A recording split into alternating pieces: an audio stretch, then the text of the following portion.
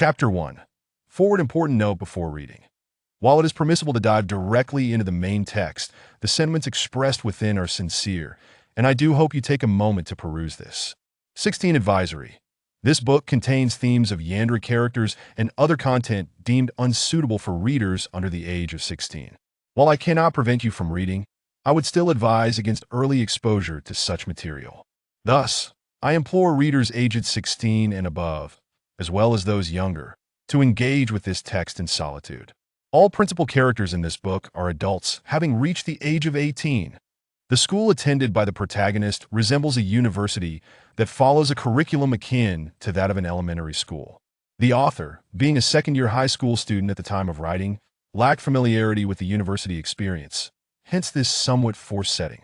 Regrettably, had I known that the presence of characters under the age of 18 would render the likelihood of passing the review process as zero, I would have refrained from crafting a narrative centered around this age group. This foreword was initially intended to describe a dream in which the protagonist, Chi-Wen-shan, is apprehended and interrogated by a yandere character. However, it did not pass the review. Moreover, the platform provided no indications of the issues present in my work, leaving me at a loss as to how to amend it. The original text merely included a kiss and the intent to inflict injury. Not only here, but in other chapters as well, extensive deletions and revisions were necessary. As a beleaguered author, I have calculated that the amount of content requiring alteration is alarmingly vast, extending from the opening chapter to the concluding side story, akin to rewriting an entirely new book. Furthermore, content is intricately interconnected. Altering one element often necessitates modifications to others, making it exceedingly challenging to revise. Even with adjustments, the probability of passing the review remains low. Additionally, I am now in my third year of high school, and I scarcely have time to make these changes. It is only during the new year and winter break that I have been able to labor diligently in an attempt to salvage this work.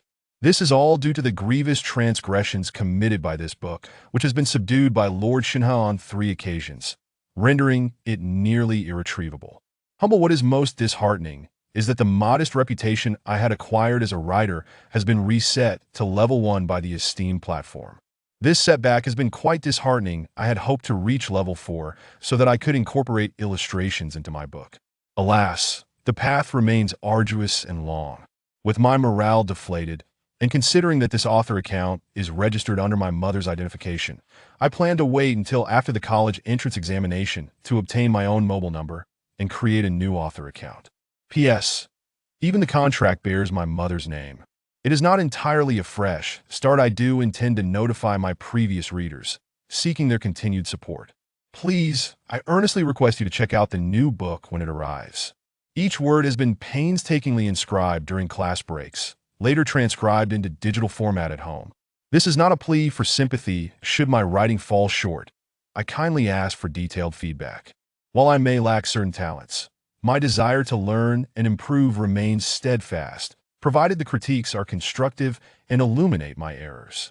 Originally, I had envisioned my next work as a collection of yandere short stories.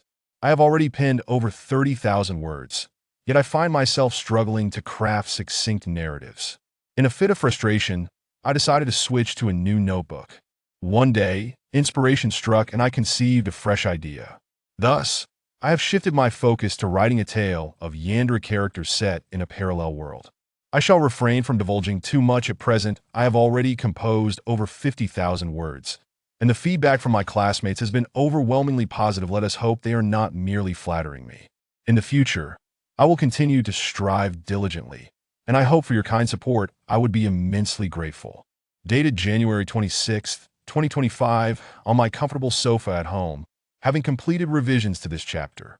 Chapter 2. My deskmate became my neighbor. Alas. Startled from a nearly lifeless slumber, Chi-Wen-shan awoke with a jolt, relieved to discover it was merely a dream done on this Monday morning. He found himself in a state of disarray. Despite gradually regaining his composure. I did not dream, so why do I feel this way? He scratched his head, attempting to recall the events of his dream. But alas, once one awakens, the occurrences of the dream dissipate like bubbles under the sun, leaving no trace behind. Perhaps there was some strange extraterrestrial force at play, though it is not entirely impossible. Allow me to introduce him. A male, age 19, hailing from Haicheng, currently enrolled at Haicheng Special School. He is living alone, blessed with both parents, and has no siblings. Despite its peculiar title, you may liken it to a university with slightly stricter regulations. Ding dong, the alarm he had set on his phone rang, indicating it was precisely 7:10. That initially concerned about rising on a Monday, he was grateful for this inexplicable awakening, which allowed him to rise naturally. He decided to put those thoughts aside, slipped on his slippers, and made his way to the bathroom to begin his morning routine. Today marked the official commencement of his solitary living, due to the considerable distance from home to school and the absence of dormitory accommodations. His parents had found him a rental near the school for the sake of saving time, ensuring personal safety, and honing his self-sufficiency. Thus, on the third weekend of September, Chi Winshan was cast out of his familial abode, naturally feeling an overwhelming sense of sadness. Each time he contemplated this, he could not help but burst into laughter. Well, enough of that joy. He would have to prepare his own breakfast and dinner from now on. From the refrigerator, he retrieved an egg and 2 slices of toast, planning to fry the egg and toast the bread for breakfast. Although he could buy breakfast, he was simply too lazy to descend the stairs. His parents had left him some food and kitchenware, including a frying pan, which made it easy to fry an egg and toast bread with a squeeze of ketchup, and it was perfect that Chi Winshan gazed proudly at his culinary creation, imagining how delectable it must be. He accidentally overcooked the egg a tad. No matter, no harm done. After finishing his meal in a few bites, he tidied up his belongings and prepared to head to school. Winshan? As Chi Winshan stepped outside, he encountered a familiar face. Song Xinyue, his deskmate, that it appeared she lived right next door. Hey, what are you doing here? I live right here. I was just about to ask you. What are you doing here? Are you following me? Song Xinyue tilted her head, a mischievous grin adorning her face. That I just stepped out of my door. Can't you tell? I just moved in. Hey, weren't you always picked up by someone? Is it not permissible for me to take a bus here? She retorted that it's only 2 streets from the school. That's quite lazy of you. Who asked for your opinion? After putting on her shoes, she inquired, oh, by the way, why did you move here? My home is too far from the school, and my parents received a pay raise which improved our finances. They found me this rental just a couple of days ago. Oh, I see that. Oh, we're neighbors now. She flashed a bright smile, one that was utterly flawless. What an honor indeed. Shall we go to school together? She extended the invitation to, no need. Besides, aren't you being picked up? Song Shina pouted slightly. Oh, right. Thanks for reminding me. She smiled again, though it seemed forced. Did I say something wrong? He sensed the tension and shrugged it off. That's more like it. She made a gun gesture with her hand, pointing at him, before approaching and unhesitatingly linking her arm with his. Yikes! This startled him, causing him to shiver. What is wrong? She looked at him with feigned innocence, secretly relishing his flustered state. Chi Winshan exerted some effort to free his arm, feeling it brush against something it shouldn't have. Song classmate? Xinyue, don't you think this is a bit too intimate? Is it? She feigned ignorance. Aren't friends supposed to do this? You should consider gender. This is inappropriate for us. I didn't realize there was such a distinction. But I have my own way of thinking. I don't differentiate by gender. I differentiate by person. That he understood her underlying insinuation, but chose to play dumb.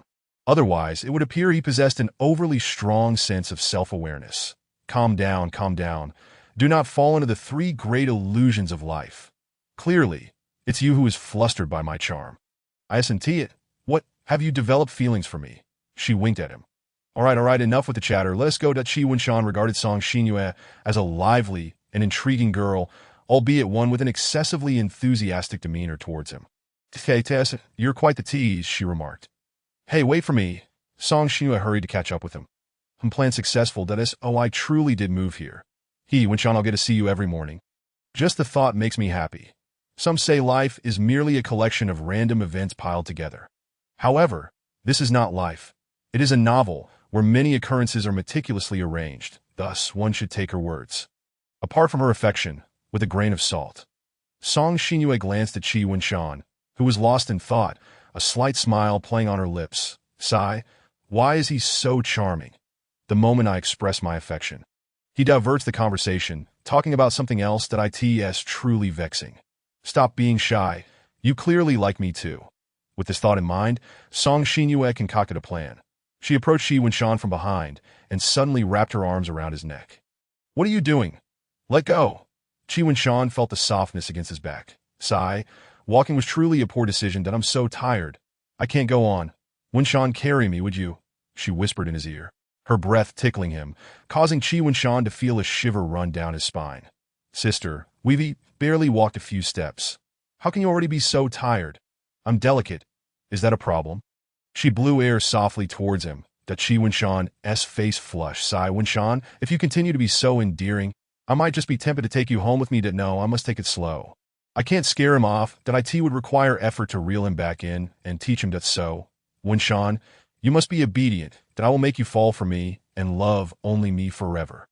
Every time she thought of that moment, her heart raced with excitement. This is what love feels like, she proclaimed confidently. How can you be adorable? You, get down. I can hardly carry you, liar, that I'm so light. You can't carry me. Let us go. I'll pay you for your trouble. Chapter 3, ignoring the ignorant. How much? My passage writes. Get down. He resolutely set her down. Hey, Song Xinyue was displeased. What? Is this not enough? What kind of payment is this for running errands? This is something money cannot buy. It's priceless that I am not a pervert interested in entering young ladies' rooms. Then 20 yuan. Get back up. He immediately turned around, squatting down, presenting himself as a pedestal, fearful she might regret her decision at any moment. So decisive. Stop talking nonsense. It's settled, but do not regret it. Song Xinyue leaped onto him, and Qi Shan's hands instinctively grasped her thighs. She clung tightly to his neck, as though fearing she might fall. Feeling the warmth of her body, Qi Shan unconsciously tightened his grip. Song Xinyue emitted a strange sound. Realizing this was becoming overly intimate, he panicked. If he were to carry her to school, he would surely face social ostracism. No, 20 yuan is not worth social demise. Now he regretted his decision. That is so heavy, he said deliberately. Hey, how dare you say that? How could you call a girl heavy? She freed a hand to gently tug at his ear. I can't do it. I can't carry you anymore. I'm done. He bent slightly, attempting to set her down, but she stubbornly clung on. Can I offer you more money? Hurry! No, I truly cannot. My strength is too feeble. Fine. Only then did Song Xinyue release her grip, a look of disappointment crossing her face. Am I really that heavy? No, it's my fault that I didn't eat enough breakfast. Plus, I don't usually engage in physical activities. Haha. You need to exercise more from now on. Absolutely. Now, shall we continue walking? Oh.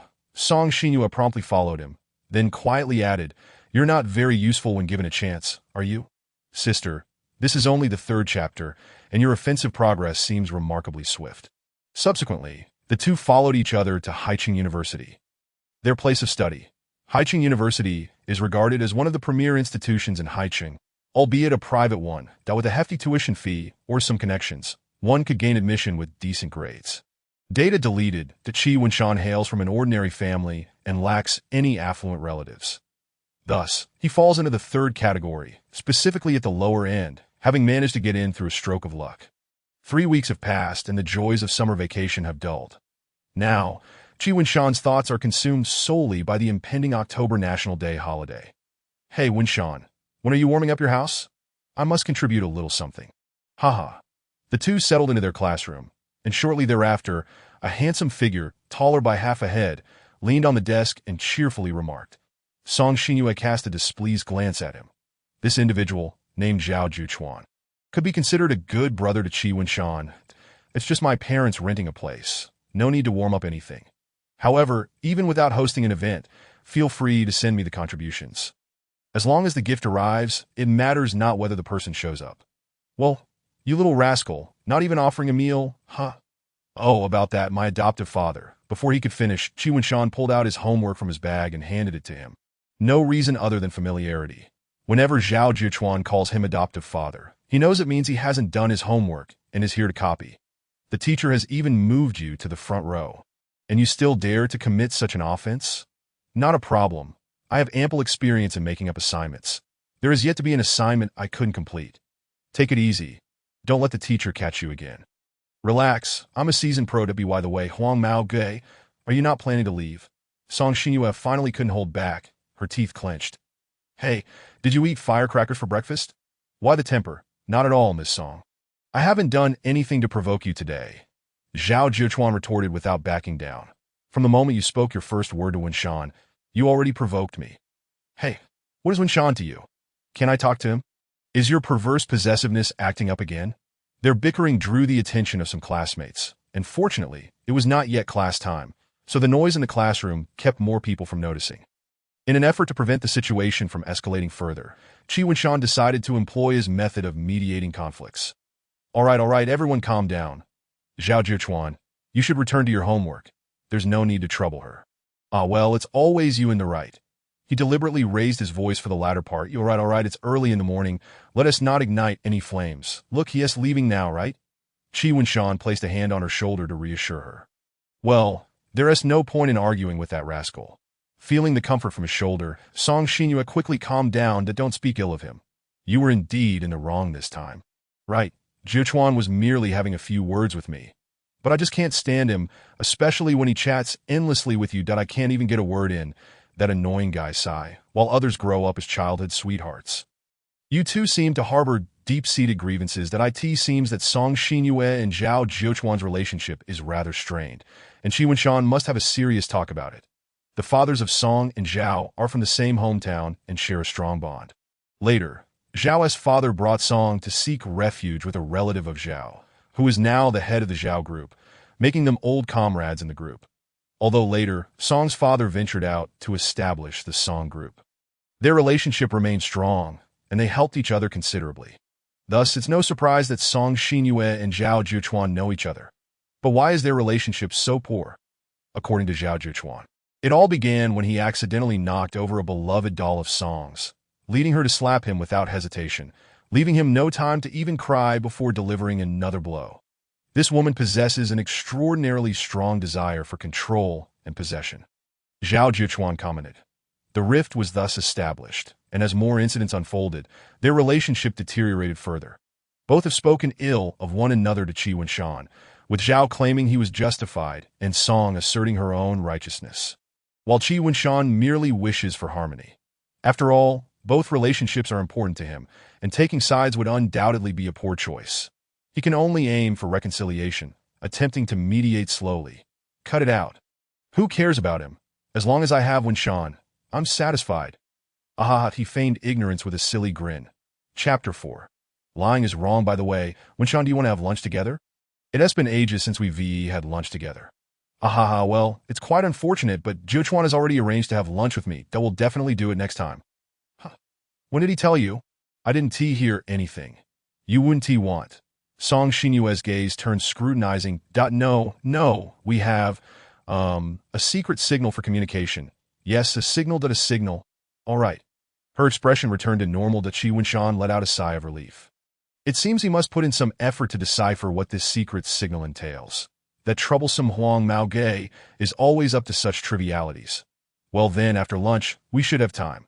How about we sit in the library? The library is a tranquil haven. She will surely seek out a secluded spot and, under the pretense of asking questions, make advances on me. No, I cannot fall into that trap. I don't have time. After lunch, I'll be heading to play basketball with him. Let's save it for another day. Weren't you saying you don't play basketball? He insisted on dragging me along for practice. Huang Mao Gui gritted her teeth as she spoke. A sneeze erupted from Zhao Zhichuan, seated in the front row, as he sensed a chill emanating from behind. Huh. Who is cursing me? Just as one sneezes, believing someone has insulted them, a person sitting by a campfire, with flames nearly singeing their clothes, would surely feel something. That Qi Winshan is aware of Song Xinyue's affections, but he also recognizes the depth of her feelings, which fills him with trepidation. How to put it? Qi Winshan feels that Song Xinyue may indeed have some psychological issues. In other words, she might be a yandere who has fallen for me. Thus, he continues to play the fool, striving to maintain a balanced warmth towards her. If he were too cold, who knows when she might decide to confine him in a dark room, coercing him into loving her. While being locked in a dark room is not entirely unacceptable. He would prefer to breathe free air for a few more days. Conversely, if he were too warm, she might think the moment was ripe to confess her feelings, leaving him with no path of retreat. A confession from a yandere is not an invitation to choose. It is a notification. Therefore, he has been intent on sustaining this equilibrium, although he understands that the day will inevitably come when she confesses. He wishes to delay that day for as long as possible. Like a frog slowly boiling in water, he is that frog simmering in the broth of Song Xinyue's love, desperately blowing bubbles to lower the temperature. Yet, it is evident that the fate of being boiled is merely postponed, with no chance for alteration. All right, then tomorrow, I've made a reservation, but don't say you have plans, or I will truly be upset. Okay, definitely. Finally, he has managed to soothe her, and Chi Wenshan breathes a sigh of relief inwardly, feeling that he has passed this hurdle. Next, during lunch, he will play his role convincingly. Time swiftly flies to noon, and Chi Wenshan and Zhao Jiuchuan arrive at the cafeteria for lunch. Why are you eating so little today? Out of money. You know my family has added another expense. The items on the second floor are already pricey. If I eat something expensive, I would truly be heartless. You should have said so. Going to the first floor is also an option, but if not, I'll treat you. My family isn't lacking in funds. He patted his chest. Having you around is indeed a blessing. But come on, how many times has your father docked your pay? You're covering my meal? I don't want to owe anyone. Well, the end of the month is approaching. I need to put on a show for a few days. Who knows, if my dad is in a good mood next month, he might give me a raise. After chatting for a while, they focused on their meals. That be by the way, Jiuchuan, can I join you for basketball today? Chi Wenshan wiped his mouth. What has gotten into you today? This athletic scholar suddenly interested in basketball? Cut the nonsense. Just tell me if you'll take me or not. Sure, of course. Let us go. Chi Wenshan tidied up his tray with Jiuchuan. But I have a feeling your intentions aren't pure. Perhaps you're eyeing some girl who enjoys playing basketball. Huh. Who, do you want me to set you up? Ha. Shut up. I'm not that preoccupied with girls. All right, let us go. Meanwhile, Song Xinyue was about to explode with anger. Especially upon hearing that Zhao Jiuchuan was going to introduce girls to Chi Wenshan. She felt an overwhelming urge to confront him on the spot. How did she hear about this? Alas, this matter seems to infringe upon personal privacy laws. Fortunately, Wenshan firmly rejected him. Truly, he is the man I admire, steadfast and devoted, indeed. Why does he always manage to endear himself to me so effortlessly? I am utterly helpless against him.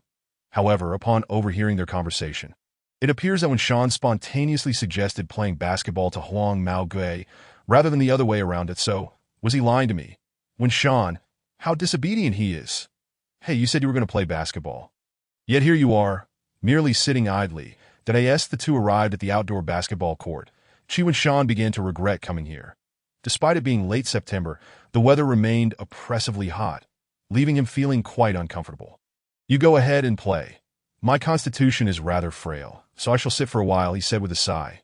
Suit yourself, Zhao Jiuchuan replied, throwing himself back into the game that a crowd had gathered around.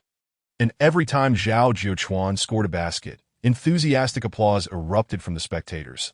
The heat was unbearable. Even merely watching from the sidelines was exhausting for Chi Wenshan, and he couldn't help but admire Zhao Jiuchuan for persevering through such sweltering weather to play basketball. A feat indeed commendable. Unable to endure the heat any longer, Zhao Jiuchuan stripped off his shirt, revealing his muscular torso, which elicited excited gasps from the nearby female spectators. Is he doing this on purpose? He knows he's handsome and seems utterly unconcerned about the impression he makes, Chi Wenshan remarked with a hint of sarcasm. Zhao Jiuchuan came from a well-off family, had a pleasant disposition, and was good-looking. Truly a model student, was no wonder he attracted the admiration of numerous girls, many of whom clutched drinks in their hands, likely waiting to offer them to him after the game. Chi Wenshan felt parched. The heat was relentless, and he yearned for a chilled cola. Perhaps he could linger here a while longer, greet him, and then return to the classroom. Classmate, would you like a drink? A hand holding a cola extended toward him. No thank you. I appreciate it, he replied, noticing that the gentle classmate before him looked somewhat familiar. Song Xnu smiled warmly at Chi Wenshan, and then took a seat beside him. Are you really sure you don't want it? I bought it especially for you, that if you refuse, it might hurt my feelings, she insisted, her eyes conveying a somewhat feigned vulnerability. That look was hardly pitiable. It was clear she was suppressing her anger. Chi Wenshan swallowed hard, realizing that if he continued to decline, he might end up with a less favorable outcome. She would undoubtedly respond with a peculiar smile and gaze at him with a mix of sweetness and mischief. Wenshan, why do you always reject me? It makes me so sad. Could it be that your heart belongs to someone else, leaving you unable to share your tenderness with me? Then I suppose I shall have to separate you from that other person. She teased Dachi when Sean shivered involuntarily. This simply wouldn't do. Then thank you, he said, accepting the drink, twisting off the cap, and taking a sip. The icy, effervescent sensation coursed through him, alleviating some of the heat, truly a delight. After taking a sip, he capped the cola and placed it on his left side, ensuring that if Song X and Yu attempted to take it, he would be quicker than her, ready to open it and wipe the rim before handing it over. Details determine success or failure. He mused to himself that if you ask him why he was so adept, he would simply shrug and claim it was due to his overwhelming thirst, having not paid attention. When Sean, you wouldn't mind an indirect kiss, would you? Nothing more than experience, he thought. Seeing Chi when Sean placed the cola on his left, Song X and Yu appeared slightly displeased but chose not to dwell on it. Chalking it up to bad luck this time, it's fine, as long as you enjoy it. Now then, enough of the pleasantries. You said you were going to play basketball, yet here you are, just sitting, she challenged. Her scrutinizing gaze sweeping over him, of course, the inevitable confrontation had arrived, and Chi when Sean sighed inwardly, pinching the bridge of his nose.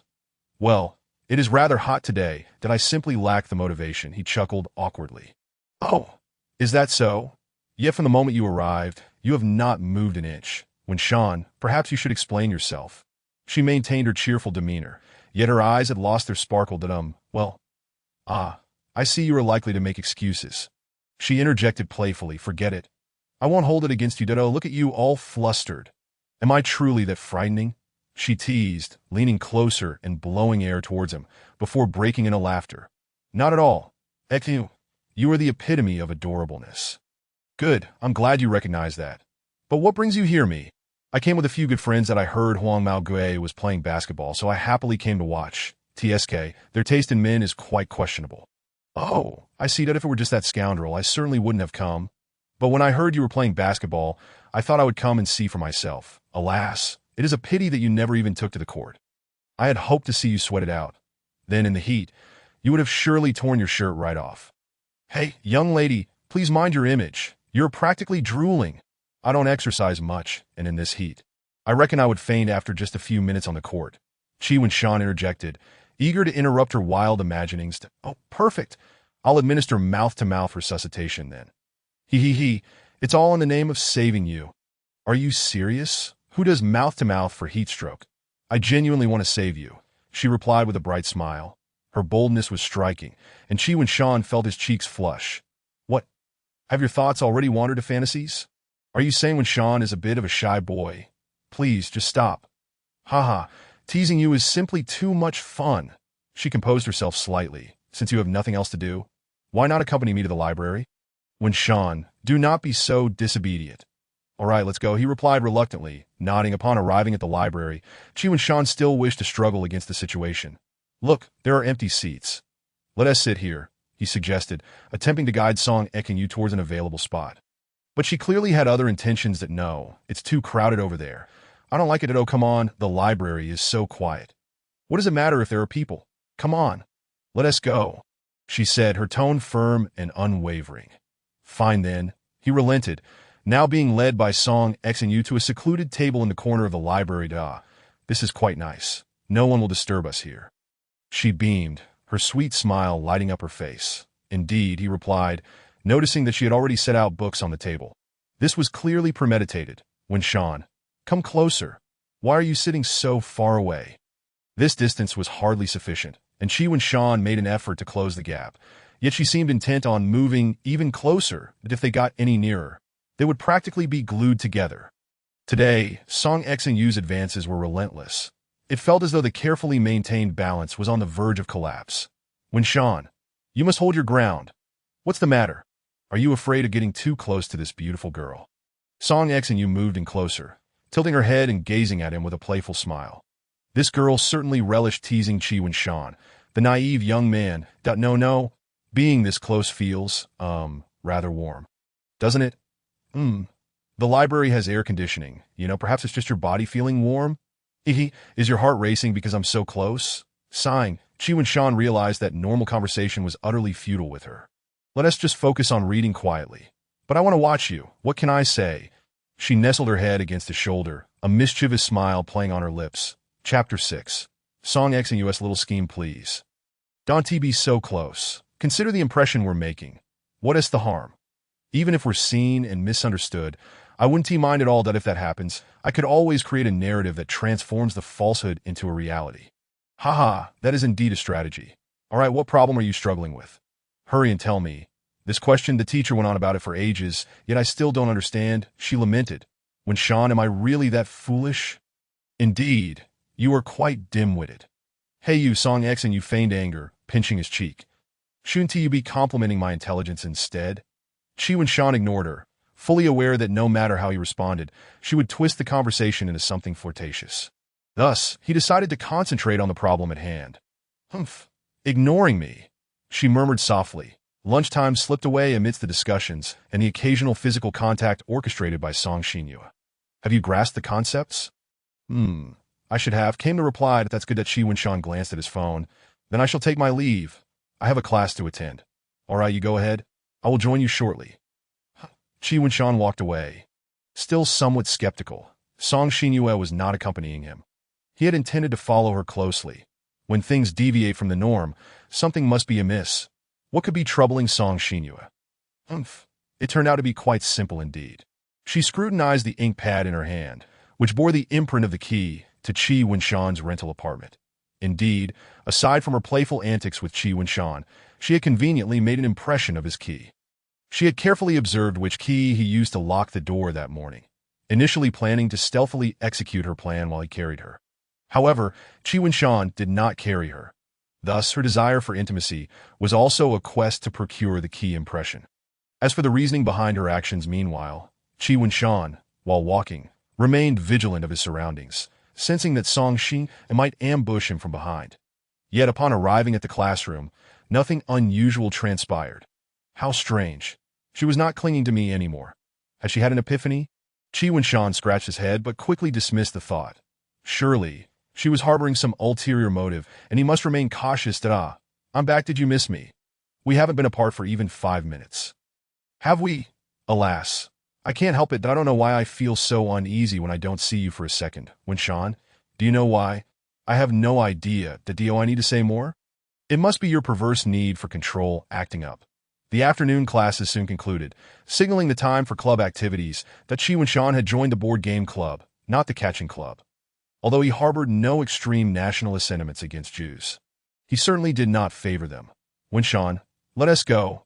As for Song Xinyue, she had also enrolled in the board game club, but her reasons were rather peculiar. Here we come. The club president greeted the newcomers. Hello, President. Both replied in unison. For some inexplicable reason, the president always wore a knowing smile whenever he looked at the two, which struck them as odd. The board game club boasted a plethora of games, such as Ludo, Monopoly, Yu-Gi-Oh, and Three Kingdoms Kill. Occasionally, club members would design original games, and if deemed enjoyable, they would be preserved. However, for Chi Wen-shan, games involving more than 2 players were off-limits. For Song Xinyue would certainly be displeased. She seemingly detested engaging in any activity with others, regardless of gender. Perhaps she felt her possessions were being encroached upon, that it's more than sufficient to play just with me. Honestly, that in truth, Song Xinyue had undertaken considerable efforts to dismantle Chi Wen-shan's social circle. She had smeared his reputation, causing those around him to despise him, only to swoop in like an angel to resolve all his troubles, positioning herself as his sole confidant. Such tactics had crossed her mind. But ultimately, she refrained from executing them. She contemplated making Chi Wen-shan's companions unappealing to him, thereby achieving her goal. But what a foolish method! My Wen-shan is the most perfect person. I cannot tolerate anyone speaking ill of him. Not even a syllable. How, then, did she go about it? Previously, Chi Wen-shan had several friends, and Song Xinyue had meticulously lured them into committing acts that would irk him. Naturally, he would distance himself from them. The plan had been remarkably successful, and Chi Wen-shan had never realized that it all stemmed from her machinations. Yet she still faced the final obstacle, Huang Mao Gui Zhao Jiuchuan. Their relationship was unique, and direct diplomacy was out of the question. That he had always been vigilant against her little tricks. That as their bond deepened, Song Xinyue's frustration only escalated. The trivial matters that once irked her paled in comparison to her resentment regarding his closeness with Chi Wen-shan. The two settled at a 2-person table, and today, Song Xinyue wished to play chess. After all, the specific game was irrelevant. She simply desired to keep him close. Juniors, we're leaving now. Remember to lock the door. Understood, President. Shall we go, Winshan? Or do you wish to play a few more rounds? Let us go. Chi Winshan stood, stretching after sitting for over 2 hours. Oh dear. Need me to give you a back rub? Winshan? Humph. Now is the time to showcase my wifely qualities. No, thank you. Let us hurry along. Very well. She followed closely behind him. Sorry, Winshan, I have some matters to attend to and can't accompany you home. Oh, go ahead. Take care. You two, that you're actually concerned about me, Winshan. You're so gentle. The more you act like this, the more I can't help but claim you as my own. A simple, polite remark elevated Song Xinyue's affection for him by several magnitudes. What was she willing to sacrifice her chance to walk home with Chi Winshan for? Certainly, to unlock the right to enter his rental apartment. Oblivious to all these machinations, Chi Winshan arrived at his apartment door and opened it. It seemed that his first day of living alone had concluded smoothly, that he had contemplated how to respond if Song Xinyue insisted on visiting his home. But thankfully, his contingency plan was unnecessary. His stomach grumbled, I forgot. No one is here to cook dinner for me. Chi Winshan rummaged through his kitchen and decided to prepare instant noodles to tide him over. Chapter 7. Breakfast is not free.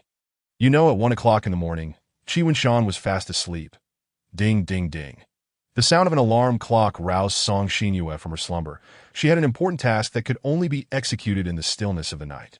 She switched on the light and carefully examined the replicated key in her hand. One day, I will possess a genuine key and become the mistress of that house. She quietly stepped out of her door, closing it gently behind her. The residential building was enveloped in silence and darkness, with only a few windows casting faint glimmers of light. He must be sleeping soundly, that I can hardly wait to see his adorable sleeping face. She approached his door, retrieving the key, and effortlessly unlocked it. Everything is going smoothly. She tiptoed inside, greedily inhaling the air that was saturated with his scent. I'm drooling. No, I must maintain my composure. Resorting to such unhealthy instant noodles that a thought struck her.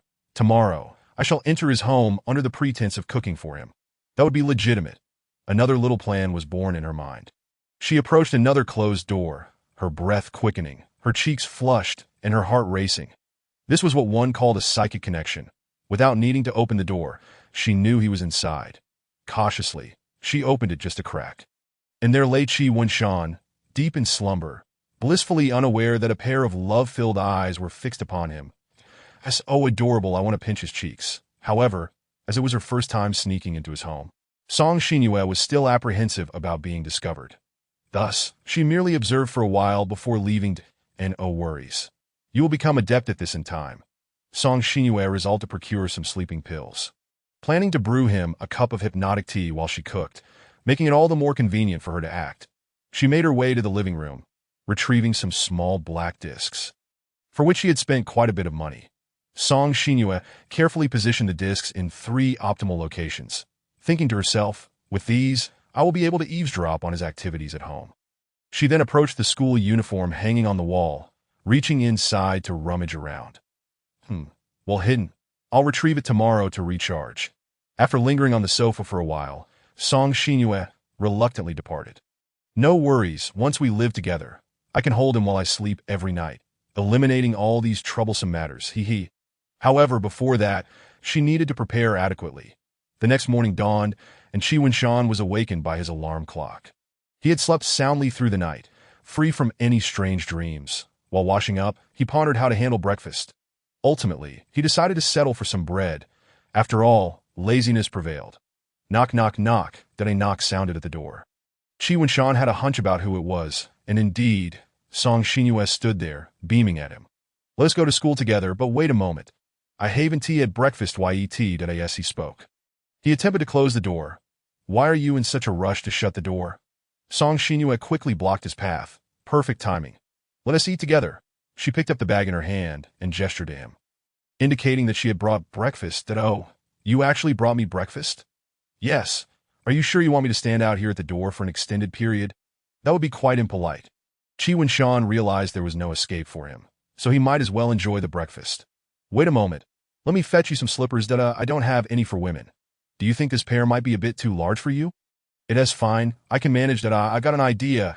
I could simply bring a pair of slippers from my place and leave them at yours at all. All right, he caught the underlying implication in her words that she intended to visit often, making preparations in advance to avoid any inconvenience.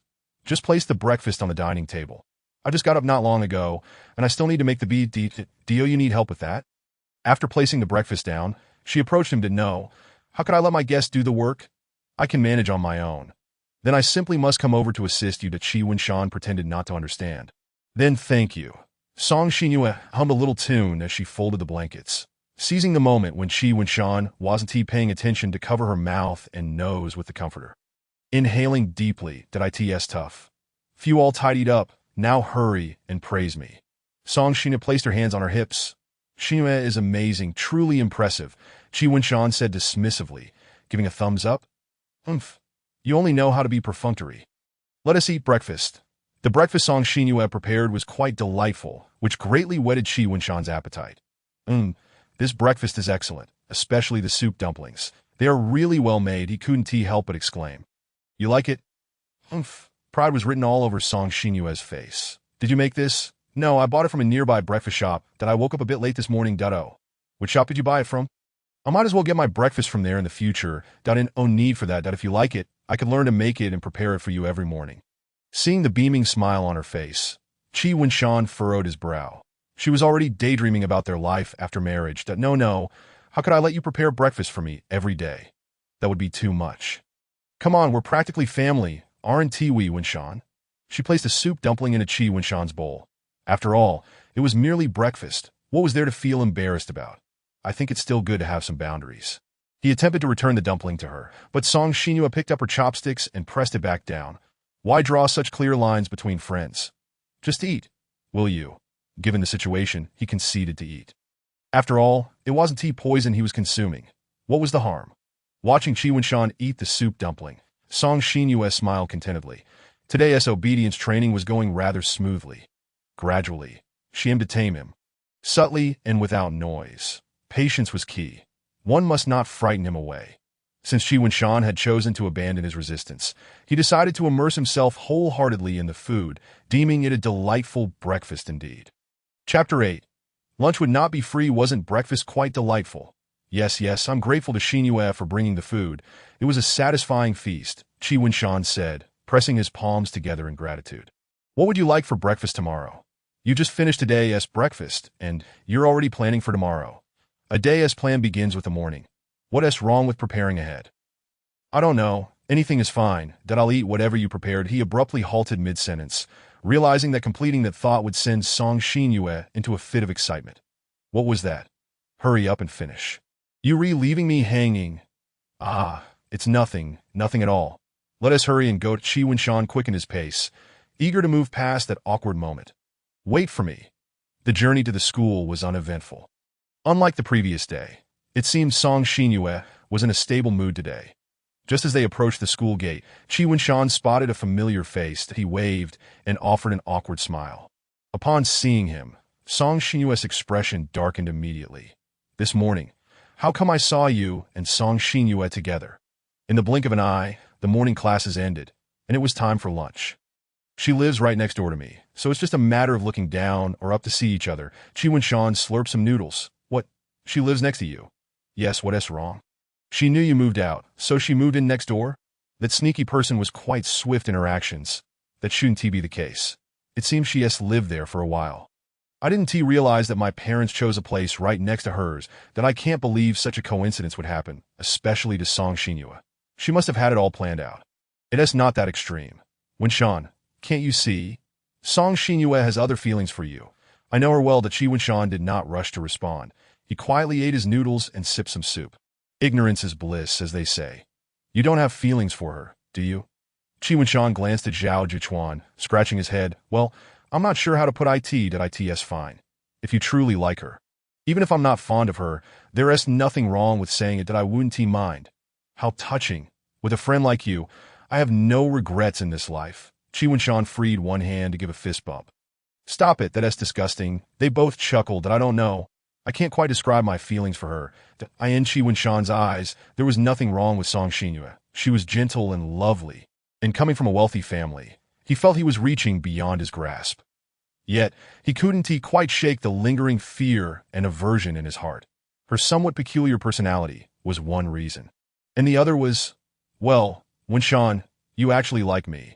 But I'm sorry, my feelings for you are strictly those of friendship, so I can't accept that he didn't possess the confidence to think he was as charming as Zhao Juchuan. Someone everyone adored. Therefore, he decided to wait and observe for now that I see you've likely developed feelings for her. Be careful. Song Xinyue is quite clever. Before long, she'll have you wrapped around her finger. Am I a spinning top?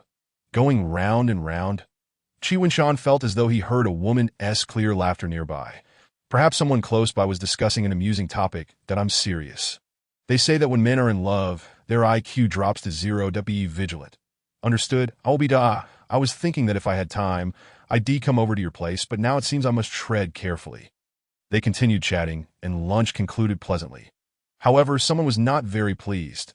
Are you going to play basketball again? Yes. I feel uncomfortable if I don't play for a day. Winshan, what a coincidence to run into you. Song Xinyue and Zhao Juchuan exchanged glances, their expressions instantly darkening. Do you have any manners? We were in the middle of a conversation, and you just barged in. Do you have anything to say? Why are you still hanging around, Winshan? All right, both of you calm down. Qi Winshan signaled Zhao Juchuan to avoid further conflict. Sigh, what a bothersome person. He waved his hand dismissively and walked away. Song Xinyue, however, wore a proud smile. Thinking to herself that Winshan was still on her side, having chased that yellow-haired nuisance away. I still have the upper hand. The Qi Winshan sighed helplessly. Look at you, always causing trouble. Why do you insist on clashing with him? As long as he doesn't bother you, I wouldn't mind.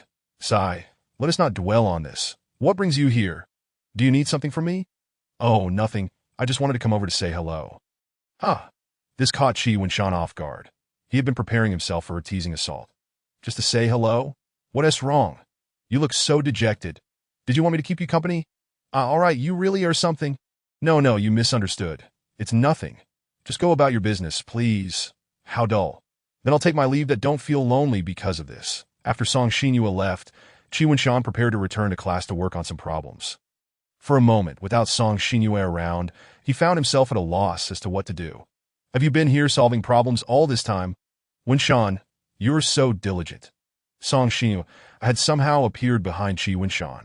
Resting her head on his shoulder, what are you doing? There are so many people around. You should sit down at your desk, Feeling shy, Qi Winshan felt his ears heat up, his face turning red. This person was always doing something so stimulating. He never found it tiresome. Suddenly, Qi Winshan caught a whiff of a different scent from Song Xinyue, something akin to cooking oil. Could it be that she is still lingering around at noon? That rascal, Song Xinyue, paid no heed to whether anyone was watching her. She gently flicked his forehead and then stealthily returned to her seat. Gazing at Song Xinyue's mischievous grin, Qi Winshan was truly at a loss. Feeling as though he might weep in despair. What is this all about? Is she planning to devour me? Why are you so exuberant? Winshan, you are simply irresistible.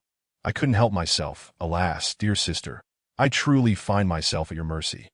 You don't mind the mess, and you even took a bite out of me. My sincerest apologies. How about this? You could just bite me back. As she spoke, Song Xinyue leaned in, genuinely ready to act. In a crowd this large, am I to bite you? Oh, so if there were fewer people around, it would be acceptable? Absolutely not. Chapter 9. Haste makes waste after enduring yet another round of torment from Song Xinyue.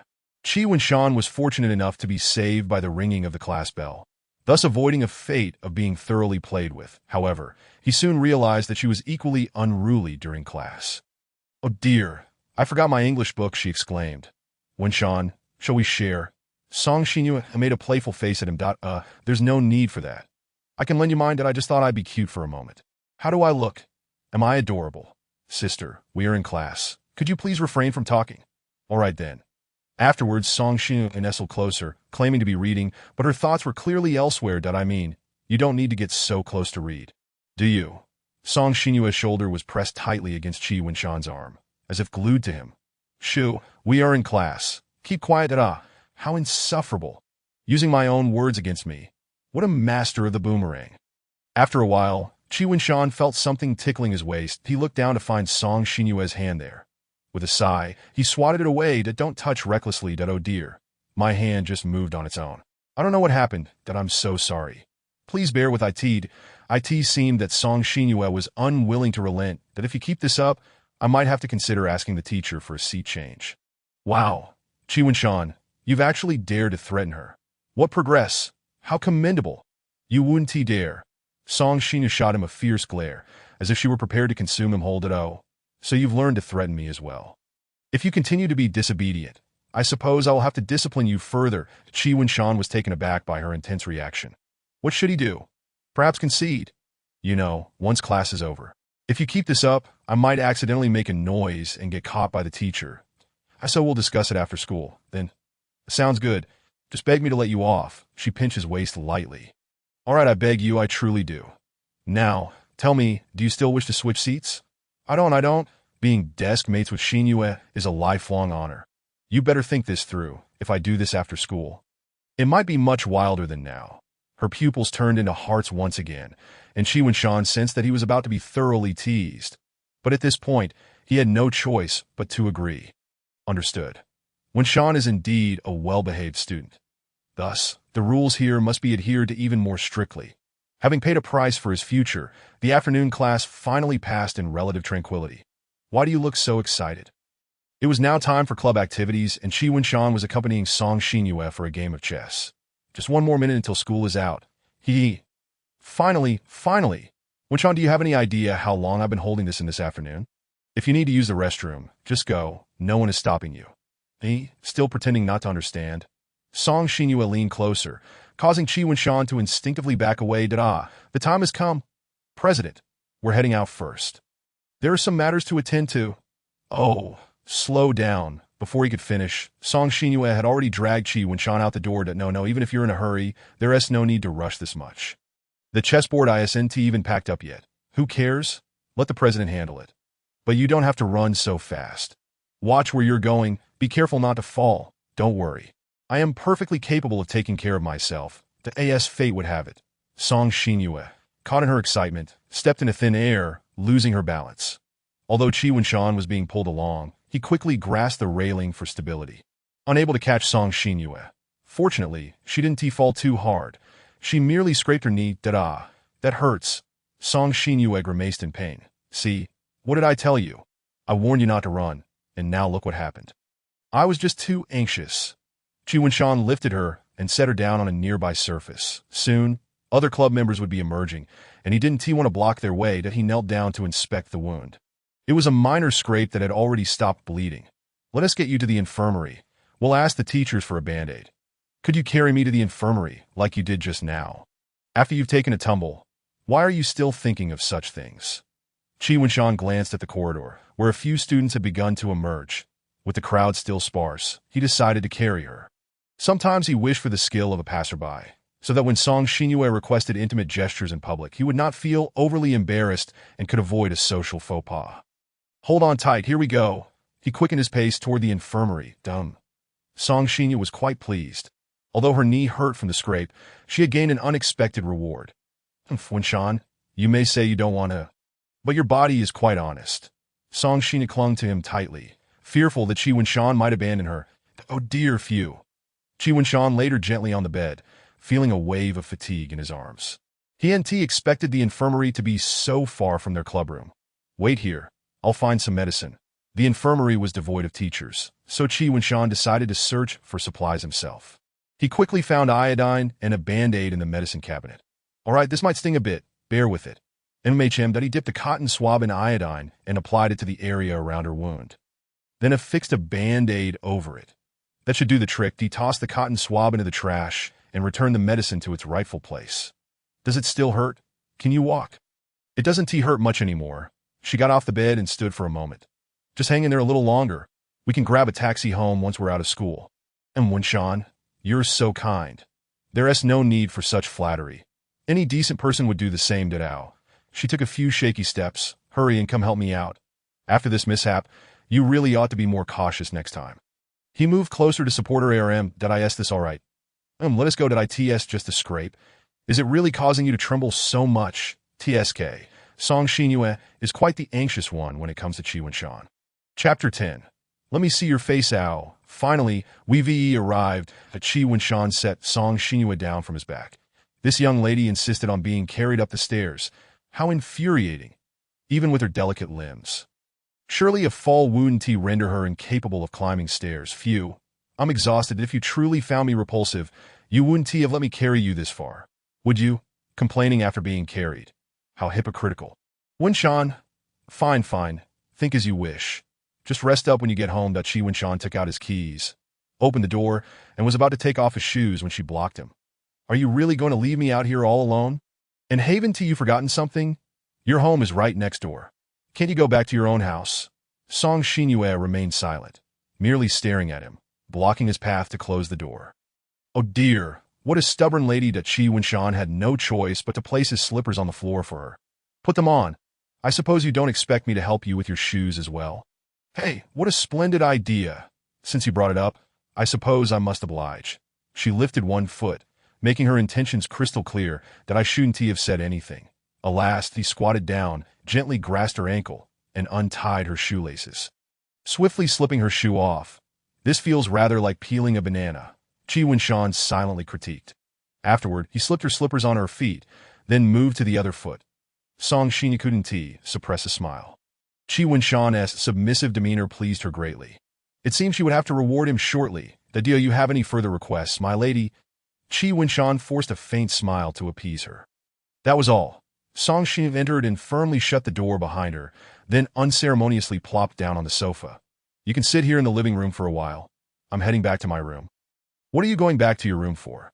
Is it your hospitality to leave your guests sitting alone in the living room? Winshan, how rude of you. Don't you want to take charge and play the host? Her words effectively silenced Song Xinhua. The boomerang effect is quite delightful, Winshan thought, feeling an immense sense of exhilaration.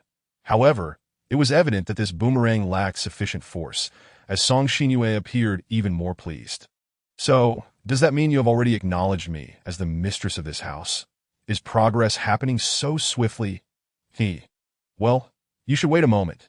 Come over here just for a bit. You certainly have ulterior motives. I want to fall for it. Oh, come on. Am I really going to eat you? Just for a little while, if you come over, I'll give you a mysterious grand prize. What prize? You have to tell me first that I'll cover your entire Steam game list. This indeed presented an offer that was hard to refuse. Perhaps, just this once, I could take a risk. After all, fortune favors the bold. You better behave. This is, after all, my home. But he cautiously approached. What is it? Hurry up and say that I in a sudden leap. Song Xinhua pounced, and Winshan inwardly cursed his misfortune that he intended to escape but found himself firmly pinned beneath her. Their gazes locked intensely. Song Xinhua was panting heavily, and Winshan felt as though he were witnessing a fog. Yet it was not even winter yet. Again, that accursed heart-shaped pupil appeared, and given their current position, it was quite precarious. Her hair cascaded down, tickling his face. What are you doing? Your leg is injured. You shouldn't be doing this. To go back to the sofa. It's nothing. Whether my knee hurts or not is trivial. Merely a minor interruption. You haven't forgotten your promise from class, have you? You know how many times I've fantasized about this. A peculiar smile crept across her face. Calm down. I can't hold back any longer. It has been an entire afternoon. She licked her lips as if a sumptuous feast lay before her, ready to be devoured. Don't come any closer. Winshan freed one hand, hastily covering her mouth in an attempt to slow her advance. Data deleted. You're really hungry. Can you even eat this? It's nothing to you, right? And isn't your fault for covering my mouth. Stop resisting. Song Xinhua pressed down even harder. What to do? What to do? Winshan's mind went blank, and he felt beads of sweat forming all over, his body radiating heat. However, in the end, Song Xinhua merely scratched his waist playfully, without engaging in anything too strange. Hurry and beg for mercy. If you do, I might just stop tickling you. What? Did you think Song Xinhua was going to take Winshan down today? Not a chance. I've only written 10 chapters so far. No! Dante tickle. That tickles. Song Xinhua chuckled merrily, and after satisfying her itch, she finally relented and sat on Winshan. Winshan caught his breath, realizing it was merely a tickling session. I thought you were going to do something else. Are you having strange thoughts now? Tiske, Winshan, you're quite the shy one. I am not. You're just talking nonsense. Whether or not you think that is up to you to decide. Song Xinyue slid off him. Now that the strategic plan for a prolonged engagement was set, she no longer cared for the immediate moment. While capturing him now would be beneficial, if Winshan turned out to be disobedient, it would require additional effort to tame him, wasting precious time. Sigh, for the sake of a better future with him, I suppose I can endure a little longer. All right, I won't tease you anymore. Let us do our homework together. Tonight, I'll let you experience my culinary skills that you're going to cook at my house again. Is that not permissible? Look at the instant noodle packets in your trash can. You had those last night, right? How unhealthy! As your neighbor and classmate, I have a duty to concern myself with your dietary health. I was just lazy to cook or order takeout last night. I rarely eat like that. It was just for convenience. That still doesn't justify it. I spent the whole afternoon learning culinary skills at the cooking club, eagerly waiting to showcase them tonight. And you dare to refuse me? All right, I look forward to Miss Xinyue's culinary prowess, hoping to be enlightened. Just you wait and see. She wore a rather confident expression. Chapter 11. A decent dinner while doing homework. Song Xinyue was anything but still, constantly brushing against Winshan with various parts of her body. Can you help me with this question? I remember teaching you this very problem in the library yesterday afternoon. I am just not bright. I've completely forgotten it. Just help me out, will you? I don't believe you. Come on, the homework is already finished and it's getting late. Aren't you supposed to be cooking? What a humorless fellow you are. Song Xinyue flicked Winshan's forehead in dissatisfaction. Forget it. I won't dwell on that. She closed her exercise book and stood up, heading to the fridge. TSK. Why does your fridge contain only unhealthy fast food? Don't you have any vegetables prepared? I don't cook, so why prepare vegetables? Winshan shrugged, sigh. It's hard for a skilled cook to work with no rice. You come with me. Where to? Come help me get some vegetables. My fridge is packed with good ones that Reluctantly, Winshan followed Song Xinyue to the next room, noting that her decor was far superior to his rental apartment. Truly, the luxury of wealth allows for such indulgence. I wonder how much a rent is. Pondering the word indulgence, he speculated that Song Xinyue's possessive and controlling nature might stem from being spoiled by her family. As Song Xinyue opened the fridge, Winshan's mouth fell agape in astonishment that it was neatly organized, filled to the brim with various vegetables, a sight that would delight any perfectionist. Ding ding. Now this is how a fridge should look. You've organized it too neatly. I'm quite adept at household chores, you know. She reinforced his impression of her being capable in truth. Every morning after she left for school, someone came to tidy up everything for her. Winshan glanced around and confirmed that everything was spotless. What are you staring at? This is your first time in my room. You're not thinking of peeking into my bedroom, are you? SK Winshan, you really do think of strange things that I'm not. I didn't say that. Stop making unfounded accusations. Are you sure? My room is rather spacious, and it holds many beautiful things. Her words sounded eerily familiar, as if someone had once believed such claims and subsequently found themselves in unspeakable situations. No, I'm not going to. What a pity. You should know that my room is filled with photos of you from morning to night, through spring, summer, autumn, and winter, each one haunting my dreams that if he were to see them, he would surely be overjoyed that if he weren't, she would have to employ other means to change that. Tonight, let us make mapo tofu. Shall we? Sure, I'm not picky. Winshan had a nonchalant attitude about food. As long as it didn't harm him, he was indifferent. Well, please gather all the ingredients and seasonings for me. Does mapo tofu require this many ingredients? Winshan looked at the shiitake mushrooms in his hand. If he remembered correctly, mushrooms were not typically included in mapo tofu. The ingredients for mapo tofu include tofu, garlic sprouts, minced meat, debanjiang, chili powder, and Sichuan pepper, soy sauce, and both light and dark soy sauce. BYD, who asked you? Just take a bit more. Next time when I make other dishes, I'll save myself a trip. So there will be several more times. Now the fridge looks much better. Winshan, come help me wash the vegetables. Okay. If it feels like a newlywed couple. Just imagine coming home together to wash vegetables and cook. It's sweet just to think about. Here, it's washed. I've placed it here for you. I'll take care of the rest. You just wait to enjoy. Winshan sat on the sofa and fiddled with his phone for a while. After some time, he caught a whiff of a delicious aroma. Song Xinyue was finishing up. It's done. Stop playing on your phone and come eat. The dining table was set with mapo tofu and a few pancakes she had made. Winshan took a pair of chopsticks and sat down. Not to mention, this mapo tofu at least looked quite appetizing. Just as he was about to dig in, Song Shinua stopped him. Wait a moment. I need to take a picture first. Click. All right, but I must feed you the first bite. Open your mouth. Ah. Tofu, when placed in the mouth, crumbles effortlessly with a single bite, and the sensation of spiciness spreads across the taste buds. However, despite such a delightful description, Qi Wenshan's genuine sentiment could be encapsulated in 3 words: lacking flavor. Furthermore, he felt that the quantity of chili and Sichuan peppercorns was insufficient, failing to provide the desired stimulation. How is it? How is it? Song Shinua asked with eager anticipation. Generally, it lacks flavor, that I believe you use too little seasoning. It is not spicy enough, Qi Wenshan replied, feeling that it was better to be honest with her rather than deceive her into temporary happiness, thus allowing for improvement in the future. I see. Her eyes dimmed after diligently learning for an entire afternoon.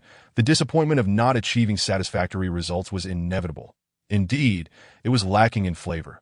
She took another bite herself, and her mood sank further. Why, despite working so hard to learn, had she not achieved the desired outcome? She had not made any mistakes in the steps, so why was the final product so unsatisfactory? At this moment, it was naturally time for Qi Wenshan to display his charm. It's alright, being unskilled is perfectly normal.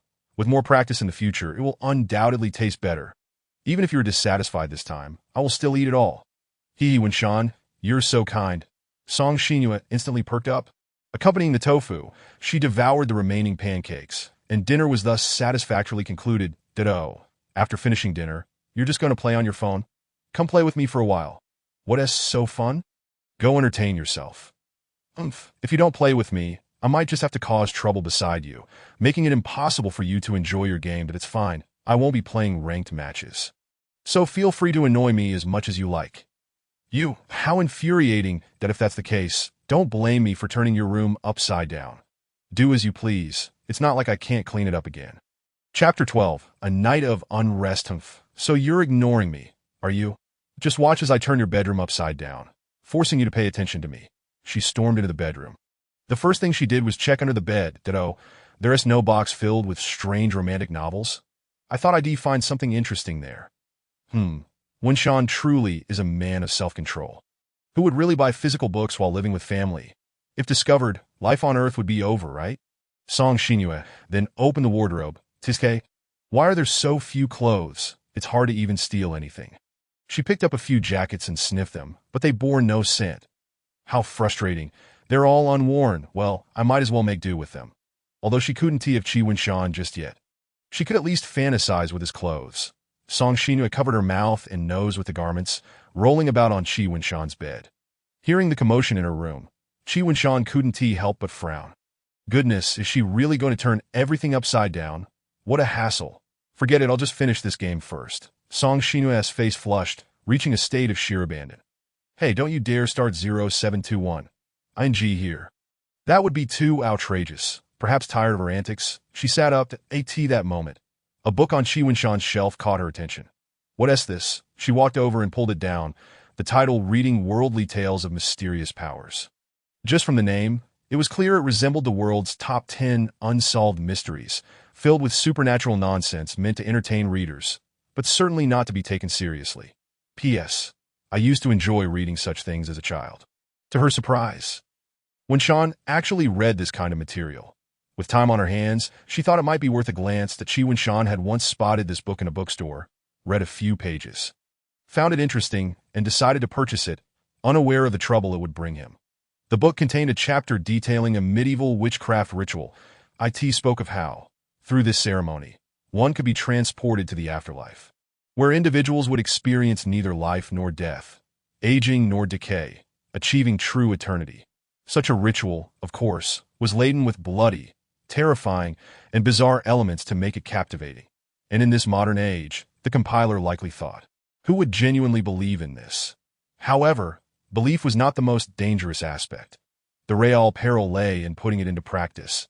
The allure of being eternally together was irresistible to someone with a twisted obsession, akin to the comforting embrace of a warm blanket on a cold winter morning. Song Shin quickly became engrossed, finding the book indeed quite fascinating. Not living, not dying, not aging, not fading. What if Wenshan and I could reach this world together?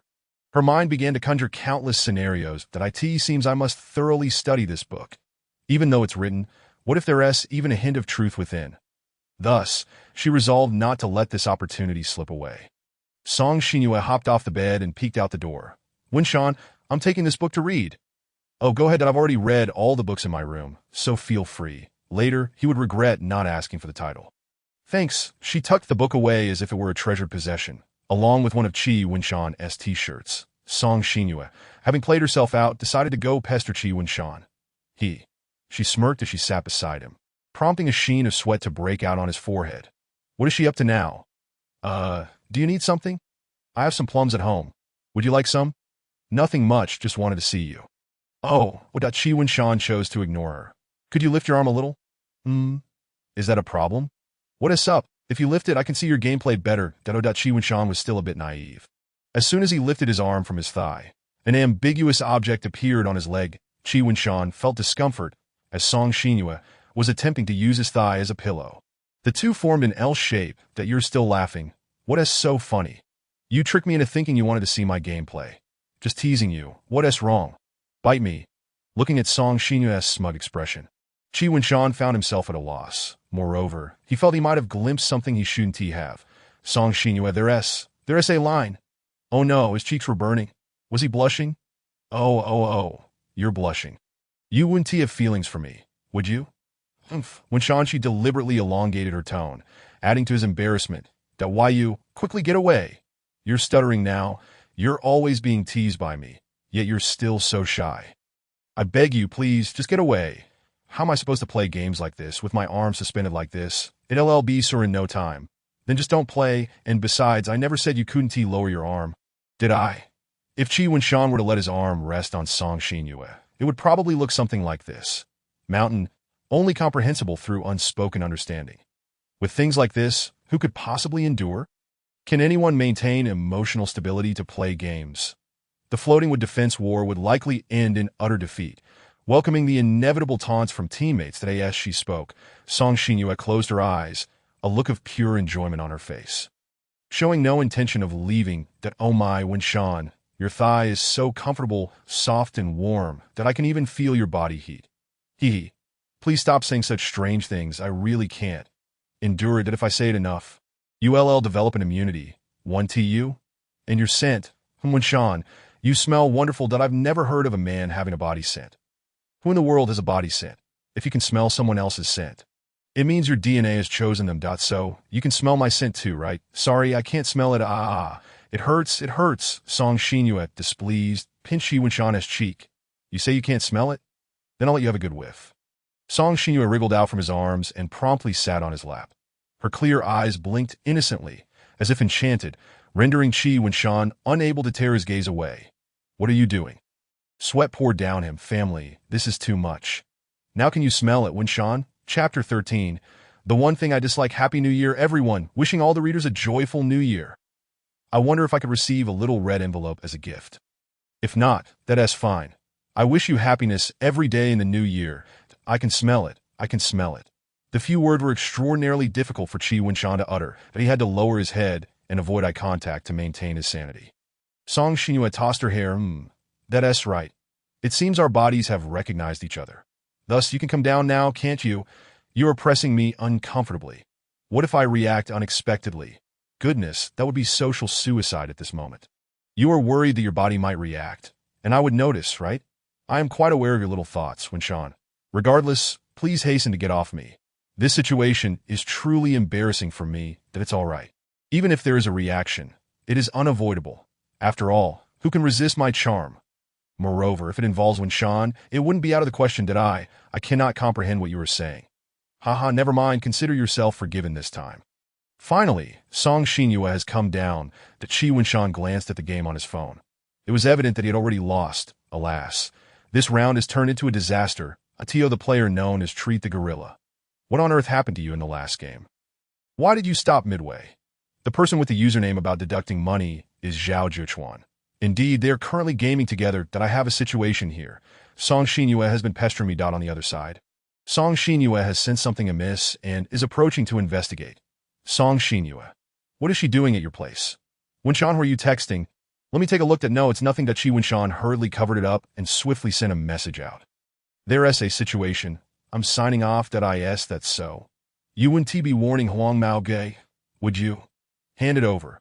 Her eyes suddenly turned dark and deep, revealing a mysterious glow. In layman's terms, she has lost her sparkle and is now angry. That Chi Winshan quickly deleted the background, the data gently departing just as it had arrived. The deal you take me for a fool. You truly have something to hide. Song Xinyue's gaze became increasingly fierce. Chi Winshan regretted deleting the background. After all, there was nothing shameful in their conversation. He could have simply shown it to her. However, the arrow had been shot, and there was no turning back. He could only seek opportunities. That I really didn't discuss much. That it was just that you were on top of me earlier, and I went idle. He asked why I had stopped. Isn't that quite normal? Oh, is that so? Was that really all you talked about? Why they need to be so secretive then? You two don't get along, and I was afraid you would lose your temper, right? Winshan, do you know? In my eyes, everything about you is perfect, truly my ideal type. Should I say thank you? But there is one thing I absolutely despise. The last chain that hinders me. That Chi Winshan swallowed hard. He had an inkling of what Song Xinyue was about to say. That is, you never listened to me. All right, that is quite frightening. That a flicker of red light seemed to flash in her eyes. What is this supernatural phenomenon? Chi Winshan pressed his lips together, uncertain of how to respond. Song Xinyue suddenly transformed her anger into joy, smiling as she said, "However, it's all right. Everyone has flaws that could be corrected. Allow me to help you amend yours." That smile evoked an indescribable feeling. Furthermore, her last statement was not a question, but a declaration. By the way, what is the name of your game? In the future, you should let me join when you play. You want to play games too? Indeed, I would like to accompany you. Besides, perhaps it could improve my relationship with Huang Mao Zhao Zhuchuan, don't you think? I trust you as far as I can throw you. You just want to monitor me under the guise of gaming together. Moreover, playing with a novice might lead to disaster. However, this game might not be particularly easy for you to grasp. Are you looking down on me, thinking I would hold you back? You would even refuse such a small request? That is quite disheartening, Winshan. Her tone was utterly pitiful, yet it bore a hint of threat. That no, I would be more than willing to play with you. That's good this time. Her smile wasn't so sinister. It's getting late. You should hurry back to freshen up and sleep. You have school tomorrow. Then, how about we take a shower together? What do you think? It would also save water resources.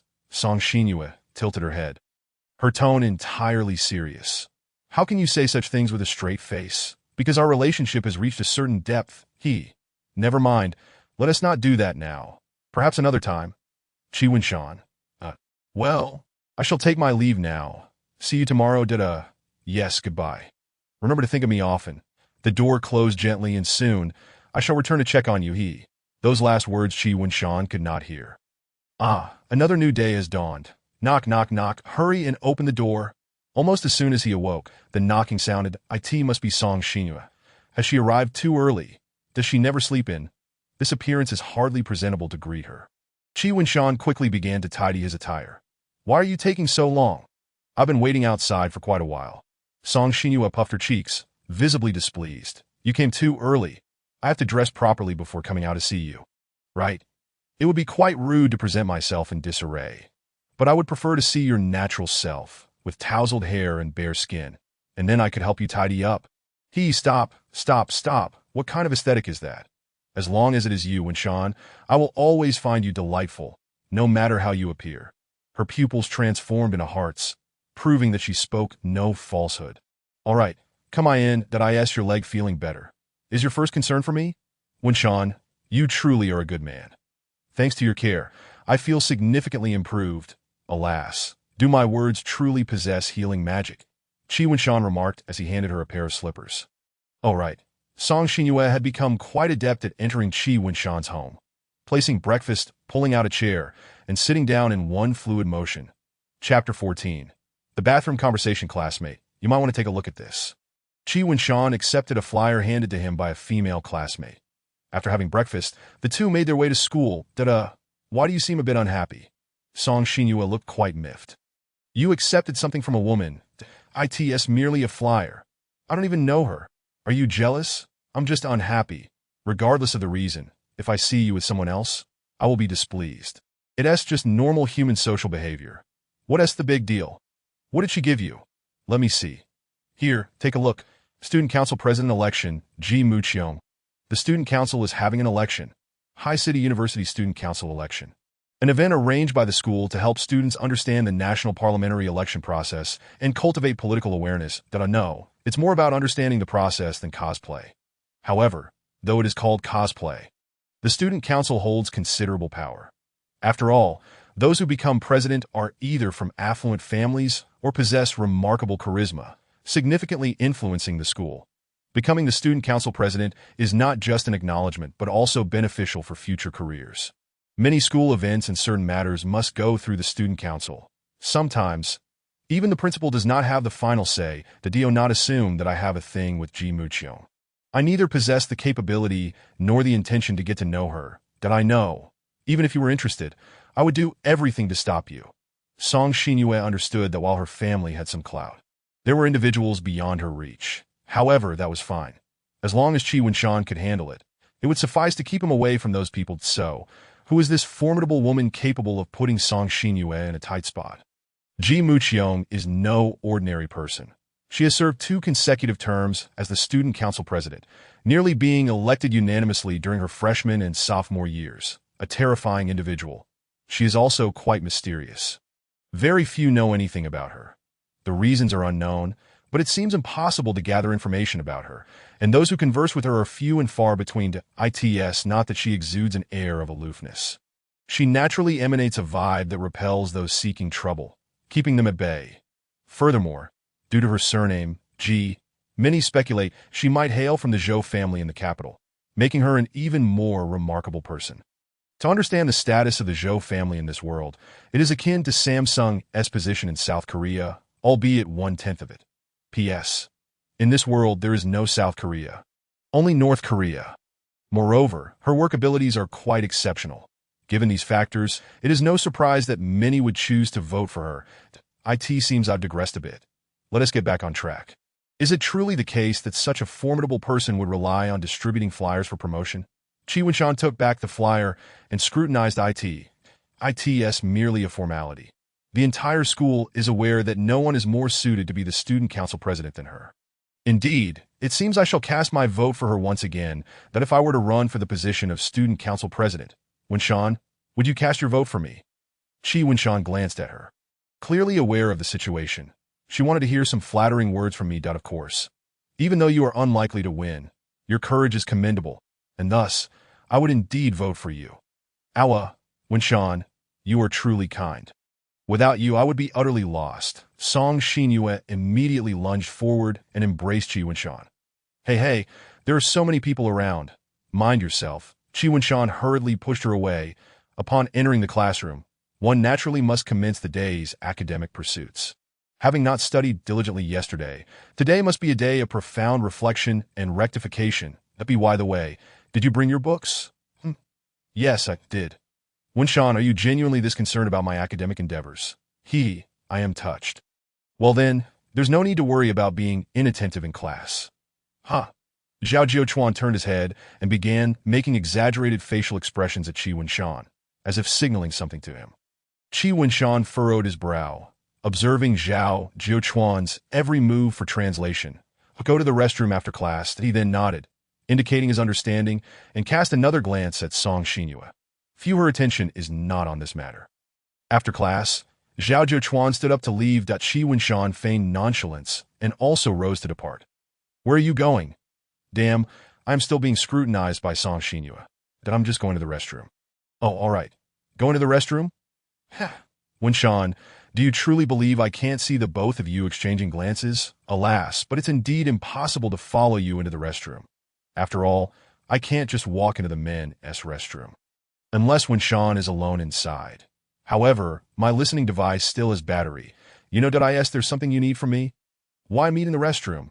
To cut to the chase, it's indeed rather odd for 2 men to share a restroom. I am just worried about Song Xinyue following you.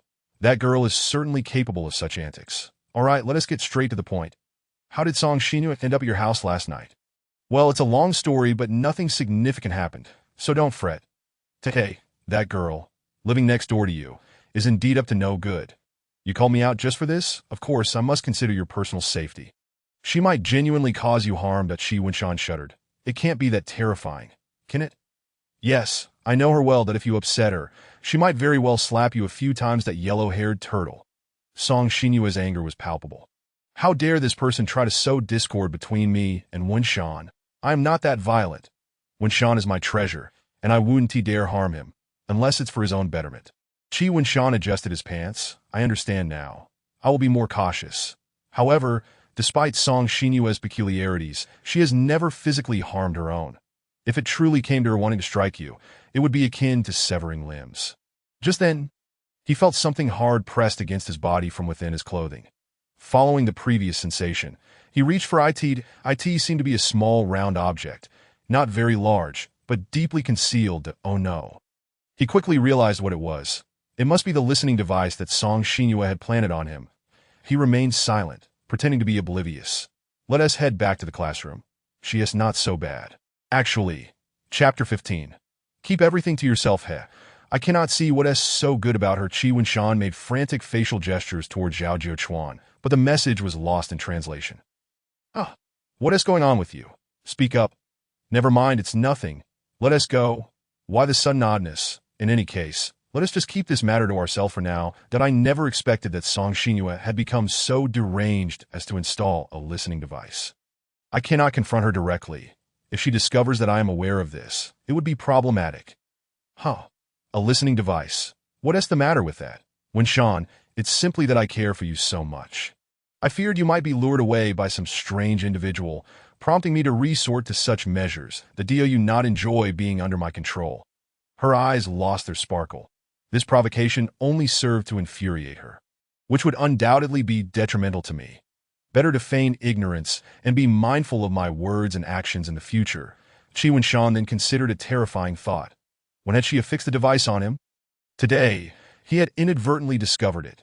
But what about the times he had not noticed? The more he pondered, the more apprehensive he became. Could it be that every word exchanged between him and Zhao Jiuchuan was known to her with utmost clarity? Chi Wunshan swallowed hard, realizing that in her presence, he was utterly transparent. Zhao Jiuchuan had not exaggerated when he called her a controlling psychopath. Wunshan, you've finally returned. She wore a smile, but Chi Wunshan could discern the insincerity behind it. I was gone for but a short while.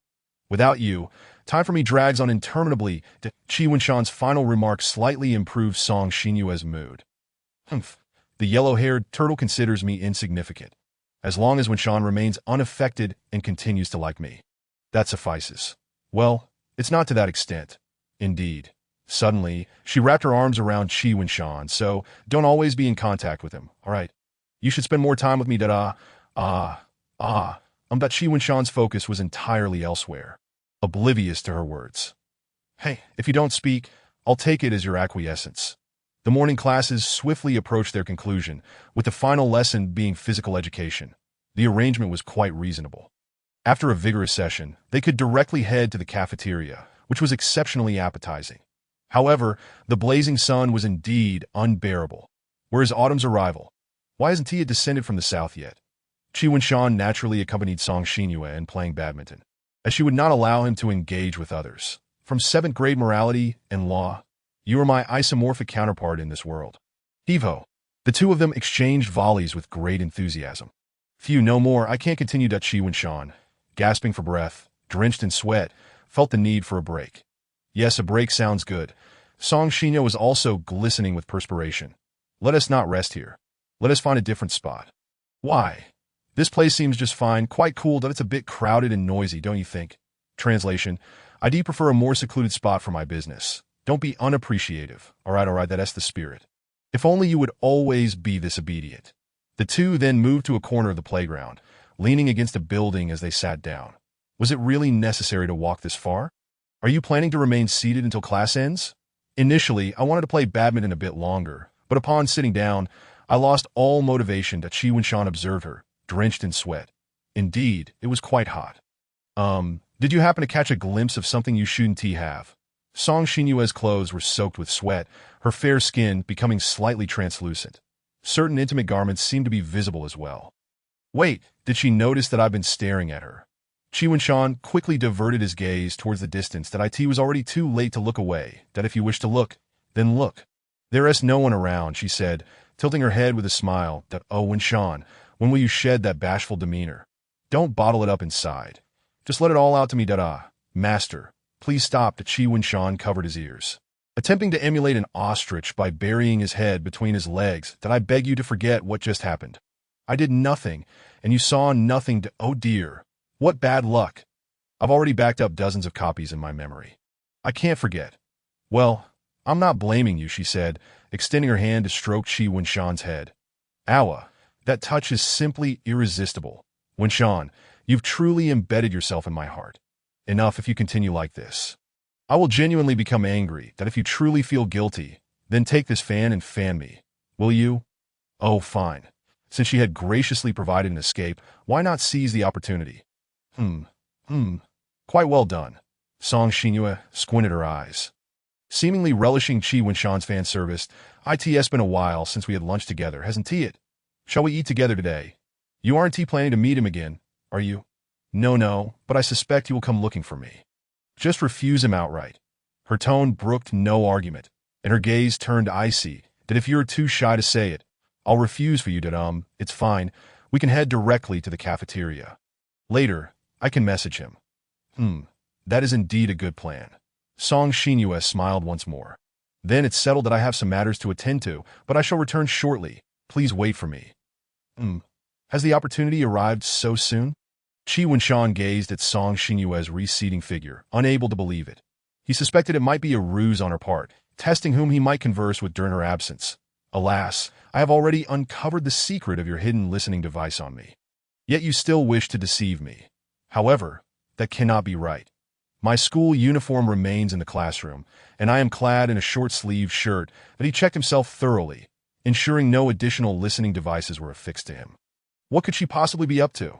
Never mind. Why dwell on it? I must hasten to send a message that at noon, Song Xinyue is supposed to join me for lunch, and I can no longer dine with you. He sent a reluctant emoji to convey his situation, that he glanced at the distant basketball court, where a tall young man with golden hair was playing energetically. It seemed he needn't expect a reply from her. Qi Wenshan switched his WeChat to Do Not Disturb mode to avoid any unexpected interruptions during lunch, that he had an inkling that, regardless of Song Xinyue's presence, he and Zhao Jichuan would inevitably drift apart. He shook his head, chiding himself for overthinking. Chapter 16. Just go along with her now. Let us shift our focus to Song Xinyue. And on her end, there was nothing particularly urgent. It was merely time to recharge the listening device. Seizing this opportunity, she entered the classroom and located Qi Wenshan's school uniform. With practiced ease, she extracted the listening device and replaced it with another. Indeed, she was operating on a shift system. Her affection for Wenshan could not wane for even a moment. After restoring everything to its original state, Song Xinyue gracefully departed, concealing her intentions. Wenshan, I'm back. She waved her hand, oh, please take a seat. I'll fan you a bit. Have you been waiting for me all this time? Such a good boy, Wenshan. I should reward you. Without hesitation, Song Xinyue mischievously approached Qi Wenshan, intent on leaving a mark upon his face. Wait, what are you doing? Qi Wenshan was taken aback, his body instinctively entering a defensive mode. Is it so wrong to want to kiss you? Of course, it's not acceptable. How dare you be so bold? That is far too intimate. Today, she dared to kiss his cheek. What might tomorrow bring? The thought was simply too daunting. Well, there is no one around, that don't tell me you enjoy me being forceful. Song Xinyue's gaze bore into Qi Wenshan, akin to an eagle fixating on its prey. With no escape in sight, Qi Wenshan resigned himself, thinking it might be best to simply acquiesce to her whims. For as long as he complied, perhaps all would be well. Fine, go ahead, he murmured, closing his eyes, unwilling to confront the beauty of the moment. Song Xinyue wasted no time and pressed her lips against him. Qi Wenshan felt warmth radiating from his cheek, a slight dampness lingering, igniting an overwhelming heat throughout his body. Damn it, I had just managed to cool down. It's all right, you'll get used to it. Right now, you might still feel shy, but soon it will be nothing. She emitted a peculiar sound. Qi Wenshan opened his eyes to behold her flushed cheeks, her pupils transformed into heart shapes. Yet, she appeared far from satisfied. How adorable! Just a kiss on the cheek is simply insufficient. Perhaps she should just seize his first kiss right here, and now to know. One must not rush. The first kiss is reserved for the day of the cultural festival declaration. This setting, this atmosphere, is clearly inadequate. Patience is key. We shall leave it at this for now.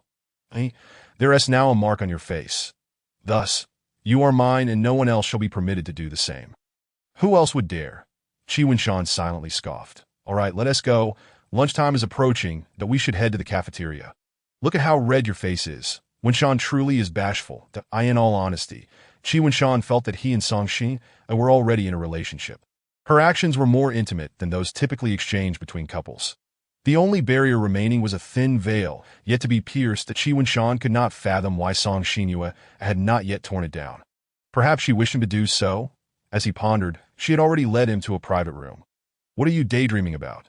Did my kiss leave your mind in a daze? She teased. And no, nothing at all. How about we have bone noodles for lunch today? I recall you mentioning your fondness for the bone noodles on the second floor. All right, I will eat whatever you order. Excellent, then I'll choose this. Song Xinyue submitted the order. Soon, 2 bowls of fragrant noodles arrived that Qi Wenshan gazed at the bowl, unable to contain his saliva. After adding a spoonful of chili oil, he was ready to indulge, feeling both exhausted and famished. As he reached for his chopsticks, Song Xinyue stopped him, causing his excitement to wane. Are you going to take a photo? Not at all. The first bite of lunch is something I must feed to you. Am I not 17? Do I still require someone to feed me? I don't care. I intend to feed you. Open wide. Reluctantly, he accepted the bite she offered. The bone noodles remained as delectable as ever, yet somehow felt lacking, not being his own doing. Wenshan, you are exceptionally obedient today. Song Xinyue smiled contentedly, realizing her plan was yielding results. Has she praised me for being obedient several times today? Truly the hallmark of a motherly girlfriend. Qi Wenshan dismissed such thoughts and focused on enjoying his meal. The sight of him eating was simply adorable. Song Xinyue gazed at Qi Wenshan, causing him to feel a flutter of unease. What enchanted her so? Qi Wenshan longed to ask her this very question. Are you also attending the culinary club this noon? Indeed, for you, Wenshan, I must diligently hone my culinary skills. Well, do your best. I would be even happier if you could come cheer me on. I have other matters to attend to, perhaps next time. Next time is a tactic often employed by people. Very well. What a pity that I must take my leave now. Goodbye, and think of me always. I will. Each parting felt as if they were to be separated for an eternity. As she walked away, Qi Wenshan hurriedly retrieved his phone. Zhao Zhichuan had sent multiple messages and even initiated a video call. Thankfully, he had the foresight to avoid unnecessary trouble. Finally, I have the time to reply to you. He sent the message and prepared to head to the library. What is this? You send me messages but don't reply. I set it to do not disturb mode. So she wouldn't hear that it's inevitable that I would face some trouble. This Song Xinyue was like a persistent adhesive, clinging to him. Qi Wenshan cautiously surveyed his surroundings, ensuring no trace of Song Xinyue remained before allowing himself to relax. Even if she were listening, there was no sound on that end. She should not suspect anything. Thus, he would not be dining with her today at noon. He anticipated she would seek him out again tomorrow. And how do you plan to handle her? I am uncertain. I fear provoking her. Alas, we cannot fathom what sins you have committed to attract such an obsessive Song Xinyue. Chapter 17. No need to be polite. What sins have I committed? Qi Wenshan was equally perplexed. Was it because he had explained a few problems to her? Was it due to his polite manner of speaking? Or perhaps it was the small gift he had given her on her birthday. None of these seemed plausible. After all, what girl would fall for someone over such trivialities? Besides, his intentions were never to curry favor, but merely to maintain a cordial relationship as classmates and desk mates. Moreover, he was aware of the discord between Song Xinyue and Zhao Zhichuan. He had no desire to be embroiled in their conflicts. That it was essential to handle their relationship well, as they would inevitably encounter each other frequently.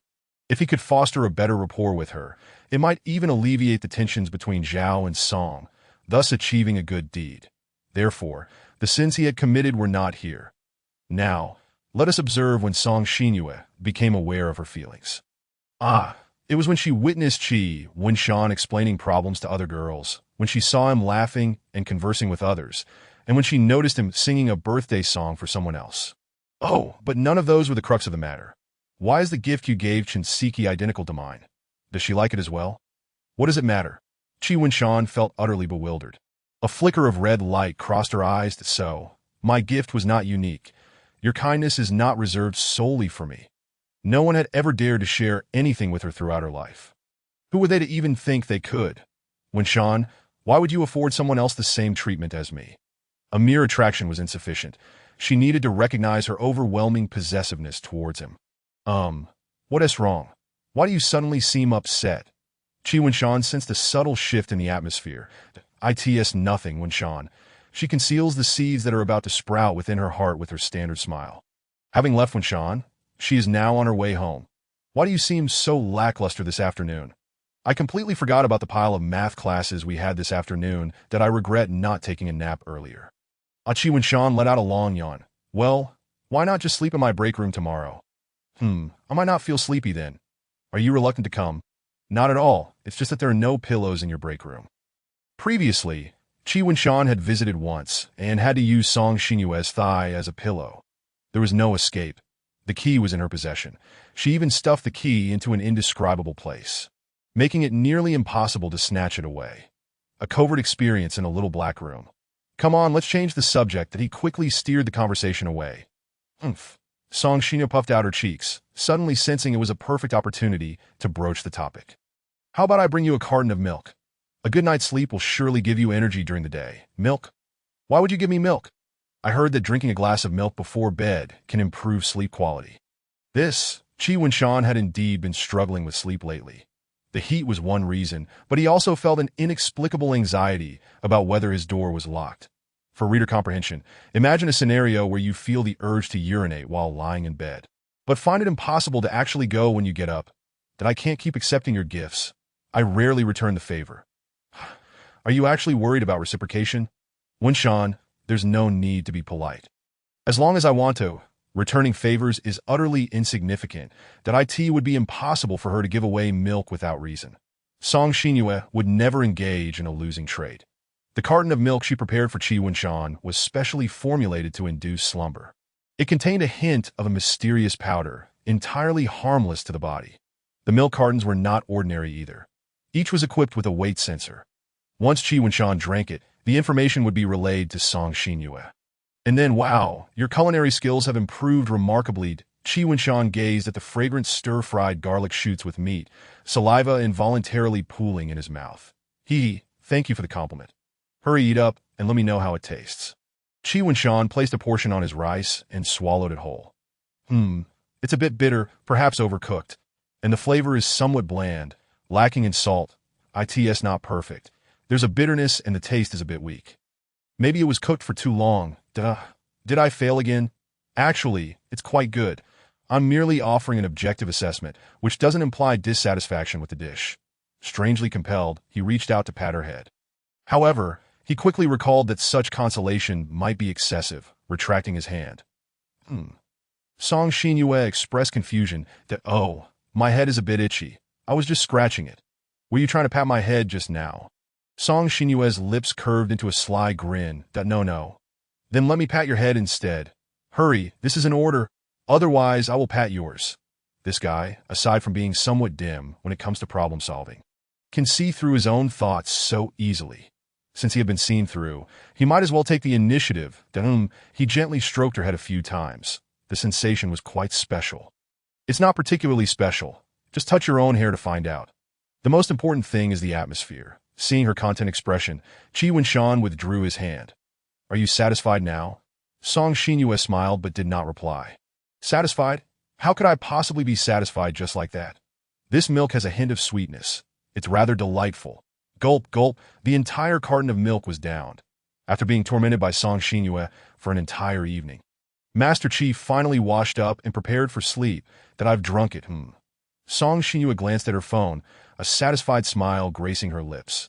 Now, all that's left is to wait for the effects of the medicine to kick in. Of course, for safety reasons, she decided to leave only after midnight. She had become quite adept at opening doors, as familiar as returning to her own home.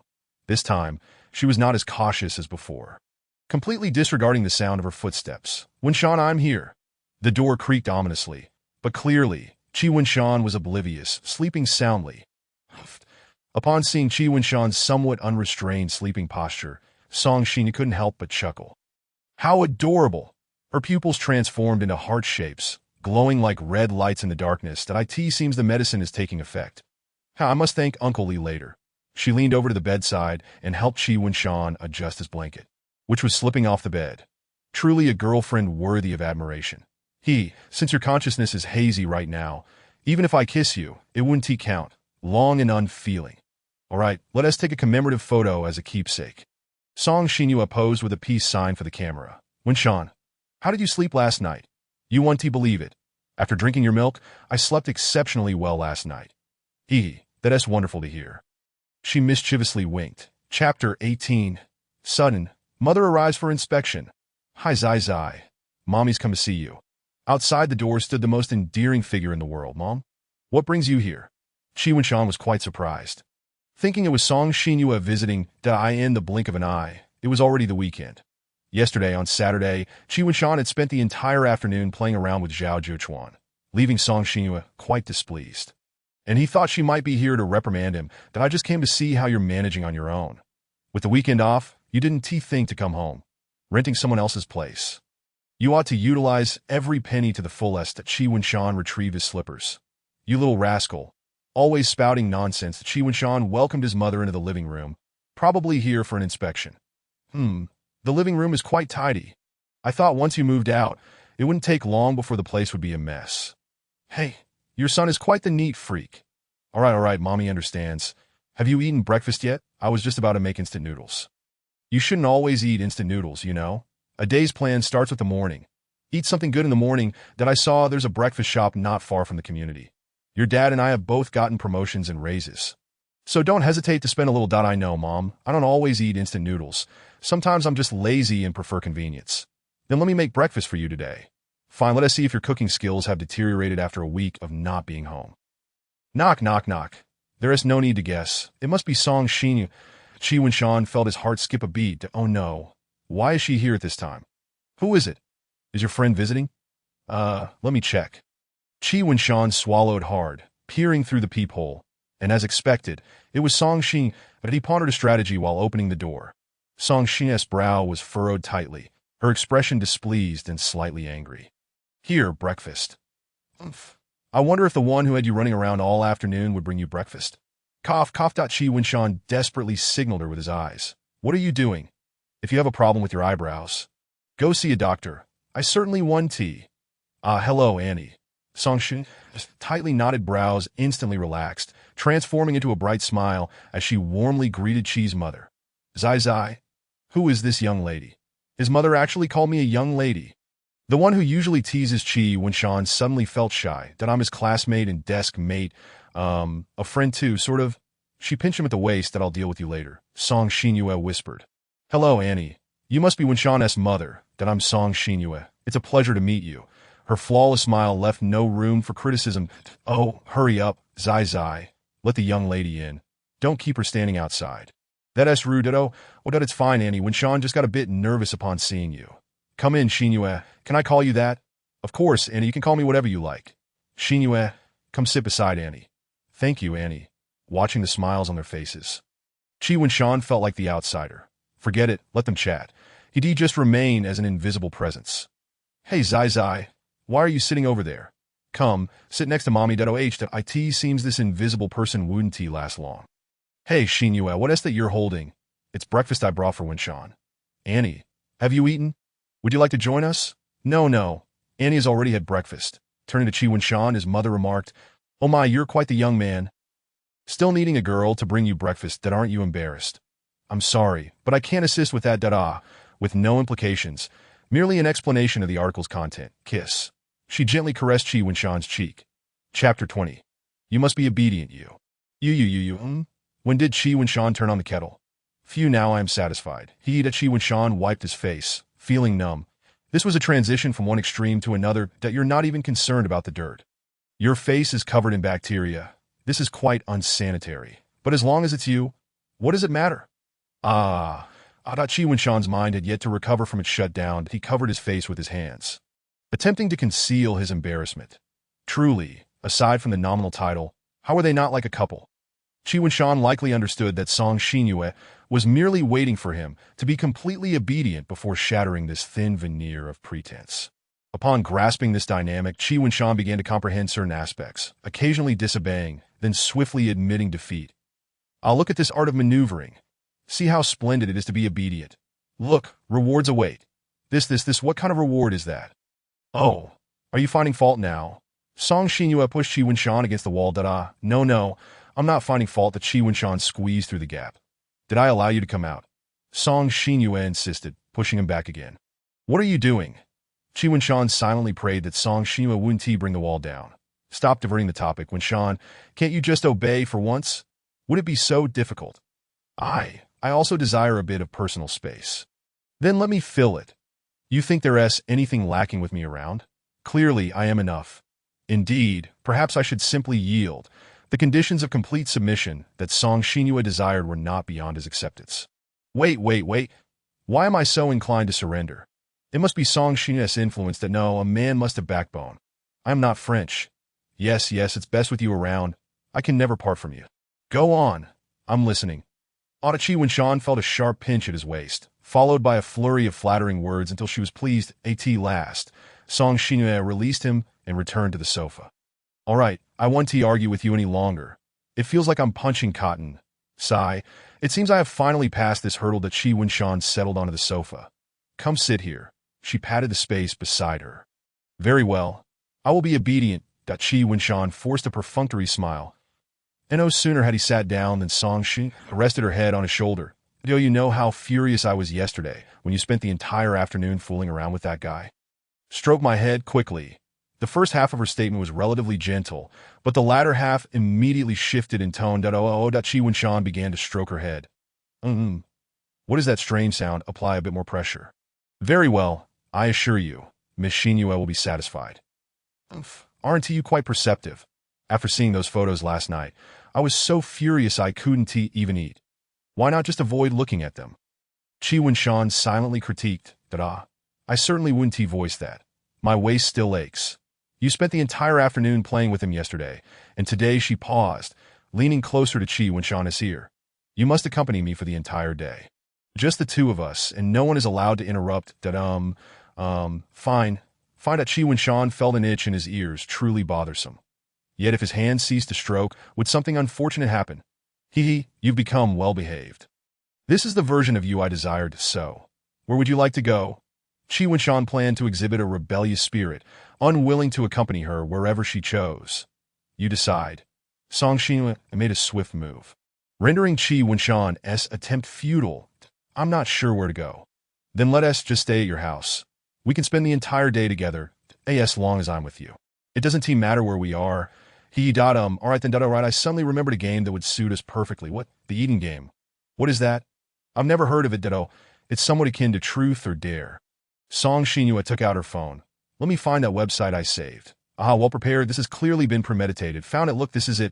Indeed, it's just Truth or Dare. However, the content of this Truth or Dare is somewhat, how should I put it, a bit risky.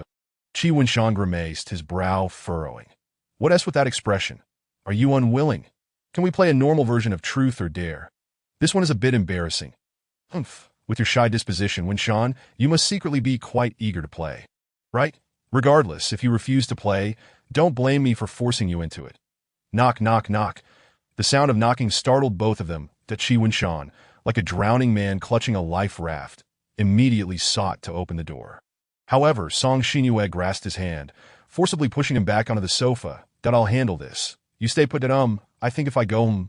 Song Xinyue shot him a stern look. Very well, I shall remain here. Motionless, Qi Wunshan raised his hands in surrender. Song Xinyue approached the door, steeling herself. She placed her hand on the doorknob and turned it. What's that ruckus outside someone's door? Do you know this is quite disturbing? Do you have any sense of public decency? What do you mean someone's house? Isn't this your home? You're imposing on others and restricting their freedom, yet you still have the audacity to complain? This is not my home now, but the future may tell a different tale. Zhao Jiuchuan, you spent all afternoon playing with Wunshan yesterday. I haven't even settled the score with you yet. Settle what score? I took him out to have fun. What is it to you? Your reach is too long, and your mouth too wide. Based on my relationship with Wunshan, why shouldn't I care? Relationship? You're close to Zhao Jiuquan, and yet Winshan, you haven't actually succumbed to this guy, have you? It seems I must clarify that Qi Winshan felt he could no longer delay. Otherwise, they might as well be having children. All right, both of you, let us sit down and have a proper discussion, shall we? I told you not to come out. Song Xinyue shot him a dark look. We'll talk about that later. Come, let us sit down. Qi Winshan nudged Song Xinyue away, then gestured for Zhao Jiuquan to enter quickly. No need to change shoes. I'll just clean up later, he whispered. The two sat far apart, each with their arms crossed, unable to tolerate the sight of one another. Jiuquan, would you like something to drink? Let me pour you a drink. That he barged in, and you even poured him some water. Sit down, don't leave. Song Xinyue, is that mouth of yours borrowed? Will it need to be returned? Can't you stop for even a moment? It's fine, Winshan. I'm not thirsty. Oh dear, both of you. Let us not resort to quarrels at the drop of a hat. That we're all adults at 20. It's quite childish to compete with each other like this. Forget it. I'll just take it as a favor to Winshan, and won't trouble you any further. If you have something to say, please be quick and then leave. Sadachi Winshan let out a sigh. Well, the situation has eased a bit. Jiuquan, what is it? If it's inconvenient, we can go to my room and close the door. It's fine. There's nothing inconvenient. Even if we close the door, this guy will definitely eavesdrop. Hey, I've already given you face, and you still... Qi Winshan sat down next to Song Xinyue and hurriedly covered her mouth with his hand, preventing her from continuing. All right, enough of that. Song Xinyue, feeling displeased, stuck out her tongue at him, reminiscent of last time. Ugh, you're at it again. How can you not feel disgusted? Qi Winshan hurriedly withdrew his hand, deciding he would never do that again. Ha ha ha. Song Xinyue couldn't help but laugh, then immediately resumed her serious expression. Watching these two flirt, Zhao Jiuquan felt somewhat out of place, as if he were an unwelcome third wheel. But it was clearly Song Xinyue who had intruded first. She is the interloper in this friendship. All right, Jiuquan, what is it that you need from me? Well, yesterday, Chen Shu, the one I introduced to you. Her? What happened? She confessed to me last night that Tisk, so it was just some casual comments I made about Zhao Jiuquan's preferences and a bit of advice. She directly went in for the kill. Damn. Someone actually has their eyes on you. How rare. I wonder which girl has such poor taste. Zhao Jiuquan ignored her and continued, I didn't expect it to happen so suddenly. When I saw it last night at 11:30. It really took me by surprise. How did you respond? I haven't replied yet. I'm still dragging it out that I originally wanted to ask for your opinion last night, but knowing that you probably went to bed before 10:30 due to your health. I figured I'd come over this morning instead.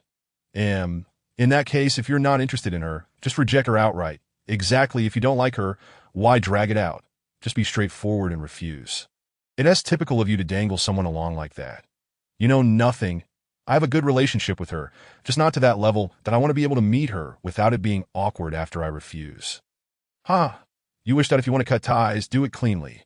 No need for lingering attachments. Winshan, how should I respond? I need to refuse her gently without hurting her feelings. Zhao Jiuquan chose to ignore Song Xinyue's mockery.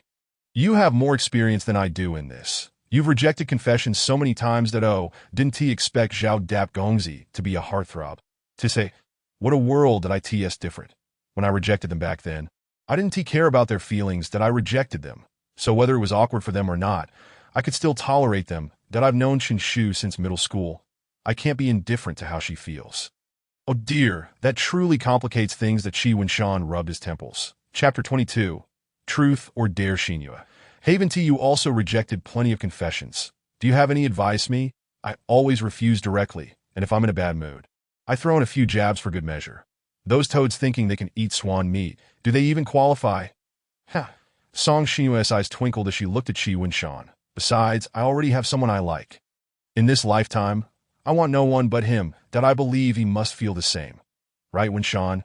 Shouldn't you wish me well in my pursuit of happiness? Yes, Xinyue. You will definitely find your happiness. That I'll take your promise then. Song Xinyue conveniently stopped the phone recording. When did she start recording? I didn't even notice. So you just dug a pit for me to jump into, and I foolishly fell in. Winshan, you haven't received a confession yet, have you? No, not even once. Even if I had, I wouldn't dare to speak of it. Otherwise, Xinyue would tear me apart with her. But I think there was one instance in middle school. Never mind, let us not dwell on such distant memories. After all, I've had none since high school, so if you were to receive a confession, what would you do? A true dilemma, that would depend on the person. Aside from that one, if anyone else confessed to me, I would firmly refuse and never look at her again, thoroughly cutting off any contact, ditto. So you think there is a possibility of someone else confessing to you? TSK seems like, even with that answer, it's still not enough. Damn, I miscalculated that. No, don't overthink it that I'm saying. Song Xinyue, can you hold off on declaring your territory for a moment? I'm still here that'll help analyze the problem, and then leave. Not to disturb your elderliness. Zhao Jiuchuan felt ignored and was quite displeased. It seemed his good brother had already been tamed, and in the days to come, he would likely be managed by Song Xinyue. What is there to analyze? Just directly refuse her and delete her from your life. That's all. That oh dear. Don't say that Qi Wenshan dared not cover her mouth again, opting instead to gently pat her shoulder a few times. Well, I think you could first send a few surprised emojis, then express your stance, saying you've received her feelings, but we're not at that level yet. For the gentle refusal method, we could pretend to be oblivious, acting as if we don't understand. Start with saying I like you too, then immediately follow up with, after all, we are best friends for life. This way, there is a way out for both parties. I think that method is feasible. Encountering such situations is truly troublesome. Look at you, Zhao Dap Gongzi, so popular with the ladies, yet you're unhappy about it. Truly the droughts kill the thirsty, and floods drown the fortunate. After saying this, Qi Wenshan felt a bit regretful. The droughts kill the thirsty, and floods drown the fortunate. Wenshan, do you actually long for the feeling of being welcomed by a crowd of girls? No, that Qi Wenshan was so startled that his voice trembled. I was just using it as a metaphor. It doesn't mean I aspire to that kind of life, that I only need one person willing to love me for a lifetime. Oh, I'll tentatively believe you. Wenshan is not the kind of person to dabble in romantic entanglements, right? Yes. Tese, how much torment has Wenshan endured? Is he truly that afraid of Song Xinyue? It seems I can't leave yet. If I let them be alone, Song Xinyue might really devour him. Then, I'll adopt the method of feigning ignorance. If I drag this on, I suspect she'll catch on to something. Well, you'd better give it a shot. I'm so sorry. I lost at truth or dare, and that's why I sent you this, that I hope you won't mind. This is what Wenshan looked. Zhao Jiuchuan showed it to Qi Wenshan. This was sent at around 3 in the morning. That it seemed she realized she probably didn't stand a chance, and sent this message to give them both an out. Oh, how should I respond now? That's simple. Just reply that it's fine, no worries, and then forget about the whole thing, pretending nothing happened. Alright, I'll reply then. The moment the message was sent, it was followed by a ping. I am truly sorry. Now that I think about it, I really shouldn't have made such a joke. That I hope you won't be angry. That a prompt reply. Could it be she was staring at her phone all night, waiting for your response? Oh dear, saying it that way makes me feel like I've let her down. You self-absorbed fool. If you really feel bad for her, just agree to her. Stop getting all sentimental over here.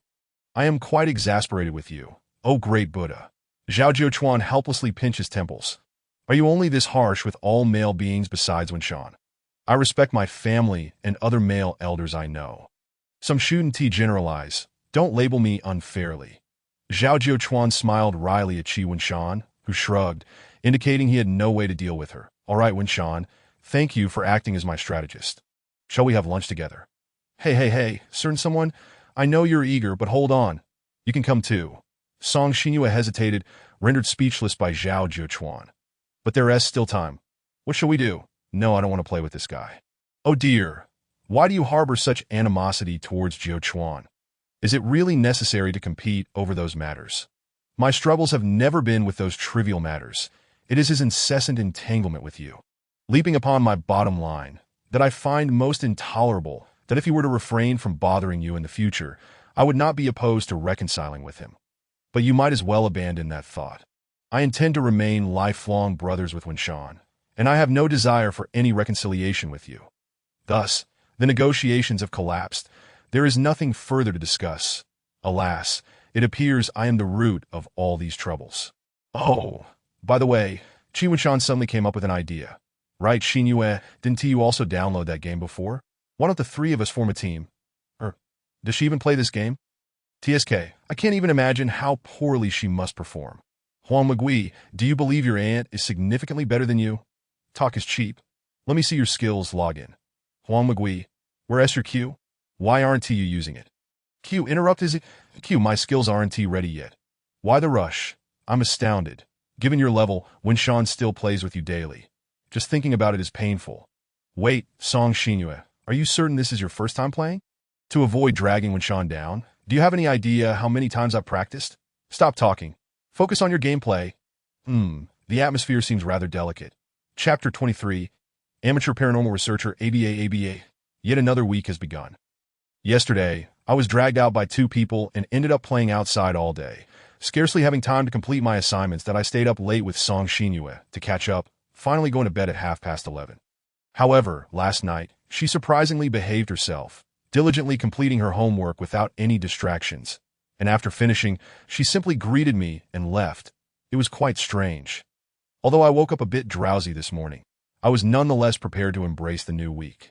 You ask about Zhao Jiuchuan's homework? Here it is. Foster father, quickly, let us take care of the homework. How could I forget about such a thing while having fun yesterday? Qi Wenshan remarked as he pulled out the assignments to hand to me. Oh, enough chatter. Hurry up, but be careful. Writing during class can be perilous, that I know. Zhao Jiuchuan dashed back to his seat, entering a state of frantic study that he has come to ask you for homework again. Sigh, there wasn't too much homework to begin with, yet he always neglects to complete it. The guy who doesn't write during class will likely fall short of Wenshan's English score in the next exam. Not quite that bad. Even though his father put him in the front row, he still can't settle down. Unlike you, Wenshan, who is steady and composed. The best man in the world. Song Shinue exclaimed as she directly hugged Qi Wenshan's arm. No, we're in class. Qi Wenshan quickly withdrew his arm, saying I cannot accept such a title, and I do not wish to elevate myself by belittling others, that I speak only the truth. Humph, you're ungrateful for my praise. After a brief idle chat, the class bell rang. This week seems to hold little in terms of significant events, perhaps only the student council's election, and the National Day holiday is coming up. Hooray, a 4-day mini vacation, note. In this world, National Day is celebrated with a 4-day holiday. As for the historical reasons, I have yet to concoct a plausible explanation, so let us leave that for later. Wenshan, a voice resembling a mosquito called out. What is it? You didn't forget your book again, did you? No, please keep an eye on the teacher for me. I'll sneak a glance at some leisure reading. Oh, find out you're criticizing Zhao Jiuchuan, yet you're not paying attention in class either. That's different. This is Chinese class. A little leisure reading won't hinder my studies. Fine, just be cautious. What book has you so engrossed? Qi Wenshan craned his neck, trying to sneak a peek. Regrettably, he could not discern the contents. Hey, could it be that book she borrowed from my house before? When she took it, I didn't even inquire what it was. I should find a chance to ask her about it. That opportunity arrived sooner than expected, as Song Shinue remained absorbed in her book after class, that Qi Wenshan's curiosity about its content only grew. After class, Song Shinue openly took it out to read. That Qi Wenshan approached her desk and saw the title, World of Paranormal Phenomena. Hiss, this book? Qi Wenshan recalled having indeed purchased such a tome. So it seems the very book that Song Shinue took was this one. Does she actually enjoy reading such entertaining literature? Well, to be fair, the web novels I read could also be considered fun reads. It seems I haven't prepared a place to store my thoughts, so I might as well establish one here.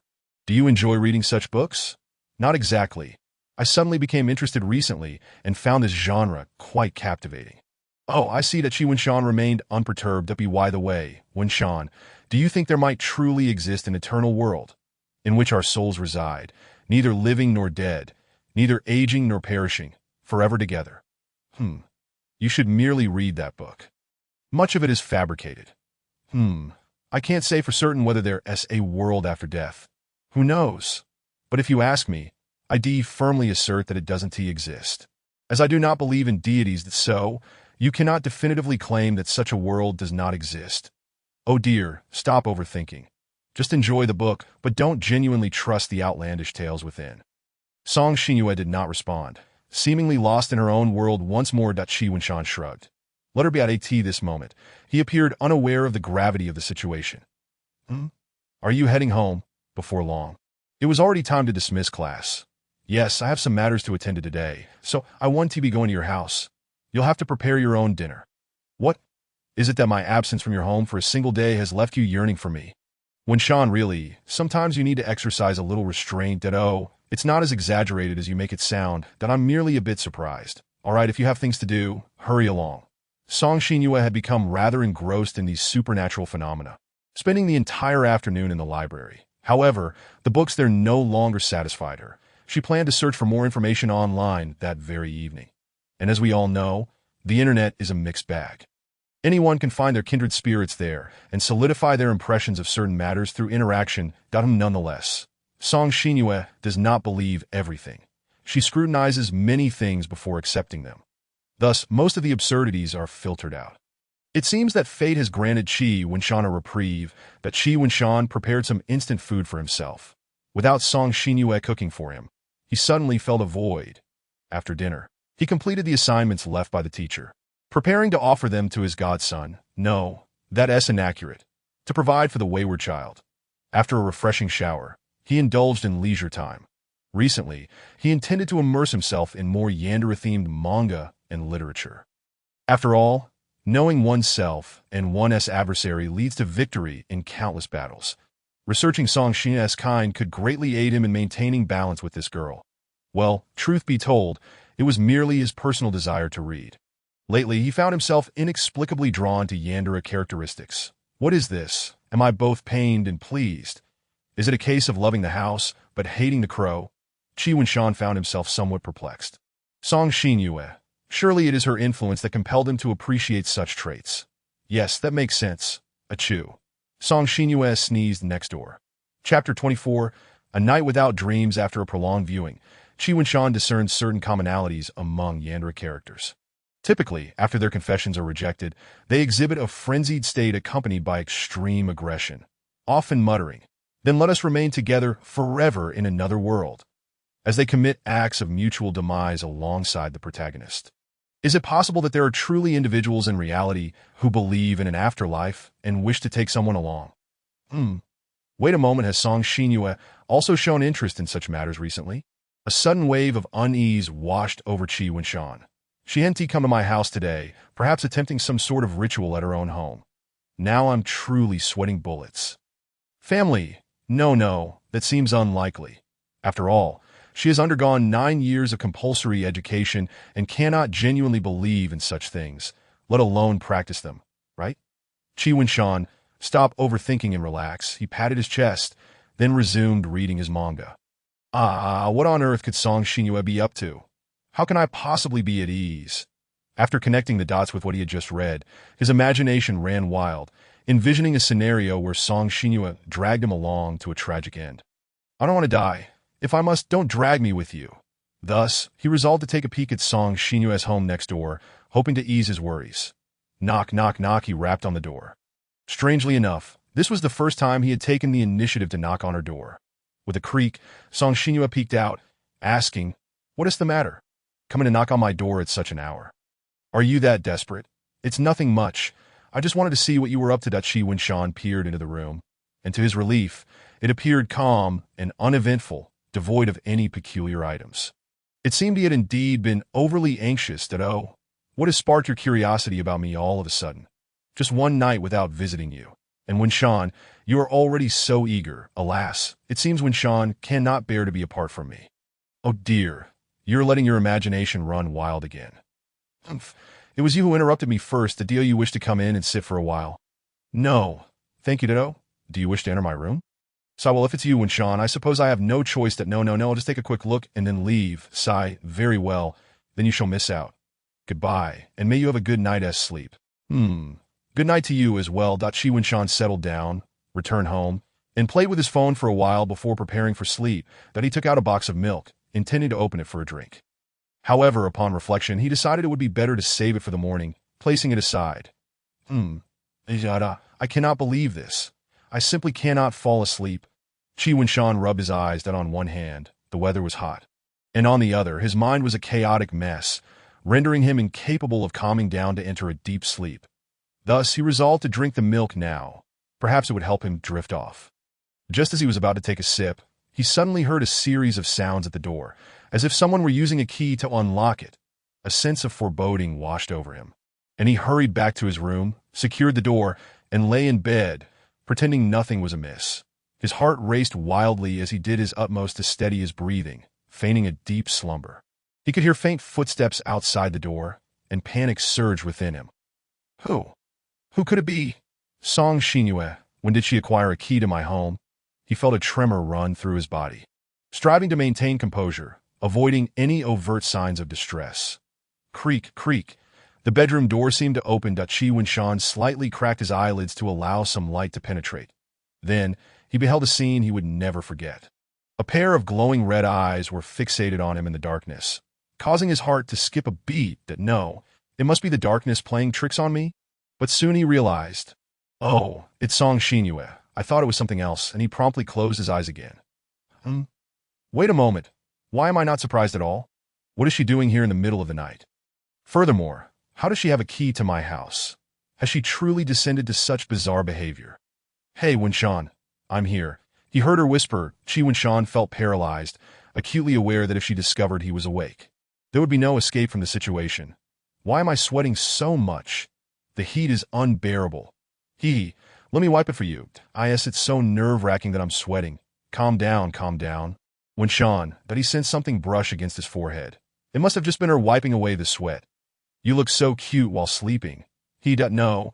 Does she really speak so openly, without fear of waking me? Or does she know I would undoubtedly pretend to be oblivious and continue sleeping? The thought is rather terrifying. Qi Winshan felt a warmth spread across his cheeks as his imagination conjured an image of Song Xinyue crouched beside him, gazing intently while breathing heavily. That in no way could she truly be this bold. She is not worried about me waking up at all.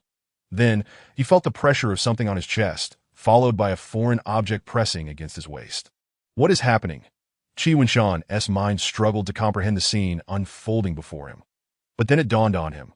Song Xinyue had wrapped her arms around him. No way. You really don't realize you're trespassing in someone else's home? Shouldn't you exercise a bit more caution? Thank goodness I didn't fall asleep earlier.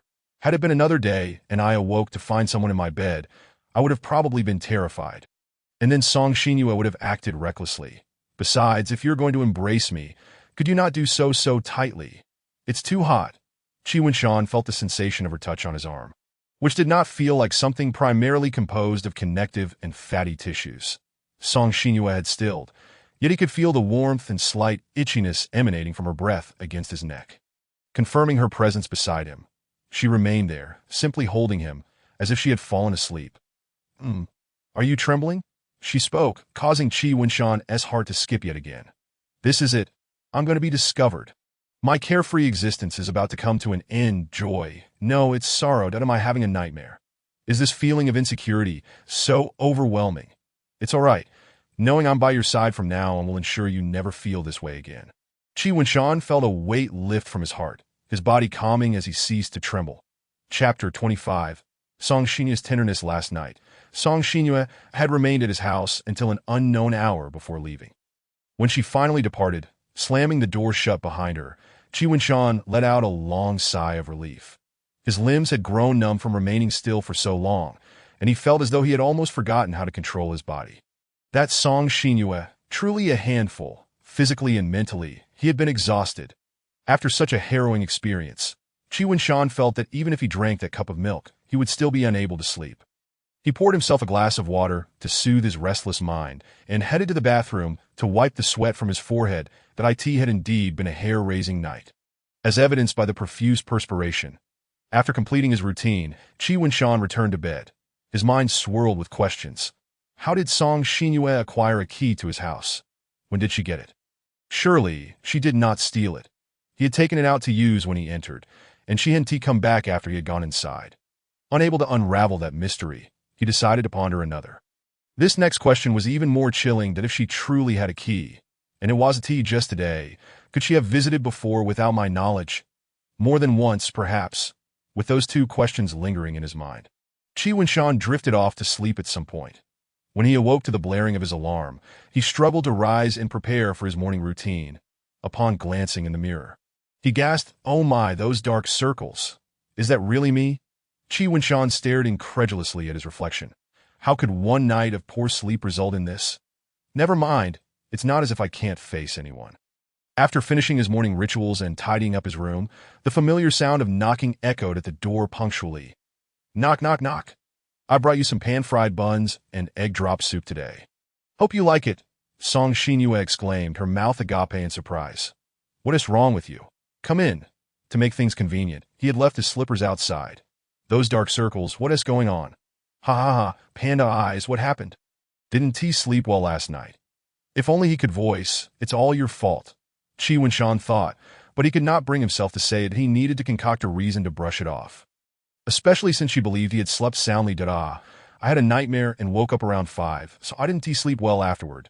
That's why I look like this. Ha ha, poor thing, so you really had a nightmare. I guess it's because you didn't know I wasn't by your side, that you're still laughing. Aren't you? You're the culprit, Qi Wenshan thought, feeling exasperated at her amusement. Hey, wait a moment.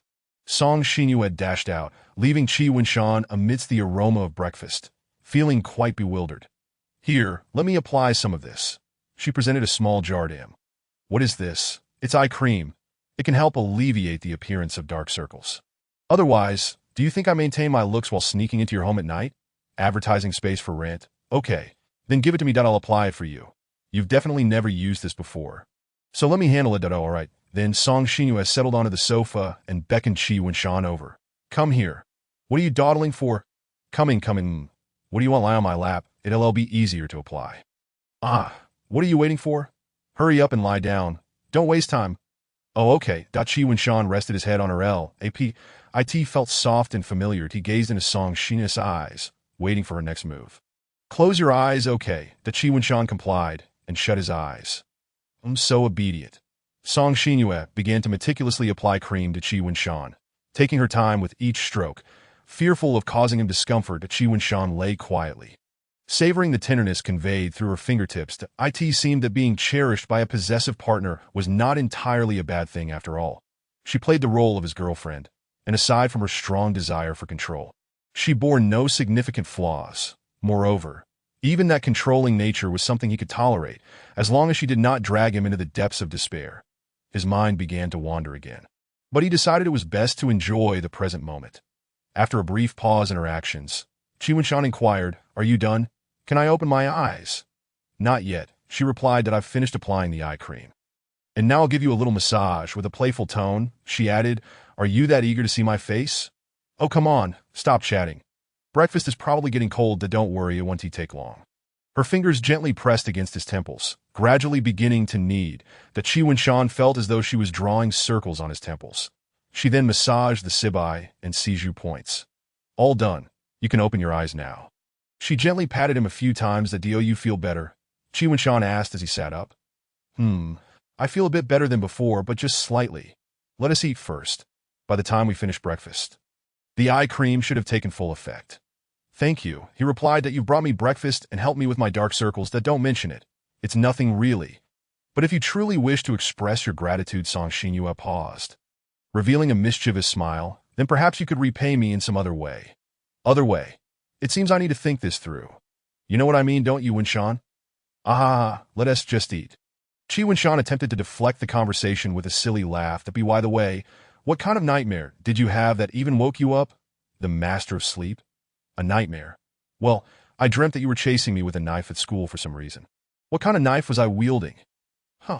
Is that really your first concern? I thought you'd ask why you were trying to kill me in my dream. Isn't it obvious? You must have done something terrible to anger me. Well, that is quite the logic you have there. What is wrong? Am I speaking inaccurately? A girl as gentle and virtuous as I am would never pursue you unless you provoked me. You make a fair point. I find myself at a loss for words. How did I appear in your dream? Surely I was beautiful, right? Not at all. You looked terrifying.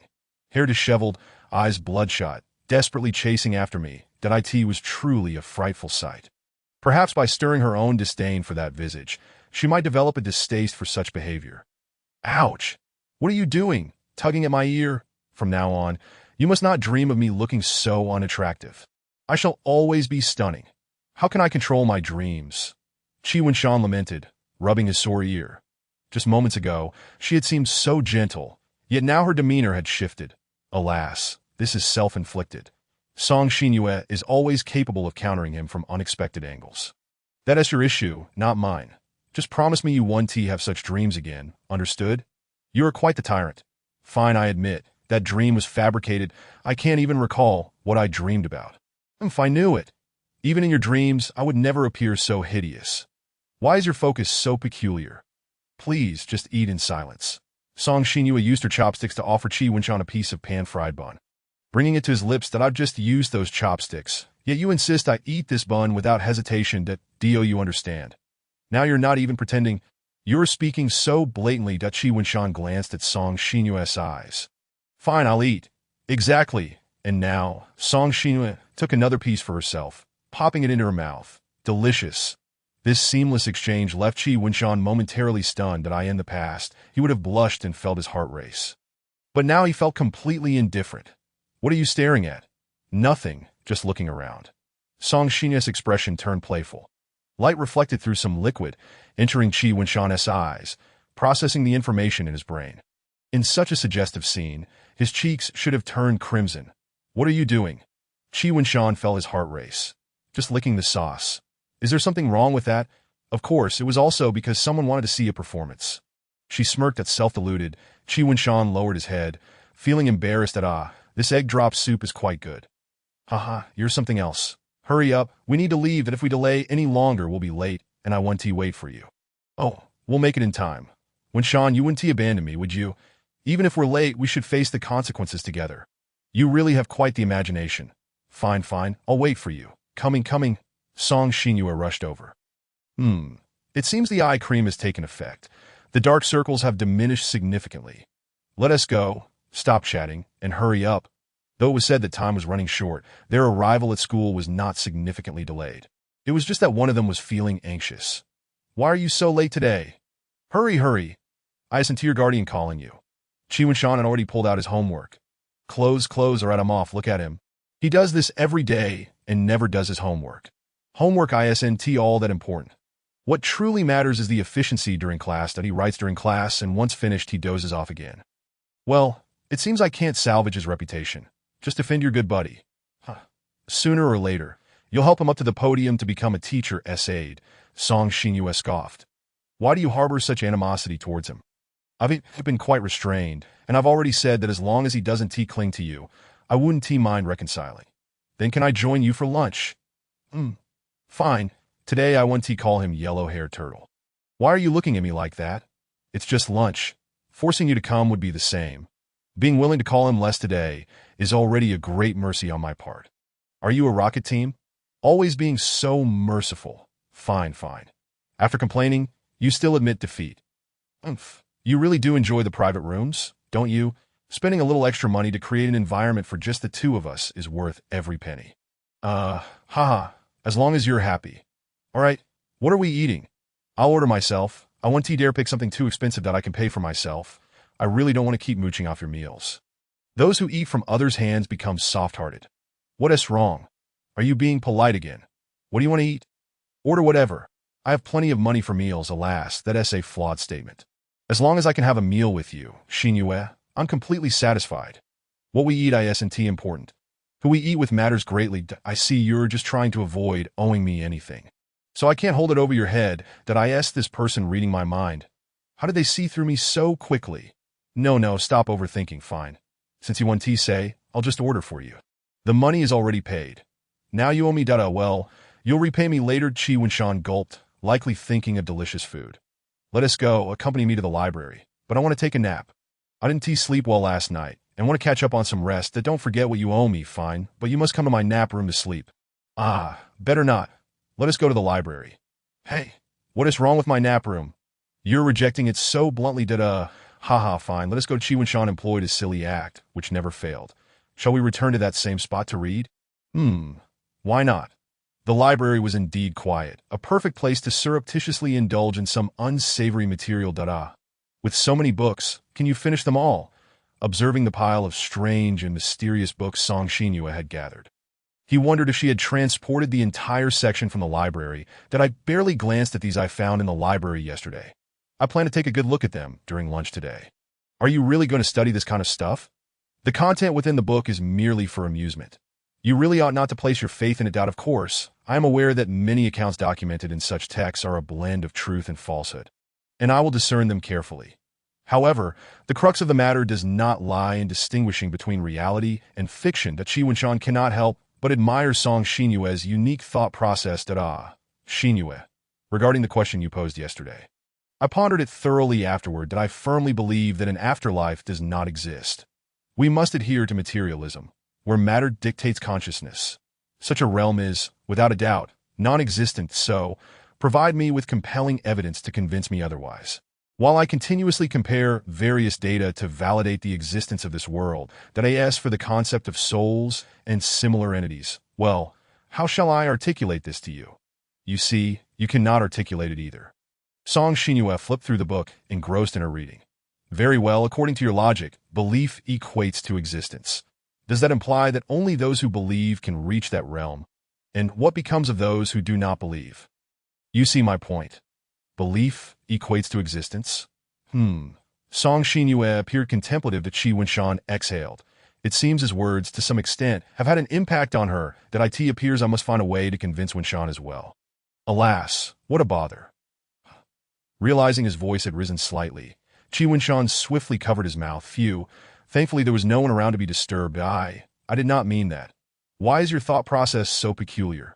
Moreover, judging by her words, does she genuinely intend to draw me into that world as well? No, I absolutely must not allow her to nurture such notions any further. Otherwise, the dreams I fabricate may indeed manifest in reality.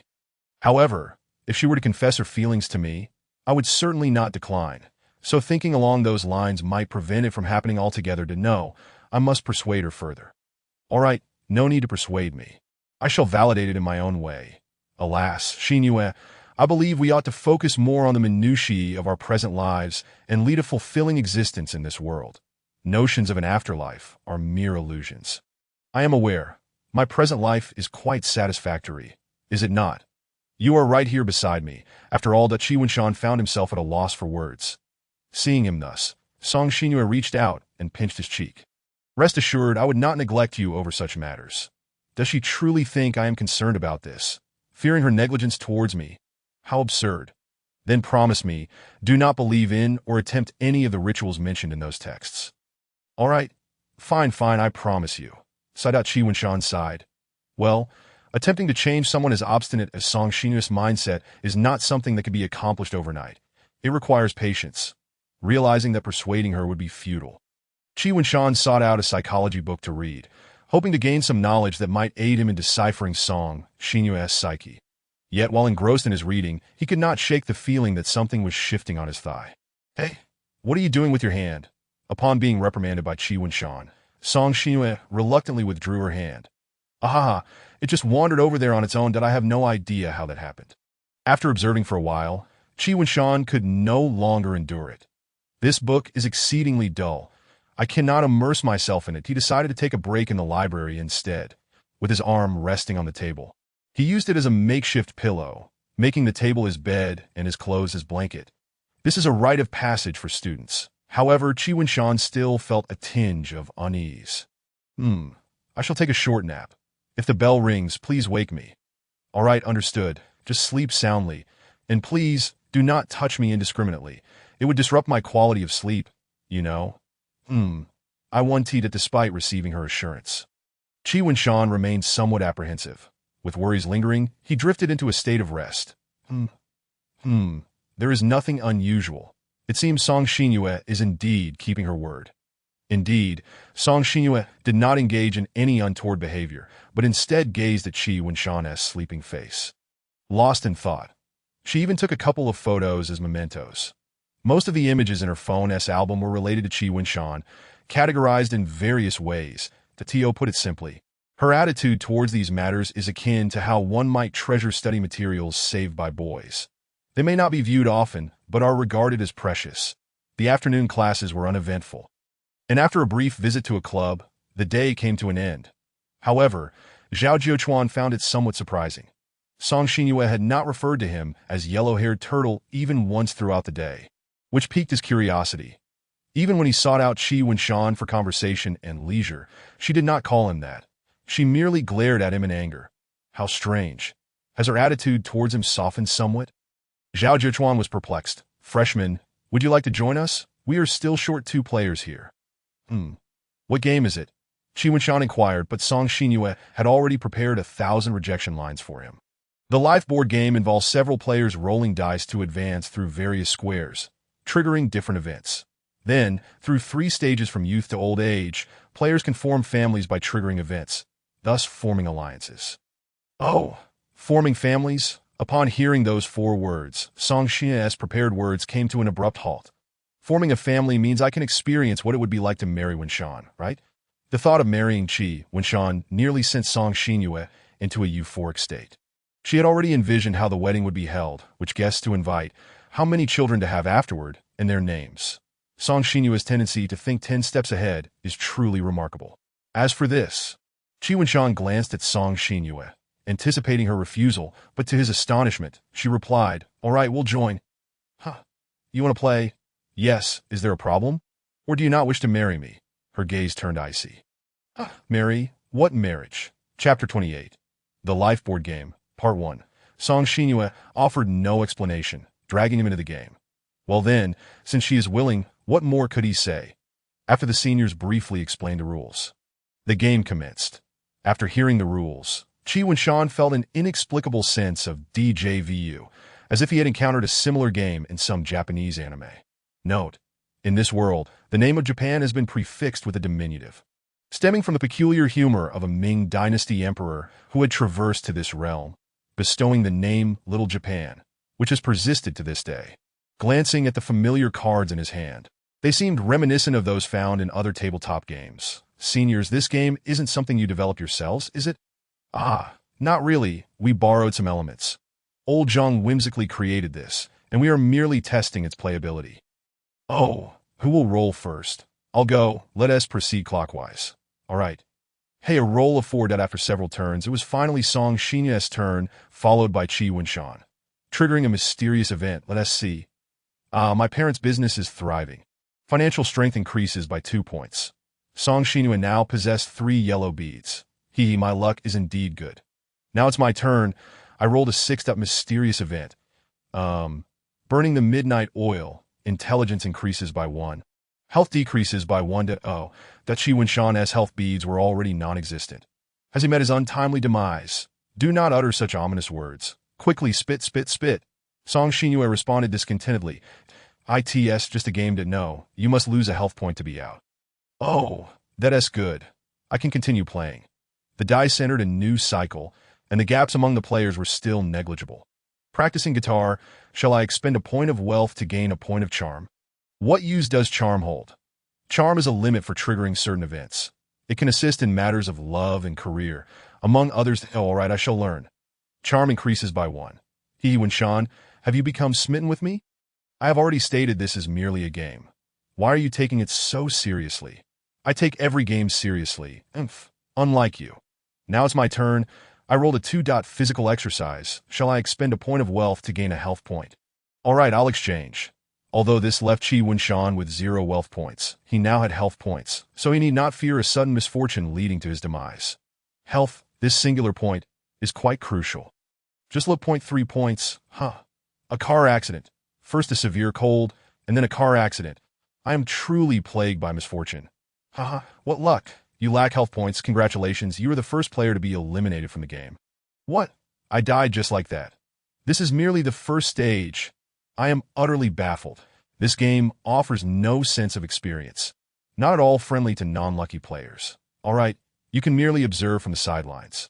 1 player was eliminated, leaving 5 remaining. Receive scholarship. Financial strength increases by 1. Requires 2 intelligence points that, oh no, my intelligence is lacking. Wenshan, could you lend me a point? Do you believe that the mind can be shared as well? If you won't lend it, then so be it. Alas, this is rendered void. 3 steps. Trigger an event.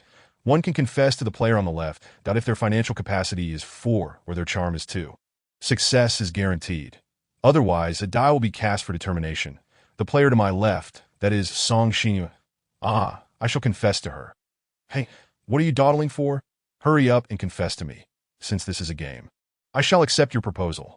We can assist each other after all. Song Xinyue, do rain in the corners of your mouth. They're almost reaching the heavens. What is the rush? My financial capacity and charm are insufficient.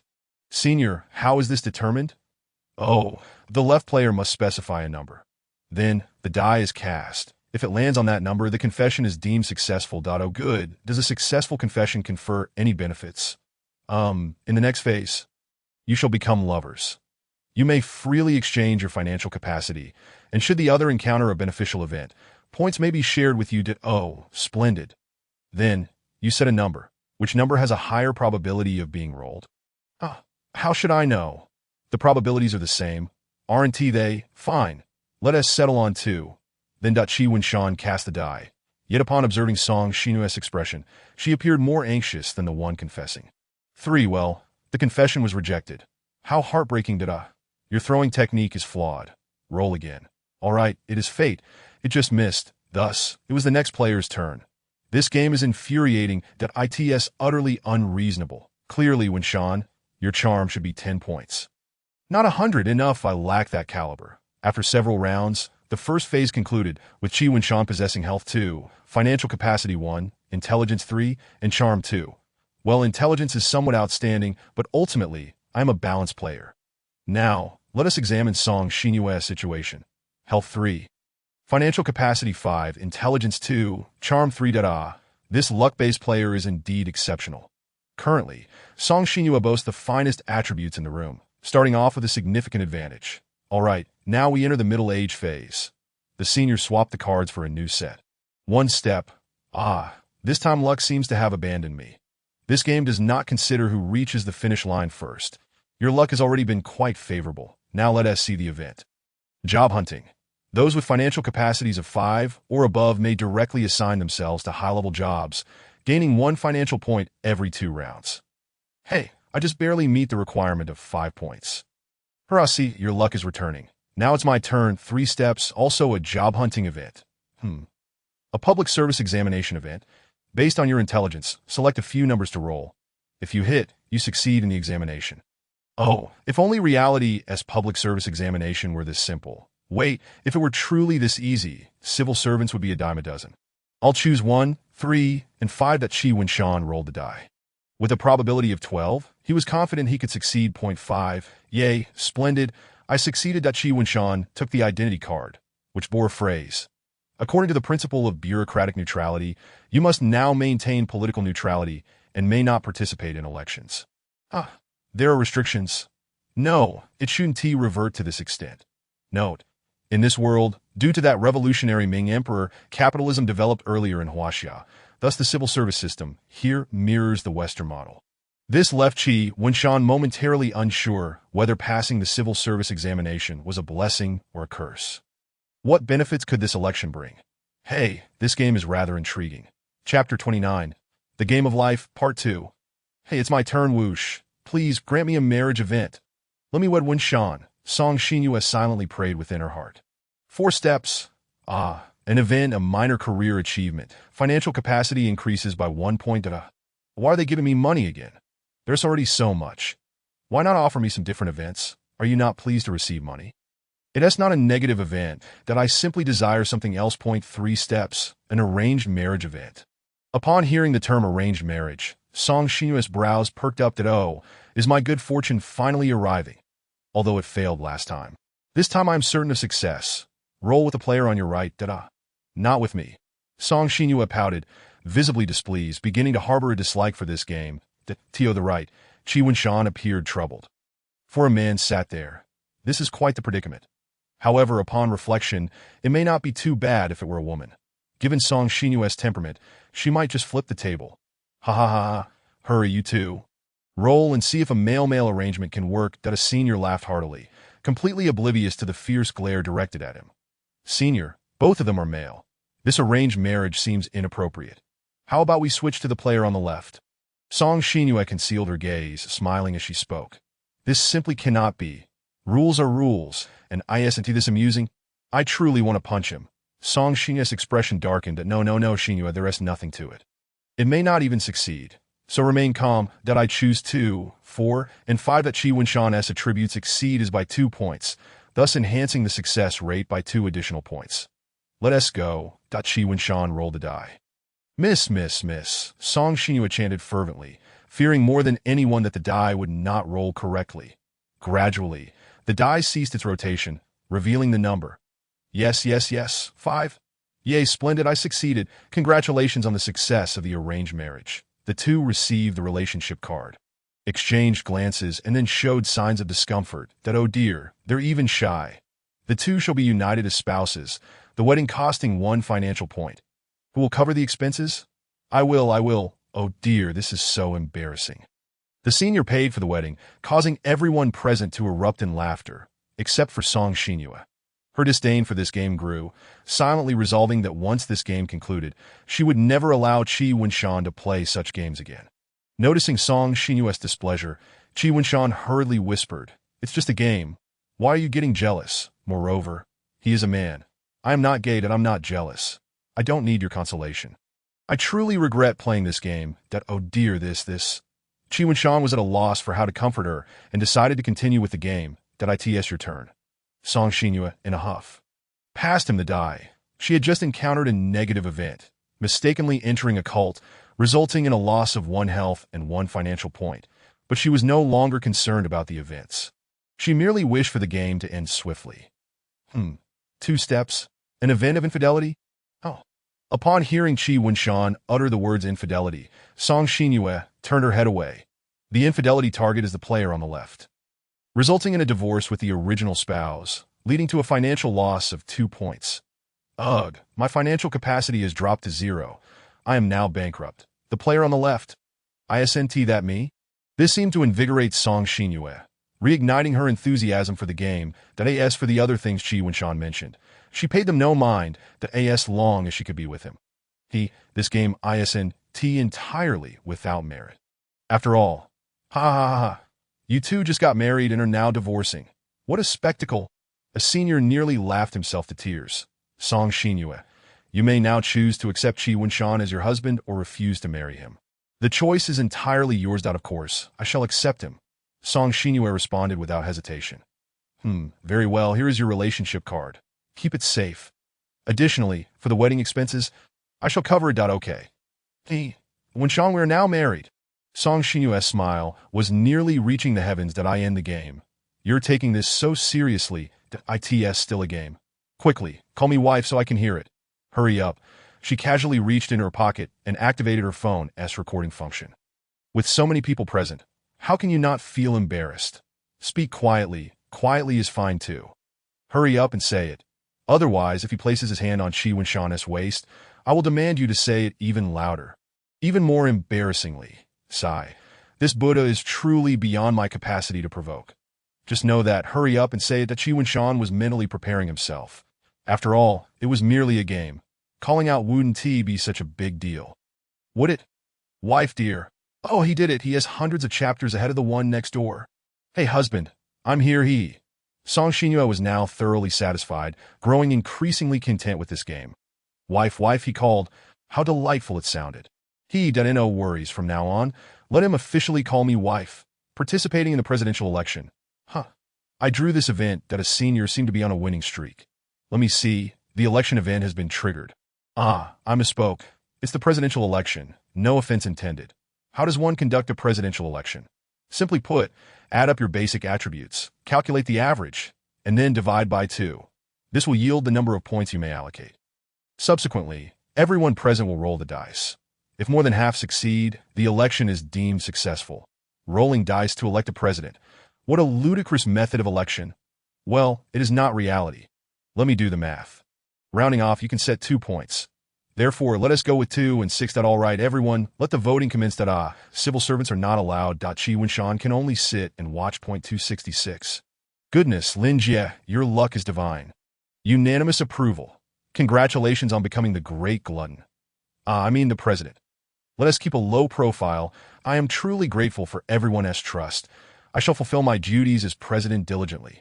What benefits come with this presidency? Oh, the advantages are substantial. Complete immunity from all negative events, and upon entering the 3rd phase, you will receive 3 points of resources, an unparalleled advantage. Alas, this complicates matters. Wenshan, we might be in trouble.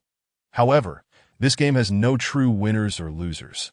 It merely involves reaching the end and comparing scores, merely a ranking as long as we enjoy ourselves. Indeed. but I am happiest with you around. Chapter 30. Song Xinyue's little collection after experiencing the elder phase. It was largely unchanged, save for some event variations, leaving little to elaborate upon. Qi Wunshan, however, benefited from Song Xinyue's good fortune, his rank steadily ascending, concluding the round in 3rd place. A commendable achievement. Heh, this game is indeed rather amusing. You certainly did not say that before. Your face was so dark. I nearly thought you would flip the table. I am not as violent as you suggest. Do not harbor such notions about me. Let go. Do not pinch me. If you were disobedient, you must receive a lesson. Only then did Song Xinyue release her grip. But do not pinch me at every turn. Do you dislike this method of punishment? Very well. I shall reluctantly find an alternative. Song Xinyue surveyed her surroundings. Now that there is no one around, you need not worry about being overheard. Call me wife and let me hear it. Are you so fixated on those 2 words? Is there a problem? It is merely your punishment. The more embarrassed you are, the more I delight in it. Her face was alight with mischief that I shall not call you. You have already pinched me. As if you were the one at a disadvantage. Is it not so? You, my dear, truly cannot discern right from wrong. Forget it, I shall not argue with you. What do you wish to eat tonight? Let us dine out. I do not want you to always cook for me, Dodo. Are you beginning to feel sorry for me?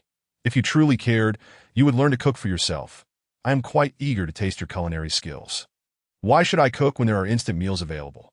They taste fine and are quick. The taste of instant food cannot compare to a home-cooked meal, and besides, it is you who should prepare it for me. That skill will hardly be used often. Mark my words, one day I shall compel you to learn, and after you do, I shall have you feed me bite by bite. To say, she certainly is not joking. I have been rather mischievous, so I quickly capitulated. How about this? Next time you attend the culinary club, take me along. A splendid idea. Let us agree on that. Okie dokie, by the way, how about we go for pickled fish? Very well, let us go. What? You wonder why Qi Wunshan appears so inept. Under circumstances where the strengths are uneven, it is quite normal to be controlled by the opponent, is it not? Regaining any semblance of initiative is commendable. Dinner time was also pleasantly spent. Indeed, this day was rather joyful that it grew late, so I shall take my leave. Do sleep early tonight. Well then, see you tomorrow. Qi Wunshan closed the door, recalling the events of the previous night. He hesitated over whether to lock the door, uncertain if his fragile heart could withstand another visit from Song Xinyue. Yet if he locked the door, might she not perceive something? This was a matter he had to ponder. Forget it, he would endure tonight. If she came again, he would have to lock it from then on. Thus, Qi Wunshan made his cheerful decision. Upon returning home, Song Xinyue fixated on her phone, monitoring the sensor's information. Regrettably, Qi Wunshan had not consumed milk today, so she would not be visiting. Alas, it must be so. Song Xinyue retreated to her room, gazing at the walls adorned with countless photographs of Qi Wunshan. Her smile growing increasingly enamored that Tio preserved the purity of the photos. Each one could only feature Qi Wunshan and herself. Group photos were naturally excluded. Even passersby were not permitted to intrude upon the frame. She reached out, caressing the images as if truly touching him, that oh dear, extending her tongue to lick the photo would be excessive. Alas, it is unfortunate that you did not drink that milk tonight. I can only yearn for you from afar. Should you be punished, I wonder? Very well. Song Xinyue remained somewhat restrained before Qi Wunshan. Yet once unobserved, her peculiar attributes were fully unleashed. She removed several photographs and retrieved a few more from her drawer to display. After all, she would tire of the same images. It was time for a change. This one is adorable, and this one is nice too. They are all my treasures. Wunshan, you must like them too. Right? After perusing the photos, Song Xinyue unlocked a drawer in her desk with a key. Inside, there was nothing particularly special, merely a collection of trinkets. For instance, this was the first gift Qi Wunshan gave her. A pink item embroidered with a little bunny a little rabbit. However, Song Xinyue was not entirely satisfied with this gift, as the design was not crafted by Qi Wunshan himself. Nevertheless, as a first gift, its collectible value was undoubtedly high. And then there was this, a gift of profound significance. This was their mutual token of affection, a scarf. Why is it considered a token of affection? Because Qi Wunshan presented it to her on the Qixi festival. Just like Valentine's Day, Qixi has a custom of gifting scarves, rooted in the myth of the cowherd and the weaver girl. Legend has it that after the weaver girl returned to the heavens, the cowherd, and she could only meet once a year on the 7th day of the 7th month. The cowherd, thinking of her distant abode, must have been cold, resolved to knit her a scarf with his own hands. He sought out the village weavers, and after much persistence, one agreed to teach him. The cowherd persevered through various trials, learning bit by bit, and managed to finish the scarf before the 7th of July. Upon receiving it, the weaver girl was deeply moved, leading to a series of events. Thus, the custom of gifting scarves was passed down, with hand-knitted scarves being the finest. Presenting a hand-knit scarf to someone of the opposite sex is akin to confessing one's feelings. Of course, one may also gift it to friends and family, symbolizing friendship and kinship. However, Qi Wenshan's scarf was not hand-knitted. It was given at Song Xinyue's insistence. When he presented it, Qi Wenshan emphasized repeatedly that it was his friend's. But did Song Xinyue heed that? It is evident she did not, that it has always been her one-sided affection. But who says one cannot compel another to share in one's own feelings? A forcibly ripened fruit can indeed be sweet. You must know, she also gifted Qi Wenshan a scarf, a destined one. Having expressed her feelings, could he possibly refuse? Moreover, he accepted it. Note, Song Xinyue did not disclose to Qi Wenshan the emotions it represented. Song Xinyue wrapped the scarf around herself, admiring her reflection in the mirror and savoring it for a long while. This scarf, the more I look at it, the more I adore it. Heh. Her smile blossomed radiantly. Chapter 31. The morning drizzle after indulging in her other collections. Song Xinyue resolved to proceed to the next step. She hummed a cheerful little tune, plugged in her headphones, and nestled with a pillow adorned with Qi Wenshan's likeness upon her bed. Let me listen to what you are doing. The sound of running water reached Song Xinyue's ears. That, oh my, is someone bathing? Strange scenes flitted through her mind, and her face quickly flushed as she buried her head deep into the pillow. Alas, how delightful it would be to have a visual. Perhaps I should install a few hidden cameras in his room. I shall seek an opportunity. Listening to Qi Wenshan's voice, Song Xinyue felt as if she were still by his side. Gradually, the sounds faded, likely indicating he had fallen asleep. Alas, it is a pity I cannot accompany you tonight, Wenshan. May you have sweet dreams. Subsequently, Song Xinyue opened her phone to record, listening to the previous recording of Wife. Wife. The voice was faint and unclear, consisting merely of those monotonous 2 words. Yet Song Xinyue listened with rapt attention, wishing to hear it endlessly. The reason was simple. It was him. He. Song Xinyue chuckled foolishly, her pupils transforming into heart shapes, blossoming exclusively for him. Is it already 12? Qi Wenshan glanced at the time, and he had been sitting in the living room, not daring to turn on the lights, while simultaneously playing on his phone and keeping an ear out for any sounds from the house, ever vigilant for Song Xinyue's arrival. In the end, she never came at all. One could hardly blame him for feeling vexed. Well, it seemed that last night's incident was merely a spontaneous event. Song Xinyue did not intend to invade every night. Qi Wenshan stifled a long yawn, ready to retire for the night. No more waiting. Let her be. Ding ding ding, breakfast is here. The weather was dreary today. Why haven't those dark circles under your eyes faded yet? I suppose I didn't sleep well last night. Did you drink the milk I sent you? No, you should drink more. It really helps with sleep. To be honest, your milk is quite nice. I always sleep well after having it. That's so. As long as it works out, if you want more, feel free to ask me directly. Naturally, after all, it's my specially crafted milk for you. Then thank you very much. Qi Wenshan knew that being polite with her was utterly futile. By the way, let me apply some eye cream on you. It will help those dark circles fade more quickly. All right, then I trouble you. Trouble? No, this is a pleasure for me. Having your exquisite face before me, allowing me to mold it at will, is an unparalleled experience. What a charming sentiment. Open your mouth. I've made a sudden decision. From now on, the first bite of your breakfast must be fed to you by me. What kind of ridiculous rule is that? What? Since I buy your breakfast, do you dare to ignore my commands? Her gaze turned somewhat dangerous. Sigh, find then that's more like it. Obedient Wenshan is the best. See? This is what it means to be beholden to another. It makes one easy to manipulate. So, how does the food I feed you taste? Is it not even more delicious? No, it's just a change of hands. How could that possibly make the food taste better? Hey, are you genuinely foolish or merely pretending? Can't you just indulge me a little? Say something nice to lift my spirits. How annoying, sigh. Fine then, ahem. Oh my, this is truly delicious. After passing through your hands, Shinua, how has it become so delectable? Satisfied now? Satisfied. Breakfast concluded on a pleasant note, and Song Shinua triumphed in her morning obedience training. Da-da. It started to rain when Sean, hurry and grab an umbrella. Da-da, I'll get it right away. That she when Sean fetched 2 umbrellas and handed one to Song Shinua. You actually have 2 umbrellas at home? Yeah, is that surprising? Song Shinua had initially wanted to share an umbrella with Chi Wen-shan, but did not anticipate this situation. Had she known, she would have checked the weather forecast and sneaked out an umbrella beforehand. How troublesome. Here you go. How about we share one umbrella? I'm a girl, after all, and I'm not strong enough to hold it for long. You can help me. Song Shinua concocted a flimsy excuse. And Chi Wen-shan briefly wondered if she was joking. Even if you're weak, it shouldn't prevent you from holding up a single umbrella, right? Hurry up and grab it.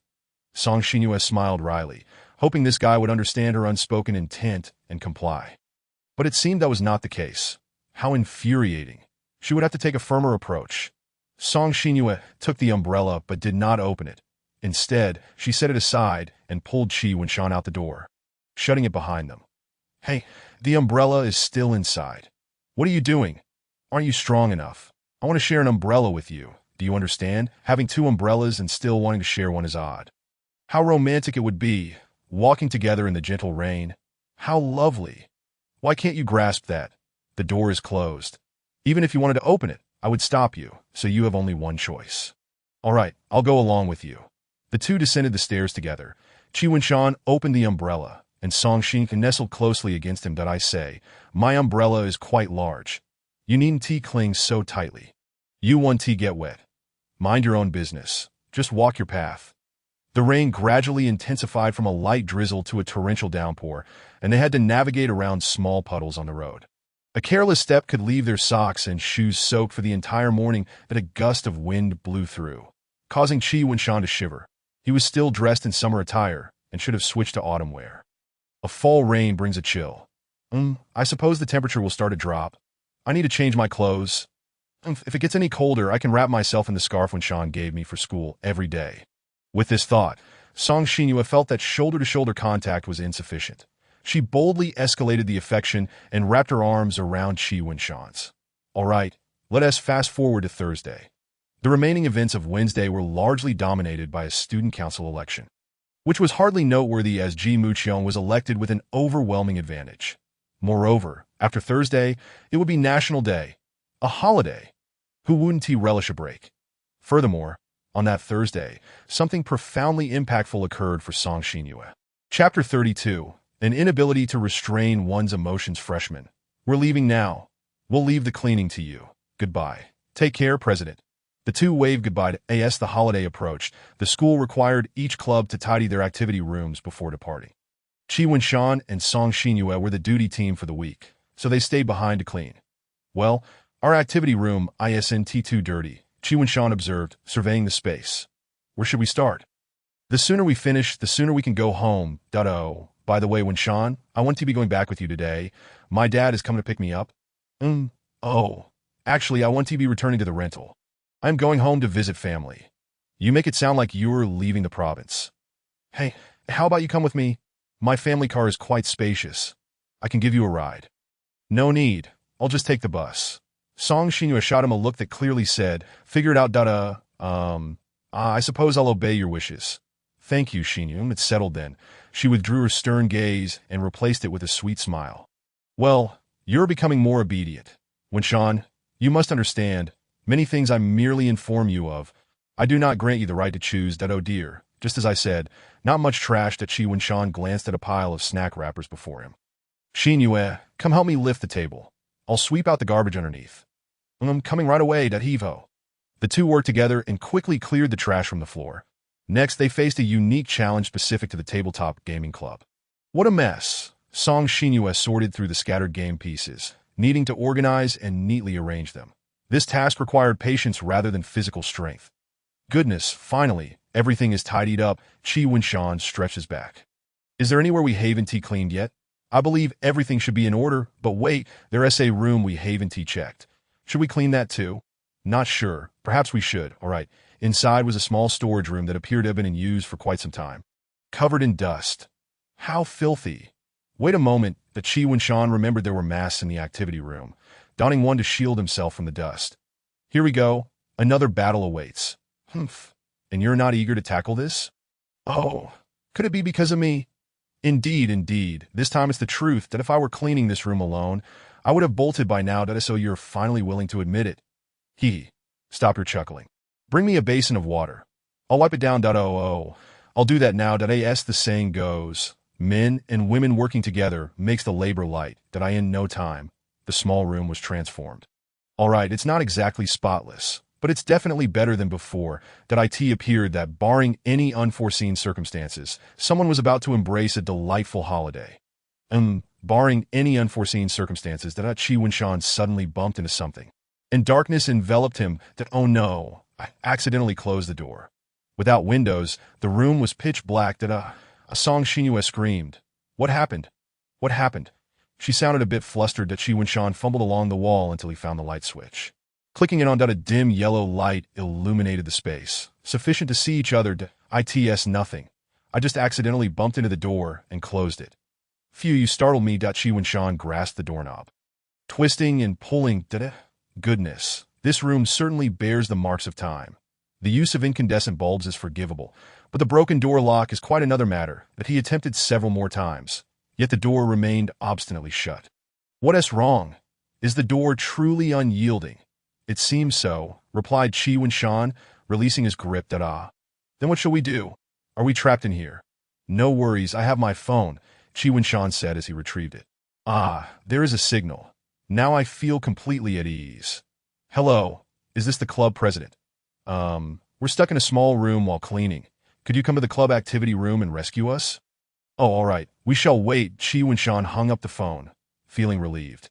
Now we can simply await the president's arrival for our rescue. Phew, good. Qi Wunshan kicked the door a few more times, but alas, despite its age, the door remained remarkably sturdy. Phew, if it won't budge, then stop kicking it and let us sit down and rest. Song Xinyue found 2 pieces of paper and laid them on the floor. All right, indeed, for now, we can only wait. The two sat in silence, time gradually slipping away. Song Xinyue grew a bit bored and decided to seek some amusement. Few observing Qi Wunshan, who was closing his eyes and appearing somewhat drowsy. She hatched a mischievous idea and began to blow gently into his ear. What are you doing? Qi Wunshan rubbed his itchy ears. Feeling a bit bored, I thought I'd tease you. She leaned her head against his shoulder and clutched his arm. As soft as ever. No. Qi Wunshan, do not succumb to Song Xinyue's beauty. Please, just let me enjoy a brief nap. He pushed her head away and extracted his arm. Humph, not a chance. She pressed herself against him again. Sigh, very well. He decided to ignore her and let her continue her antics. In the dim light, one's vision begins to wane, while hearing sharpens. It seemed both could hear the sound of their heartbeats. Yet, being so close, they could not discern whose was whose. Thump, thump, thump. The rhythmic beating of hearts clouded Song Xinyue's mind. Why is the sound growing faster? Why am I feeling so stirred? She began to ponder the cause of her excitement. First and foremost, it was him, and then the environment. Right.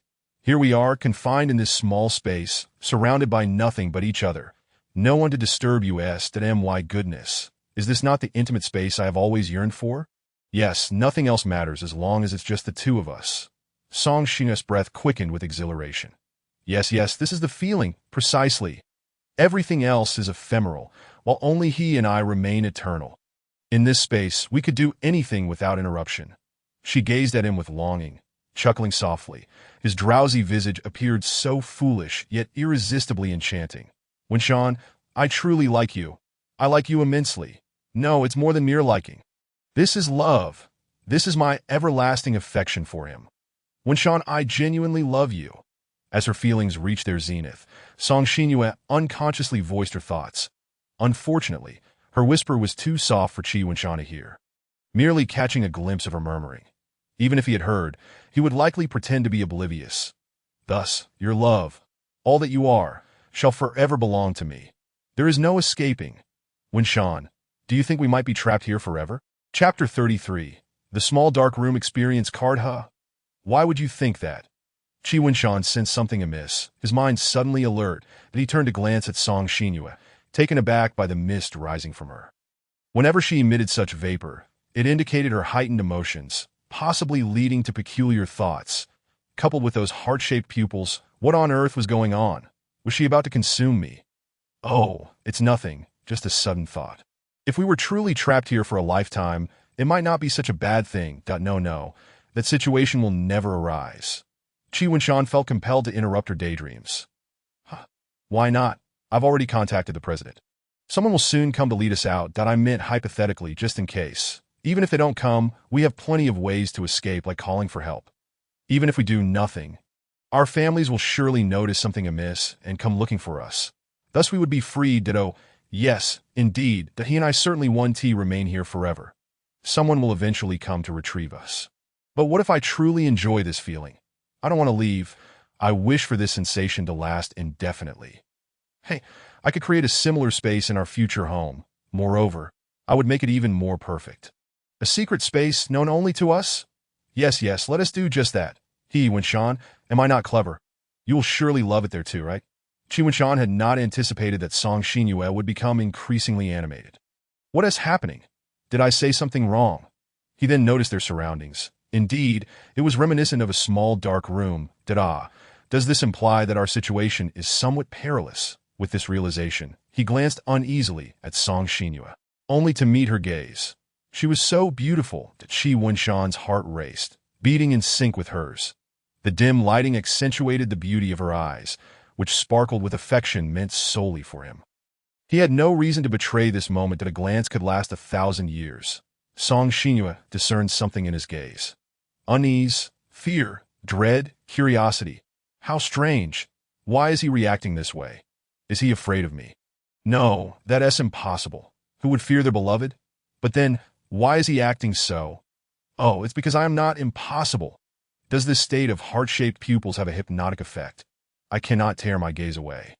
He could not resist reaching out, gently cupping her face. Her skin felt warm, as if the warmth of affection was being transmitted through his hands. Qi Wenshan's sudden action interrupted Song Xinyue's train of thought. What is he doing? Is he about to kiss me? No, this is not how it's supposed to happen. I intended to save this for the confession, but why is my body inexplicably leaning closer to him? Perhaps, just perhaps, I could move the confession to this moment. Yes, that wouldn't be so bad. Moreover, I'm wearing a mask. Even if our lips touch, it would merely be the fabric-esque contact, not a proper kiss. The atmosphere between them felt akin to that of a couple sharing a bed at night, whispering sweet nothings to one another. The dim light and tender affection enveloped them. Having reached this conclusion, Song Xinyue closed her eyes, her nervous system heightened with anticipation, her brain poised to release dopamine. Beneath the mask, her lips had already pouted. Wait, what is she doing? Why has the atmosphere suddenly turned so amorous? What should I do? What does this mean? Qi Wenshan felt at a loss, unsure of how to proceed. Did I ask there no experienced player to guide me? Suddenly, footsteps approached, followed by a series of knocks on the door. The two were startled. Junior students, are you inside? Yes, we are. The door went open. They had no choice but to compose themselves. What a lovely ambience. Only a step away from perfection. Now disrupted. How frustrating. Why must they arrive just as we were about to kiss? So irritating. Sigh, fine then. Song Xinyue had to accept reality. It seemed fate had not yet aligned. The door was pulled a few times, but to no avail. Please wait a moment. We will find the duty teacher. We'll return shortly. Alright, yes, the footsteps faded into the distance. Only the two remained, leaving an awkward atmosphere in their wake.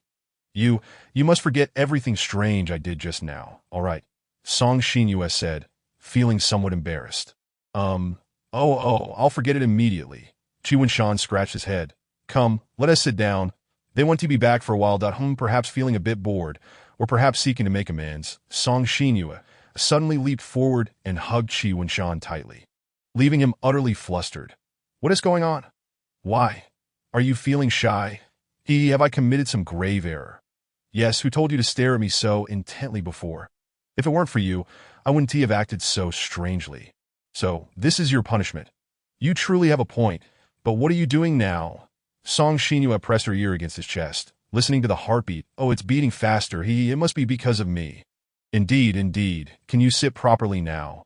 Song Xinyue pressed her finger against Qi Wenshan's lips, and then said, From now on, you shall only belong to me, and your heart will race. Chapter 34. The Uneasy Journey Home, subsequently. The duty teacher arrived to unlock the door, leading the two out. This lock is broken. The teacher remarked that I'll have the school repairman come to fix it. Until then, please refrain from tampering with the door. Understood? Yes. Thank you, teacher, and thank you, President. No need for thanks. It is my duty that it's getting late. Everyone should head home. All right, Wenshan, let us go. Uncle Wang is probably waiting anxiously. Are you really going to drag me along for the ride? Of course, didn't we agree on that? If you now regret it and wish to escape, that simply won't do. She tightened her grip on his arm. I never said I was unwilling. Please, don't hold too tightly. Song Xinyue fell silent, expressing her refusal through actions. Then let's go. Qi Wenshan understood that with Song Xinyue's temperament, a few words would not suffice to persuade her to let him go dumb. Song Xinyue felt quite pleased. Miss, why are you out so late? The master has called me several times, wondering if you have company. Butler Wang observed through the rearview mirror, spotting an old acquaintance that Qi Wenshan might not be particularly familiar. But Butler Wang knew him better than Qi Wenshan's parents did. Just a task, you know. Sometimes Song Xinyue might be too busy, and I have to step in to monitor him. Sorry, Uncle Wang, we accidentally got locked in a room while cleaning.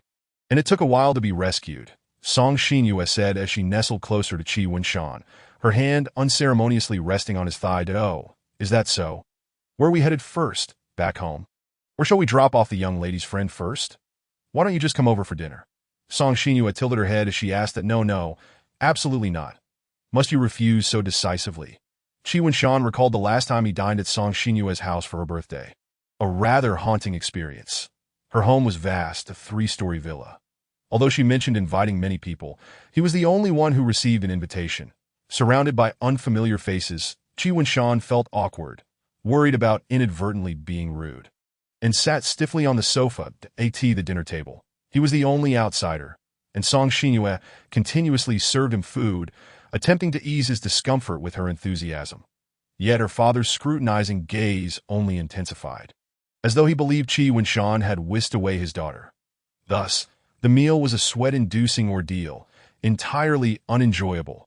Furthermore, her sister was no less daunting, bombarding him with questions, including the frequency of his interactions with her sister. When it was time to leave, either the car tires were flat, or it was too dark, rendering it unsafe for him to go home alone. In short, the implication was that he should stay the night at her house. How could he possibly agree to sleep there? It was akin to walking into a lion's den, not to mention the likelihood of Song Xinyue's nocturnal escapades. Would her father perhaps stab him in his sleep? That remained an ominous uncertainty.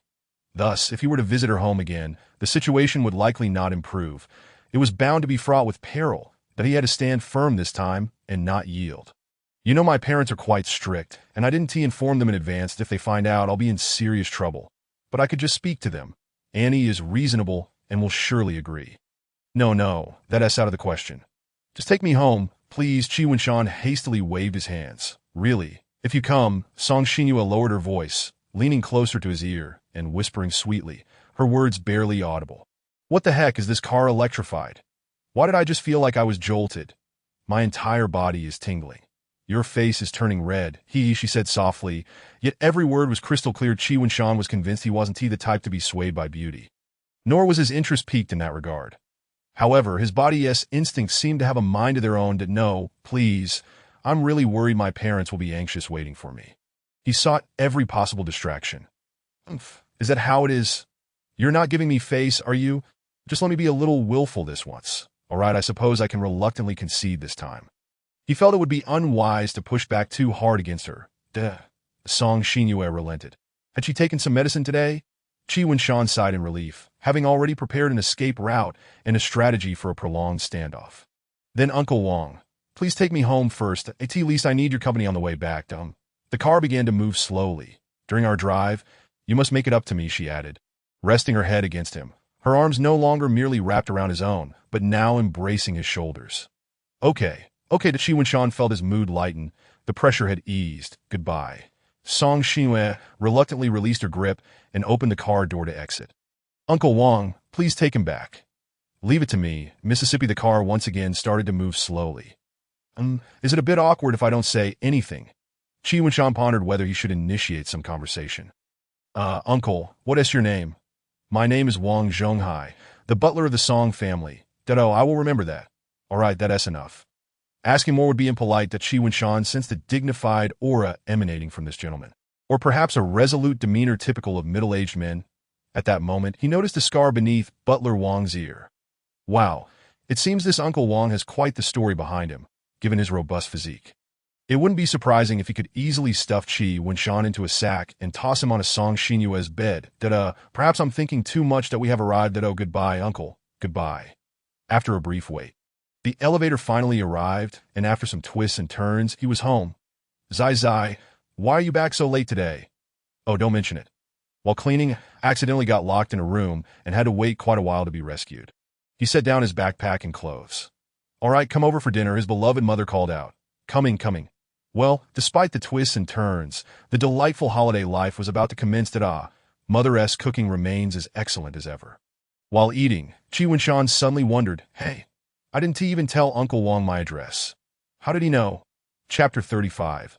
Song Xinyue comes to visit. Lying in bed, Qi Wenshan stretched lazily, and upon opening his eyes, it was already past 9 o'clock. What a wonderfully refreshing sleep.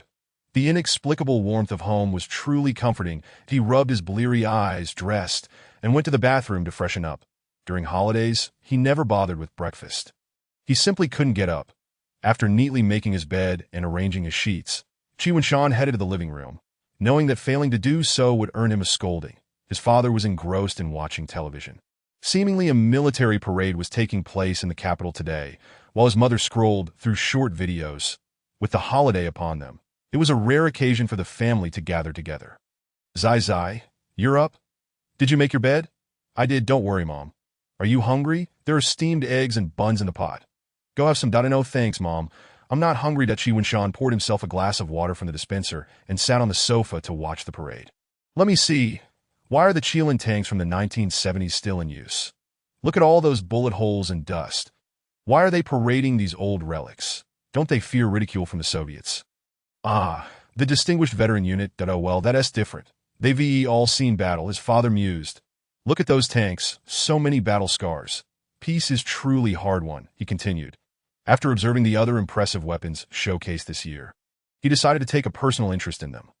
Thus, he returned to his room, booted up his computer, and prepared to play some games that, even in the cyber realm, a tank driver is still a tank driver. However, just as he was about to start, a knock on the door interrupted him. Qi Wenshan paid it no mind and clicked to begin. Hello, Annie. Song Xin entered with a sweet smile, one that could melt even the hardest of hearts. But to Qi Wenshan, it felt as if he had been struck by lightning.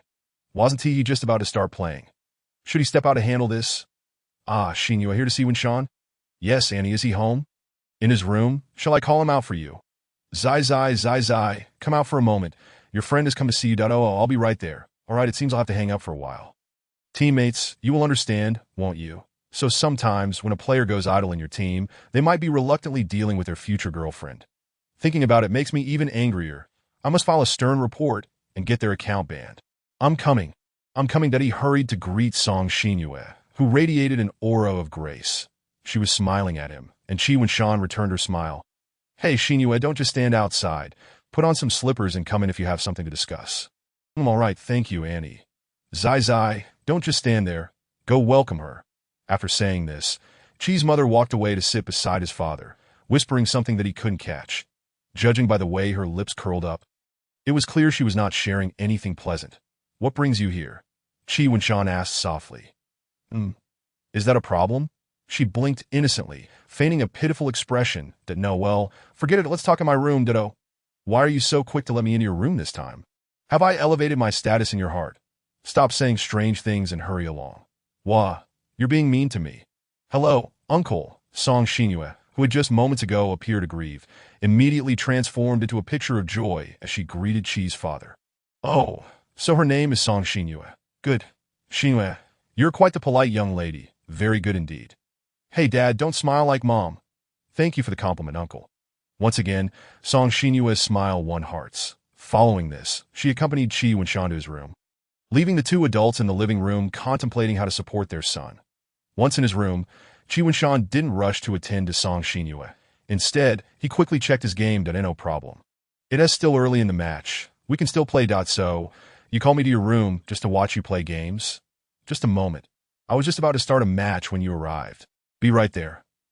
Then don't blame me for rummaging through your things and causing chaos in your room. Qi Wenshan remained silent, fully engrossed in his gameplay.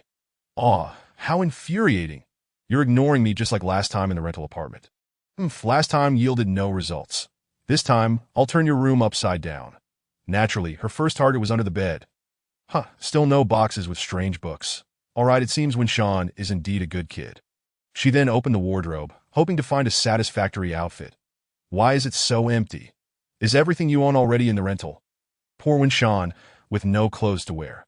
Once we live together, I'll buy you a whole bunch. She glanced at Qi Wenshan's bookshelf, noting that many books had likely been moved to the rental. Sigh, yet another treasure hunt with no rewards. Feeling somewhat dejected, Song Xinyue rolled around on Qi Wenshan's neatly made bed, instantly wrinkling the sheets. Now I have to tidy up. Cry. The consequences of her boredom were severe. After contemplating, she decided to watch him play for a while. Qi Wenshan's dazzling maneuvers and rapid typing left Song Xinyue slightly stunned.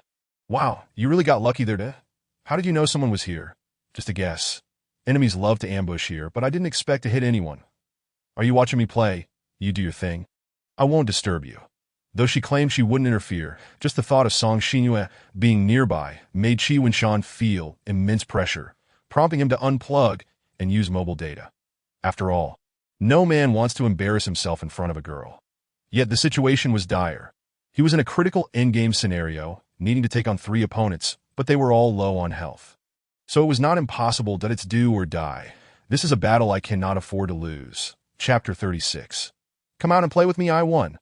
Wow, I can't believe I pulled off a 1v3 comeback. My skills are so cool. Too bad I didn't record it. Qi Wenshan remained in a state of exhilaration, his hands trembling so much that he couldn't even manage a sip of water. Wow, Wenshan, you're amazing. Song Xinyue clapped her hands. They made a mistake and gave me an opportunity. That he set down the cup, striving to steady his hands. Look at how excited you are. Haha, your hands are shaking uncontrollably. It's just a physiological reaction from the tension. Phew, I'm satisfied with this match that you've finished your game, so shouldn't you properly entertain your guest? Stop saying strange things. My parents are still in the living room.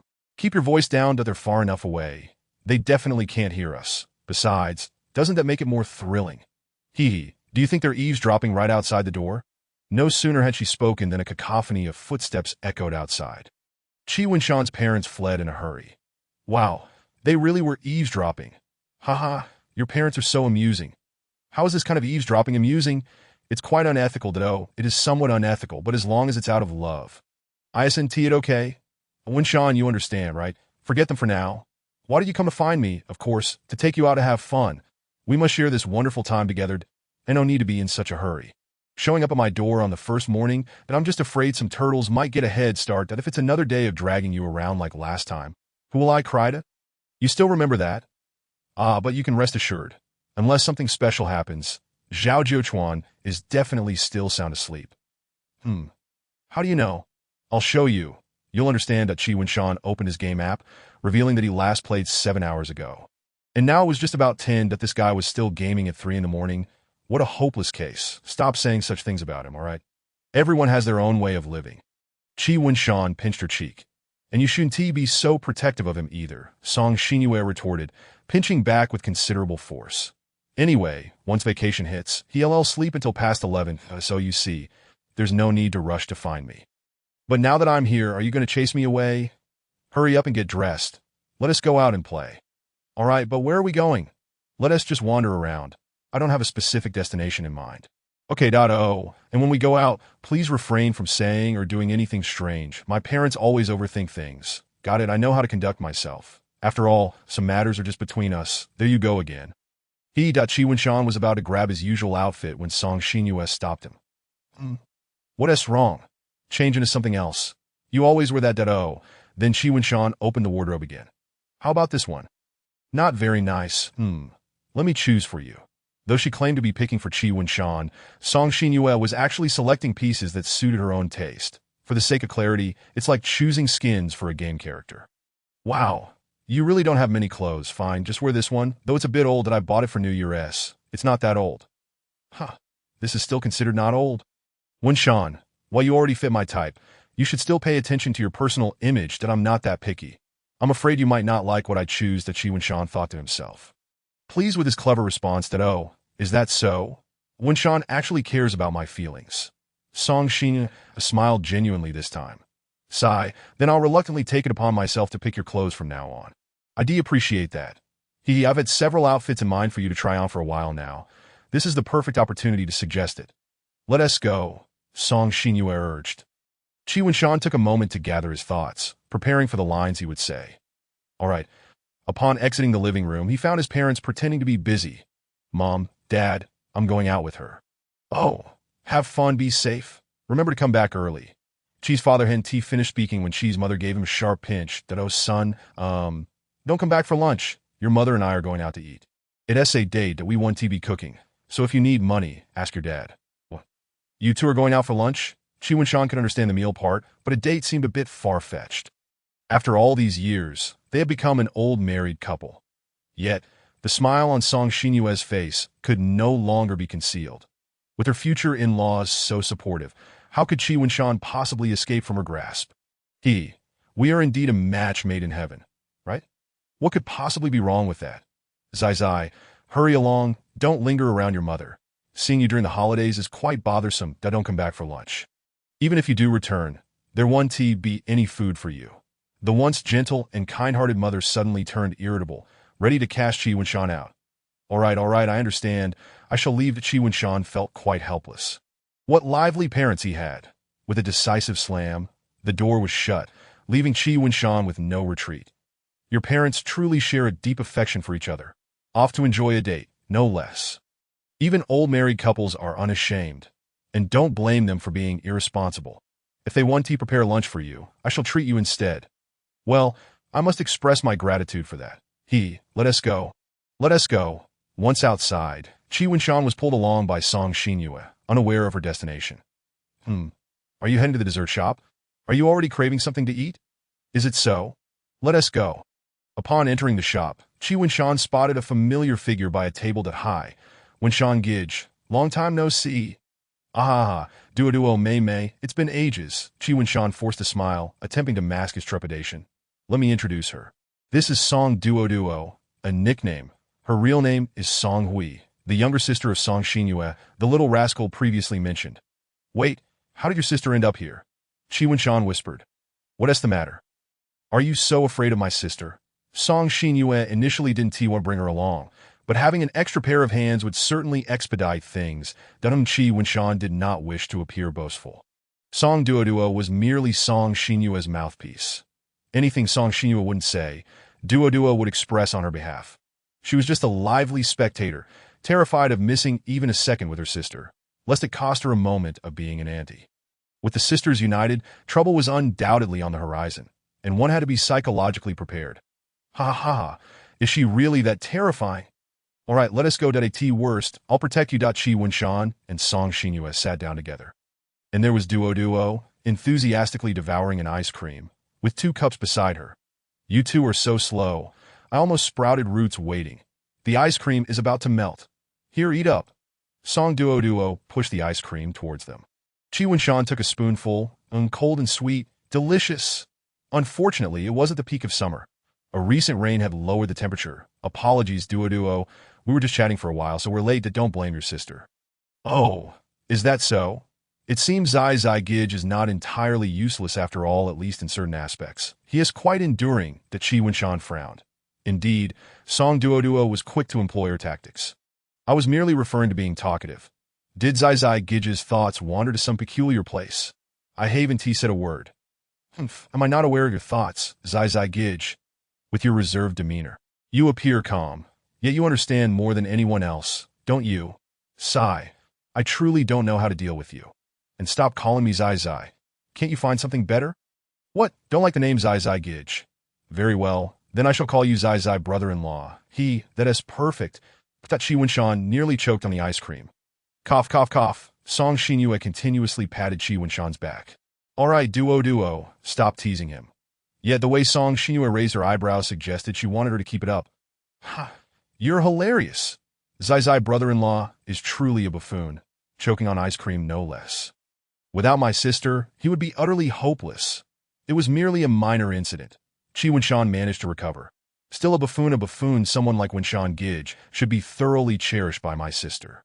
Little rascal, if you don't speak properly, perhaps I ought to give you a taste of your own medicine. Humph, dare you threaten me, buffoon. Chi Winshan swiftly flicked Duo on the forehead, causing it to redden, and thus a lesson was imparted. What is known as a little rascal. Little denotes youth and lesser capability, easily manageable. Rascal implies mischief and playfulness. This is what one means by a little rascal. You actually ambushed me, despicable and shameless. Seeing Song Duo still being obstinate, Chi Winshan pretended to flick her forehead again, prompting her to shield herself. Sister, save me. How dare you frighten me? You must control your buffoon of a brother-in-law. All right, Duo, stop being unruly. Song Xinyue smiled, though her gaze was quite peculiar. Perhaps it would be best not to involve her in their outings again. Although she understood Duo was merely assisting her, witnessing her interact with girls other than herself stirred feelings of displeasure. I'll spare you this time, just because you're my sister's friend. With the onslaught over, Chi Winshan breathed a sigh of relief. He had withstood the little rascal's first assault. Finally, I can enjoy my ice cream in peace. This dessert shop serves quite delectable treats. Are you just going to eat for yourself? Aren't you going to feed my sister a few bites? Your sister is quite capable of feeding herself. Why should I? Song Xinyue tilted her head, opening her mouth and pointing. This was no longer a hint, but a clear request. Zai Zai Gij wouldn't he be so incapable as to not even be able to offer a bite? Would he? A buffoon indeed. It's truly infuriating. Fine, I'll feed you. Chi Winshan reluctantly scooped a spoonful of ice cream, noticing Song Xinyue's expectant expression, and offered it to her. Song Xinyue devoured the ice cream as if she had never tasted it before, licking it clean. After she finished, Chi Winshan pulled the spoon back, revealing the glistening remnants of the treat. This scene felt eerily familiar. A potent DJ, Vu Chi Winshan hesitated, pondering whether he should take another bite, as it was now tainted with her saliva. Hey, Zai Zai Gij, are you hesitating? Are you afraid to use the spoon? Still thinking of cleaning it first? Buffoon, oh dear, fine. I'll eat it to show you. Chi Winshan, provoked, took a hefty spoonful of ice cream. It seems Winshan Gij isn't such a buffoon after all that I'll give you some credit. With this round, Song Duo emerged victorious. That Chi Winshan sighed and turned to Song Xinyue. Why is there steam rising again? Did you just eat ice cream and still feel hot? He really used that spoon. After all that, it has transcended mere indirect kissing and become, perhaps, an indirect French kiss. This is truly what a gentleman should do. Sharing is caring. Right, Winshan Gij? Yes, I hear you. All right, let us discuss some serious matters now. Have you decided where to go for fun? No, we have no idea where to go. Alas, that truly is a predicament. However, just so happens, I have a travel guide for Haicheng right here. Song Duo handed it to Chi Winshan. Choose one. Chi Winshan glanced through it, incredulous. The guide was filled with popular spots that couples must visit. Overwhelmed, he found himself unsure of where to go. What is this? Why are all the places geared towards couples? Chi Winshan displayed a troubled expression. What's wrong? These places are just fun. What's the issue with checking them out? Sigh. I truly don't understand what concerns you, buffoon. It's nothing, just I see. You're worried I'll be a third wheel, disrupting your romantic moments, aren't you? Don't worry, I'll act as if I don't see anything. Hey, when did I ever say I had such concerns? All right, buffoon Gij, stop being obstinate with me. Quickly decide where to play. My time is precious that I don't know, I can't choose. You truly are a buffoon unable to make a choice. Fine then, you two can simply go to a hotel together. Cough, cough, cough. Although startled, Chi Winshan was not choking this time. What on earth? Why are you suggesting we go to a hotel? What is wrong? Is there a problem? Since you can't decide where to go, why not skip to the end? It's perfectly fine to have a beginning and an ending, isn't it? You have so many points to critique. I am at a loss for where to begin. Your mathematics teacher has taught you that solving problems does not require a process. Furthermore, why does the result lead to a hotel room? Oh, it seems that Winshan is quite romantic. perhaps desiring a bit of foreplay. Very well, that Qi Wenshan covered his mouth with a sigh, attempting to conceal the color on his face. All right, make your choice quickly. Anywhere will do. Otherwise, I might just drag you both to a hotel room. A hotel room does not necessarily imply engaging in peculiar activities, right? I thought of nothing. Qi Wenshan picked up the options again and randomly selected one. Then said, Nanshan Park, then, good. Let us go. Song Duo snapped her fingers that Qi Wenshan swallowed hard. He had just survived another wave of Little Devil's assault. This fellow is even more provocative than her sister. Qi Wenshan turned to glance at Song Xinyu and hiss, what is that at the corner of her mouth? Hey, pay a little attention to your image, young lady. Song Xinyue's voice was somewhat muffled, making it unclear what she intended to convey. Has she begun to fantasize upon hearing the phrase hotel room? No, I must stop her. Thus, Qi Wenshan shook Song Xinyue's body incessantly, waking her from her reverie. No wonder she had been so silent. Hey silly, wake up, stop daydreaming, and let us grab the ice cream and go. Mo, look at you, so foolish, drooling even. What are you thinking about? Oh, he thinking of you. Just as Song Xinyue was about to grab a tissue, Qi Wenshan was quicker and helped her wipe it away, an act of pure inadvertence. Let us go. Qi Wenshan took his ice cream. Don't, Song Xinyue smiled. Wenshan is truly gentle. Every little bit is so endearing. This is why I want to claim you as my OWN. That IT should be enough for you to be gentle with just me. Why bother with others? It was still the same car as yesterday, with the same driver. Song Duo had already claimed the passenger seat, and the implication was quite clear. Did you two chat about something behind my back? Why are you so slow? Song Duo turned her head and inquired. Nothing. Don't overthink it. Oh, you're getting anxious. It seems I've hit the mark. Song Duo smirked mischievously. Forget it. I want to disturb my dear brother's good mood. Uncle Wong, let us head to Nanshan Park. That Qi Wenshan felt quite helpless.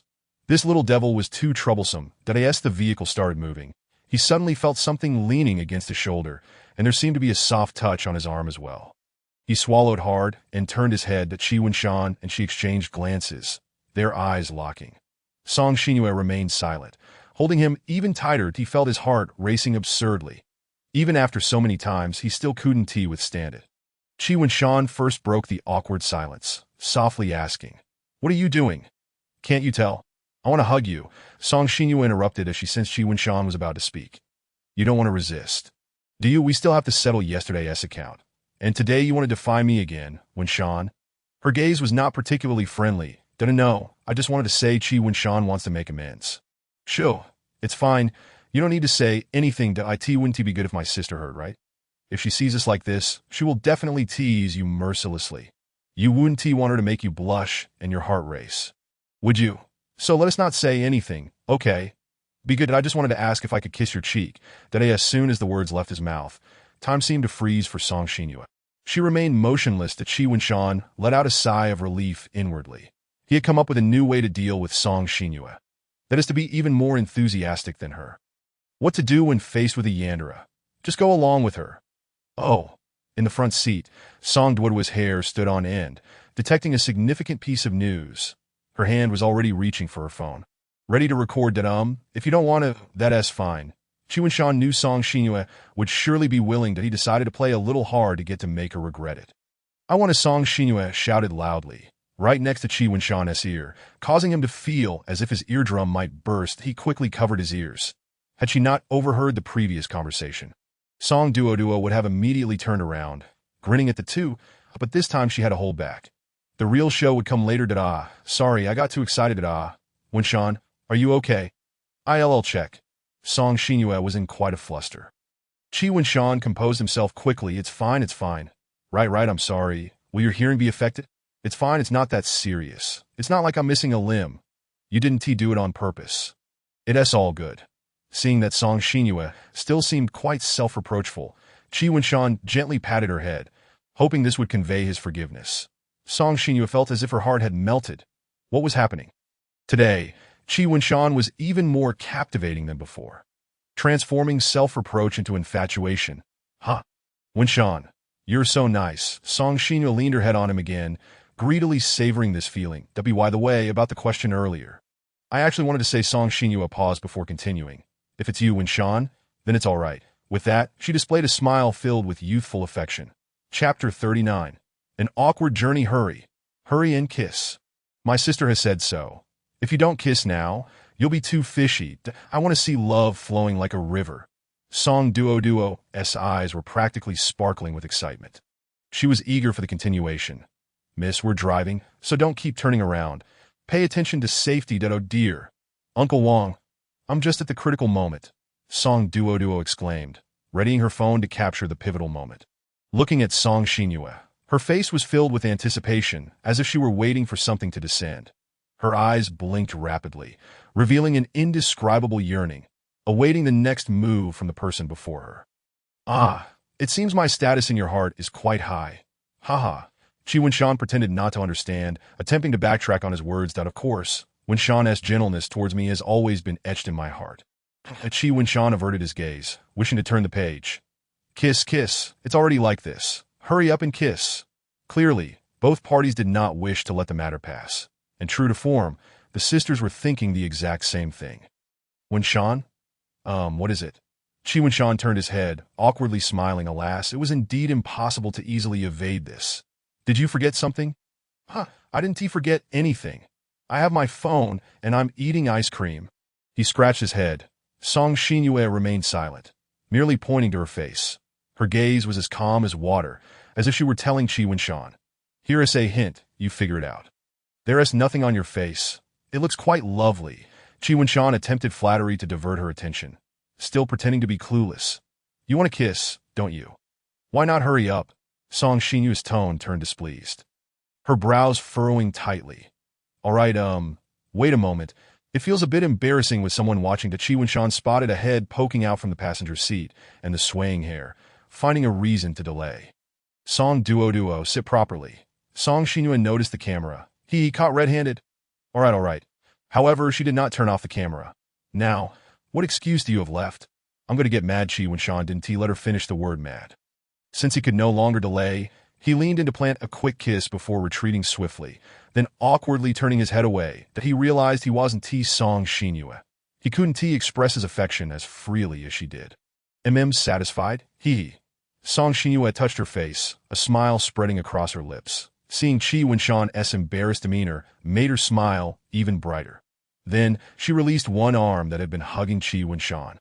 It wasn't that she wanted to let him go. Song Xinyue took out her phone and opened WeChat. Duo, send me the video you just recorded and then delete it. I worked hard to film that. I haven't even had a chance to watch it yet. Delete it. There's no room for negotiation. The intimate interactions between me and your brother-in-law can only be viewed by me. No one else can keep it. Duo, do you understand? Fine, sister, you're too much. The video and photo album, I've deleted it. Smile, that is more like it. Later, I'll help you inquire about that senior from the 3rd year.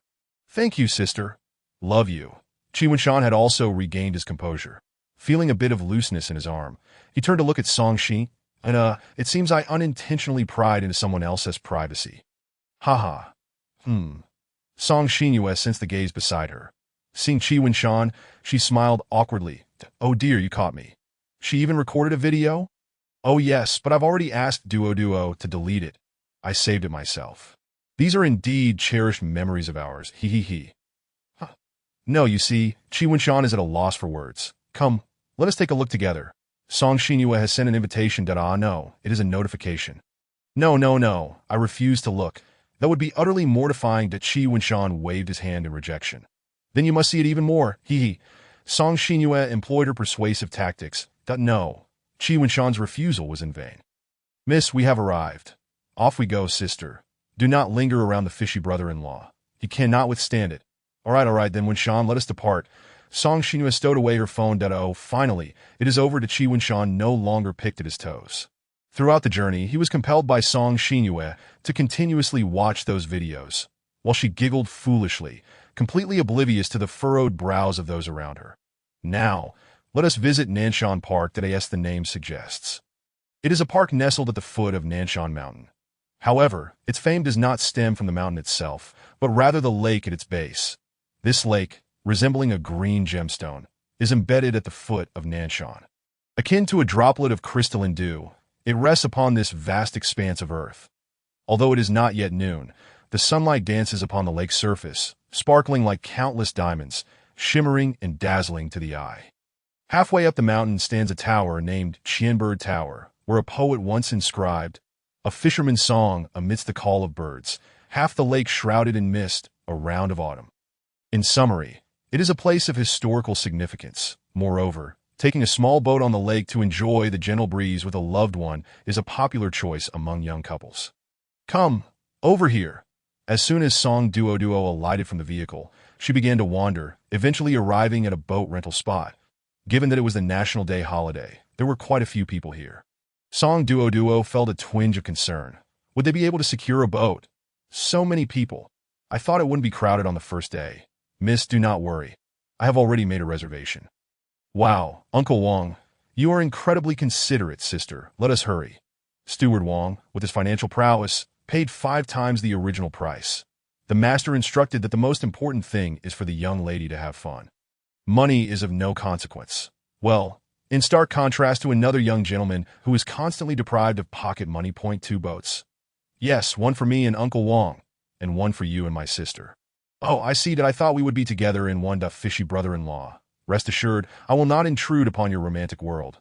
Go enjoy yourselves." Song Duo smirked mischievously. Chapter 40. Lake Excursion, wishing everyone a joyful Lantern Festival 0. Here I am, humbly seeking your support.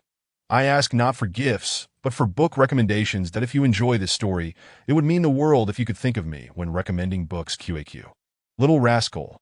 Do not speak so ambiguously. Now, is this little tease too much for you, fishy brother?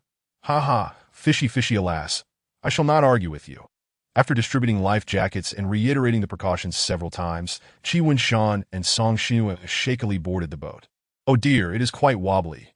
Winshan, please steady me, Dutto." Chi Winshan hurriedly supported her, but unexpectedly, Song Xinhua leaned into his embrace. "Where should I put my hands?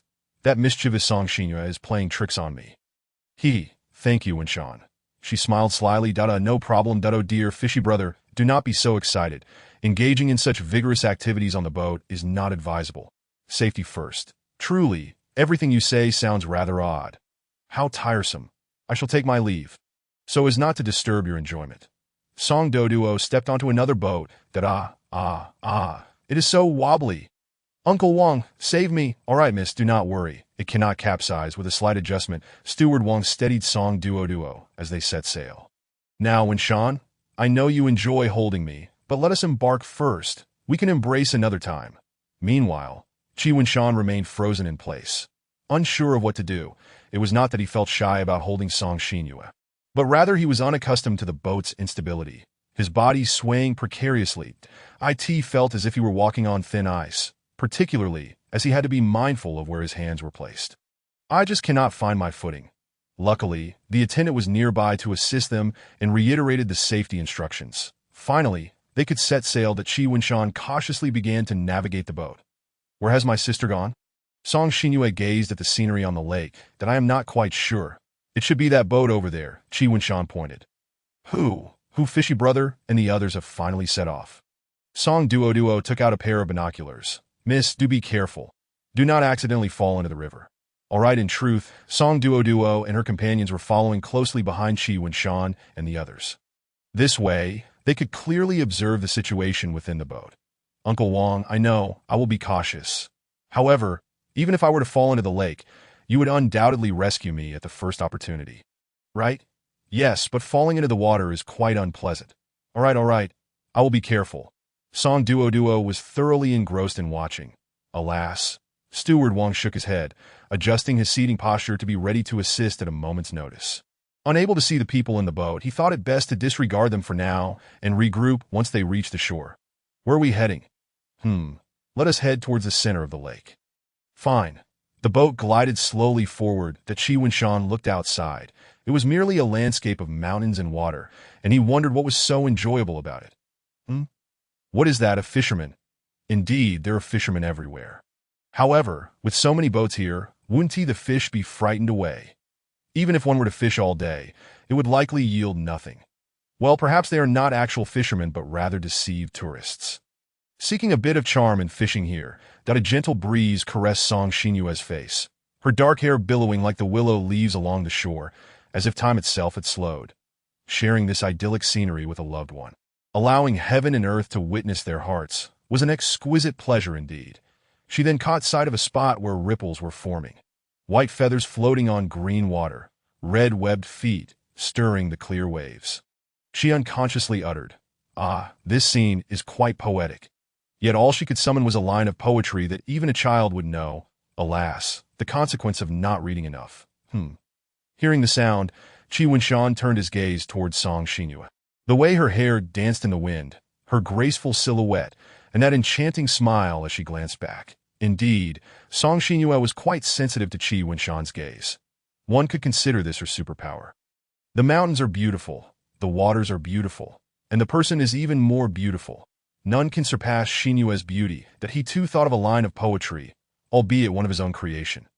Ahahaha, at least it rhymes. Does it not? Yes, beautiful that he found himself speaking aloud without thought. Song Xinhua did not catch his words clearly, but observing the shape of his lips, she could roughly guess what he had said. Immediately, she playfully tossed her hair, resting her chin on her hand, and grinned at him. "What is that? Am I captivating you?" Qi Wenshan nodded sincerely. This time, he admitted so readily. "Wenshan, you are becoming increasingly obedient," that a look of fondness adorned Song Xinhua's face. "Oh dear, my sister is so joyful. I am so curious about what they are discussing. It must surely involve some heart-fluttering content, right? Uncle Wang, what do you think? Whatever the young lady thinks is what it is." "How dull. You should share your thoughts as well." The boat swayed, causing Song Duo to lose her balance. Steward Wang acted swiftly, catching her and helping her regain her seat. "Phew, that scared me half to death." Song Duo gasped, still shaken, "that I have already warned you to be cautious."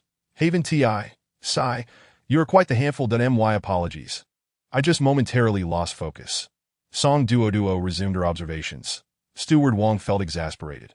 Among the two sisters, Song Hui was certainly the more mischievous and difficult to manage.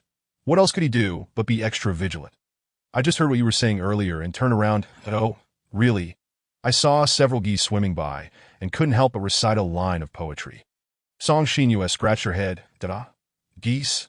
Are there geese here?" "Right over there," Song Xinhua pointed. "How can one be cautious around geese? How annoying." Following her finger, Qi Wenshan looked over. Upon closer inspection, he realized, were those not ducks? Ah, ducks indeed. Song Xinhua leaned in closer for a better look, confirming that they were indeed a flock of ducks. Oh dear, how embarrassing to confuse ducks and geese. Song Xinhua covered her face in shame. "What is the big deal? There is no need to hide your face. You'll only obstruct my view of your beautiful visage, da-da. If that is the case, I must ensure you see me well." Just as she spoke, Song Xinhua attempted to rise, but Qi Wenshan hurriedly stopped her. No, we are still on the boat. If you stand up, the boat will become unstable." Alas, with great reluctance, Song Xinhua settled back into her seat. Indeed, one must be cautious regarding safety matters. No worries. Once we reach the shore, there will be ample time. What was my sister just about to do? Why did she stand up only to sit back down again? "Uncle Wang, hurry up, I can barely see you now." Song Duo found herself rising as well. "Miss, do sit down first." Butler Wang had already prepared himself. Chapter 41. Check-in notice, by the way. Did you happen to take a photo of me enjoying the scenery? Let me see it. Huh. You didn't take any? Ah, such a precious memory, and you let it slip away in an instant. You know I'm not one to take many photos. No, let us do it again. I'll try to recreate what I just did, and you can take the picture anew. Song Xinhua turned back once more. Must we really go through a reshoot? Very well. As you wish, that Qi Wenshan took out his phone and opened the camera. This time, no matter what, Qi Wenshan could not recapture the feeling of that moment. The actions were the same, the poses identical, the people unchanged, yet the heart felt quite different. Fine. Let us just take a few casual shots. Click that is that good. Wenshan? Yes, I finished taking them, but I can't say how well they turned out. Alright, even if they aren't great, it doesn't matter. Quickly, let me see. Here, Qi Wenshan handed over his phone. Actually, they aren't too bad. You did quite well. Alright, I see you're just trying to console me. Really, there is no need. May I take a look at your other photos? Sure did. It was futile to refuse. The phone was already in her hands, and there was nothing in her album that she couldn't show Song Xinhua. Which photo to choose? Why is she smiling so foolishly? Qi Wenshan felt puzzled. He didn't have many photos in his album either. Well, now her outward smile was merely a facade. Viewing the photos was one thing. More importantly, it was an opportunity to check in. Nothing unusual in the album. Excellent, when Sean is performing admirably. Next up is WeChat. Let us hope I don't come across messages from other girls, alright? Are you not done yet?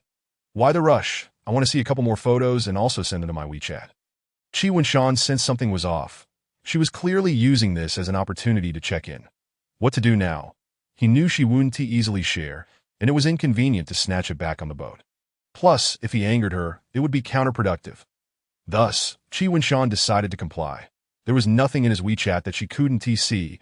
Let her check if she wished. When Sean, why didn't anyone answer when I knocked on your door? Where have you been? Oh, a message from half an hour ago. It seemed when Sean was still unaware. Very well, I shall reluctantly help you respond. How should I reply? I have an idea. Song Shinua lifted her phone and activated the front camera. Come on, Winshan, look at the lens. I'll take a picture of us together. You're quite enthusiastic, Winshan said, posing with a peace sign. All right, can I have my phone back now? Just a moment. Please. Song Shinua used her charm to buy herself some time.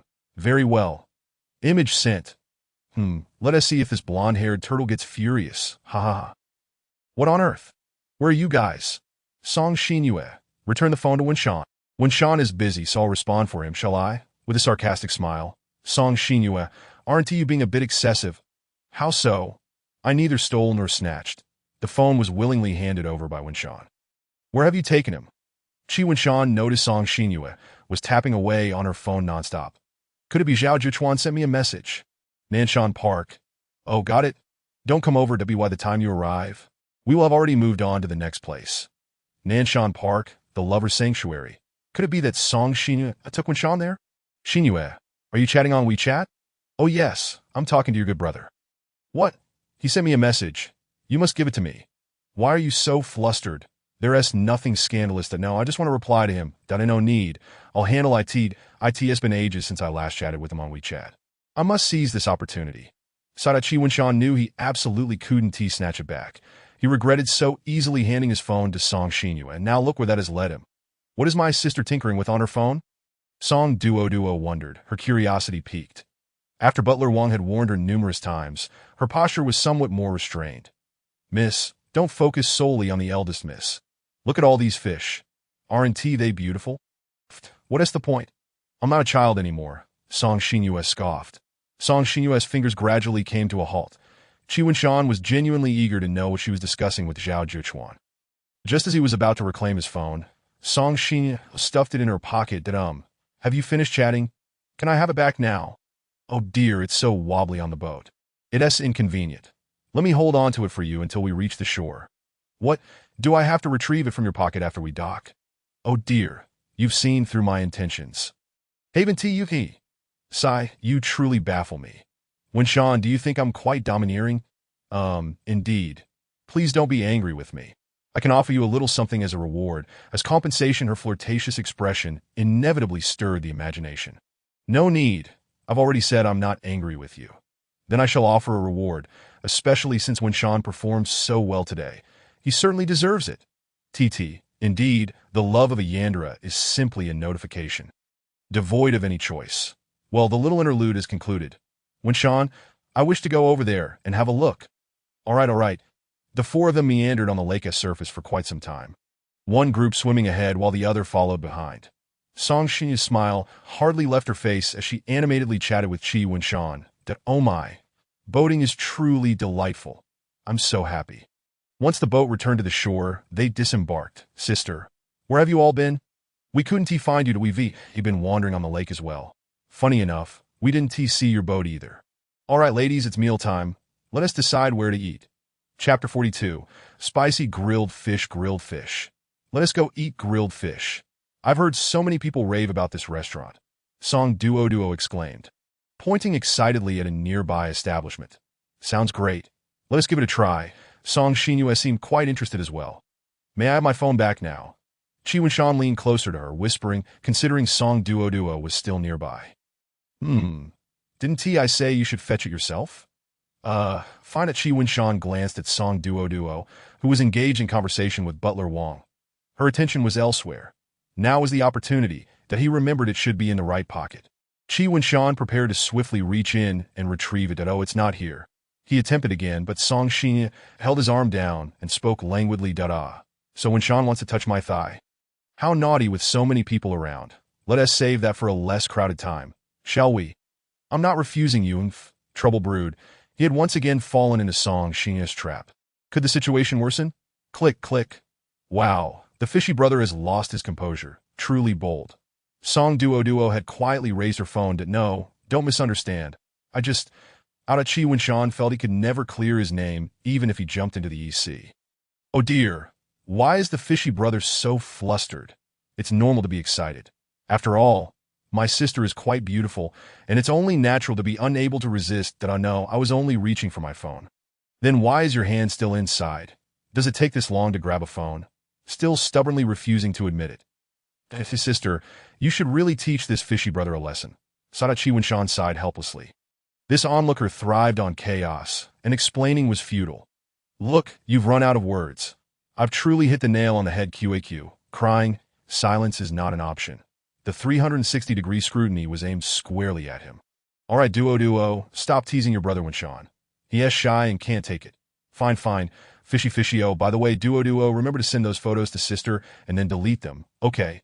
Here, your phone, I'll give it back to you. Only upon entering the restaurant did Song Xinyue finally return the phone to Chi Winshan. Oh, finally back, Chi Winshan exclaimed, taking the phone and checking WeChat. The chat history with Zhao Jichuan had been wiped clean. Without a doubt, it was the doing of Song Xinyue. So you were indeed checking WeChat. Song Xinyue wore a knowing expression. Why did you delete my chat history? Alas, what an abundance of futile chatter. What purpose does it serve? Am I here to assist you in clearing your WeChat memory? Do you have any objections? Chi Winshan swallowed hard. Though a smile graced her lips, her gaze was laden with threats. Forbidding him from revealing even a hint of discontent, no objections. He replied meekly that it seemed evident that she had conversed with Zhao Jichuan about matters she preferred to keep from him. However, that was of little concern. He could simply inquire with Jichuan later. That's good that you're quite obedient. There are certain things I wish to keep from you for reasons of my own. Do not pry, Winshan. The more you know, the more burdens you shall bear. Song Xinyue's tone was so gentle, her airy words causing Chi Winshan's fingers, poised to type, to falter. Gazing at Song Xinyue's smiling face, he felt an overwhelming sense of helplessness. Such was the weight of this love. Very well, I shall put away my phone. Seeing Chi Winshan stow his device, Song Xinyue nodded in satisfaction. Now, with such a charming and beautiful presence before you, why are you still fixated on that yellow-haired turtle? Am I not sufficient? Look at me more. All right, I shall think of nothing else but our meal. The world may be a mess, but let us savor our food. But I must say, it feels rather inappropriate for our group to occupy 2 tables at the restaurant. Chi Winshan cast a glance at a nearby table, where a tuft of hair was swaying, only to vanish upon sensing an unfriendly gaze.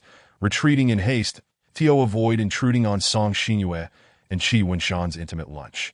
Song Hui took the butler Wong to another table. Did I ask there a problem with that? It's not as if we're ordering just one dish. Are you so eager to let someone else intrude between us? Winshan? No, I have no such intentions. He quickly waved his hands in denial. I knew you wouldn't be willing. Did I in his heart? Chi Winshan silently thought. I wouldn't dare to be unwilling. After a while, a fragrant grilled fish was brought to their table. The waiter unveiled the foil, releasing a plume of steam, followed by a drizzle of soul-soothing sauce and scalding chili oil, garnished with scallions and cilantro, the aroma wafting temptingly through the air that Chi Winshan swallowed. And it seemed that each time he did so was out of trepidation. This time, however, it was pure craving. Looks quite splendid, he remarked, his anticipation palpable. Indeed, it smells divine. Let us dig in. Song Xinyue could hardly contain her excitement. Chi Winshan picked up a piece of fish, delicately dipped it in the sauce, and after blowing on it gently, he placed it in his mouth, savoring the intricate flavors that a robust spiciness first assaulted his palate. The heat of the chili blending with the fragrant spices, accompanied by a delightful freshness, pure ecstasy, that he found himself panting, the heat overwhelming him, for he wasn't particularly adept at handling spicy food. You've turned quite red from the spice. Haha. Song Shinyu couldn't help but chuckle that I forgot you aren't well versed in spicy dishes, that if only. No need, no need. I may not handle spice well, but that doesn't mean I dislike it. This is the bittersweet joy of it all. Look at you all flushed. You should drink some beverage, perhaps rice or something. Should I fetch some yogurt? It seems to have a miraculous effect on alleviating spiciness. No need. I prefer ice-cold cola. That he took a sip, the carbonation tingling in his mouth, a delightful sensation. Yet he was cautious not to drink too much at once, for that could easily lead to a bellyache. The spiciness subsided momentarily, only to return with a vengeance, compelling him to take a bite of rice. Hee Winshan, you're so adorable. Why do you keep staring at me? Eat your meal. Feeling slightly embarrassed under Song Xinyue's gaze as he struggled with the spice. Qi Winshan shifted uncomfortably. Why are you still shy? Winshan, just watching you is enough to make me devour 100 bowls of rice. 100 bowls? Just imagine how plump I would become. Hey, the last thing a girl wants to hear is that she's gained weight. My figure is perfectly maintained. I am not plump at all. All right, I concede. Xinyue, you can eat without gaining an ounce. Now that is more like it. Song Xinyue quietly took a bite of rice. Chapter 43, A Heart Full of Warmth. How delightful it is to chat so merrily, sister. You seem so blissfully happy. Hey, only my brother Zayu could evoke such joy in her. Miss, you shouldn't focus solely on the eldest young lady. Do enjoy your meal. The butler Wang chimed in, thoroughly engrossed in his food. One can always eat, but joy can vanish in the blink of an eye. Feeding time. Well done, sister. Redirecting her attention back to Song Xinyu. Open your mouth. Winshan, did I just cast a spell? The fish I feed you is certainly not spicy. Song Xinyue was genuinely enthusiastic about feeding Qi Winshan. Do you take me for a child? Besides, even a child wouldn't believe that. Enough of the nonsense. I've brought it to your lips. Will you eat or not? Song Xinyue leaned closer, gazing at the succulent fish drenched in savory broth. He relented.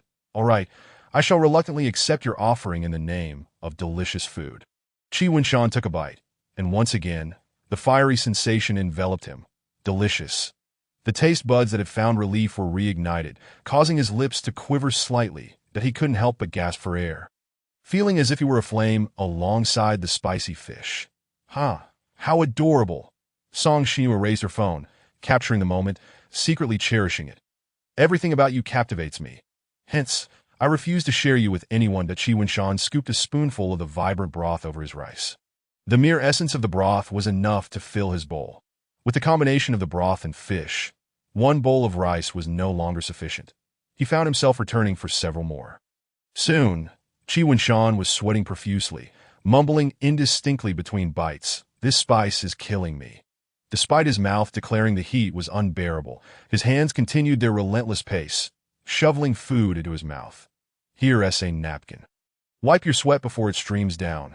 Song Xinyue observed Qi Winshan's comical struggle, giggling softly. Wait, let me finish this bite first, he protested, unwilling to pause. Is it necessary to exert yourself so? Very well, little glutton. Since you're too lazy to wipe, allow me to assist you. As she spoke, Song Xinyue picked up a napkin and gently wiped the grease from the corners of Qi Winshan's mouth and the perspiration from his face. Her movements were tender and meticulous, akin to caressing a precious heart. Qi Winshan felt a tinge of embarrassment, scratching his head as a blush crept across his cheeks. This girl truly follows through on her words. Why are you still shy? Seeing you flustered only makes me more indulgent. That I really don't need your help with such things. I'm not a child, Qi Winshan insisted. But I simply wish to do so. Interaction. Equally excited was another observer. Miss, you've been fixated on the eldest young lady. You've hardly touched your meal. You'll be hungry this afternoon. If I get hungry later, I can just snack. She replied dismissively. Oh dear, this is troublesome. Wang the butler sighed, preparing to take action. That if you don't eat properly, I might have to report this to the master. No.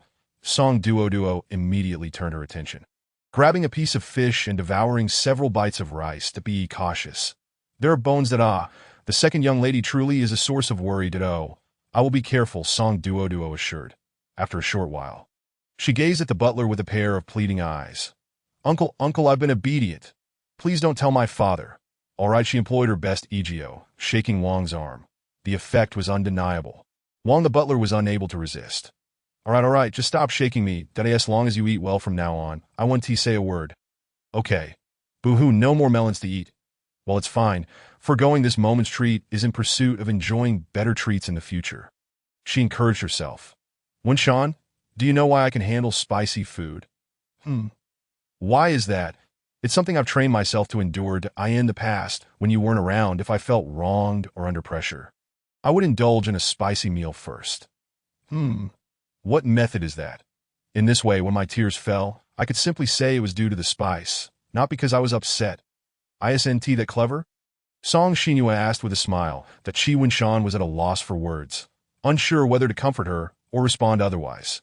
You know, I'm quite sensitive to my family has high expectations of me. I can share with them but cannot shed tears that I always have troubles bottled up inside, smiling on the outside.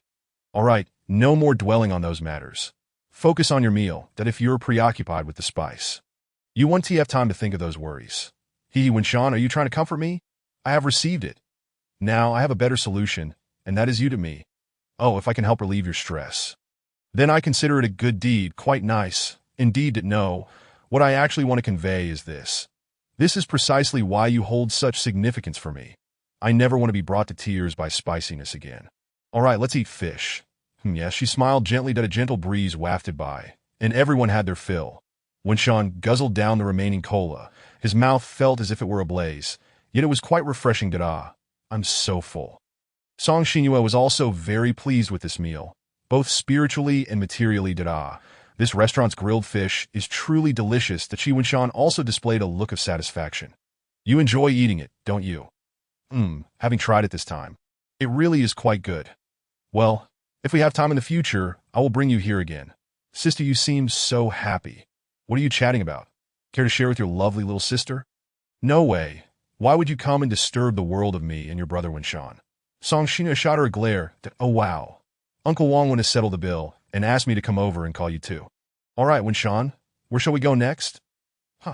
We just finished eating, and now we're off to play again. Chapter 44. Want to run? That is not permitted, you don't want to come. But that makes sense. There's really not much to do in the middle of the day. Winshan, do you have any good ideas? Me. Right now, I just want to go home. We've been out and about for the entire morning. But I don't want to let you go just yet. Song Xinhua raised an eyebrow how about we meet up again in the afternoon? I really don't want to go out right now. We just ate, and it's not suitable for intense activities. It's better to just relax at home. Then Song Xinhua pondered something else. Fine, let us go then. I'll take you back. Hey, you're being so agreeable? Qi Winshan felt a bit surprised.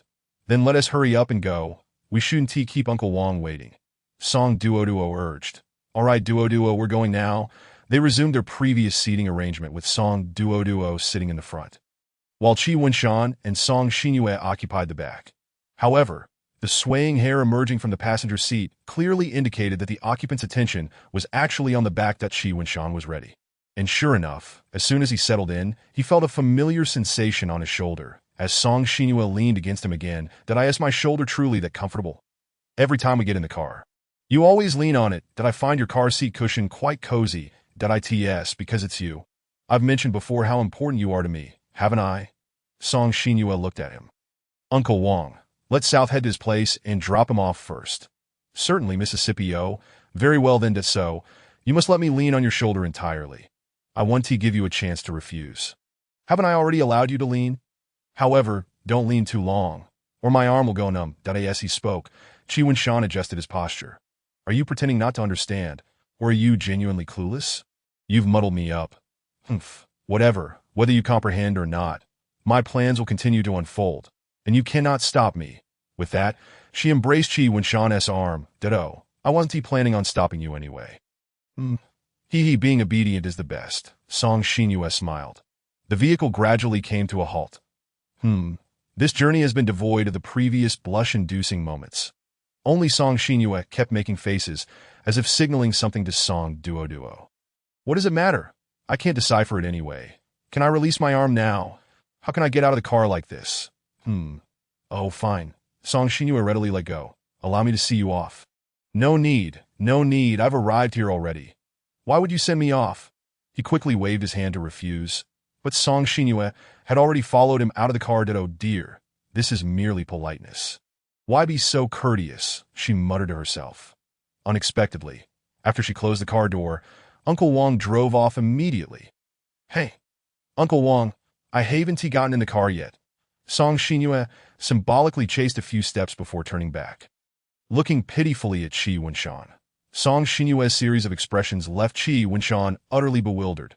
Her acting was simply too good. If she weren't at this year's award ceremony, he wouldn't be watching. You should cherish this. For now, Song Xinyue is still putting up an act. Soon, she won't even pretend. Seeing Qi Wenshan's speechless expression, Song Xinyue slowly spoke. Sigh, that Uncle Wong is truly something. He didn't even check if I got in the car and just drove off. When I return, I must lodge a complaint with my father. She even pretended to wipe non-existent tears, putting on a pitiful look. Does he not believe me? Fine, I guess I'm being pushed into a corner. My acting is indeed somewhat lacking. However, I honestly don't care whether he believes it or not. Thinking of escaping from me? That's out of the question. Perhaps Uncle Wong didn't notice. He probably thought you had gotten in, so he drove off without a second thought that it's not entirely his fault. Everyone makes mistakes, right? Since she wants to act, then I'll play along. There are so many points to poke fun at. If I expose her, she might just get embarrassed. Sigh, indeed, it can't be blamed on him, but now it's troublesome. I have nowhere to go. Then she winked at Qi Wenshan, hinting at something that, I see. I'll call a taxi for you to take you home. I'll cover the fare. I appreciate the thought, but a girl riding alone in a taxi isn't safe. What if there's an unsavory character? In today's society, the public safety is quite good. What are you worrying about? There aren't that many dangers. Come on. Don't pull. When Song Xinyue saw Qi Wenshan still pretending not to understand, she angrily tugged at his ear, hoping the pain would teach him a lesson. Shouldn't you be inviting me to stay at your home? Wenshan, you know everything, don't you? Don't play dumb with me. Having had enough of the lesson. Song Xinyue released her grip that I genuinely don't understand that Qi Wenshan persisted in his stubbornness. Fine, let us go with your plan, all right. Then let us quickly put into practice that there's just one problem. My parents might be at home, that I'm worried they might misunderstand something. What are you worried about? Isn't a misunderstanding even better? That is expected of Song Xinyue's thought process. If that misunderstanding occurs, it will be difficult for me to explain to my parents later, right? They will undoubtedly ask a multitude of questions. It will be quite bothersome. You see, it's clear you're embarrassed now. Qi Wenshan rubbed his ear, realizing he needs to learn some evasive skills. Otherwise, his ears would eventually be pulled off by her. I can help you explain. Your parents always smile when they see me. Once I step in, it will definitely resolve everything. Is there any other issue? Song Xinyue's expression was already quite displeased. She decided to correct Qi Wenshan's tendency to babble in the future. No, none at all. If you're truly concerned about your parents misinterpreting things, you might as well grab an ID, and we can check into a hotel. Staying at a hotel for a while is also acceptable. Why are you so fixated on checking into a hotel? Qi Wenshan pinched his brows, struggling to maintain his composure. Then quickly lead the way to, let us go. Knock, knock, knock. Qi Wenshan rapped on the door. Knock, knock, knock. It seems no one is home. Are your parents not at home? It appears so. No worries. I have a key. Qi Wenshan opened the door. The two crossed the threshold and entered the living room. Qi Wenshan called out a couple of times. But there was no response. It seemed his parents really hadn't returned. What is going on? It's already 1:30, and these two were still not back. Qi Wenshan glanced at his phone, intending to send a message to his parents. Isn't that even better? No one will disturb the two of us. Song Xinyue tightly embraced Qi Wenshan's back from behind. What are you doing? Qi Wenshan's body stiffened at this sudden embrace, that if one could say that going to her house was akin to a sheep entering a tiger's den, then her coming to his house without anyone else around was akin to a wolf entering a sheepfold. Ultimately, it was an unavoidable fate of being devoured. Such a thing, no thank you. Chapter 45, Disobedience Will Be Punished. Achu, meanwhile, in the car, Song Duo sneezed. Her constitution was somewhat peculiar. She didn't sneeze when others scolded her. But when she couldn't get a glimpse of her sister's antics, that would trigger her sneezing, falsely. That is the air conditioning too cold? Uncle Wong asked, casually adjusting the temperature. It's just that my nose feels a bit uncomfortable. Song Duo sniffed, sighing. With her sister out there, she couldn't help but wonder if that mixed fish brother could take good care of her sister. If not, I'll settle the score with him. Humph. All right, miss, you needn't worry unnecessarily. If anyone goes, it'll all be me that I want to snuggle up to you. Can't you tell? Hee hee. After all, your parents are not home, so there shouldn't be any misunderstandings. Right? Winshan? Song Xinyue's embrace grew tighter, that Winshan seized Song Xinyue's hand, attempting to pry her away. However, the more he pulled, the more she clung on. Why are you holding me like this? You have nothing better to do. I don't know either, but my body just can't help but pull you in. She giggled. If you keep this up, I won't be able to get anything done. Can you please let go? We can't just stand around like this. Besides, my parents might come back at any moment, and if they see us, it'll be impossible for you to act tough. No, I don't want to let go. You figured out that if your parents come back. I won't let go. Song Xinyue interrupted him, resting her head on his shoulder and playfully blowing air onto his face that Winshan shivered with ticklishness. And upon seeing this, Song Xinyue's smile grew even more triumphant. What an adorable reaction. Winshan, I can't help but feel this way. She even contemplated planting a kiss on his cheek, wanting to consume him in a physical sense. If that's how you feel, then fine. Winshan resolved to carry her away to another room. Hey, what are you doing? Song Xinyue quickly wrapped her arms around him, lifting her legs to clasp around his waist. Didn't you say you didn't want to let go? I'm taking you somewhere else. Well, you need to support my legs. It's tiring like this. Just a moment that he was about to set off when suddenly a clicking noise came from the door. Someone was opening it. Winshan immediately sensed trouble and tried to set Song Xinyue down, but it was too late. The door had already opened slightly, and he caught sight of her mother laughing. They exchanged glances. And after a moment, Chi's mother shut the door again. Mom. Winshan called out loudly, channeling his energy into asking, what are we having for lunch? Seizing the opportunity while Song Xinyue was momentarily distracted. He hurriedly dropped her onto the sofa and dashed out the door. But when he arrived, there was no sign of his parents. He reached the elevator just as it began descending, realizing he had missed them by a hair's breadth. Ugh! Winshan sighed, embarrassed that his parents had witnessed such an awkward scene, and now he had lost the chance to explain. Your parents ran away so quickly, Song Xinyue remarked as she emerged. Yeah, now there's no chance to explain. Let's head back for now. You could always contact them on WeChat. True, standing here won't solve anything. How unlucky to have been seen at that moment, since they had left. Song Xinyue leaped and wrapped her arms around Winshan's neck once more. Let's continue. She clasped him again. Wait, after such an embarrassing moment, how can you still think about this? What? Winshan doesn't want it anymore? Hey, you were the one who suggested carrying me away. There's no backing out now. Fine. Find out Winshan knew that arguing with her was futile and blamed himself for speaking impulsively, giving her leverage. Obedient Winshan is the best. Now, take me to your room, and then you can stop. Song Xinyue commanded. Oh dear, Winshan laid her down on the bed. Sitting on the edge, he straightened his back, took a deep breath, and tried to regain his composure. I must ask, are you really that exhausted? I'm not that heavy, am I? Song Xinyue crossed her arms behind her head, reclining on his bed with an unsatisfied glance directed at him. Perhaps, maybe you had a bit too much to eat at lunch?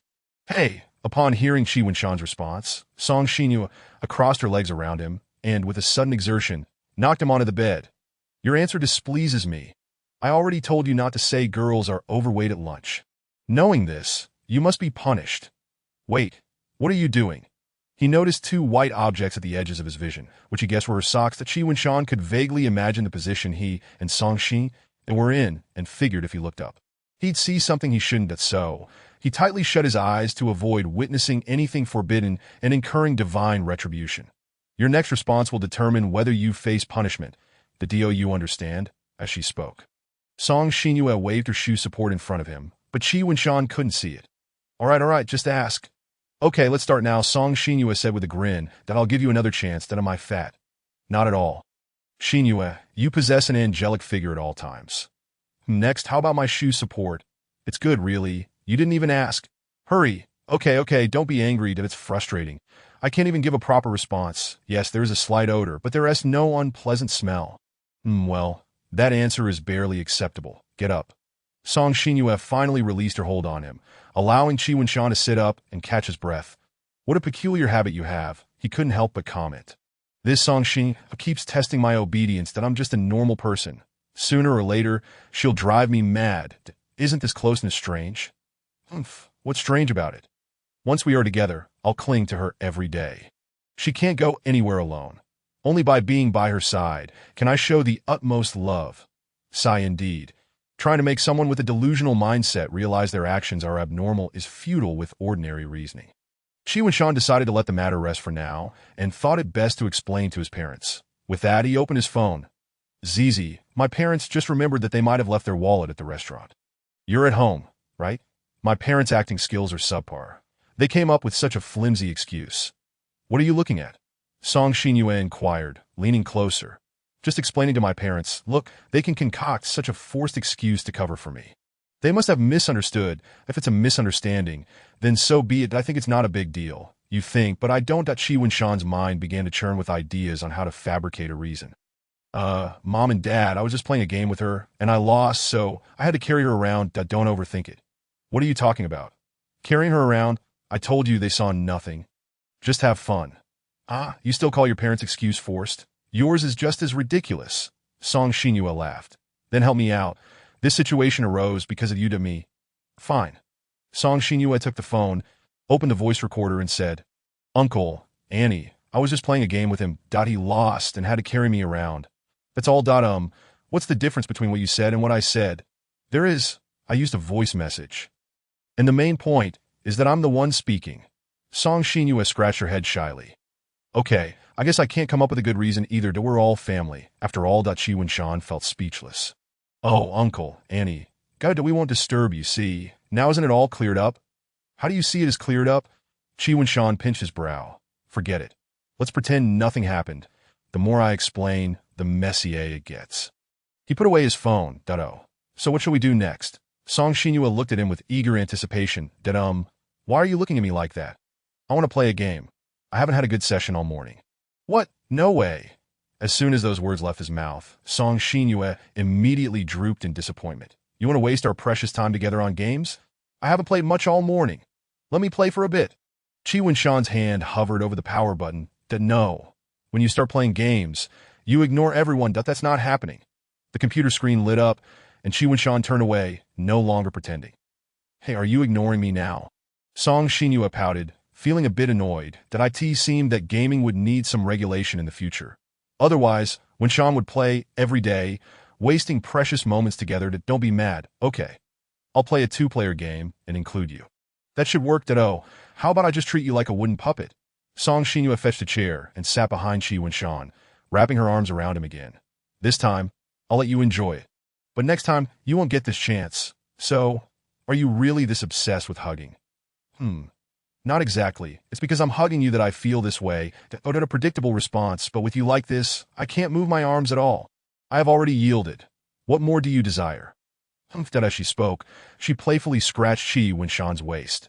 This sudden action startled Qi Wenshan, prompting him to fall silent. Although it was somewhat inconvenient, he considered himself a seasoned player. Such minor discomfort was hardly worth mentioning. Just watch my skills in action, then I'm done playing. Have you had enough fun? If so, quickly turn off the computer. After enduring 4 consecutive defeats, Qi Wenshan finally came to terms with reality. Enveloped by Song Xinyue, he felt akin to a warrior encased in armor. His strength significantly diminished. Furthermore, with Song Xinyue constantly fidgeting against his back and occasionally giving him a playful scratch, followed by her mischievous giggles. Qi Wenshan chose to ignore her, which only emboldened her further as she slipped her hand beneath his back. What are you doing? Take it out. Qi Wenshan wriggled as if a caterpillar had crawled into his shirt. Oh, I thought you were too engrossed in the game to notice me. After a moment, Song Xinyue withdrew her hand. With such a formidable presence distracting him, he found it nearly impossible to concentrate on the game. Moreover, his typing had become sluggish, rendering him incapable of winning the parental protection battle alongside his teammates. This was infuriating. He no longer wished to subject himself to further frustration. Having played enough, can we now properly entertain your wonderful desk mate? Neighbor and friend? I am quite lonely, with that. She buried her face in his shirt, taking a deep breath. Even the act of inhaling deeply could leave one feeling unsatisfied if the dosage was insufficient. Song Xinyue often pondered how Qi Wenshan never seemed to tire of her, truly embodying eternal love. Why have you given yourself so many titles? Only 3. How is that excessive? Song Xinyue retorted indignantly. Could it be that you want me to acknowledge it again? Fine, Winshan, truly. Hurry up. I am forcing you to admit it. Song Xinyue tilted her head, gazing at Qi Winshan with a playful expression to know, this Yin Kingdom map is far too brief. It directly leads to a stronghold. All right, I admit it. That is not how you admit it. I want you to say I am the best XXX. Only then will it count as an admission. With that, Song Xinyue raised her phone, preparing to record that in reality, you are the one who hasn't recorded anything. Whether or not you admit it is merely a formality, as you give me no other choice. Hurry up, say it, she commanded. Yes, Song Xinyue is my best desk mate, best neighbor, and best friend. Good, very spirited, she exclaimed, her eyes gleaming as she accepted the embarrassing recording. Chapter 47, A Night Market Adventure. Are you satisfied? Qi Winshan suppressed his earlier enthusiasm, reverting to a state of numbness. Song Xinyue truly enjoyed dragging him into these embarrassing little games. Instead of responding, she watched the video with a love-struck smile. I mean, what is so fascinating about this video? Song Xinyue even played it aloud. Listening to her own voice emanating from the electronic device was torturous. Observing Qi Winshan's embarrassment, Song Xinyue seized the opportunity, wrapping her arms around his neck and pulling him closer. What are you doing? Our faces are too close. Come on, let us watch together. Hurry up. Why do you seem so lively while speaking? After you finish, you appear utterly drained. Wasn't that just to amuse you? What? Just to amuse me? So, you no longer wish to acknowledge your promises. Song Xinyue stared at him intently. Didn't mean that? Don't overthink it. I will fulfill my promises to you, come rain or shine. Qi Winshan defended himself, feeling quite innocent. I doubt you have the courage to do so. With that, Song Xinyue averted her gaze, asserting, only I can be your best desk mate, neighbor, and friend, and no one else can take my place. Understand? Understood, he nodded, likely intending to comply. You silly goose, ha ha ha. Just as Song Xinyue was about to laugh, she immediately reined it in, for they were discussing a serious matter, and she could not allow herself to falter first. Regardless of whether you acknowledge it or not, I have recorded evidence that if you fail to comply, I will confront you with this. She extended her hand. Hey, I'm not in violation right now. Just a reminder to keep your wits about you, that if you truly misstep, it won't be as simple as a little pinch. That would mean a major undertaking, like dislocating arms and legs. My memory is not so poor. It seemed Qi Winshan had yet to grasp the terrifying consequences of defiance. As long as you understand. If there is nothing else, I'll go do my homework. It's only the first day of vacation, and you're eager to start your assignments? In these 4 days, you will surely drag me around endlessly. I must seize this moment to finish my work. Once I'm done, I can devote myself entirely to spending time with you. Xinyue. For a moment, Song Xinyue was at a loss for how to respond. Well, I didn't realize you were so considerate. All right, I'll accompany you while you work. Hurry, let us go, Winshan. Uncle Wang is already downstairs, coming right away. I just need to use the restroom. Before long, it was 7:30 in the evening, and his parents had yet to return home, presumably still searching for their wallet. After such a lengthy delay, they might as well have ventured to the farthest reaches of Java. Perhaps the act of doing homework had a suppressive effect. As nothing particularly embarrassing had transpired that afternoon most, Song Xinyue would lean against him or rest her head on his shoulder. While Qi Winshan scrolled through videos, she would snuggle up against him. Their faces mere inches apart, it's not bad. This level of intimacy no longer causes me to blush or race my heart, Qi Winshan remarked, in stark contrast to Song Xinyue, who was insatiable in her affections. Here they come. He rushed forward. Soon after, the two descended the stairs and approached the car. Hey, where's Song Duo? Isn't she joining us? What do you want her for? She is staying at home. Besides, what would we need her for on our date? Qi Winshan's use of the word date was rather direct. I was just asking. No ulterior motives. It's actually better that Song Duo isn't coming. Ha ha ha. Qi Winshan attempted to alleviate Song Xinyue's suspicions with a silly grin. That's so. Song Xinyue scrutinized Qi Winshan with a discerning gaze. This means she definitely can't come along in the future. Otherwise, it would complicate matters. She mused to herself. Ha, enough with the overthinking. Let's focus on where we're going to have fun. You needn't worry about that. I've already arranged everything. Qi Winshan fell silent. Just be a good pillow for me. HM. The car gradually came to a halt on a bustling snack street, allowing Qi Winshan to finally stretch his limbs. Under Song Xinyue's insistence, he remained still to provide her with the most comfortable ride possible. Isn't this a place to eat? The mixed aromas wafting from the snack street tantalized Qi Winshan's senses, tempting his very soul that he hadn't yet had dinner, making the allure even stronger. Well, since I haven't at dinner, let us stroll and eat at the same time. The delightful scents had my salivary glands working overtime. Now was the peak time of activity. The street vendors had begun their operations with an abundance of food stalls. Authentic changsha, stinky tofu was among them, though this dish seemed to be ubiquitous across the nation. There were also barbecues. Lamb skewers, grilled gluten, grilled squid, and even grilled cold noodles. Various other treats such as cakes, hand-grabbed pancakes, and egg-filled pancakes were available. The assortment was vast, ensuring every food lover could find something to their liking. Wow, it smells amazing.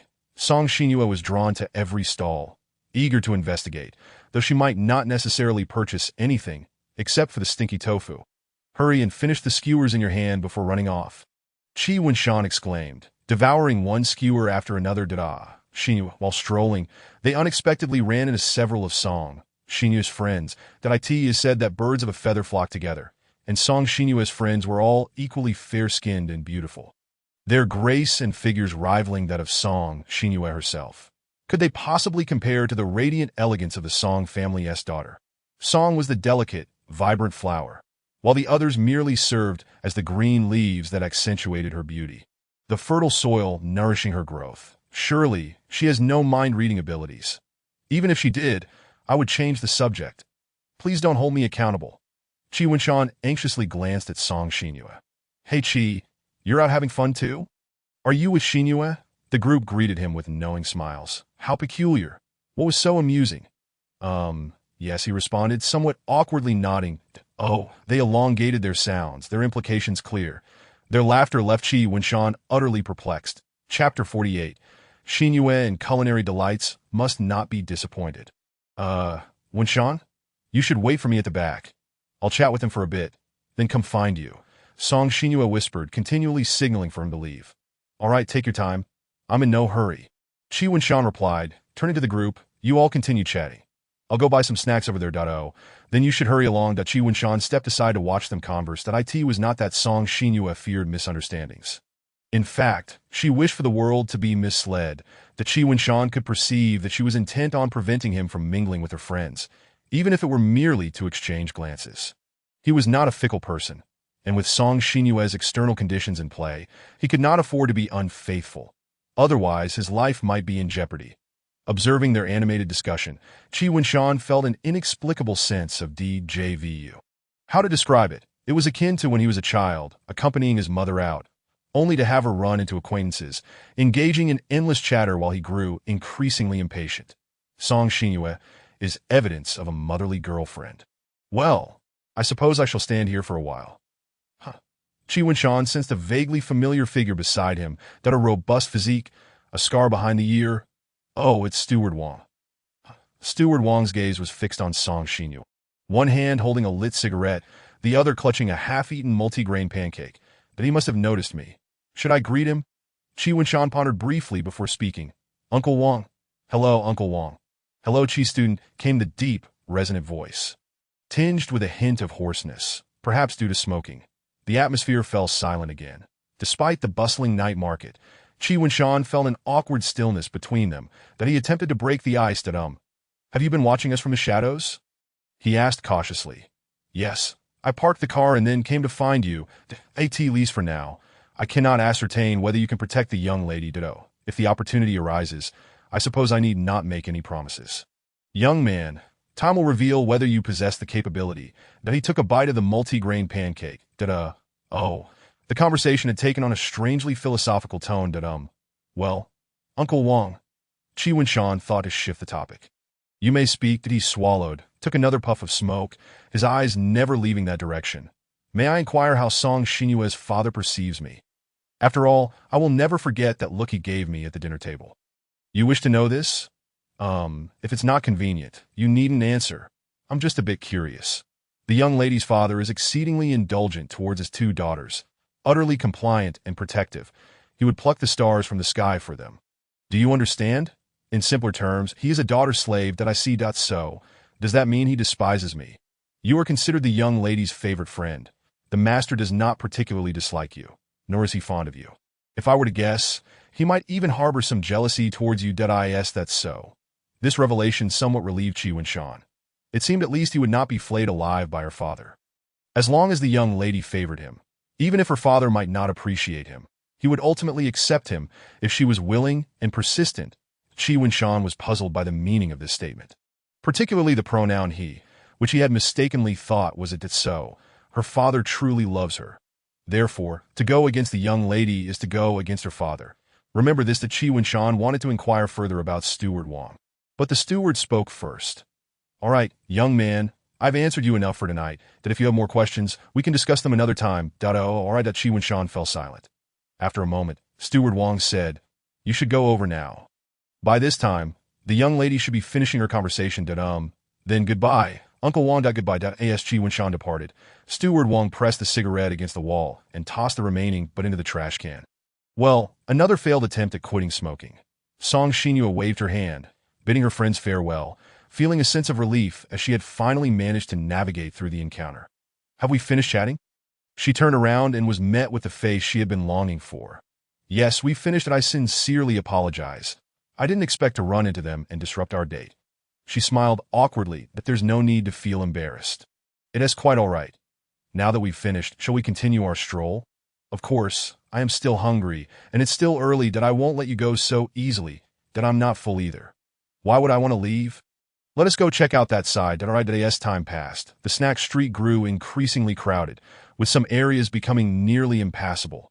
Suddenly, Qi Wenshan felt warmth in his hand and realized Song Xinhua was holding on to him. With one hand holding me and the other laden with food, be careful not to drop anything. Hey, why are you so concerned about the food? With so many people jostling about, aren't you worried you'll lose me? Find out. Qi Wenshan continued to lead her onward. Song Xinhua chuckled lightly, gripping his hand tighter, unwilling to let go. It wasn't until they were both thoroughly satisfied and ready to part ways that their hands finally separated. Phew, I've sweated so much, Song Xinhua said, scratching her palm, which felt damp. It mustn't be my sweat. It's all his. Humph. Wenshan really doesn't pay attention at all. Should I sneak a touch while he's distracted, or should I do it in front of him? Such a difficult choice. Bid. Can I not touch? Sooner or later, I'll have to touch and get scrutinized. At this point, it was getting late.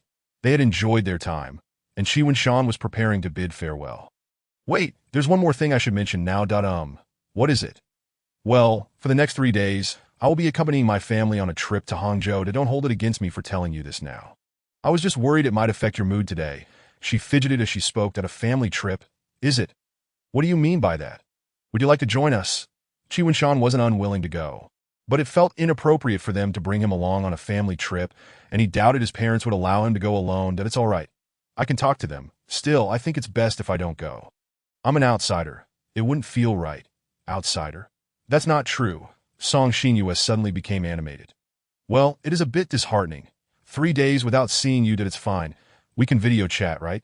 Then it's settled. You must call me every day. Even if I'm not around, you cannot interact with any other girls, understand? Got it, I promise you, all right? All right, let's hold true to our word. Well, I've written quite a bit, time for some illness now. Chapter 49. I don't want to be apart from you for a second. Uncle Wang, let us go. After another round of farewells, Song Xinhua rolled up the car window. After enjoying a sweet moment with Qi Wenshan, she finally agreed to get into the car, even at the last moment.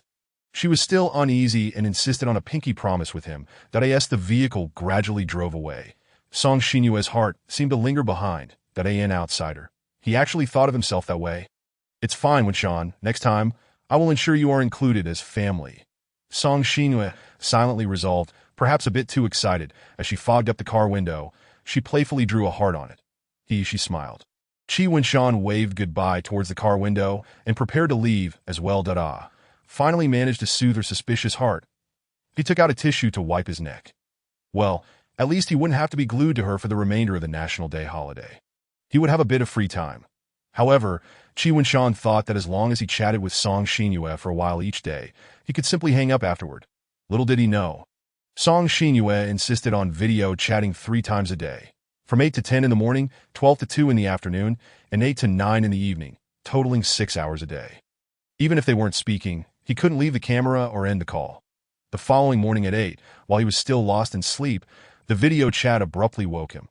"Why are you calling so early?" He mumbled groggily that I was just about to say, "It's already past 8, and you haven't called me yet." Chi Wen-shan responded and promptly fell back asleep, while Song Xinyue continued to watch, muttering sweet nothings like adorable and silly. When Chi Wen-shan finally woke around 9, he completely forgot that the video was still on and began getting dressed in front of Song Xinyue. While Song Xinyue was so captivated that she forgot to record the screen. When she came to her senses, she felt incredibly regretful. What a significant loss. After Chi Wen-shan was fully dressed, he picked up his phone and saw Song Xinyue with a nosebleed. Her face as red as an apple, staring blankly at the screen as if something were amiss. He found it quite strange. "Why do you have a nosebleed, damn?" It suddenly dawned on him that he had been half asleep and forgotten that the phone was still on. Then, it was not surprising that he put on his clothes in front of her, that he shamefully covered the camera of his phone, attempting to compose himself to AT that moment. A raucous laughter from Song Xinyue erupted from the other end, leading him to momentarily question whether there was a goose honking on her side. Subsequently, they naturally engaged in a conversation amidst the atmosphere of embarrassment, during which Song Xinyue laid down the rules for their video chats throughout the day, ultimately concluding with Chi Wen-shan's protests falling on deaf ears. The past 3 days felt akin to clocking in at work. At the appointed time, he hurriedly called Song Xinyue, fearing her ire and the consequences that would follow. Moreover, Zhao Jiuchuan had gone on a family trip to Dali, Yunnan. When he came to visit, he merely wanted to inquire if Zhao's family wished to join them. Unfortunately, the timing was not favorable, rendering the plan moot. However, even if he had been present that day, it was unlikely the plan would have materialized, as his parents held a firm belief. The notion of travel was merely a way to escape the tedium of one's own existence. Spending money to endure hardships. Just look at what S reported on the phone. Price hikes, black market scales, and scrupulous tour guides. Even if one were to go, with so many people around, nothing would be worthy of admiration. Merely jostling about that not a form of suffering. One could argue there is some truth to it, albeit not much. It's essential to maintain a dialectical perspective on matters. Thus, when Chi Wen-shan reflected on his memories, the instances of leaving the province were indeed few and far between. In short, he spent those 3 days at home, not stepping out even once. The holidays swiftly passed, and before he knew it, it was Tuesday, the day of returning to school. Wen-shan, Song Xinyue launched a surprise attack. "Oh dear, must you be so exuberant?" Chi Wen-shan nearly stumbled as he found himself amidst a throng of classmates eagerly sharing their amusing anecdotes from the National Day holiday, with Song Xinyue being the most animated of them all. "Of course, it's been 3 days since I've seen you." Song Xinyue clung to him fervently, making up for the solitude of the past 3 days. "But it doesn't have to be this intense." Chi Wen-shan exerted some effort to liberate himself from her embrace. "Don't you miss me?" Song Xinyue pouted, visibly displeased. "I see you on my phone for 6 hours every day." "Of course, I miss you." To demonstrate his sincerity, he even ruffled her hair. "That is more like it. You are not allowed to reject my affection." Song Xinyue tightened her grip further. "I'll wait. There are so many people here. Can we save this for when we're alone?" "Not a chance. To be obedient. I'll let go in a bit." Song Xinyue resumed her fervent inhalation of Chi Wen-shan's essence, both to satisfy her cravings and to discern whether he bore any trace of another woman's scent. Chi Wen-shan felt as though he might suffocate, but fortunately, the class bell rang before he could succumb to oxygen deprivation, though his classmates had long grown accustomed to Song Xinyue's affectionate embrace. The teacher's presence still warranted some decorum. Yet, while she could not engage openly, she could still initiate some under-the-desk antics. Hey, Song Xinyue, where do you think you're touching? We're in class." Chi Wen-shan swatted away her hand. It already time for the class to end? It seemed that Song Xinyue was no longer in a rush to be affectionate. She had other matters at hand. This left Chi Wen-shan, who had already entered a defensive stance, utterly perplexed at no. He could not afford to be complacent. She was undoubtedly waiting for him to lower his guard, ready to strike with a lethal blow. "Hey, Wen-shan, guess what gift I brought you from Hangzhou? I guess it must be your enthusiastic heart and actions towards me, right?" "Oh no, those were things I could give you any time. It's a local specialty." Don't tell me you brought me a green snake and a white snake, along with Fahai's hair. What, green snake and white snake? Why would I bring you a snake? Besides, does Fahai even have hair? Song Xinyue was bewildered by his question. Just a joke. Well, I can't guess what it is. Xinyue, please reveal it quickly. Ding ding ding. Look, Dragonwell tea cakes. She produced a beautifully crafted box, which Qi Wunshan accepted. Dragonwell tea cakes? Are they pastries? Qi Wunshan scrutinized the box before him. Yes, they're a famous delicacy from there. I tried one, and it was quite delicious, so I bought some for you to taste. Can I open it now? Of course. It was meant for you. Qi Wunshan opened the box to find 12 tea green round cakes inside. These do look quite appetizing. Wait, don't eat yet. I must feed you the first bite.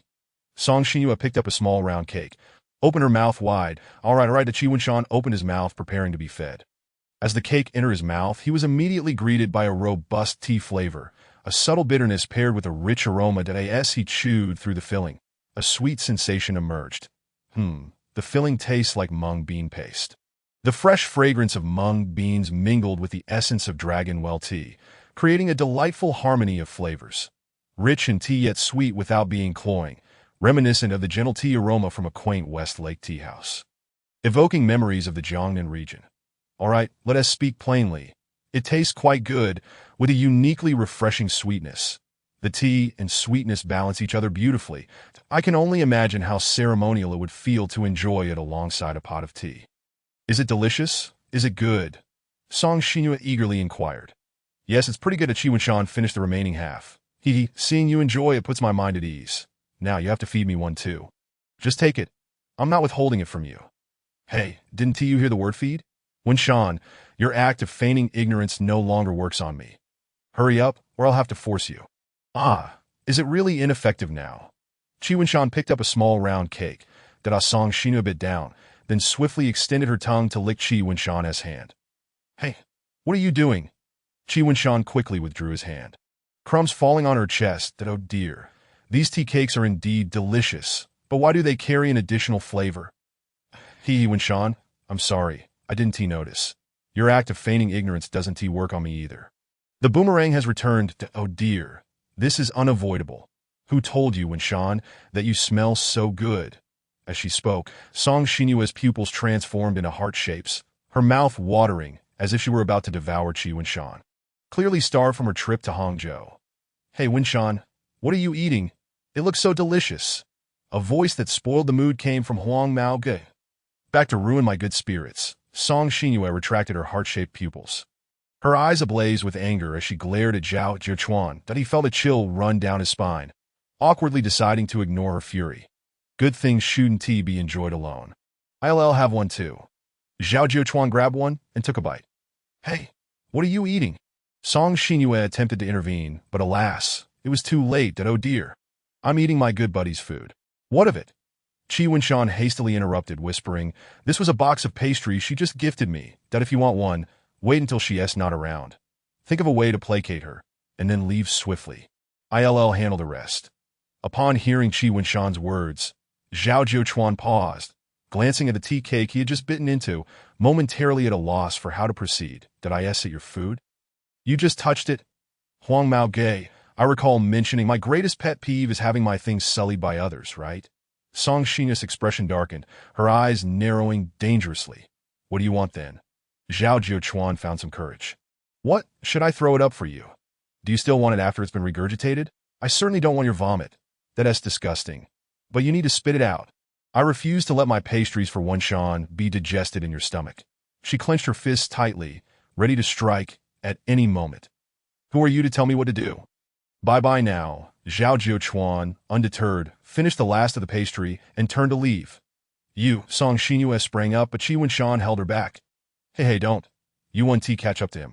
Come on, letting you brush this off ain't going to improve the situation. You've dug a pit for me. He is a jerk. I'm so upset. Song Xinyue lamented, her shoulders trembling, lips pressed tightly together as tears welled in her eyes. That it was clear she was at her wit's end. He needed to think of a way to console her. All right, he thought it was food I brought. That's why he acted that way. Why are you still speaking to him? Song Xinyue's demeanor grew increasingly alarming. Was she converting her earlier sorrow into fury towards him? This simply wouldn't do. He couldn't afford to be confined. He needed to swiftly halt her emotional spiral. Well, this is probably my only option. Qi Wenshan glanced around nervously. Seizing the moment while no one was paying attention, he had to act quickly and decisively. Wenshan, so, do you still not place me as your priority? Oh, what should I do then? Yes, those rituals in our secret room. As long as strict discipline is enforced, it is not impossible to correct things. Song Xinyue seemed to have found a lifeline, her entire being invigorated. Yes, I don't necessarily need to have an obedient you first. I can have you first and then make you obedient. Can I? Ah. Qi Wenshan quickly tapped her forehead once, then swiftly retreated, silently praying that this would work. Song Xinyue's mind was overwhelmed by a torrent of emotions. Should she be angry now? Or furious? Or happy? Yet, her affection for Qi Wenshan ultimately overshadowed everything. What did you just do? Song Xinyue questioned the embarrassed Qi Wenshan, her tone considerably softened. That I just kissed your forehead. Seeing you on the verge of tears made me wonder if it would help you feel better. You understand? Humph. You think kissing my forehead is enough to placate me? I won't let you succeed so easily. Song Xinyue's expression remained one of discontent. Chapter 51. Endless troubles. That I did this with immense embarrassment, and yet it still doesn't appease you. Sigh.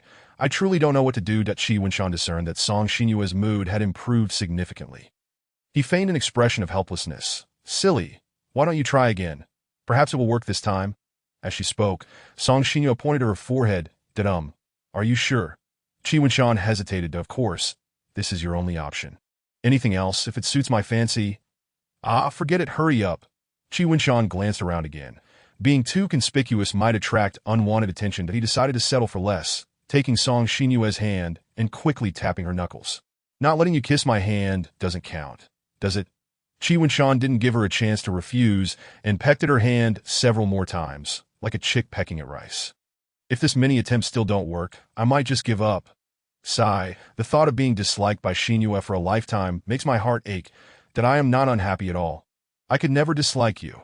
Song Xinyue quickly retorted that so. Does that mean I've managed to appease you? Sort of, I suppose, she replied, feigning anger, but her demeanor betrayed her true feelings. Phew, finally, Qi Wenshan sighed in relief. But now you can see the true nature of your good brother, right? He made me unhappy, then simply walked away, leaving you to clean up the mess. That if he tried to comfort you, wouldn't he that just make things worse? Comfort me? Who would want that? That shameless, despicable creature, she exclaimed, shaking her fists. Yes, indeed, he is utterly unforgivable, just a big jerk who makes Xinyue unhappy. Since you see it clearly now, promise me you won't associate with him anymore, all right? What's so fun about him? Fine, I promise, I won't have lunch with him at noon, only with you. That's not what I meant. All right, stop thinking about those things. Come on, tell me about your trip to Hangzhou. Oh, we visited so many places. Like the Yuan, Lion Grove Garden, and Hanzhan Temple. Those Suzhou gardens are truly stunning. Alas, they were all so crowded. By the way, I took some photos. Let me show you. Song Xinyue excitedly shared several pictures, and indeed, the scenery was quite impressive. That it was said that above there is heaven, and below there is Suzhou and Hangzhou. Hey, look at this one. This is us on West Lake. Over there is Leifeng Pagoda, and we even had West Lake vinegar fish on the boat. West Lake vinegar fish. Is it good? Qi Wenshan's focus shifted to the food. Well, how should I put it? They say it's authentic West Lake vinegar fish, but honestly, it was quite terrible. My dad had a few bites and refused to eat more, saying it was a scam to sell such awful food while claiming it's authentic. I only had a couple of bites myself. That dish does have some notoriety. Perhaps you truly encountered a case of hanging a sheep's head while selling dog meat. P.S. Hangzhou is often referred to as a culinary desert. The more authentic the West Lake vinegar fish, the worse it tastes. Yes, I think so too. That was the only downside of the entire trip, but overall, I was still very satisfied. Well, as long as you had fun, don't worry. Next time, I will definitely bring you along. I won't be the only one enjoying the beautiful scenery. Good things are meant to be shared. For next time, I'll kick Song Duo out of the hotel room and share a room with Wenshan. Perfect. Song Xinyue had already decided on the room arrangement. In short, the Tuesday passed peacefully amid Song Xinyue's fervent affections. The following days also unfolded in tranquility. However, despite Qi Wenshan's efforts to prevent Song Xinyue's emotional turmoil from spiraling out of control, it still left some impact on her. For instance, she was now prepared to begin practicing certain rituals. Of course, she certainly wouldn't use Qi Wenshan's methods directly. She planned to start with some small animals for practice. After all, she could not yet ascertain the existence of that so-called world. Without a 100 success rate, she absolutely could not take the risk. Therefore, on Thursday after school, I've been sitting for so long that I asked the club activities ended. Song Xinyue stretched her arms that I should hurry home. It's getting dark that I'm coming. They tidied up the game pieces and made their way to the entrance. Oh, by the way, Wenshan, I have something else to attend to, so I can't go home with you today. All right, then you go ahead to be safe that I'm fine. It won't take long that I'll be back soon, and I won't leave you lonely for too long. Bye, see you later. She walked away that Qi Wenshan shrugged, feeling a twinge of curiosity about what she was up to. Should he follow her to find out? No, he couldn't let Song Xinyue lead him astray. They wouldn't engage in any morally or legally questionable activities so he decided to head home. But he did not expect this journey home would be anything but peaceful. Hey, why are you alone today? Where's your little girlfriend? As Qi Wenshan passed by a scruffy-looking delinquent, he thought, surely that wasn't directed at him. Just keep walking, ignore him. Hey, are you deaf or something? Ignoring me. Qi Wenshan turned around, pointing at himself to me. Who else could it be? The delinquent crossed his arms, exuding arrogance that I don't know him, so I definitely haven't offended him. What does he want? Was he just looking for trouble? Do we know each other? What? Just because we don't know each other. I can't approach you. Qi Wenshan prepared to run. In situations like this, without knowing the other party's background, it's safer to escape if possible. Then may I ask, what business do you have with me? Handsome, Qi Wenshan forced a dismissive smile. I see you look like a total loser, yet you hang around with a pretty girl every day. Can I borrow your girlfriend for a couple of days? The mocking laughter pierced Qi Wenshan's ears, igniting his fury. Damn it. What have I done to you for you to act crazy like this? Qi Wenshan struggled to maintain his composure, analyzing the situation. He couldn't let his emotions get the better of him. Such a cheap face. Laughing like that, I really want to punch you and see if you still find it funny. Dear readers, rest assured, there will be no NTR. The author despises NTR. You can trust how I will handle the aftermath. Chapter 52. Unwanted Interference. Before this, Qi Wenshan always believed that if he did not provoke others, they would not bother him. Little did he expect that there were people like this, idly seeking trouble without cause. Why would he approach me when I'm still wearing the uniform of Haiqing No? One high school? Doesn't he fear attracting the ire of those he shouldn't? Perhaps he has been eyeing me for a while. After all, he just mentioned that Song Xinyue follows me around daily. He sees me here every day, and he's even renting a place nearby that he probably thinks I'm just another student from somewhere else, drawn to Haiqing for academic reasons. And since Song Xinyue is always with me, he assumes our backgrounds are similar, that I'm also rather unassuming. So does he think I'm easy to bully? This reasoning makes some sense. Everything must have a cause. However, I'm sorry, you've kicked the iron plate. Not to mention that my so-called little girlfriend is the daughter of the Song family. Even if we were both ordinary folks, Qi Wenshan, would not let you off easily. Yet he restrained his anger and spoke. I'm not quite sure what you mean by play, bro. Don't understand. The delinquent stepped in closer, and Qi Wenshan warily watched him, calculating the distance to kick his knee or groin if he dared to make a move. I am saying, your girlfriend is mine now. I want to have my way with her, Dadio, you understand. He pointed to himself with his thumb. And what about my little girlfriend here? I don't think she would want to associate with you. Also, you should watch your mouth, that Qi Wenshan said with a smile, trying to conceal the menace lurking in his eyes. Setting aside Song Xinyue's identity, simply considering her as a delicate person, if you can make her change her heart, then I must commend your abilities, that oh dear, you're trying to teach me a lesson now. The thug moved a bit closer, and Qi Wenshan was ready to kick him at any moment. Data deleted. You dare speak to me like that when I still have my backbone. The only ones who can give me orders are Song Xinyue, my parents, teachers, and so forth. Who do you think you are? Qi Wenshan resolved that even if he ran, he had to at least land a few hits first. I look forward to your performance, that he maintained his cheerful demeanor. Data deleted that Qi Wenshan delivered a powerful kick to the thug's knee, causing him to scream in agony as his leg buckled. Not daring to slacken his efforts, Qi Wenshan followed up with a fierce punch to his face. Unfortunately, his strength was insufficient to deliver a blow that would knock out a tooth like in the movies. However, that solid hit was enough to daze him, that he was well aware of his own limits. Confronting this type of scum head-on would yield no advantage. Seizing the opportunity, he targeted the thug's knee to incapacitate him, then vented his anger with a punch, effective and cathartic. Taking advantage of this initial lead, he followed up with a few more punches and kicks to solidify his advantage. Data deleted that he had initially planned to taunt him further. But he didn't feel particularly safe anymore. Who knew if he had accomplices nearby? Moreover, he sensed the odd stares from those around. The fight was being recorded by onlookers, and that would undoubtedly have repercussions. If the police arrived, it was possible he would have to spend the night in the station. Considering all this, Chi Wen-shan covered part of his face. Who knew if someone was filming him? Better to avoid future trouble. Deciding against lingering any longer, he kicked the thug once more before making his escape. That as he ran back, he could still hear the dogs barking. Just a display of impotent rage. He sprinted into his home, slamming the door shut with a resounding bang, collapsing onto the sofa, gasping for breath.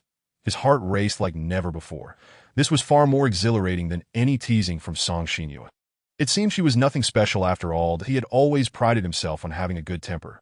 Throughout his life, he had never quarreled with his parents or argued with classmates, that he had always laughed off any teasing from others, treating everyone with kindness and rarely swearing.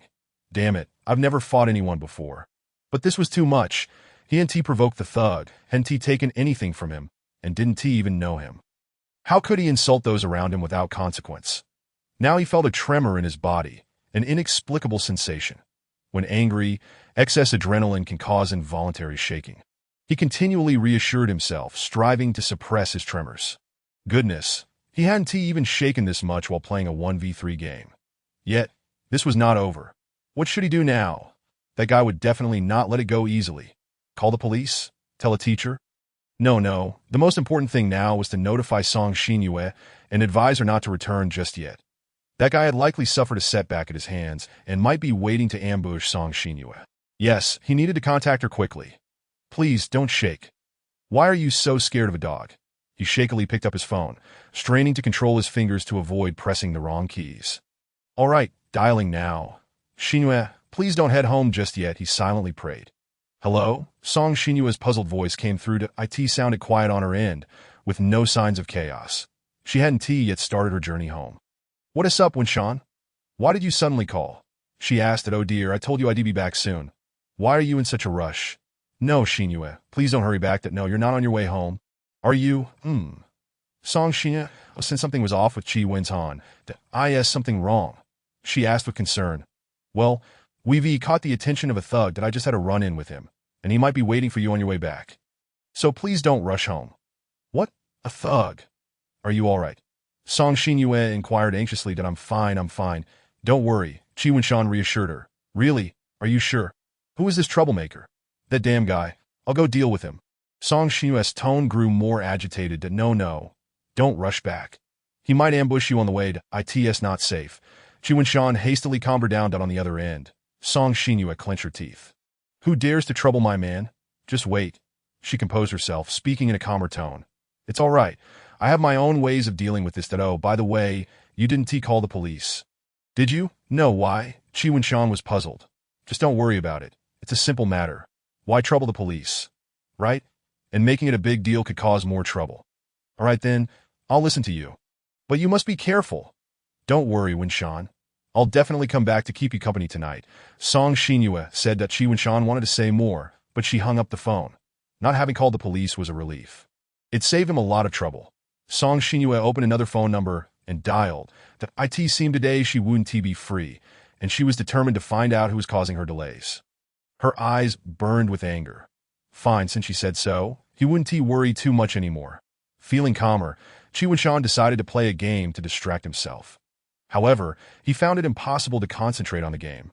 His mind still consumed by the recent events. His emotions had shifted. He now felt considerable regret. What did he regret? He thought he should have berated that thug a few more times and kicked him a few more times instead of running off so quickly. It felt like after a fight when you replay the argument in your head, wishing you had said something different to counter the other party, that he regretted it deeply. Once he finished his task, he lost interest in the game. His mood was off, and he couldn't muster up the energy to play that. I'll skip the game for now and focus on dinner instead, since Song Xinyue said she would return. She wouldn't he be back soon, that I should eat something first, that he glanced into the fridge, which was brimming with ingredients. All of this must have been bought by Song Xinyue and stuffed into my fridge. Qi Winshan initially thought about cooking some instant noodles, but recalled that Song Xinyue had taken them all away under the pretext of health concerns, that he wondered how they were faring. Well then, I'll just cook something myself. But then a new problem arose. What should he make? His culinary skills were rather limited. After some contemplation, Qi Winshan decided to boil some noodles and mix them with scallion oil for a simple dish. He aptly named it scallion oil noodles, that it had noodles and scallion oil, so it was perfectly justified to call it that as for why he chose this dish, because it was simple, not much different from making instant noodles. Just as he was boiling the noodles, there came a series of knocks at the door that Qi Winshan hurried over, prioritizing safety. He peered through the peephole and saw it was Song Xinyue. Good, that's a relief. He opened the door, only to be taken aback to, oh my gosh. Upon entering, Song Xinyue enveloped Qi Winshan in a tight embrace, reminiscent of their reunion after the National Day holiday, nearly squeezing the life out of him. How is it that I only separated from you for a day, and you already got into trouble? Song Xinyue's voice trembled slightly. Let go a bit. I'm perfectly fine. Qi Winshan struggled to catch his breath. No, as soon as I'm away, you encounter a scumbag like that. From now on, I want to let go for your safety. Song Xinyue's emotions were running high. All right, just let go. My noodles are still cooking. I am making dinner for you. Don't you want to taste my cooking? I do, Song Xinyue exclaimed, tilting her head back and laughing, though her eyes glistened with unshed tears. But I'm not dead or injured. Song Xinyue's imagination ran wild. She easily conjured up the worst scenarios. She feared Qi Winshan might have been severely hurt while she was away and, to prevent her from worrying, had concealed the truth from her. What if he was ambushed by them while she was gone and got beaten badly? Would he be susceptible to infection, fever, depression, and ultimately resort to hanging himself or jumping off a building? No. The more I think of her, the more I worry. The more I think of her, the colder my heart becomes. The more I think of her, the greater my fear grows. Then let go quickly. Shall we? All right. Song Xinyue finally agreed to release her grip, yet she still clung tightly to Qi Yinshan's clothing that Qi Yinshan glanced over and saw the resolute determination in Song Xinyue's eyes, which clearly indicated that she would never let go. Although Qi Yinshan felt helpless, he considered that she was so concerned for him today that she nearly cried. He could allow her this indulgence. He nudged the door closed and, like a little train, he pulled Song Xinyue into the kitchen. Wow, it smells so good. What is so fragrant about boiled noodles? There is no need to flatter me for such a trivial matter. That is rather insincere. It's a kind-hearted lie. Aren't you happy to be praised by me? I am.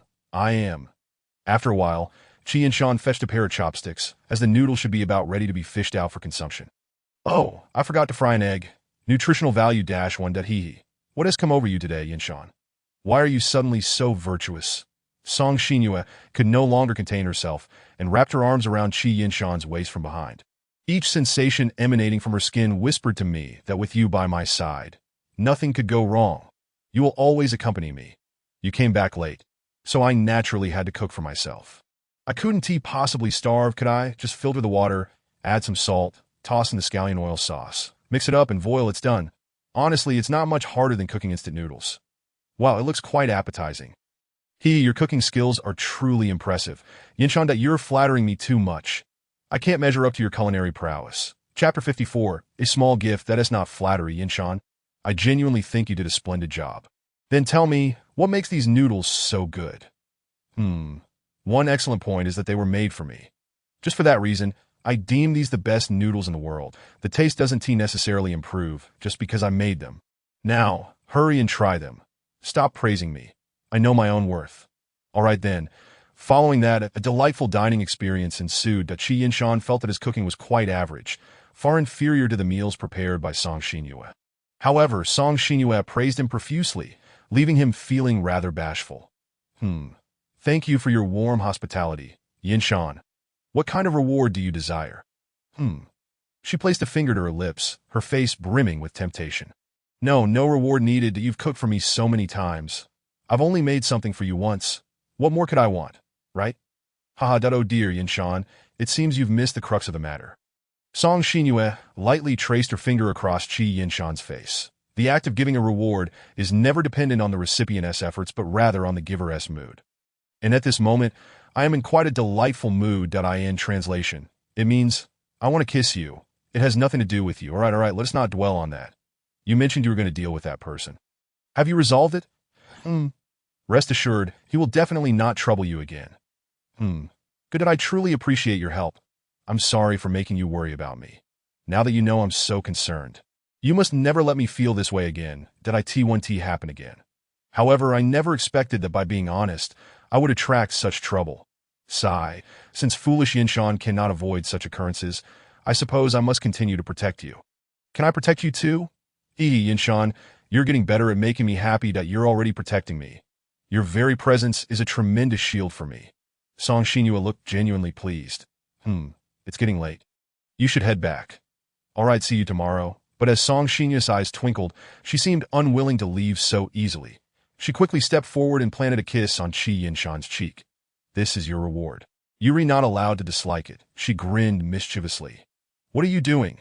You've ambushed me. Qi Yinshan rubbed his face that I said I was in a good mood and wanted to give you a reward. Yinshan blushed again.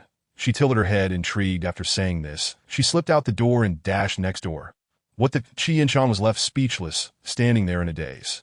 Well, it seems this unexpected event is coming to a close. Everything has been handled properly. Indeed, the following day, during school commutes, Qi Yinshan encountered that little thug no more. It appears Song Xinyue truly dealt with him. Yinshan, the day after tomorrow is the Mid-Autumn Festival. Have you thought about how we will celebrate it together? After school, the two walked home. Is it already time for the Mid-Autumn Festival? Oh no, I seem to have forgotten to prepare a gift for her. I've thought about it. I've thought about it. Have you really thought it through? Song Xinyue looked quite skeptical. Of course. Qi Yinshan nodded. If the gift you prepared doesn't meet my expectations or seems half-hearted, I shall have to punish you properly. Her gaze was icy, sending chills down Qi Yinshan's spine. Rest assured, I guarantee your satisfaction. I believe you. Song Xinyue extended her hand. So, Yinshan, would you like to enjoy the moon with me during the deep autumn? Worried that Qi Yinshan might play dumb, Song Xinyue shook her hand, signaling him to join his hand with hers. Do we really need to make this so ceremonious? Qi Yinshan hesitantly placed his hand on hers. Of course, because it's you. How delightful. The two were set to welcome the joy of the Mid-Autumn Festival together.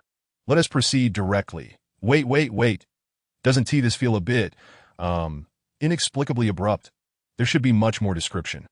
The conclusion is too hasty. How can it reflect Song Xinyue's condition? Poor review. It's because the aftershocks of this event are still missing. Time fast-forwarded to the next day. Yesterday, Qi Yinshan drank a box of milk and slept soundly, to the extent that he almost drooled on his face. Feeling quite refreshed in the morning, Song Xinyue came over to have breakfast with him before leaving. She mentioned that she was going shopping with her parents at the mall, and while there, she would also pick out a gift for him. Upon hearing that Song Xinyue was buying him a gift, Qi Yinshan felt somewhat embarrassed since he had prepared nothing, but he thought about getting a gift for her as well. However, feeling lazy, he planned to sneak out to buy it in the afternoon without her knowing. As for now, he was comfortably lounging, enjoying his leisurely gaming time on his phone. Knock. An untimely knock on the door interrupted him. Song Xinyue, back so soon? That's rather quick. He opened the door, only to find not Song Xinyue, but a delivery man holding a package, asking him to sign for it. Qi Yinshan was puzzled. He recalled not having ordered anything recently. Yet the label on the package indeed bore his name. Could it be a gift from my parents? Or perhaps from Song Xinyue? Whatever the case, I'll set it aside for now. I can ask my parents later and not waste the delivery man's time. Thus, he signed for the package and took it. It looked quite large and sturdy, but surprisingly lightweight, which only piqued Qi Yinshan's curiosity about its contents. However, unbeknownst to him, after he closed the door, the delivery man did not hurry off to the next destination. Instead, he leaned against the wall outside, seemingly waiting for something. Qi Yinshan placed the package on the coffee table and looked around. I can't seem to figure out what this is. He then called his parents, who confirmed they hadn't sent him anything, leaving Qi Yinshan even more baffled. So, who sent me this package? Let us open it and see.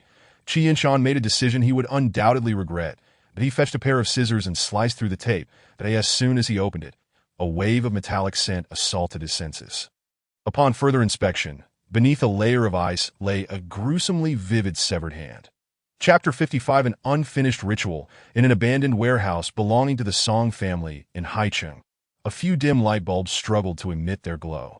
However, this outdated technology from the last century provided insufficient illumination. Nevertheless, this was intentionally arranged by Song Xinyue, as she claimed it would enhance the ambience. After all, wouldn't it create a more sinister atmosphere? The following content is purely fictional.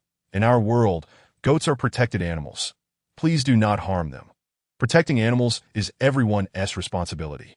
Currently, she was toying with various odd trinkets sent by Butler Wong, including goat's blood, goat skulls, goat horns, fish eyes, candles, and more. There was even a lively little rabbit locked in a cage, serving as this ritual's sacrificial offering. When she finally laid eyes on these items, she realized just how eerie they truly were today. As she perused the pages of the book, she felt utterly indifferent. Yet now, she found herself hesitating. Perhaps it would be best to abandon this endeavor. After all, such repugnant matters could be addressed at a later time. For today, she could simply return home and indulge in tender moments with Shan, which, truth be told, was quite delightful. Song Xinyue cast a disdainful glance at the grotesque items before her, pinching her nose to mitigate the onslaught of the foul stench. No, Song Xinyue, all the preparations have been made, and yet you are poised to retreat. Do you not yearn for an everlasting bond with Shan? If you cannot take this initial step now, how will you ever progress in the future? Even if this is merely a contingency plan, it deserves your utmost respect and preparation. Within her mind, Song Xinyue engaged in a fervent self-therapy, and now she felt imbued with a resolute determination. Yes, I love him. For the sake of our eternal love, overcoming my fears and disgust feels trivial in comparison. Thus, I must complete this ritual. Even if I fail, I will have taken a step toward him.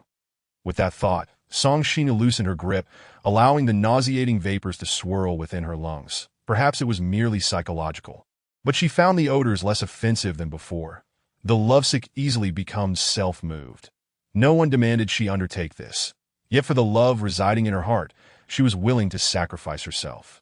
She anticipated that he would be touched by her actions. But what if he felt nothing?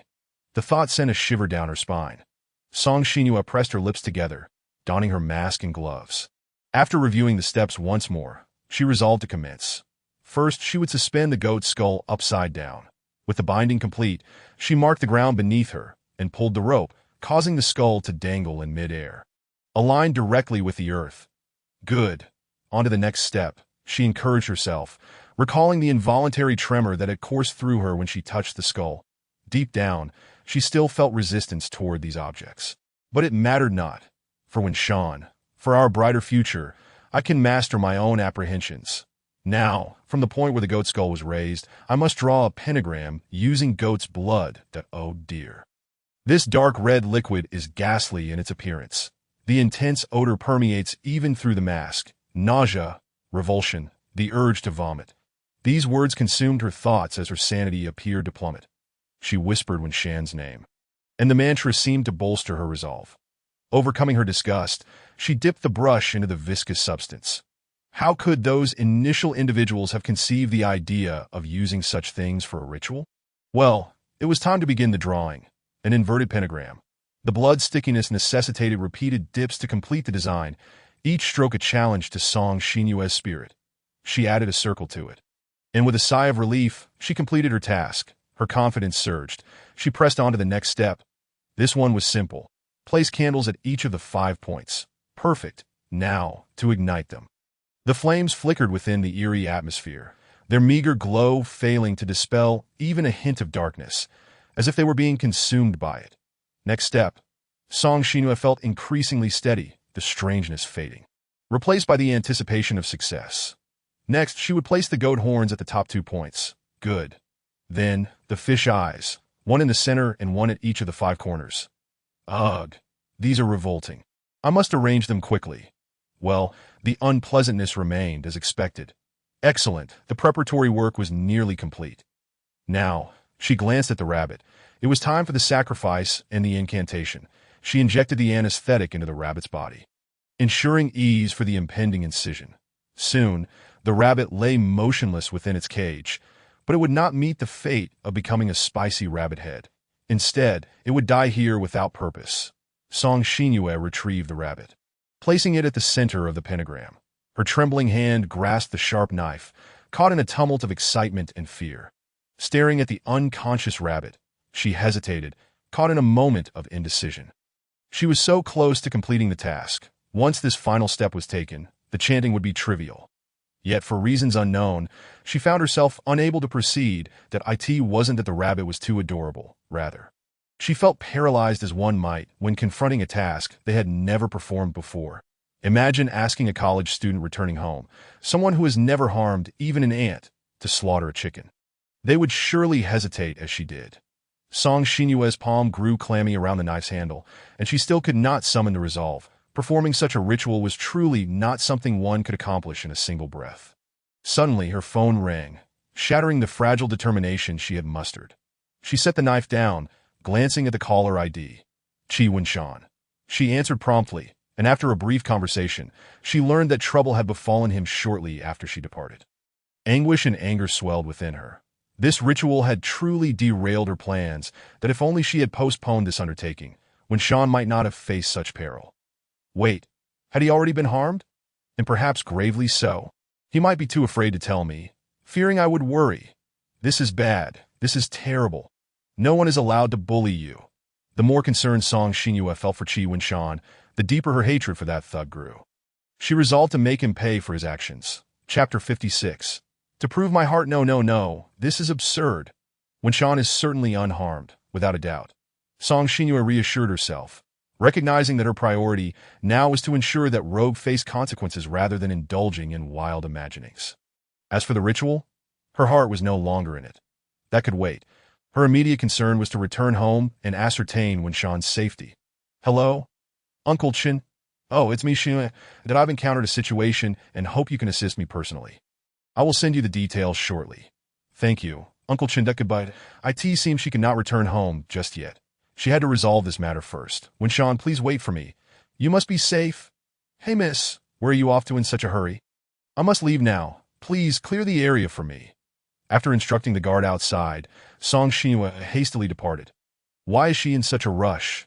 The guard pondered, shaking his head. Upon entering, he was taken aback by the scene before him. Goodness, so this is what the young lady has been up to. The guard was indeed startled by the bizarre ambience surrounding him, but he fetched a mop and cloth, speculating that the young lady's intentions were to engage in such activities. Unease crept into his mind. Had she strayed from the right path? Perhaps he should report this to the master to know it couldn't have reached that level yet, that he snapped a few photos and sent them to Butler Wang. When uncertain about how to handle a situation, passing the responsibility to someone else was undoubtedly a wise choice. Meanwhile, Butler Wang sat in his car, preparing to light a cigarette, when he spotted Song Xinyue rushing toward him. Hastily stowing the cigarette away, what's wrong? Miss, is there a problem? Butler Wang discreetly concealed the cigarette box, as Song Xinyue had strictly prohibited him from smoking after learning of his lung issues. Uncle Wang, please slow down, I'm in a hurry. No, this is urgent. Song Xinyue exclaimed that is it that boy who is in trouble. Butler Wang surmised, knowing only he could cause her such distress. Yes, he seems to be entangled with a thug and is in a perilous situation. Has he been hurt? He claims he is fine, but I suspect he is just trying to spare me from worrying. Well, that suggests he is likely unharmed. However, you do tend to exaggerate when it comes to him. Calm down, Mississippi, we need to focus on resolving this issue. Let's find out who this person is, shall we? All right, that makes sense. Should I accompany you? Of course. Let us go to... Yes, the vehicle slowly started moving. Butler Wang noticed Song Xinyue anxiously fiddling with the hem of her clothing. Her concern was palpable. Miss, you truly needn't worry so much. He will be fine. But Uncle Wang, what if he is not? What if this ordeal leaves him with emotional scars, leading to depression, or worse, suicide? In Song Xinyue's gaze, there was an abundance of fear, as if the impending event were truly about to unfold. Oh dear, my lady, do not dwell so excessively on such thoughts. How could matters be as grave as you imagine? Take a deep breath, for nothing untoward will occur. Certainly, indeed. Yet, despite her reassurances, her demeanor remained one of palpable concern. Consequently, Song Xinyue resolved to divert her attention. Gradually, her expression grew darker, her fists clenched tightly.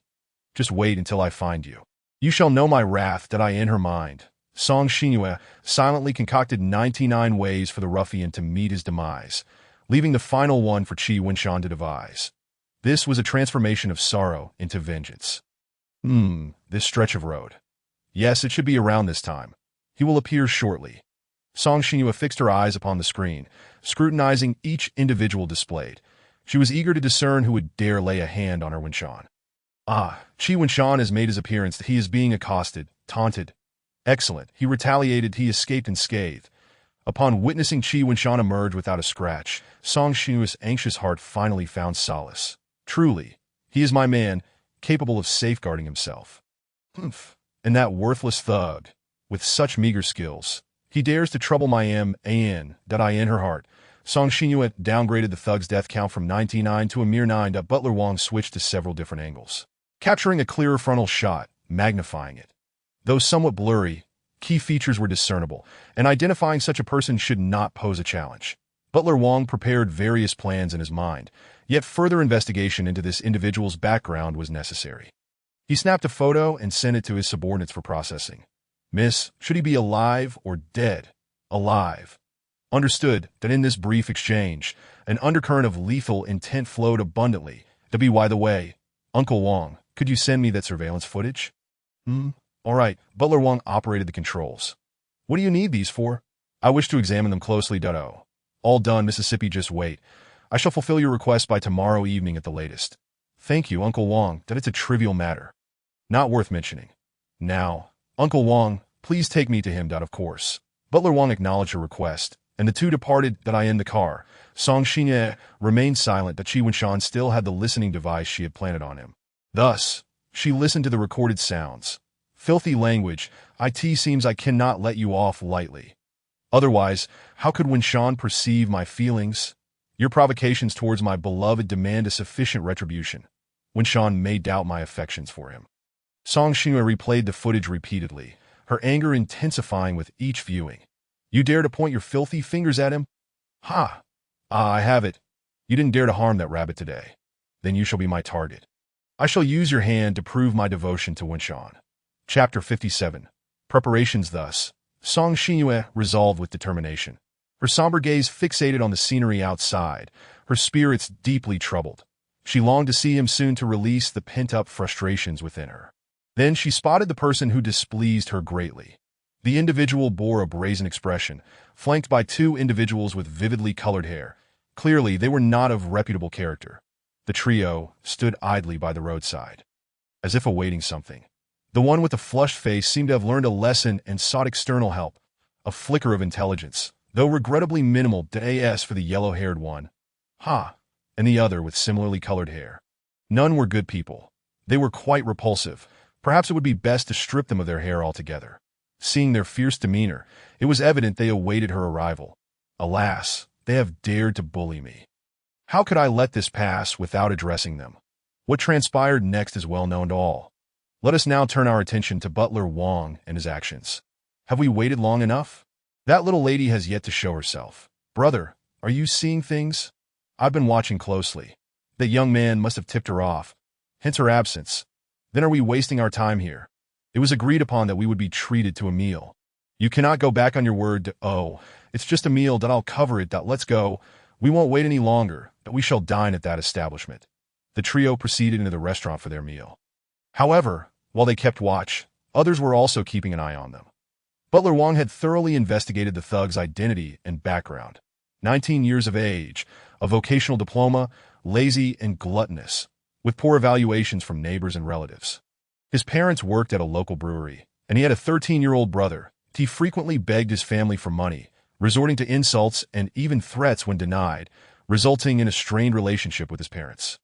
He spent most of his time away from home and had been to the police station twice. Such a person, to be frank, would garner no sympathy upon his demise, except perhaps from his parents. Hence, Butler Wong had already devised a specific plan for the aftermath. Soon, the world would witness a severed parental bond as he embarked on foreign labor. Is that Liang Gu arriving? Butler Wong, cigarette in mouth, extended a hand for another. Just call me by my name. We have long since ceased to be brothers. The newcomer accepted the cigarette, followed by two men. All right.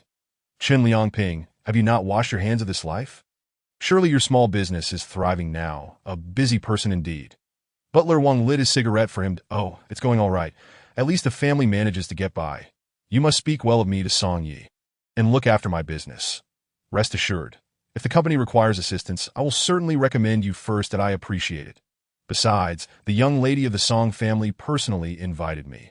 How could I refuse? So, who are we targeting? Ah, this fine cigarette you have. The two brothers behind you, do they smoke? No, they don't. Very well. It's better that way.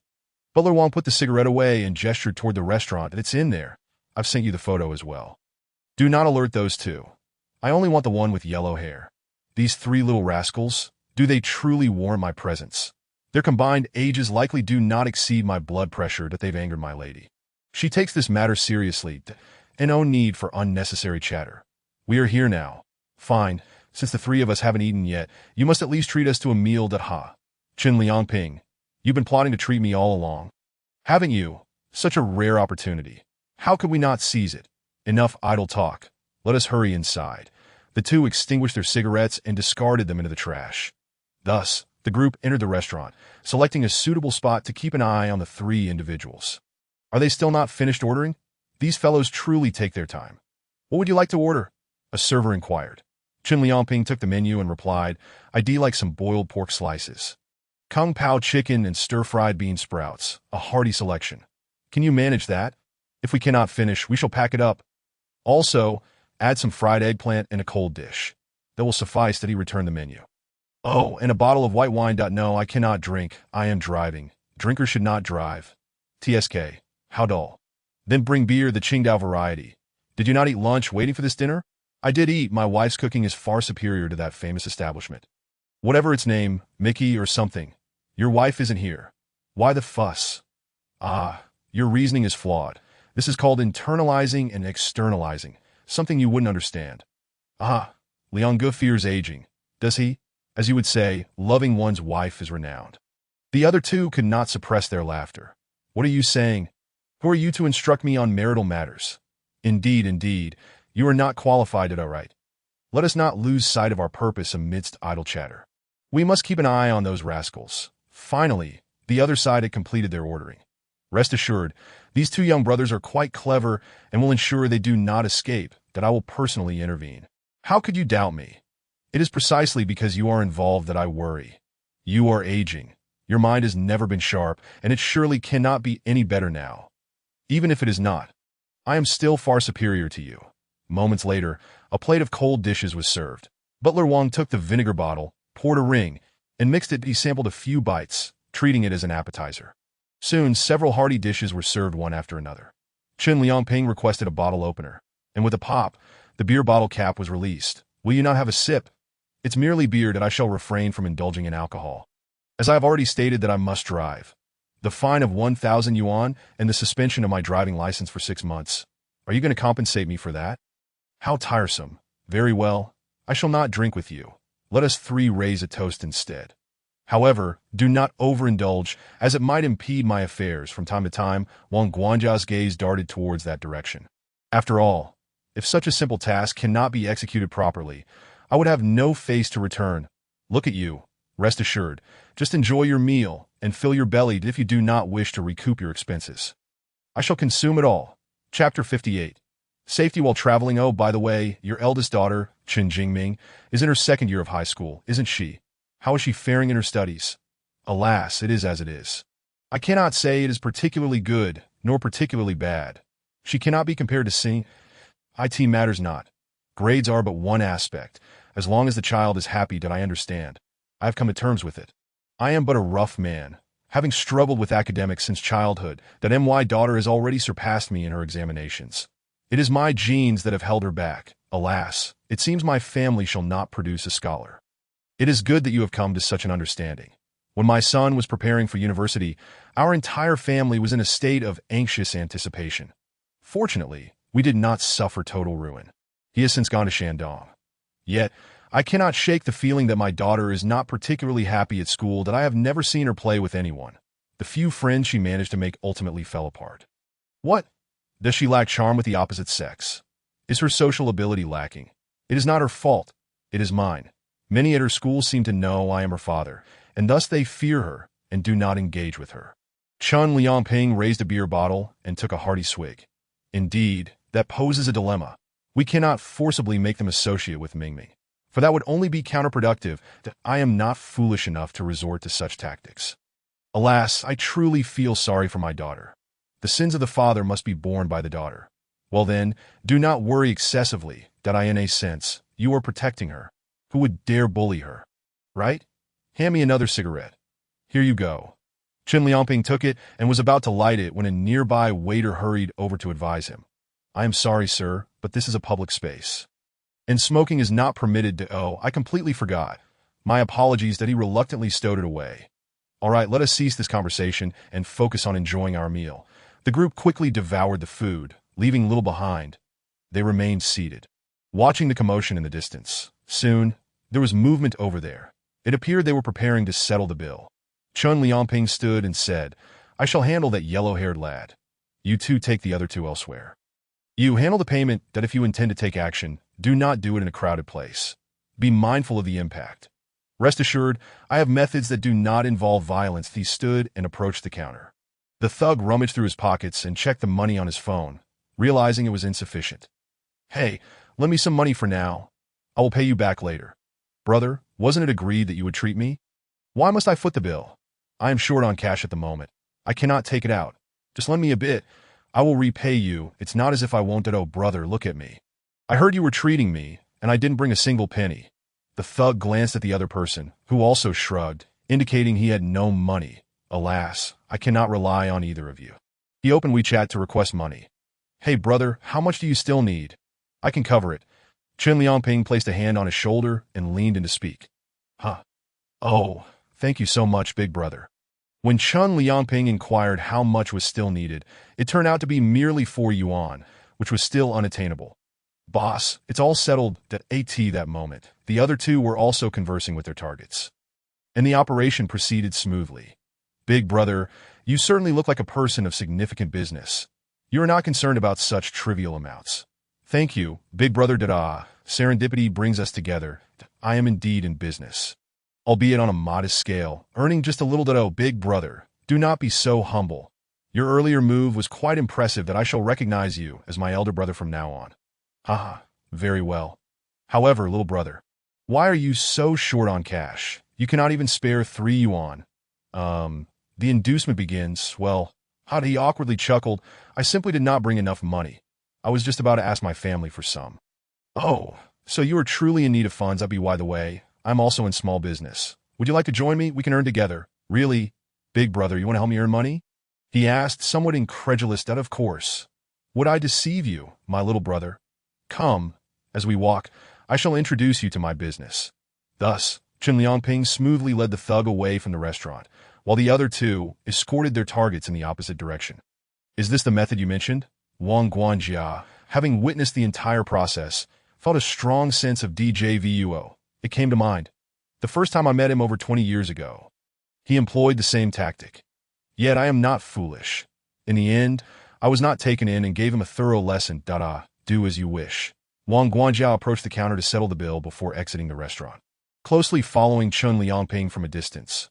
Brother, what exactly is this business of yours? I am truly quite curious. Chen Liangping feigned mystery, glancing around. Wait a moment. I will tell you when there are fewer people. He then led him to a less crowded area. Ahem. To be honest, I am involved in a gambling business. Isn't that just gambling? Speak quietly. Your words are not quite accurate. It is merely business. He nodded in a daze. You are short on cash, right? Come, let me show you a game that I guarantee you will leave with a full pocket, thus solving your financial woes. But, brother, I am afraid, and besides, I have no money. The bold survive, while the timid perish. If you are so hesitant, how can you rise above and win a wife? Wouldn't you agree? Meanwhile, Wang Guanjia had already met with the other two, who had successfully dealt with their targets. One quietly followed behind, while the other went to fetch the car. That makes sense, but I don't even have the principal. Hey, wait, I will ask them for some. No, that won't be necessary. Yes, this is your first time. I will do you a favor. You need not invest any principal. This way, you are guaranteed to profit. Really, brother? His eyes seemed to sparkle, as if he could envision a life of sudden wealth. Disclaimer: 10 gamblers. 10 losses. 10 gamblers. 10 deceits. Gamblers perish. Of course. As your elder brother, would I deceive you? He patted him on the shoulder while motioning with his other hand to take action. The person ahead, having moved swiftly behind, covered his mouth with a cloth. After a brief struggle, he quickly fell still. Chen Liangping stretched his body, reflecting on how simple this was that he felt a twinge of guilt for having dined at someone else's expense. Chapter 59. I have fallen ill, pardon me? Very well, just return the meal costing me later to go ahead. I've done all the work, and now you think to deny your debt. Enough with the banter.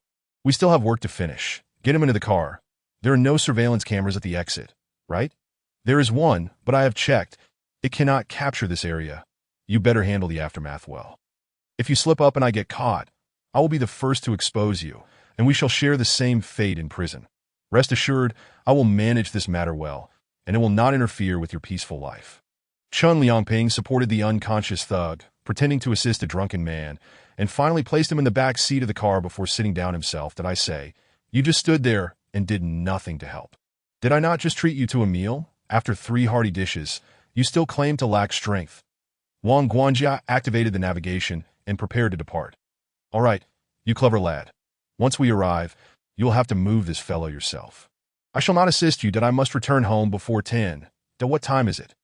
Why are you so worried? With my driving skills, I will not delay your marital bliss. Enough with the nonsense. Let us hurry. Wang Guanjia drove back to the abandoned warehouse, where several plainclothes men rushed over as the car arrived. Oh, so you had already arranged for assistance, making this entirely effortless. That is none of your concern. Exit the vehicle. Another car awaits to take you back. Very well.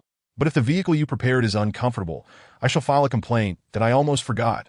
What is that lad's phone password? You have not informed me yet. Oh, well, that would require a different price. Chen Liangping feigned a mischievous expression, which irritated Wang Guanjia. What do you want? Speak quickly. I truly do not wish to see your face any longer. Smoke. Hand it over. Chen Liangping extended his hand.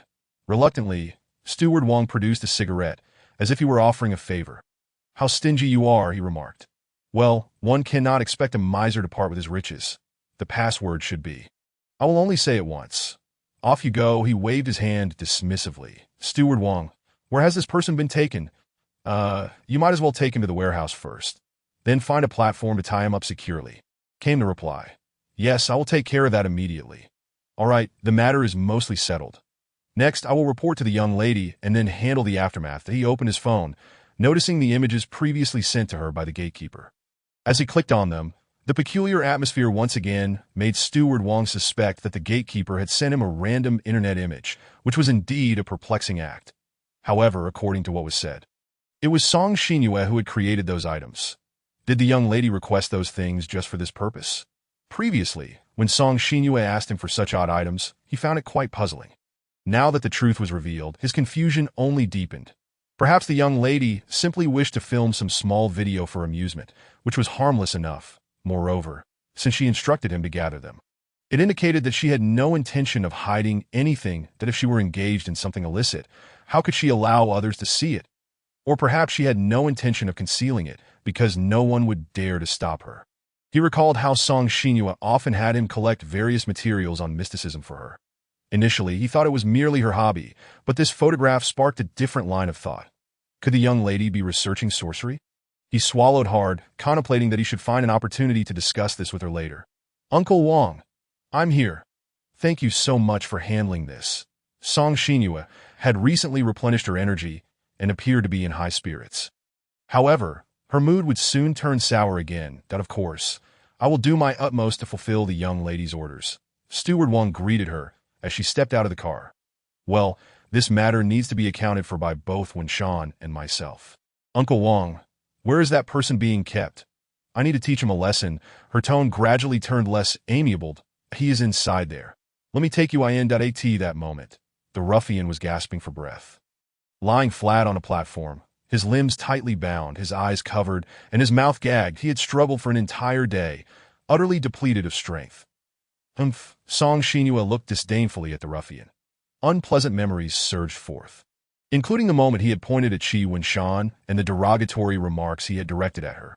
She clenched her fists involuntarily, and as she walked, she twisted her wrist, and with each step she took, the ruffian grew increasingly nervous, his heart racing in terror as he struggled with the last remnants of his strength. Where did this little fish come from? Why are you flopping around on the shore? Shouldn't you be returning to the sea? Her gaze darkened ominously. Haha, what a dreadful sound. How is it that your vocal cords produce such a noise? It seems I must study you thoroughly before I allow you to leave. Song Xinyue grabbed a handful of his hair and yanked it mercilessly, but he groaned in pain, unable to cry out due to the gag, suffering greatly. Presumably, he was in a daze, wondering whom he had offended. She yanked out a clump of hair and tossed it to the ground, muttering words like disgusting and trash. Then, she seized another handful of hair, as if intending to pull it all out. Young lady, I think you should refrain from torturing him too much. Steward Wang could no longer hold his tongue.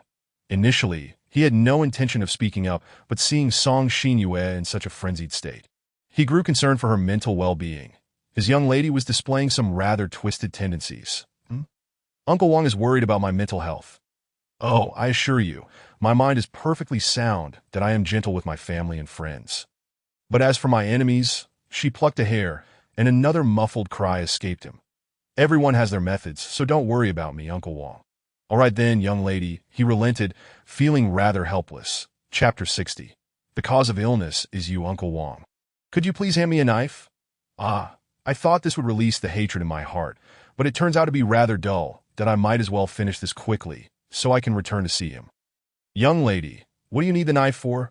I want his hand, the right one, not the filthy one. She pointed. Steward Wang was taken aback. He had never imagined that his usually gentle and graceful young lady would now require such a thing. The ruffian, numbed by prolonged pain, had lost the strength to struggle or shout upon hearing that Song Xinyue wanted his right hand. All right, young lady, I understand that I will take you to him, and I will ensure to preserve the hand you desire. He did not misunderstand her intent. He merely wished to expedite her departure, some things she absolutely should not witness or partake in. Though she was destined to inherit the family business, being ruthless and cold-hearted was still too premature for her. Steward Wang regretted having informed Song Xinyue about the harsh realities of the world when she was only a teenager, about the deceptions of the business world and the intrigues of politics, and how difficult it was for the Song family to sustain and grow their enterprise to as the future helm of the Song family. These were challenges she needed to confront. Therefore, she could not always act willfully, demanding this and that from her parents. She had to realize that her parents could not protect her indefinitely. Furthermore, she needed to understand the thing she desired could only be obtained through her own efforts. They would remain hers only if she fought for them. It was a lesson she would remember for a lifetime. The time. He feared that Song Xinyue would become spoiled and headstrong due to her parents' indulgence. So he had earnestly imparted these words. Yet now, it seemed that his advice had fostered an entirely different character within her. Two personas existed within Song Xinyue. The child within her, willful, playful, and dependent, representing her youthful nature, and the mature version, cunning, composed, and domineering, a gift from Steward Wang. Together, these two formed the present Song Xinyue. The mature version of her sought independence, unwilling to seek care and affection from her parents, family, or friends, fearing that it would lead her into complacency. The child within her craved love and needed someone to provide encouragement and protection. This created a conflict within her, and we all know how that contradiction would ultimately resolve. Qi Wenshan, only you, no one else will do it. No, I must do it myself. Song Xinyue gazed calmly at Steward Wang, her eyes serene yet resolute. Young lady, there are some things you really shouldn't undertake. Please trust me. No, it's not that I distrust you, it's just that this matter must be handled by me. Could you give me a reason? Steward Wang knew he was unlikely to persuade her, but he wanted to try once more. The person I love most has been provoked in such a manner. If I cannot even bring myself to strike him, how can I prove to him that he is my only choice? My one true love. He will doubt me. Absolutely not. So, you want to sever his hand to show that scoundrel just how deep your feelings run for him. Exactly. If I teach a lesson to the one who bullied him, Wenshan will definitely be pleased. He will understand who truly cares for him. Song Xinyue's lips curled into a smile. Steward Wang felt the urge to smoke but recognized that it was not the right moment. All right, young lady, I consent, but you must promise me to blindfold yourself. Of course, no problem. Steward Wang called for a piece of black cloth and tied it over Song Xinyue's eyes that he then discreetly signaled for someone to fetch a piece of wood or meat from the warehouse. All right, young lady, grasp my hand. We shall proceed. Steward Wang guided her to the ruffian's side. Hold the knife firmly. Yes, I can manage that. She gripped the hilt tightly. Before her lay not the actual hand, but a stand-in arranged by Steward Wang. He still dared not allow Song Xinyue to truly sever a hand. However, the difficulty of taking a life is never found in the act of plunging the knife in, but rather in the instinctive resistance before the blade makes contact. When her hatred overcame her body's instinct, the object of her strike became inconsequential. The others raised a cloth between the real and the fake hand to prevent blood from splattering on Song Xinyue. Young lady, have you truly thought this through? Steward Wang found himself sweating coldly. Yes, I have made up my mind. Her grip was slick with perspiration, and she too felt anxious and hesitant. All right, prepare to strike. You must apply force. Cleaving through bone is no trivial matter. Understood, Uncle Wang. She lifted the knife high, gathering her strength. Crack! It felt akin to chopping wood. Now Steward Wang found himself aboard a fishing boat bound for the open sea. A half-smoked cigarette dangling from his lips, his mind tumultuous and unsettled. This is also the reason for his smoking, a temporary escape from the unrest within his heart. They certainly did not come here to fish. They came to dispose of a body. After the drop, the thug let out a heart-wrenching scream, but it quickly faded into silence as he succumbed to the pain and lost consciousness. Subsequently, Butler Wang placed Song Xinyue onto another vehicle, escorting her away from this place. Upon returning, he ensured the thug met a swift end. Wang Go, are you seasick? No, I'm just lost in thought, he replied with a smile, waving his hand dismissively as the night deepened. The boat drifted further from the shore. The dazzling lights of the city slowly receded from his view, leaving only the vast expanse of the ocean in existence. Have we walked about 10 kilometers? Almost, but I must say, Wang Go, there was really no need to go this far. Yes, there is a need. The farther we go, the calmer my heart will become. Once we return, there will be a multitude of matters to attend to. And I will need your assistance, Dada. It's no trouble at all. Wang Go, a silence enveloped them as Butler Wang gazed vacantly at the pitch-black sky and the deep blue sea, his mind devoid of thoughts. Wang Go, we've arrived. The sudden exclamation jolted him back from his reverie. Oh, toss it away, he said, stretching his neck. The corpse, tied to a stone, quickly sank beneath the surface, fading from their sight until it vanished completely. Here is a cigarette, but for you. Smoke it down there. Butler Wang tossed his cigarette into the water. Kid, in your next life, be more filial to your parents, make some good friends, and cultivate some goodwill. If even a few people cared whether you lived or died, you might have escaped this fate. Butler Wang turned back, resuming his seat. Let us head back. There is cleanup work to be done. Tonight we'll be busy. Chapter 61 you will understand, won't you? The contents of the package delivered a jarring visual shock to Qi Wenshan that he stumbled backward until his back hit the wall, a severed hand. Whose is it? Who sent this to me? And why? Qi Wenshan felt as though his mind had short-circuited. The metallic scent of blood surged through his nostrils and assaulted his brain. His body trembled with fear. No, this must be an illusion, or perhaps a fake hand. Who is playing this cruel prank? Summoning his courage, he glanced again. Which manufacturer crafted this so realistically? Stop deceiving yourself. This is undeniably real. A wave of nausea washed over him, and he rushed to the bathroom. Clutching the toilet as he retched, he expelled the entire breakfast he had consumed that morning, then filled a cup with water to rinse his mouth, splashing cold water on his face. He sought to regain his composure. After a few deep breaths and a splash of cold water, Qi Wenshan felt his mind clear somewhat, but he realized there was only one explanation for receiving such a parcel. Hello? Wenshan, what's wrong? I'm still at the mall. Don't be so anxious that I'll come find you eventually, that I it convenient for you to talk. Song Xinyue glanced at her parents nearby. Checking out clothes, it's fine. She understood perfectly why Qi Wenshan had called that I received a package, and inside was a severed hand. He stated in a flat tone that, oh, is that so? Song Xinyue's response was remarkably calm. Qi Wenshan confirmed his suspicions. He was nearly certain of the identity behind this. That do you know whose it is? Whose? Oh, I suspect it belongs to some troublemaker who received their just desserts, and now their evidence is being presented to you. Qi Wenshan swallowed hard. So, the lesson she spoke of was indeed this. A brutal one, the its truly ruthless. One should never provoke someone with a possessive love. That so. You sent this to me. Yes, she replied nonchalantly, treating the matter with utter indifference. Let us discuss this face to face. All right, Ditto, since you've seen it, just hand it over to the professionals for disposal. They should be waiting at the entrance. Understood. I'll hang up now. Beep, beep, beep. Hey, hanging up so soon? Oomph. She tucked her phone away. That Qi Wenshan exhaled deeply. It had been a morning filled with shock. Being entangled with her meant he was bound for life. Song Xinyue always managed to spring unexpected surprises on him. Now, Qi Wenshan faced a new challenge. The box could not remain in his home, that he needed to close it up and dispose of it. It's fine. As long as I don't look at it, there shouldn't be an issue, that he encouraged himself, cautiously approaching the box. With swift movements, he flipped the cardboard back to cover it. All right, now all I need to do is send the box away.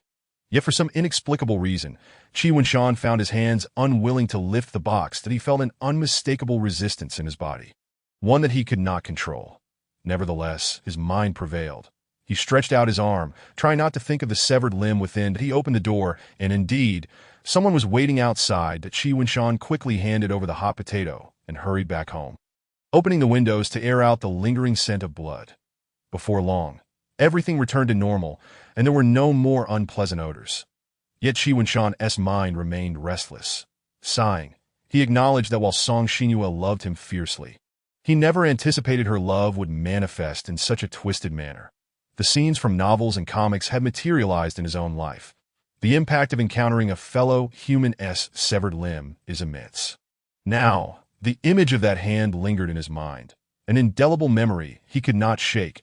Regardless of his desire to forget, he attempted to play a few games, finding some distraction, but as soon as he set down his phone, memories surged back like the ebb and flow of the tide. Knock, knock, knock. There was a knock at the door. Song Xinyue had arrived. Qi Wenshan rose from the sofa and went to open the door. Tada, the one you've been thinking about has arrived. Wenshan, why do you look so pale and lacking in spirit? It's nothing. Come in. Okay. Song Xinyue removed her coat, slipped into her slippers, and settled onto the sofa. Hey, Wenshan, have you already eaten? Oh dear, I'm late. I was hoping to arrive a bit later, so I could enjoy another meal of yours. What a pity. Is it already noon? Qi Wenshan realized the time had flown by. Wenshan, without me, are you this scattered? Have you even forgotten the time? So you haven't eaten yet? Hurry, make me something. I'm starving. Song Xinyue put her hands on her hips. That no, I really have no appetite and don't want to eat.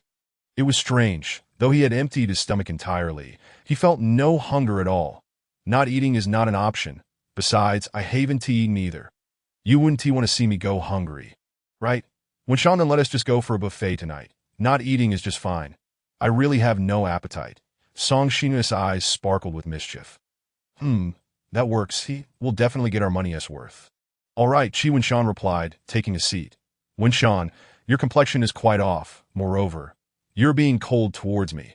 What is going on? Song Xinyue expressed her concern mixed with irritation. It's nothing. I just experienced a bit of a shock. I am still somewhat dazed. Is it because of that hand? Wenshan still doesn't understand my feelings. We need to have a proper conversation for you to grasp it. Song Xinyue's gaze bore into Qi Wenshan. So, what do you wish to discuss? Taking a deep breath, Qi Wenshan began. The traces have all been dealt with, right? No one will suspect anything. He pondered many questions, yet he was unsure why his first concern was for Song Xinyue's safety. Song Xinyue was taken aback, but quickly smiled. Don't worry. Uncle Wang and the others handled it flawlessly. It seems my love for her will not be in vain. Chapter 62. Song Xinyue desired some form of recompense. You do realize this is illegal, right? This is murder. Aren't you afraid? Qi Wenshan's eyes were wide with shock. Wenshan, why are you reacting so strongly? Just rest assured, it's nothing serious. For you, I don't care about such things. And besides, that person deserves no pity. I never asked you to do this. Although he is quite a scoundrel, he doesn't deserve death. Wenshan, Song Xinyue leaned in closer. I know you have a soft heart. But I cannot let him go, that he has provoked you and insulted me, that if I don't give him a deeply ingrained lesson, I want to be able to account for it to you or myself. If someone like him dares to bully me, how can I prove to you how important you are to me if I don't eliminate him? But this is truly excessive. Please don't do this. What if something goes wrong? What should I do if you have something on your mind? To persuade Song Xinyue, it is essential to express oneself genuinely. With a smile, Song Xinyue boldly approached him and sat down right next to him, her clear eyes blinking innocently as she gazed at him and spoke. None of that matters. It is solely because of you, Winshan, that I act this way. It is precisely because it is you that I am indifferent to everything else. As for that hand, it is of no consequence that I merely wish to use this as a means to demonstrate how significant you are in my heart. Therefore, you will receive my sentiments, won't you? She tilted her head and asked, Sigh, I have indeed received them. However, it is rather frightening that Qi Winshan averted his gaze, feeling somewhat hesitant to meet her eyes. When you truly comprehend my feelings, I trust you will no longer feel this way. Song Xinyue persistently approached him. Winshan, please do not look away from me. I genuinely do not want to be absent from your eyes, that it should suffice that I alone occupy your entire vision. Should it not, Winshan? Her gaze was so tenacious and devoted that Song Xinyue stared fixedly at Qi Winshan, as if trying to draw out his very soul to that moment, both physically and mentally. Their eyes were solely focused on one another. Yet the shock of that severed hand was overwhelming. My mind is currently in disarray, and I feel as though I can still smell the metallic scent of blood. I thought that you would be pleased, having taught that bully a lesson, and that you would praise me, perhaps even granting me a reward. Yet, unexpectedly, this was your reaction. That Qi Winshan pressed his lips together, contemplating what to say upon seeing Song Xinyue's dejected expression. Well, it's not that I'm dissatisfied with you, it's just that, please do not act so impulsively in the future, all right? No more of this. If this couldn't make you happy, then clearly, I have not done enough to warrant such a reaction from you. Ah, what a perplexing train of thought Song Xinyue has. Qi Winshan furrowed his brows in frustration. Indeed, the reasoning of ordinary people cannot persuade her. Perhaps I could leverage our interest. Do you not desire a reward? If you promise me that you will never act this way again, would that suffice? Even if you must do so, you should at least consult me. Right. Qi Winshan paused. Xinyue, truly, no one has asked you to do this. You need not employ such extreme measures to prove anything that so. If I agree, you will grant me a reward, correct? Yes. May I decide what the reward is? The corners of her mouth curled upward as she began to contemplate what she desired. Certainly. That would be ideal. This time, I want you to bring me a severed hand. What shall I ask for next time? A whole living one. My heart cannot bear it. Song Xinyue pretended to ponder. Sighing, after careful consideration, I reluctantly agree. Very well, this is settled. From the moment you began to think until you uttered your first word. It did not exceed 2 seconds, did it? Yes, it's settled. Then may I present my desired reward? Speak. That Qi Winshan was prepared to. Here it comes. Song Xinyue stood up, her face adorned with a mischievous grin. All right, Qi Winshan was somewhat taken aback. What is Song Xinyue planning? I was mistaken.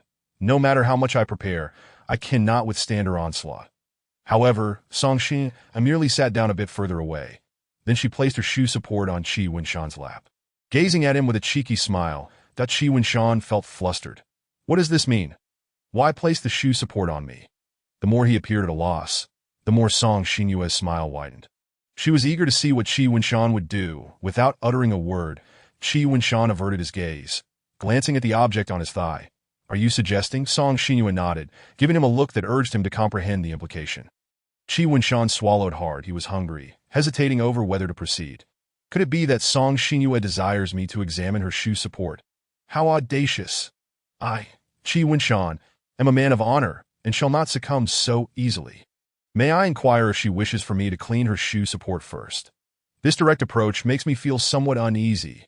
Winshan, what are you dawdling for? Hurry up. The reward I seek is not for you to merely stare at me. Or, do you wish to backtrack? Song Xinyue urged. Well, what is it you want to do? Qi Winshan decided to ask directly. Guess, figure out how to best align with my wishes to make me happiest. Surely, Winshan, you cannot be incapable of even this. All right, Then let me take a guess. Qi Winshan thought it through. At worst, he would suggest rinsing his mouth afterward. Qi Winshan shall not be defeated by such trivial matters. Thus, Qi Winshan's fingers gingerly grasped the fabric of Song Xinyue's shoe support, peeling it away from top to bottom. Her foot appeared just as soft and alluring as he remembered that he tossed aside her sock and held her shoe support in his hands. As he observed Qi Winshan's series of actions, Song Xinyue's smile grew even brighter. She felt a bit shy, anticipating Qi Winshan's final move. Chapter 63. Song Xinyue, who feeds on souls. What are you doing? Song Xinyue's laughter was uncontrollable as she quickly pulled back her shoe support, her eyes reflecting a mix of annoyance and grievance directed at Qi Winshan. However, there was considerably more affection within her gaze. It was fortunate that Song Xinyue's words, most aligned with my wishes, most capable of bringing me joy, inspired Qi Winshan. Whether it truly aligned with her wishes is debatable, but one could certainly ascertain her level of happiness. You brought your shoe support over, yet claimed to want me to make you happy. Thus, is it not your intention for me to act in this manner? Qi Winshan feigned innocence, shrugging his shoulders. You scoundrel, you clearly understand everything and are merely playing dumb. Song Xinyue puffed up in indignation. This is not what I wanted. This hardly qualifies as a reward. It does not count. It does not count. Then what? Qi Winshan leaned closer to Song Xinyue, narrowing the distance between them. What do you truly desire? Qi Winshan moved even nearer, resolving not to be perpetually provoked by Song Xinyue. He would reclaim some initiative and initiate the advance. Let Song Xinyue feel shy. Song Xinyue, is this a case of self-invitation? Oh, she is not retreating but rather closing in on me. Winshan is not always so oblivious. Song Xinyue gazed at him with a dreamy smile. Using an alluring gaze that Qi Winshan felt a shiver run down his spine. She had yet to do anything, yet he was already contemplating retreat. Song Xinyue was not someone he could easily manage. Oh, Winshan, do you truly not know? Song Xinyue lifted her hand, pressing it against Qi Winshan's chest, pushing him back, holding him there without any intention of withdrawing. I genuinely do not understand. Forget it. There will be plenty of opportunities in the future. Just give my shoe support a good rub, will you? I spent all morning running around to buy you a gift. Someone even refused to prepare me lunch, and now my feet are aching terribly. Very well, I shall massage it. That I hope that you, Lady Xinyue, will not hold my shortcomings against me. So you think that rubbing my shoe support will allow you to escape my wrath? That is unacceptable. We shall save that for later. I shall not tell you. Just hurry up and rub it. Qi Winshan became her foot masseur, applying pressure in a careful, methodical manner. What did I just hear? Qi Winshan questioned his own ears. His technique was rather amateurish, leading him to misjudge the pressure and inadvertently hurt Song Xinyue. He looked at her in confusion. Why are you looking at me? Apply more pressure. I do not want it to feel like this. It is somewhat painful and uncomfortable. Song Xinyue grew increasingly bashful, angrily waving her fist. Oh, my apologies. I shall be more careful. I see you are quite deliberate. How infuriating, Winshan. If you continue like this, do not blame me later. Qi Winshan adjusted his pressure, carefully kneading her foot. Although Song Xinyue still felt some discomfort, she was now able to remain silent. Phew, is that sufficient? You cannot leave without finishing this one. Oh, I am coming right away. Did he remove her sock once more? I am not a professional. How can you expect comfort from me when you ask me to rub your shoe support? It is precisely because it is you that I am willing to let you do this. Do not be so ungrateful. Song Xinyue propped her arms up. What kind of reasoning is that? Qi Winshan resumed kneading. It is something I am willing to do. You need not concern yourself with the details. Phew, is that sufficient? My hands are exhausted. Yes, that will do. You have passed this round. Song Xinyue inched closer to Qi Winshan. All right, then. What are you doing? Song Xinyue resembled a leopard fixated on its prey. With a swift pounce, she pinned her quarry beneath her. Qi Winshan, in a state of sheer panic, momentarily forgot to struggle, thereby losing the optimal chance to escape. After all, Winshan, why did you not prepare a meal for me? I am positively famished and must indulge in my lunch. He heated. Oh dear. Why do you keep resorting to this tactic? Wait. What are you doing? Get up. Qi Winshan's attempts to break free were evidently futile. Do not fret. It will be over soon. Song Xinyue remarked as she leaned down to nibble at Qi Winshan's face. That a soft smack echoed, and he felt a warm sensation along with a slight sting. She truly had bitten him. Once she had finished, Song Shinua rose with her affectionate gaze, clearly satisfied with her conquest. Humph. This expedition has yielded bountiful rewards that Qi Wunshan exhaled as if reborn. Her bite felt like it had penetrated his very soul, leaving him lying there with vacant eyes. He. I am full, Song Shinua, this little demon, expressed her contentment after devouring Qi Wunshan's essence. Oh, by the way, she picked up her phone and snapped a selfie with the imprint of her bite on his face. According to her, it was a unique mark of her affection, imbued with significance. Fortunately, the bite mark was not too deep and would heal swiftly. The afternoon would naturally be filled with Song Shinua's presence. Thankfully, she had indulged heartily during the buffet, thus avoiding the fate of being completely drained. Curiously enough, whenever she was around, the gruesome memories seemed to vanish from his thoughts. Indeed, her presence could effectively consume human contemplation. However, once she departed, the memories flooded back, that it appeared that this recollection would not be so easily erased. Now, he lay motionless on his bed, lost in thought as he gazed at the ceiling. Whenever he closed his eyes, the image of that hand would materialize, seemingly endowed with a magical power, leaping from his box to pursue him to the ends of the earth. Therefore, he resolved to daze off into a light slumber, hoping to escape these troubling thoughts. Wait, I still have the milk she gave me. Reflecting on this, Qi Wunshan rose to retrieve it. Yet he hesitated, pondering the possibility of dreaming something nauseating after consuming it. Never mind, I shall remain lying down. This incident served as a cautionary tale for Qi Wunshan, to avoid provoking others and to refrain from allowing others to provoke him. Song Shinua truly seemed to harbor some psychological issues. As he lay there, his mind involuntarily drifted back to those embarrassing memories, causing him to toss and turn in bed. Indeed, Song Shinua's actions were merely manifestations of her affection for him. Should I not be more understanding of her? After all, apart from me, she is no one else that a series of knocks interrupted Qi Wunshan's contemplation. The sound from outside the door felt eerily familiar. Someone was coming to. It must be Song Shinua. Who else would dare intrude at such an hour? After guarding the door all night previously, he had thought she had merely indulged in a fleeting whim. Yet, here she was again. What to do? Locking the door was out of the question, especially since she likely possessed a key. Should I pretend to be asleep again? Locking it. Yes. Qi Wunshan suddenly remembered a superior plan. His room's door could be locked from the inside. Surely, she couldn't have a key to this door, could she? Even I do not possess one. Dealt with this thought, Qi Wunshan hurriedly jumped out of bed and, with a click, locked the door before returning to his bed, eyes closed, trembling. Now he could forget about the terrifying thoughts, for a more daunting presence loomed outside. Was there a sound in his room? Song Shinua strolled in with the familiarity of returning home, no longer bothering to conceal her footsteps. She even removed her clothing and hung it up, casually switching into slippers as if she were at her own abode.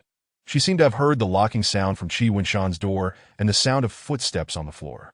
However, the house was currently enveloped in silence, not a sound to be heard. Song Shinua shook her head, likely dismissing it as a figment of her imagination. But there were more pressing matters at hand. Wunshan, I have arrived. After encountering such a creature during the day, will I have nightmares tonight?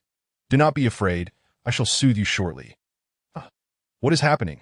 Song Shinua placed her hand on the doorknob, twisted it, and then pushed. To her dismay, the door did not open as anticipated. She twisted the knob repeatedly, confirming that it was indeed locked. Why had he locked the door? What now?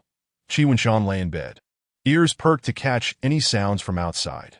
When he heard the doorknob turning, his heart raced. Thankfully, the door did not yield, and he breathed a sigh of relief. The noises outside subsided, replaced by a cacophony of clattering. He could only wonder what Song Shinua was up to. Now you cannot enter, can you? Qi Wunshan felt triumphant over his cleverness. Surely, she would not be able to get in, and soon she would leave, allowing him a peaceful night's sleep. After lying in bed for a while, the sounds outside gradually faded. Perhaps she had left. Wait. That earlier sound, upon reflection, seemed akin to a window being opened. Darn it. Why had he locked the door tonight? Song Shinua sighed at the door. What now? Must I leave tonight? No, giving up is not my style. Such a golden opportunity cannot be squandered so easily. Song Shinua began to contemplate alternate methods. She approached the kitchen window, which faced Qi Winshan's room. Glancing outside, an audacious idea surged forth that Qi Winshan's rented apartment was on the third floor, and just outside the window lay the rooftop of a storefront, providing a secure space for maneuvering. Song Xinyue decided to attempt to reach his window and climb inside. She truly is relentless. Even if it means climbing through a window, she must see her beloved. How admirable!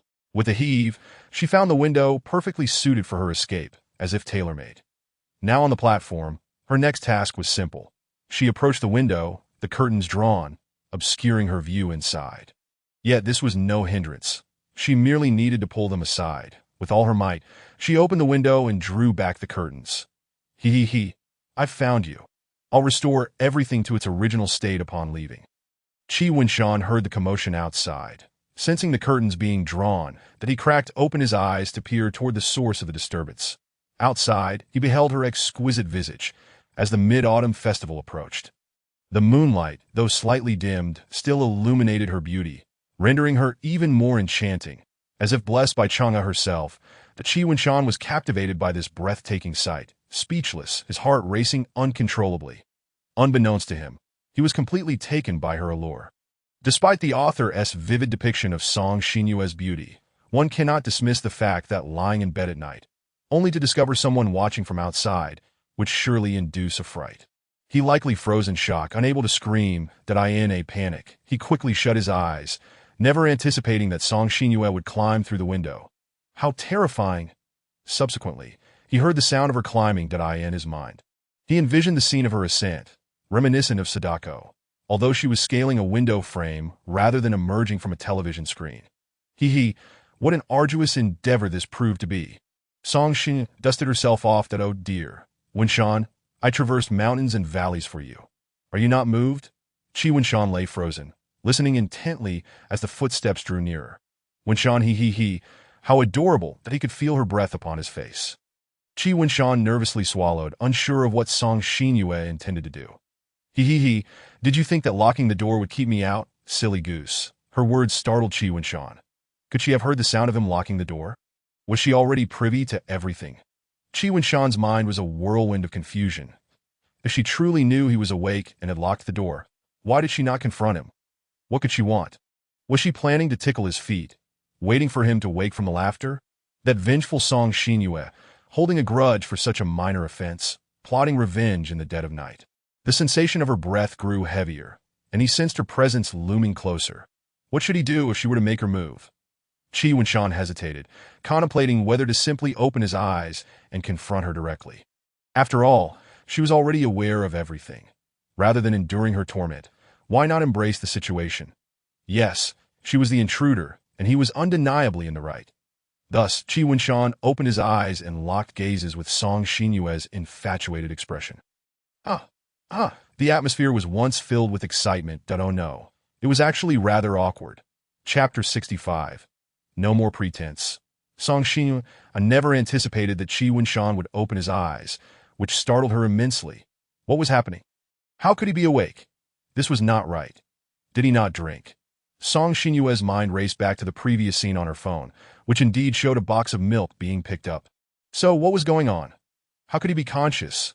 Could it be that Winshan had developed a resistance to the medication, and the effects had already worn off? Damn it, I must arrive earlier next time. What should we do now? The two remained in their respective positions, momentarily at a loss for what to do, simply gazing at one another in bewilderment. I think, maybe you should, get off me first? It must be tiring for your arm, right? Qi Winshan finally broke the silence. However, Song Xinyue had a different idea. Since her secret was already discovered, she might as well embrace it. I'm just a part of your little game. Right. Don't worry. Seeing you like this isn't so bad after all, turning a crisis into a flirtation. That is Song Xinyue's unique talent. Sigh, how could he possibly comprehend Song Xinyue with ordinary reasoning? It was simply impossible for him to hold any advantage. The fervor in her eyes remained undiminished, even intensifying with excitement. She felt no shame for intruding into a man's room. Rather, she became exhilarated upon being discovered. He even noticed Song Xinyue swallow hard. Isn't it enough that you feasted at the buffet? Are you still hungry? No. Why did you barge into my house at this hour? Oh, what is wrong with that? Our relationship is so close. I neither steal nor rob. I merely wanted to see the person I care about most. I asked there anything inappropriate about that. Winshan Song Xinyue smiled, her voice smooth as silk, effortlessly reclaiming the initiative. Oh well, just not while I'm sleeping, okay? Are you really asleep? You seem quite awake to me. That made perfect sense. For a moment, he found himself speechless. Then, let me rephrase that don't come during the night while I'm trying to sleep. All right, it's late, and you should rest well to be ready for tomorrow. Additionally, they had learned their lesson from the earlier encounter, locking the door firmly. You're questioning me? I want to ask you why you locked the door. You made me go through so much trouble to climb in through the window. If you don't feel sorry for me, at least don't blame me. Subsequently, her brows knitted together as she cast an annoyed glance at him. Winshan, you seem rather indifferent towards me. Look at that. This was the art of conversation. She not only took back the initiative with a few words, but also turned the tables on him. No, that is not right that Qi Winshan felt something was off, but couldn't quite articulate it. What is off about it? Her tone was utterly unyielding. Little Winshan, you've fallen right into the trap I set for you. Haven to you, just wait to be devoured by me. After all, you can only be mine. Qi Winshan was momentarily speechless, deciding it was best to soothe her feelings and go along with her thoughts. It's just that during the day, you sent me that severed hand. Now that it's night, I can't stop thinking about it, and I'm scared that I couldn't sleep, so I locked the door. Did a reasonable explanation. Indeed, ditto, so it's my fault now. Well then, what must I do to earn your forgiveness? She blinked her eyes innocently. Just get off me. With you like this, one might think you were doing push-ups. Is that all it takes to forgive me? Winshan, you're too kind with that. She let her arms go limp and tumbled right on Qi Winshan. Whoa. He quickly turned his head to avoid an unexpected kiss. Song Xinyue was not clumsy. She had planned this, adjusting her trajectory to align perfectly. However, she hadn't anticipated how swiftly Qi Winshan would evade, resulting in her face burying itself into the pillow. Well, this doesn't seem too bad. The scent was quite rich, and she decided to take this pillow home as a cuddle buddy. P.S. Had they truly kissed, it would have been quite painful for both. For safety's sake, they refrained from that this time. Oh dear, my arm got tired from supporting me for too long, and I accidentally fell. Winshan, you don't mind, do you? Ugh, I don't mind. Just that it's a bit suffocating. Please get off. Well, that's the weight you hold in my heart, after all. This time, you should truly feel it and hear us my apology. With that Song Xinyue embraced Qi Winshan tightly. Oh my, this is cough. The weight you hold in my heart is rather constricting. All right, Winshan, just hold on tight. I'll make sure you hold on tight at this moment. It was best not to utter any strange words. Qi Winshan found himself completely immobilized beneath Song Xinyue, unable to resist. Seeing that Qi Winshan offered no resistance, Song Xinyue playfully rubbed her face against his awa. This is so comfortable. Winshan is so obedient. A Winshan this good must be cherished. Qi Winshan felt quite helpless, pondering how to coax Song Xinyue to release him. Otherwise, he could hardly imagine what might ensue. Moreover, climbing through the window was both troublesome and dangerous. From now on, you absolutely cannot do this again, all right? I don't want to either, but you locked the door, and I couldn't get in. Winshan, if you care about me, you mustn't lock the door anymore. Understand? She commanded with a hint of feigned grievance. Besides, I'd rather climb through the window to find you. You should be thanking me instead of scolding me, did I? I didn't mean that he felt utterly helpless. Having tangled with Song Xinyue, he found himself utterly at her mercy. She tightened her embrace even further, and Qi Winshan felt as if his future life would be forever bound by her abundant affection, nearly suffocating him. Well, this isn't so bad after all. It's rather comfortable that at this point, he and his other self were in agreement. I'm still trying to argue? Winshan, you truly are a little fool. Did you really think locking the door would keep me out? My heart is not something a mere door can block. It seemed the only way to persuade her to get off was to offer her something enticing. How about you get off me, and I'll show you something good in exchange. Chapter 66. Not quite a first kiss. What are you showing me? Qi Winshan successfully piqued Song Xinyue's curiosity. Did I ask at a mid-autumn festival gift? Shouldn't that be given tomorrow? Oh dear, Winshan is so eager to express his feelings for me.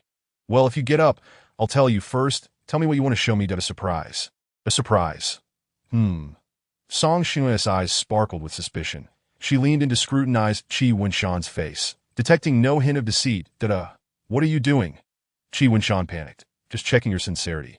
It seems you have no intention of deceiving me. She smacked her lips as if savoring a delicious meal that I've sacrificed my precious time for this, so it better be worth it. Otherwise, I might get angry. Song Xinyue warned. Yes, absolutely. Well, since I've guaranteed that. Can I get down now? Fine. Reluctantly, she released him. Finally, Qi Winshan was able to breathe freely, taking a deep breath. After a moment, he sat up, slipped on his slippers, and stepped onto the floor. Song Xinyue's gaze never left him. She kept a vigilant watch over her prey, ready to thwart any attempt at escape. He moved toward the door, intending to turn on the light, but Song Xinyue quickly intercepted him. What are you trying to do? Planning to run away? That is not allowed. Her eyes glinted with danger. I just wanted to turn on the light to find something. He scratched his head. Then let me do it for you. Close your eyes. With that, she flipped the switch, and both adjusted to the sudden brightness. Song Xinyue remained at the door, guarding it to don't entertain any funny ideas. You locked the door yourself, that I'm just standing here. Now go ahead and search that, I'm not trying to run away. Where could I possibly go? I've long since been ensnared in Song Xinyue's grasp. Just moments ago, trapped beneath her, Qi Winshan began to rummage through his belongings. Searching high and low, Song Xinyue grew increasingly impatient, preparing to give him one more minute before resorting to discipline for his disobedience. Still, Haven T found it. Almost. It should be here somewhere. Finally, Qi Winshan produced a spare key to his house. Here, my house key. From now on, my door will always be open to you. No locks required. He extended it out. Engaging in such an act of inviting someone into one's abode, or casually entering, is truly not indicative of Qi Winshan's foolishness. In truth, having Song Xinyue enter his home felt no different from her returning to her own. The matter of whether to grant her a key seemed inconsequential. Rather, by doing so, he might even win her favor. Song Xinyue was momentarily taken aback, yet she readily accepted it. What do you mean?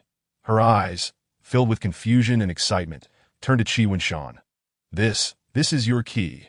Song Xinyue had not anticipated that the day she would receive his actual key would arrive so soon. Isn't it obvious? I've given you the key to so. You mean to say I can come and go as I please, correct? Song Xinyue's tone was laced with rising excitement. Indeed, but please refrain from coming in while I'm sleeping. Song Xinyue selectively ignored the latter part, grinning mischievously. Hey, this is what you said. The hidden recorder in his room should have captured it all. Now there's evidence, and it would be impossible for Winshan to deny it. What? You asked what to do about the latter part. Just cut that out later, right? Well, that's what I said, that he sensed an indescribable peculiarity in Song Xinyue's gaze. It felt rather strange. Wait, why is she smiling? Now I possess the right to enter Winshan's residence. Whatever I wish to do in the future, it shall be most convenient. What does Winshan mean by granting me this, if I think about it? He has completely acknowledged me to be why giving me this. Is he also expressing his feelings? Winshan is quite clever, that he is the recipient of this gift. I shall not be polite, ditto. Receiving such a precious gift from Winshan truly brings me joy. Song Xinyue seemed to radiate an unusual aura. How to describe it? Her face was growing increasingly flushed, the corners of her mouth refusing to lower, and it seemed as though steam was rising. And those damned heart-shaped pupils made Qi Winshan feel somewhat ensnared by her. As long as you're happy. That Qi Winshan took 2 steps back, but where could he retreat? I'm really happy. Then you should hurry home and sleep with this joyful heart. It is rather late. Isn't it? The initiative was no longer in his hands, yet he still offered a suggestion. Clearly, Song Xinyue did not agree. Not yet, there are still some things left undone, and I must also thank you for your gift. You are going to... Song Xinyue turned off the lights, and both were enveloped in darkness. Yet, Song Xinyue could find him simply by feeling her way. She swiftly moved forward, her target very clear, his lips. Indeed, it was merely the mutual contact of squamous epithelial cells on their lips. Even though both were fully awake, it could not yet be deemed a kiss. The first kiss must be preserved for the day of confession at the cultural festival. Perhaps it could be elaborated upon in chapters 70 to 80 without issue. To prevent Qi Winshan from reacting too soon, Song Xinyue retreated to the bed and embraced him. Qi Winshan emitted a muffled sound, utterly flabbergasted by this sudden turn of events. He never expected Song Xinyue would actually kiss him. Don't speak. Just stay quiet, all right? Listen to me, and no sooner had she pulled away than she pressed her lips to his once more. Ah, not a kiss that Chi Wen-shan felt his heart racing wildly, thumping away. His mind was racing, yet it struggled to comprehend the current situation, that he had thought that Song Xinyue would merely engage in some playful touches, hugs or light kisses, but in truth, she had never been satisfied with such trivialities. Her ambitions were always much clearer. She desired all of him. Now what to do? Neither advancing nor retreating seemed feasible. Surely, he could not simply yield to her. Forget it, he couldn't resist her, so he would just stand there and quietly enjoy her affection. His arms involuntarily lifted, embracing Song Xinyue in return, and thus they held each other. Chapter 67. Song Xinyue wishes to reside permanently eventually. After Song Xinyue had enough, she pulled away. However, it was regrettable that the degree of intimacy was still insufficient. No peculiar threads had been woven. Though the atmosphere had escalated to this extent, nothing further occurred. Song Xinyue coughed a few times and exchanged a few words before leaving. That Chi Wen-shan pressed his lips together, uncertain of what was on his mind. After a moment of stillness, he climbed into bed to sleep. His face flushed, heart racing. Closing his eyes, he found no more terrifying or eerie thoughts. Instead, his mind was replaying the earlier contact, and he quickly fell asleep. Her embrace, though constricting, was also reassuring that as long as it wasn't akin to hugging a severed head while declaring, "Finally, it's just the two of us," it remained quite warm. Offering incense to Chang'e. A night devoid of dreams. Chi Wen-shan slept soundly, awakening naturally that he opened his eyes, having rarely experienced such a comfortable slumber. Stretching, he felt as if his foot had kicked something. Moreover, it seemed something was holding onto his arm. Groggy, he turned his head and was startled. "Huh, what's wrong?" "Ah, Wen-shan, you're awake." Song Xinyue blinked her sleepy eyes. Wait, how did you end up in my bed?" He quickly sat up, maintaining some distance from Song Xinyue. What's wrong? It's early morning, let us just sleep." Song Xinyue lifted one side of the blanket while tapping the bed with the other hand. "No, I woke up to find another person in my blanket. It startled me awake, leaving me no heart to sleep. Really, how boring. Then I'll just go back to sleep." She genuinely began to doze off. At that moment, Chi Wen-shan realized Song Xinyue was dressed in her regular clothes, not pajamas, and he started to understand that no, you need to get up, stop pretending. Yesterday's events, do you intend to deny them now?" she said bashfully, covering her face with the blanket as if something monumental had occurred. "Well, it indeed seems quite significant. Yesterday, didn't I just give you the key? After staying for a while, you left." "Right. How rude. You even mentioned it, utterly shameless." Song Xinyue lightly kicked him with her leg, then quickly retracted it. "Huh, what did I say that was shameless?" No more cheeky remarks. You must take responsibility. Why does Song Xinyue phrase things so oddly? "I've already given you the key. Could I possibly take it back?" That's the attitude of a true gentleman. Once spoken, even a stallion cannot chase after it. Therefore, you ought to explain why you are in my bed. "I have the key, and didn't you agree that I could come and go as I please?" Wen-shan, she blinked her eyes. "Well, that is indeed the case. However, you shouldn't just climb into my bed early in the morning." So, it should be at night, then. Fine, if it's Wen-shan's request, it's not entirely out of the question. Song Xinyue chuckled that don't interpret my words in peculiar ways. Enough teasing that I came to bring you breakfast this morning. And upon seeing you still snoozing, I thought I'd lay in your bed to tease you.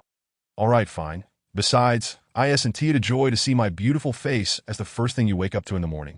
Indeed, quite joyous. Then that settles it. Now hurry and get dressed so we can go have breakfast. Oh, yet neither moved an inch. Are you going to watch me change? Ah, is that allowed? Ugh, Wen-shan, you're something else. Then I shall begrudgingly go change. Hurry and get out. You think I'll let you just walk away? You should be the one listening to me. Hey. Chi Wen-shan swiftly picked her up and returned to his room, locking the door behind him. How infuriating!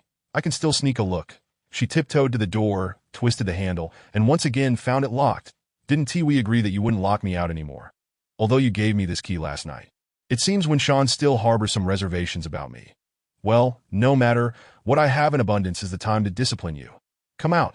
Chi Wen-shan quickly tidied himself and walked out. Hurry back for breakfast. There are things to attend to soon. Where are you going? Not for play. Soon, you need to tidy that room, and then I'll bring my things over that I don't understand. Silly, I'm moving in with you. What? Why the sudden desire to move in? Well, since you've given me the key, it's more convenient for me to move in rather than running back and forth. But living together is quite inconvenient for two people, and it might not be appropriate. What? After entrusting me with such significant matters last night, now you don't want me to move in? Don't you want to take responsibility? What kind of a logical statement is that? In summary, I've come to deliver you a notification. You may consider me as your co-tenant. I can cover your rent. Is that agreeable? Are you satisfied now?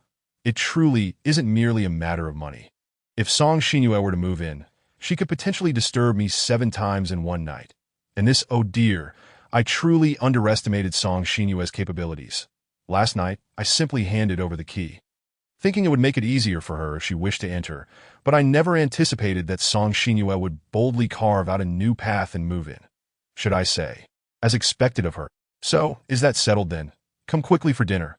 You always manage to surprise me with something new, Sai. All right then, he pulled out a chair and sat down, despite his apparent sighing. He soon found solace. Living with such a beautiful girl like Song Xinyue, well, cohabiting, and he was certainly not at a loss. Why should he be disheartened? Look at you. If there is a barrier in your heart that you simply cannot overcome, then here, sign this. Song Xinyue produced a paper she had prepared in advance. What is this? Qi Wenshan took a glance at it. Given that our lips accidentally met last night, causing me immense emotional distress, it is imperative that you, Qi Wenshan, assume the corresponding responsibility that a quasi-boyfriend contract. Chapter 68. Song Xinyue's Treasure Trove. Indeed, once you sign this, you will become my quasi-boyfriend. Since our relationship has reached this point, my moving in is only natural. Correct? There are too many flaws in your statement. I find myself at a loss for where to begin my rebuttal. What is this new term, quasi-boyfriend? Is she confessing to me or not? Since you have nothing to say, then hurry and sign it. Honestly, muster some spirit. This is a pivotal day for the advancement of our relationship. Well, I understand what a fiancé is, but what in the world is a quasi-boyfriend? Moreover, this contract is utterly lopsided. Even Li Hongzhang would ponder before signing something like this. However, this world has neither the Qing dynasty nor Li Hongzhang. Consider these clauses. 1. That you must accompany her for over 8 hours each day. 2. That you are prohibited from accepting gifts from any other girls. 3. That you must not engage in any social relations with other females. 4. That you must report to her whenever you go anywhere without her. 5. That you must divulge your phone password, and no chat records are to be deleted. There are many more such stipulations, totaling 21 clauses, all of which impose restrictions on him, implicitly infringing upon his personal liberties. Well, it's not that I cannot comply, after all. Where's the inequality? Once signed, you will simply be my quasi-boyfriend. 1 I feel that your moving in doesn't inconvenience me in the slightest. So, there's no need for this contract, I'll help you move in shortly. That seems acceptable. Then return it to me. Here, why the sudden willingness to negotiate? I hadn't expected you, Wenshan, to be so eager. Were you hoping to sign a permanent boyfriend contract right away? Sai, what can I say? It's simply my charm that I can't help it. I'll draft one shortly to know you've completely misunderstood. Or have I misunderstood? I see you simply wish to avoid responsibility. Well, it's come to this. Song Xinyue shyly pointed to her lips, though it was likely feigned. Now, hurry and eat. You need to be nourished to have the strength for work. You'll all be my labor soon. Qi Wenshan felt helpless. Song Xinyue simply wouldn't grant him the opportunity to speak. Yes, I almost forgot. I must feed you the first bite. Open wide.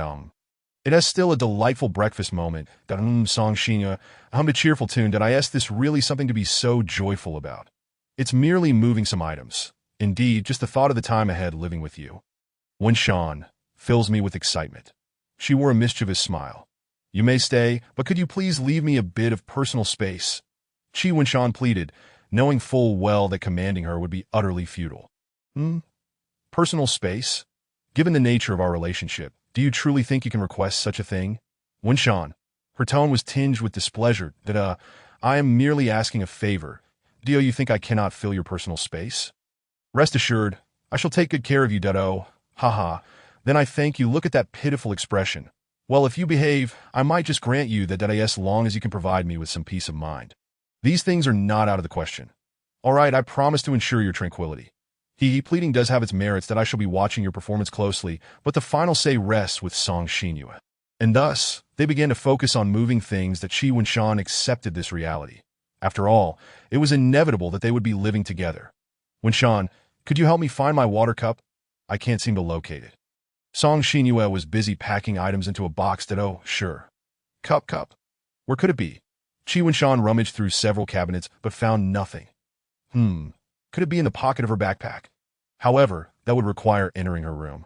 Yet, it wouldn't be quite proper to enter without permission. He glanced at Song Xinyue, who was engrossed in her task. Well, I'll just be quick about it. I'll grab it and be out in no time. With that thought, he opened the door and stepped inside. The backpack, Qi Wunshan stared at the wall covered in various photographs, momentarily taken aback. The wall was filled with his pictures, capturing countless moments in various settings. He felt a sense of foreboding and spotted the backpack. Indeed, the cup was tucked within its pocket. He hurriedly reached for it, intending to leave as if he hadn't seen anything but it seems my little secrets have been discovered. This could lead to trouble. Just as Qi Wunshan touched the cup, Song Xinyue's voice echoed behind him, causing his body to freeze instantly. The door then clicked shut, this time locked by Song Xinyue. Qi Wunshan frowned. Today was turning out to be quite troublesome. Well, steeling himself, he spoke, I came in for the cup. I didn't touch anything, and I saw nothing, so please don't be angry. I know. I am not angry at all. Then, hurry and leave. Why did you lock the door? He swallowed hard.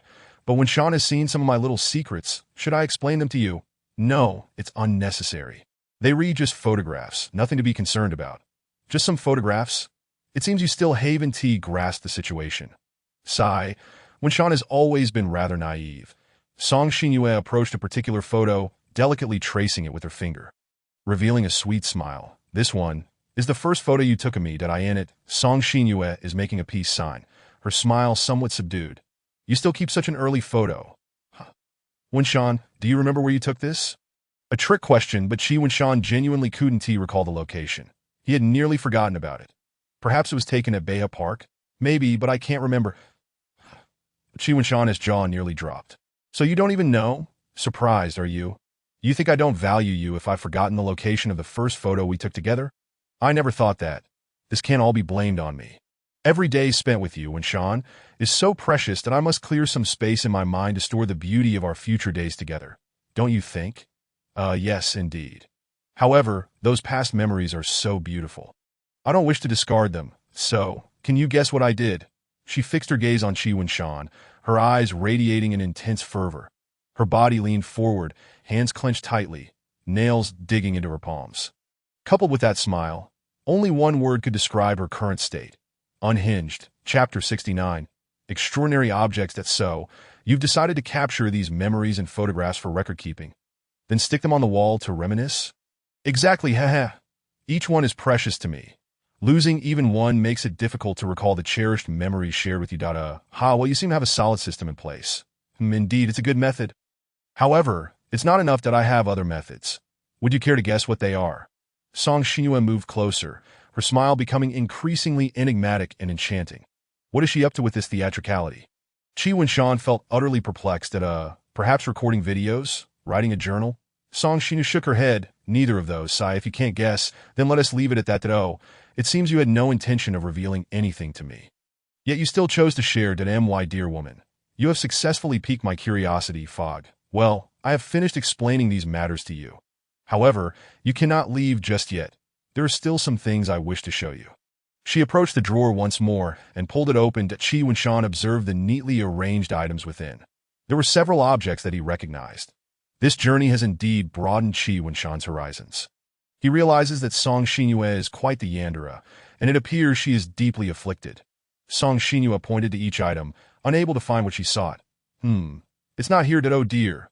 I forgot I already took it. What are you looking for? A scarf. The one you gifted me on Valentine's Day. Oh, that one. Of course, he recalled it well, having given it to her during the summer vacation. When Song Xinyue received the gift, her joy was beyond measure, even though it was she who requested it. With the weather turning cooler, I can finally wear it. He. How delightful. I'm glad you're pleased. It's merely a gift. A gift? No, no, no. The emotions it carries cannot be encapsulated by the mere word gift. She seemed to be lost in a reverie, envisioning a time when you would personally drape the scarf around my neck. And we would hold hands together. With you forever by my side, she smiled, her gaze becoming dreamy. How could such a sentiment be merely described as a gift? Don't you think so? Winshan, you too, are yearning for such a scene? Aren't you? She pressed her finger to Chi Winshan's lips. Haha, indeed, such a precious thing. He scratched his head. Furthermore, next year, I demand a scarf knitted by your own hands. Song Xinyue commanded. Absolutely, absolutely, that we are already thinking about next year. I certainly want to forget that if you fail to deliver, I shall hold you accountable. So, can we continue moving? Let us go. Song Xinyue opened the door. With the last cardboard box, the moving was finally complete. The cohabitation plan was successfully accomplished. Applause. Today is also the Mid-Autumn Festival. We ought to think about what to do. By the way, have you prepared the gift? I haven't had time to buy it, Ditto. I have already prepared your gift. She appeared somewhat off that I've been glued to you, leaving me no opportunity. Why don't you give me some time now? Well, that does seem fair. Then let us go. Are you coming too? Audie hurriedly added, what I mean is if you see what the gift is, it might not be as surprising, right? All right, Song Xinyue pondered for a moment and nodded. Then, I shall take my leave. That you're not angry, are you? Do I look like I'm angry? Indeed, you look far more pleasant now than when you were angry. Song Xinyue playfully tapped Chi Winshan on the head. Do you think that flattery will prevent me from being upset when you err? She said, quite exasperated. Alas, my cleverness has been uncovered. I shall make my exit. Chi Winshan quickly dressed and left. Goodbye, farewell, and do choose a splendid gift for me. If I am not satisfied, you will need to make amends in other ways. Yes, yes. The door closed behind him. Subsequently, Song Xinyue picked up her phone. Hello, Uncle Wang, could you come pick me up? Song Xinyue felt this was also an opportunity to test Chi Winshan's loyalty. A chance to assess the results of her training him all this time. What? Following? I am merely going shopping. How can you say I am following? Uncle, I have transferred the money to you. All right, take care. Chi Winshan exited the taxi and walked into the bustling shopping mall. The locator indicated he was indeed here. Uncle Wang, please park. Miss, would you like me to help keep an eye on him? All right. Although I have a general idea of his location, with so many people, it's rather difficult to find him. Chi Winshan stood in the mall atrium, surrounded by promotional posters for the Mid-Autumn Festival. He looked at the various shops and felt quite troubled. He truly did not know what to be. It wasn't that he had never been here before, but he had always accompanied others. Coming alone to shop, he had no experience whatsoever. Well then, I suppose I'll just browse as I walk. Calling Uncle Wang. Have you found him? Song Xinyue, wearing a duckbill cap, sunglasses, and a mask, seemed to have an excellent disguise. Yet it ironically drew attention to herself. Not yet, missed it in truth. He had already spotted Chi Winshan. Oh dear. With so many people, it's quite a challenge to find him. As he walked, he noticed a women's clothing store. Perhaps I should buy her a piece of clothing. But would it seem odd for a big man like me to enter? Hello, welcome. The salesgirl's gaze shifted from warm to puzzled as she assessed him. He looked just like a young boy, with no girl accompanying him. Hello there. Are you here to buy clothes? I'm not very knowledgeable about these things. Could you please recommend something for me? He asked timidly, feeling the atmosphere grow quite awkward as if everyone was watching him. If your girlfriend? I suppose so. I see. The salesgirl's expression softened a bit, so she didn't approach him closely. Do you have a photo? Chapter 70. Fingers intertwined. Yes, here. Take a look. Chi Winshan opened his phone's album to show her. By the way, Chi Winshan not only had a locator, but also a listening device. Uncle Wang heard the voices. He seemed to be in a clothing store. Good. Miss, that's so. Winshan has begun to regard me as his girlfriend. Has he? How amusing. If he likes me, why not just say it directly? I am waiting for you to become obedient. What are you waiting for? Given his good performance this time, I want to hold it against him for talking to other women. Since he is in a clothing store, the search radius can be narrowed a bit. Wow, what a lovely girl. The salesgirl's eyes lit up. Are you here to pick a Mid-Autumn Festival gift for her? Yes. Well then, come with me to take a look at these styles. I believe she might like these. These few pieces are the latest styles of women's clothing. Chi Winshan couldn't comprehend a word, but it seemed to convey something positive. so he merely nodded, indicating his understanding. Would you like to take a few photos to send her? You can see which one she likes. But wouldn't that spoil the element of surprise? Oh, that is true. Occasionally creating little surprises for a girl is also quite important. Then, you can choose on your own. I'm experiencing decision paralysis. Which one would she like? The items all seemed similar to Qi Wenshan. Regardless, Song Xinyue would look good in anything. That is the perfect answer.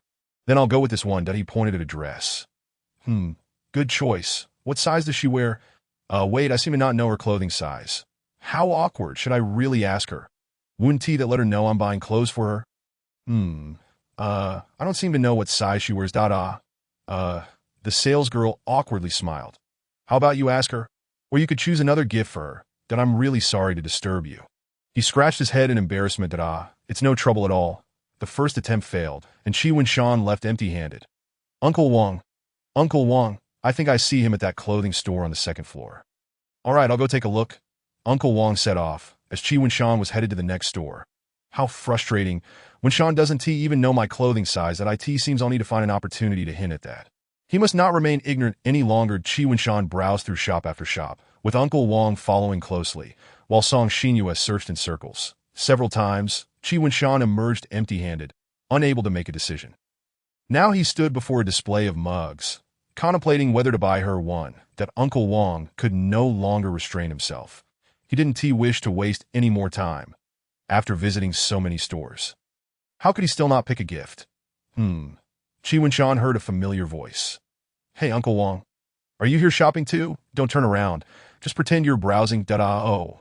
Qi Wenshan immediately realized that Song Xinyue was likely watching him. Have you decided what gift to give? It's coming soon, Sai. Take this. Uncle Wang handed him a brass pocket watch. What am I supposed to do with this? Just use this as a gift for her.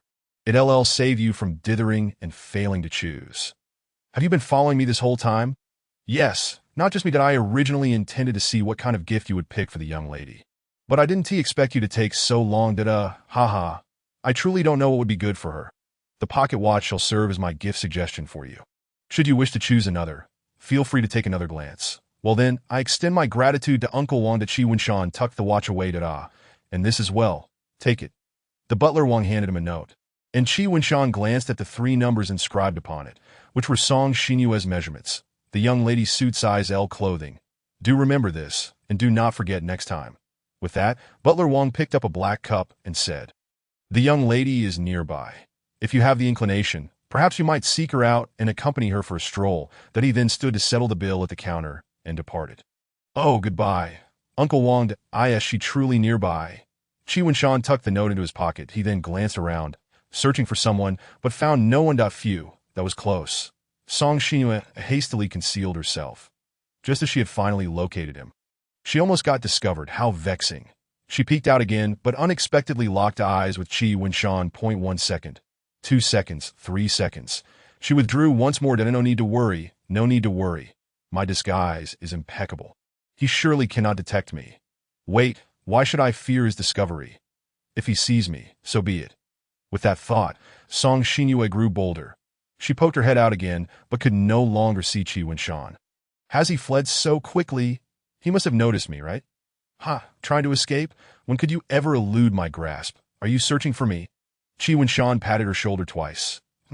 She turned around. Oh dear, you found me. No matter how you disguise yourself, I can always tell it's you. Alas, it seems Wenshan is quite familiar with me. Song Xinyue removed her sunglasses and mask. I merely wanted to see if you were genuinely selecting a gift for me or flirting with some other girls. Had you not made me uneasy, I would not have left. Well, I have already prepared the gift. Shall we take a stroll together now? He extended his hand. Oh, Wenshan is actually willing to take my hand. Of course, I shall take it. Their hands intertwined just like that. You must hold on tightly. Song Xinyue appeared quite delighted that you're holding on so tightly already. Do I need to exert more pressure? Qi Wenshan grinned, feeling a slight pain as their fingers pressed against each other. I am merely a bit afraid you might suddenly release my hand and run away. Then am I truly making you feel so uneasy? Of course, the more precious something is, the stricter the security measures must be at the very least. During this critical period, I absolutely cannot afford any mistakes. Then Song Xinyue gazed at him. Wenshan, You wouldn't want things to escalate to a point you dread, would you? So, you must behave as long as you comply. I am not averse to easing my grip, that she when Sean returned her gaze, observing the determination in her eyes that I no need. This is sufficient that I can accept it as it is. Chapter 71. The night of the Mid-Autumn Festival time had now slipped into the night. Throughout the afternoon, he had accompanied Song Xinyue on various excursions, and she seemed particularly spirited during this Mid-Autumn Festival. Oh, how delightful! She stood on the balcony, gazing out the window, her mood remarkably buoyant. Are you really that happy? Indeed, this marks my very first complete night spent with you, to be honest. Won't you be returning home to accompany your parents this reunion night? I have already informed them, and I spent quality family time with them yesterday, that if I were to leave you behind, when Sean, you would surely cry and fuss. Oh, how pitiful! I could not bear it that is hardly necessary. Besides, did you not also neglect to return home to accompany your parents? Song Xinyue turned her head, glaring at him in indignation. That is true. I should pay them a visit. That's so.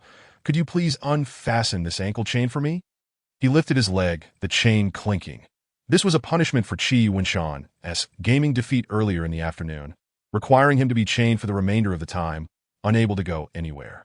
But really, where did Song Xinyue even acquire this chain? Had she prepared it in advance? It's only been tied for a short while. Do you wish to have it removed already? I cannot consent to that. Song Xinyue approached him, cupping his face with her hands and chuckling mischievously. All right then. However, they're insisting I remain here, stating that the Mid-Autumn Festival is a time for cherishing family bonds, and they wouldn't even let me in if I returned. That is good. However, Wenshan's parents are rather peculiar. But I like it. By the way, I assume Song Xinyue has her parents' WeChat. Do you have any unique insights regarding the potential for gossip? You may keep me restrained, but do return my phone to me. I'm confined to the living room and cannot do anything but sit idly on the couch. Truly an information island. No way! As this is my first complete overnight stay at your home, no messages or visitors are permitted to disturb us. We must create beautiful memories. Song Xinyue resolutely declined that I'm not chatting with anyone else. I merely wish to play some games that if you're not chatting with others, they will come looking for you, especially that yellow-haired turtle. Just recalling the incident with the tea pastry makes me furious. She exclaimed, waving her fists. This is precisely why I harbor concerns about you. After all, I have my flaws, and perhaps Wenshan might be drawn to others because of them. Unable to resolve your own issues.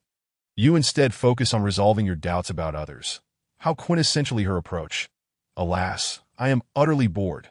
With me here, how could you possibly find it dull? She pinched Wenshan's cheek. I don't find since you find it tedious. I shall find you something to do. What shall we play? Coincidentally, I have yet to indulge in any mooncakes. My father sent these over. Let me see: pork, chocolate, ice cream, salted egg yolk. All of these are my favorites. Oh, and this one, Song Xinyue picked up a mooncake and tapped it on the table, producing a crisp sound. This is a 5-nut mooncake. I wonder which of us will end up eating it. Behold, the Chinese solitary combat rations, both edible and combat-ready. Upon seeing this item, Qi Wenshan felt a wave of dread. It was his least favorite flavor and posed a significant challenge to his teeth. So, what do you wish to play? Song Xinyue produced a deck of cards and a spinner. Blackjack. Since you know the rules, I want to elaborate. The loser must spin this wheel to determine which mooncake to eat. Now you want to find it dull, will you? All right, let us begin.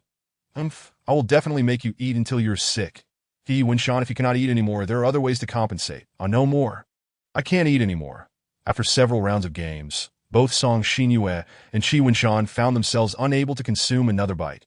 Fortunately, no one drew the 5-nut mooncake. All emerged unscathed. Qi Wenshan gulped some water to wash down the mooncake in his mouth. After this ordeal, he felt he wouldn't touch mooncakes for at least a year. Shall we continue playing? Qi Wenshan inquired, and no more. This game is utterly lackluster. Song Xinyue slumped onto the table, utterly exhausted, her eyes vacant. That I can't eat anymore. Qi Wenshan reclined on the couch, desiring only to sit quietly, allowing his stomach to digest. After a while, Song Xinyue joined him on the couch, choosing to rest her head on the cushion while lying across Qi Wenshan's legs. Looking quite content. Thus, they formed a shape resembling Ada Wenshan. Could you rub my belly? Shirdi placed his hand carefully on her belly, massaging gently. After all, the abdomen is a vulnerable area for any creature. To expose it signifies trust. Is this pressure adequate? Just perfect. Song Xinyue's eyes twinkled mischievously as she decided to tease him. She grasped her clothing and swiftly pulled it down to just below her chest. Oh dear, suddenly feeling quite warm, Winshan. You wouldn't mind, would you? No, not at all. What is there to be dissatisfied about, being able to caress such a splendid belly? He paused for a moment before continuing to massage. Though his face flushed slightly, Winshan boldly admitted it. Now that it's more like it. However, Qi Winshan intended to teach Song Xinyue a lesson by teasing her belly with his fingertips, reminding her that she should not casually expose it to him. Hey, what are you doing? Don't tickle me. She curled up like a startled hedgehog, pulling her legs in. How annoying. Offer a little sunshine, and you blossom like a flower. She lightly kicked Qi Winshan's arm in her displeasure. That is not fair. But I'm also just giving you a massage. He attempted to defend himself. How bothersome. Though she said this, she sat up, wrapped her arms around Qi Winshan's neck, and rested her head against him. Then she began to nuzzle against him, but Qi Winshan maintained an outward composure, allowing her to lean against him, that a profound unease churned within, akin to a frenzied hound. The relentless advances of Song Xia were becoming insurmountable. Alas, I have even shackled myself with chains, and I dread the day when I may find myself bound to a bed. A soothsayer, silenced. Song Xinyue has consistently reinforced the notion that obedience will be rewarded with treats for the donkey. Yet, in response to her binding me, I have shown not a shred of resistance. Does this not imply that I have been tamed, rendered indifferent to my confinement? What, then, am I clinging to? What balance or imbalance is there? In any case, it is an inevitable fate, so let it be. Sigh, the thrill of indulgence has waned. Well then, time is of the essence, and I have my gift. Should it please me, I shall release you, and we may venture out together to HM. The specifics of release matter little. My primary desire is to convey my heartfelt intentions to you. Winshan, you truly have become quite the eloquent speaker. He. She appeared most satisfied. Chapter 72. Prelude to the Cultural Festival, Part 1. In this piece, I find no fault. It merely depicts the exchange of gifts between two individuals. How, then, does it devolve into discussions of inappropriate influences on minors? Alas, the occurrence of gifts. What must be done for them to transpire? And what consequences arise when they do not? We must confront an exceedingly awkward truth. For me personally, a gift is not merely a significant event, but it may very well alter the course of my life. In life, when a gift appears, we must contemplate the very fact of its emergence.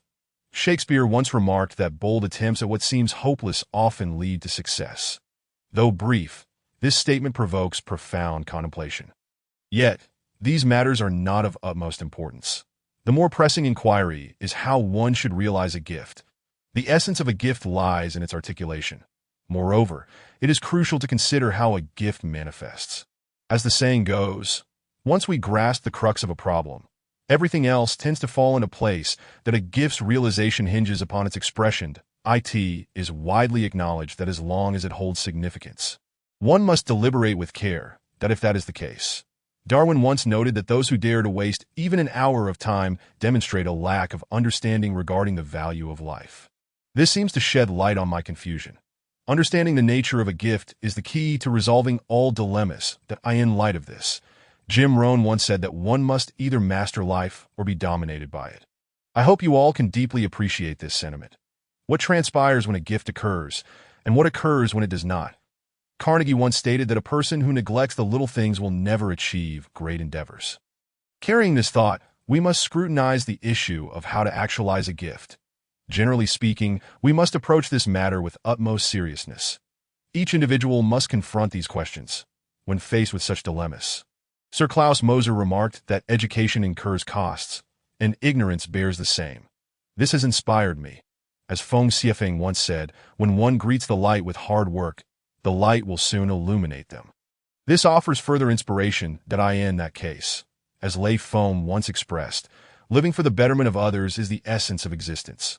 Though brief, this statement evokes deep reflection. Now, addressing the issue of gifts is of paramount importance.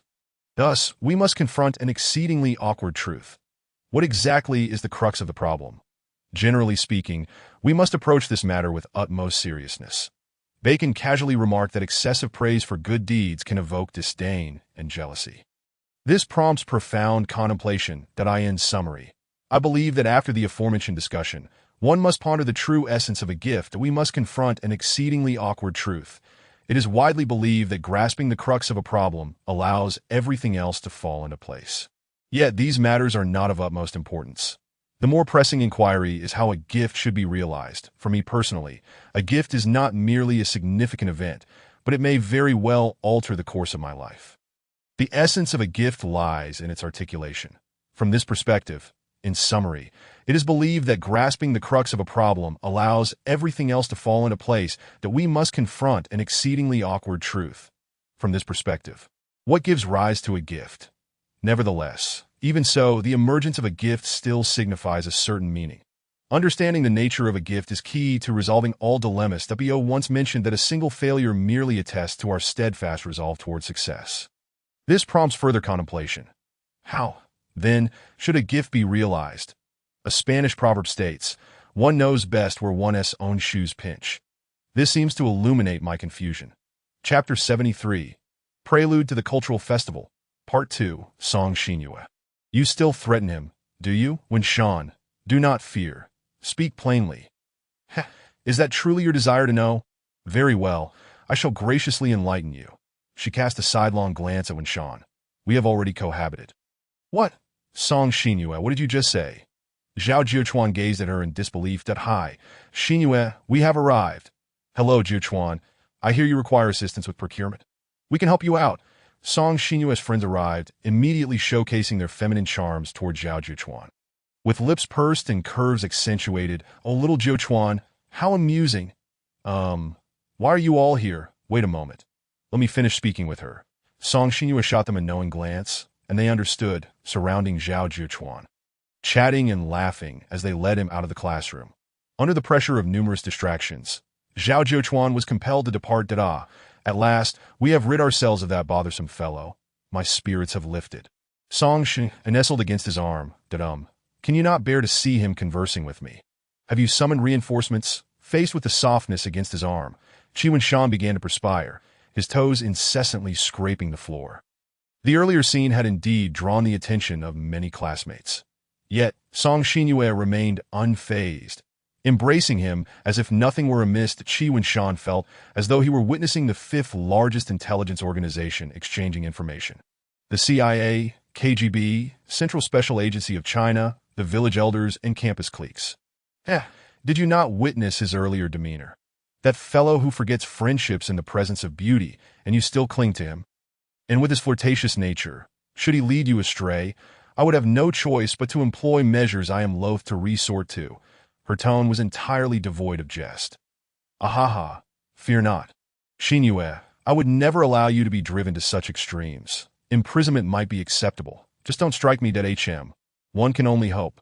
Song Xinyue noticed the gazes of those around them, but remained unabashed. Waving at the crowd. What? So, you are feeling uncomfortable because so many are watching. Sigh. Very well, let us depart to the activity room. Yet, Song Xinyue showed no intention of releasing him. It seemed she intended for Wen Shan to escort her out in this manner. Ah, so many people. Song Xinyue, do you not care for your image at all? With no other choice, Wen Shan complied. Song Xinyue was certainly intentional. Not only did she genuinely enjoy clinging to Wen Shan's arm, but she also aimed to create a spectacle within the class that, oh dear, it seems our class is increasingly becoming a haven for young couples. Indeed, how intimate. Previously, I had only heard tales of such closeness, and I was skeptical. Having witnessed it today, I can no longer doubt it. And no sooner had they stepped outside than Song Xinyue heard the classroom erupt in lively chatter. Humanity has always possessed a penchant for gossip. And within the bustling confines of a school, such rumors spread with remarkable speed that a statement becomes a rumor upon its first utterance. Repeated 100 or 1,000 times, if it convinces all, it becomes truth. Moreover, this was a falsehood on the verge of realization. It served as her insurance, convincing those involved that this was a well-cooked meal, just in case, should all her efforts fail, to persuade Wen Shan. However unlikely that may be, She needed to be prepared. He must ensure everything is foolproof. With the cultural festival approaching, she would secure every possible contingency. Winshan, I hope you make the right choice. Upon entering the club activity room, the atmosphere felt somewhat different. The usual sounds of kill and flash were absent. The president and other members were seated around a large table, seemingly engaged in a serious discussion. The juniors have arrived. Please sit. We have been waiting for you. President. What is this? The two individuals found a spot and sat down closely together. This morning, the president convened a meeting with us club leaders, essentially instructing us to devise a plan today to prepare for the upcoming cultural festival. I see. Then we should engage in a thorough discussion. Song Xinyue appeared quite interested that it was peculiar, as they generally refrained from voicing their opinions within the club. Song Xinyue, typically reluctant to involve them in such gatherings and social interactions, was today consistently vocal, her ideas garnering admiration from those present. Ultimately, the club decided to organize an outdoor card battle competition to showcase their group's spirit. Well, that means the club activity room can be freed up. Why have you become so lively today? Usually, when there's a discussion in the club, you just drag me along and sit quietly without saying a word. What's so strange about that? I'm in a good mood today and feel like expressing my thoughts. Is that not permissible? There's nothing wrong with that. Then isn't that the end of it? She resumed humming a cheerful tune. Everything was in motion, and being with Winshan always left her anticipating the next moment. Dining together, washing dishes, doing homework, playing games, and even bathing together, though that last one had yet to be realized. She acknowledged her own greed, desiring every second spent with him. But I will not change. Good night. Make sure to dream of me, all right? After all, in dreams, Winshan can do whatever he pleases. In dreams, you remain unwaveringly devoted. Of course. She closed the door to Winshan, after drinking a glass of milk, quickly succumbed to slumber. Meanwhile, Song Xinyue, in another room, tossed and turned, unable to find sleep.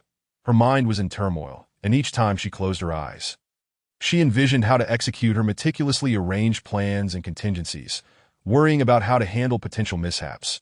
With thoughts fixating on how to manage failures, it seemed unlikely she would sleep that night, which was unacceptable.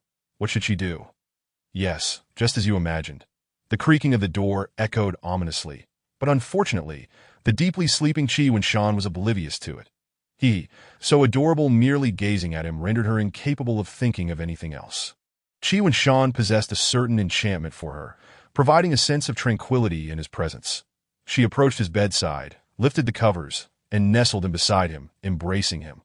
Now, she felt enveloped in warmth, every inch of her skin basking in his body heat. Closing her eyes, her mind was filled with visions of a blissful life spent together, keeping him at home, never letting him leave, and accompanying her every day. When her mood was good, she'd take him out, and when it was bad, she'd vent her frustrations on him. This arrangement seemed quite delightful to her. Chapter 74. Prelude to the Cultural Festival, Part 3. As for what she would do if Winshan discovered her in the morning. Simple. She would let him believe she had impulsively crawled into bed just a short while ago. After all, previously, she hadn't moved in yet. Wearing casual clothing would suffice, but now that she was living there, wearing pajamas felt more comfortable. Regardless, Winshan was a bit naive, which also concerned her that a random intruder could easily lead him astray, and that was absolutely unacceptable. Thus, she must take on the responsibility of protecting Winshan. No one else could claim him. In any case, everything was proceeding in an orderly fashion. As the time for the cultural festival drew nearer, rumors began to flourish within the class. Now, everyone believed the two were a couple. However, soon it would become an undeniable reality. During this time, that insufferable Huang Maoge was constantly trying to corner Winshan for answers. Fortunately, under Song Xinyue's effective management, Zhao Juchuan never found the opportunity. Recently, Song Xinyue devised a clever strategy. Since her attempts to disrupt their relationship had been unsuccessful, she would control Winshan's interactions, minimizing his contact with others, and naturally, their feelings would fade over time. Song Xinyue had indeed been quite busy, arranging club activities, planning final preparations, and completing the last details for the ritual. After the previous experience with chopping wood, she was no longer hesitant when it came to the offerings this time. With a swift motion, she raised the knife and began to chant. Strangely enough, once she completed the ritual, the candles extinguished simultaneously. Hmm, I suppose that indicates the ritual was successful, she thought, feeling quite pleased. Although Butler Wang spoke with her afterward, the impact was minimal. Nevertheless, Song Xinyue did not abandon her plan and even optimized the ritual process. Time was running short. She needed to prepare diligently. That, oh dear, I'm so tired. When Sean, give my shoulders a massage the moment she returned home. She collapsed onto the sofa, exuding an aura of lethargy. What have you been so busy with lately? You never used to be like this, he said, sitting beside her and placing a hand on her shoulder. Due to her frequent requests for massages, he had even taken the time to learn some techniques. And your technique is becoming increasingly proficient. Song Xinyue closed her eyes in enjoyment, relishing the pressure on her shoulders. Practice makes perfect. I specifically studied it. With such good performance, are you hoping for a reward? Song Xinyue was quite satisfied. Lately, Chi Shan had also been pleasing her, and her long-planned schemes were about to bear fruit. Not quite. When I accidentally squeezed too hard and hurt you, the sound was rather ODD to protect my social reputation. I thought it necessary to learn. This annual cultural festival must be prepared thoroughly. I want to leave my classmates and you with beautiful memories.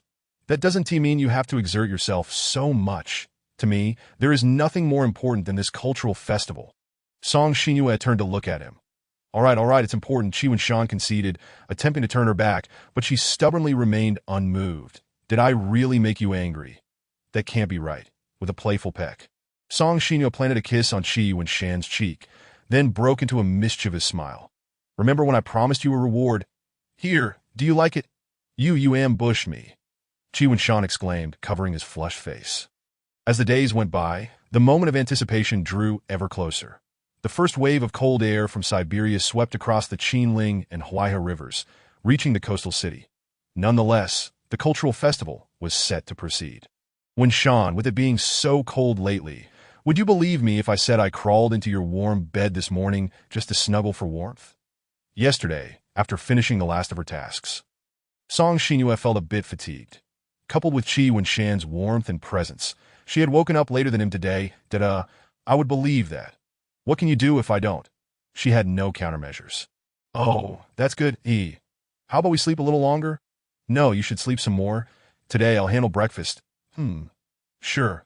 I was just hoping to linger in bed a bit longer, so I'll leave it to you. She pulled the covers up.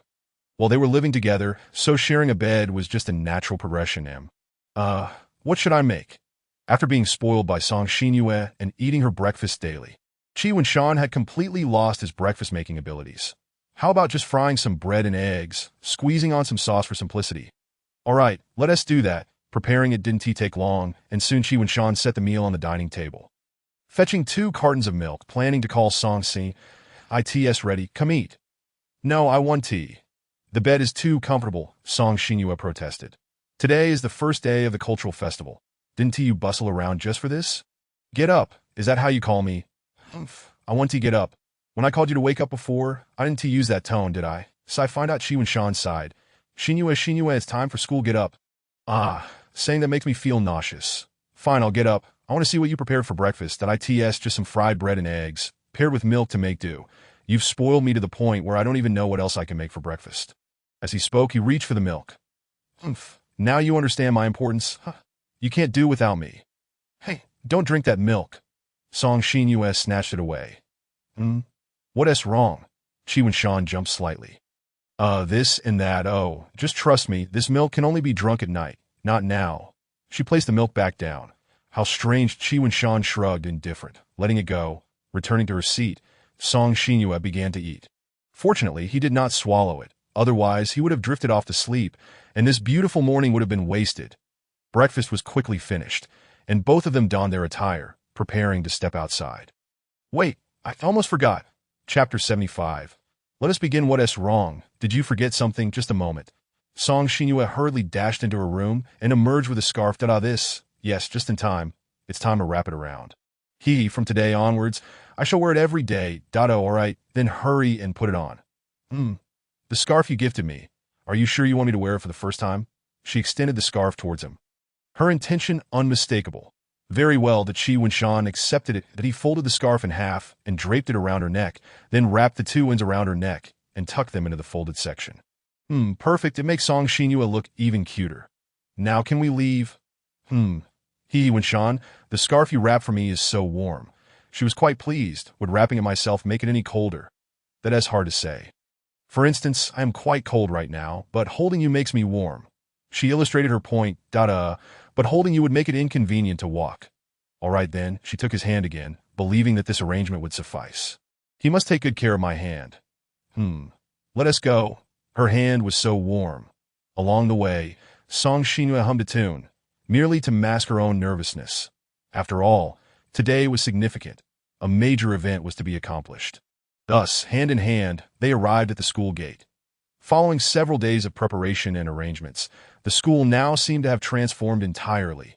The two stood before a map, plotting their route for exploration. When Shan, an unexpected guest, approached, hi, he waved, intending to say something, but the hand she held firmly did not seem to allow him to pass. Can I chat with him for a moment? Just a few words. I will handle this. Her tone was undeniably authoritative. Zhao Juchuan approached, observing their clasped hands and Qi Winshan's slightly helpless expression. He surmised something was amiss, not off searching for pretty girls to hang out with, but rather trying to intrude as a third wheel. TSK, what unique taste you have. What? Do you intend to block us? Song Xinyue, could you stop hiding Winshan away? Can't you just let me have a brief conversation with him? You even forced him to delete me from WeChat. You wish to reminisce with your good buddy. Not now. I'll pick a time later for you two to have a proper chat. That should suffice, right? He glanced at Qi Winshan. Qi Winshan, with a grimace, attempted to convey something, but Zhao Juchuan struggled to decipher it. However, Song Xinyue noticed and subsequently pinched Qi Winshan's thigh. Ouch, Qi Winshan yelped. Be obedient. She smiled at Qi Winshan, then turned to Zhao Juchuan. All right, Huang Mao Gui, I have been quite polite to you. When the time comes, I will notify you. For now, please head off to host the Class S unique activities. Don T jeopardized the Class S image. This final thorn in my side should be removed.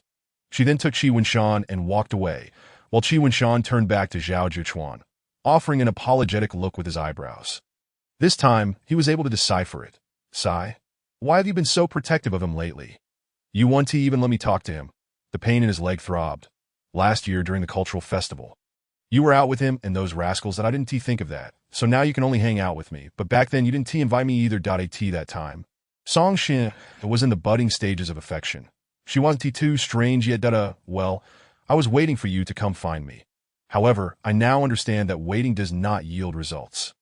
I must take the initiative myself. All right then, where do you plan to wander first? Just aimlessly strolling around. If we see something fun, we'll play with it, right? That sounds fine. The two walked side by side along the corridor. Most of the individuals in the corridor were in pairs or groups of 3 to 5, occasionally encountering patrols made up of discipline committee members that if one were to be alone during the cultural festival, they would likely be regarded as an oddity. Let's South check this place out. Sure, the event organized by this class was a frog-bumping competition where participants controlled a tin frog, timing their movements to see who could knock over the other's frogs first. This looks quite interesting, Winshan. I want to play. The competition hasn't ended yet. Just wait a moment. After an intense battle, only 2 frogs remained, Lionhead Red Braised and the Green Bullfrog. Red Braised and the Bullfrog locked gazes, sparks flying as they faced each other, determined not to back down until they toppled their opponent. The Bullfrog took the initiative, bouncing forward with lightning speed, steadily closing the distance. Red Braised quickly reacted, adopting a defensive stance. Beautiful, Red Braised evaded the opponent's attack.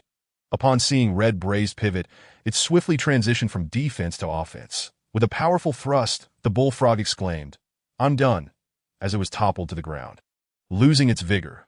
Truly a contest of skilled combatants, decided in mere moments. The Bullfrog had defeated numerous opponents, feeling overconfident, which allowed Red Braised to seize the opportunity and deliver a decisive blow.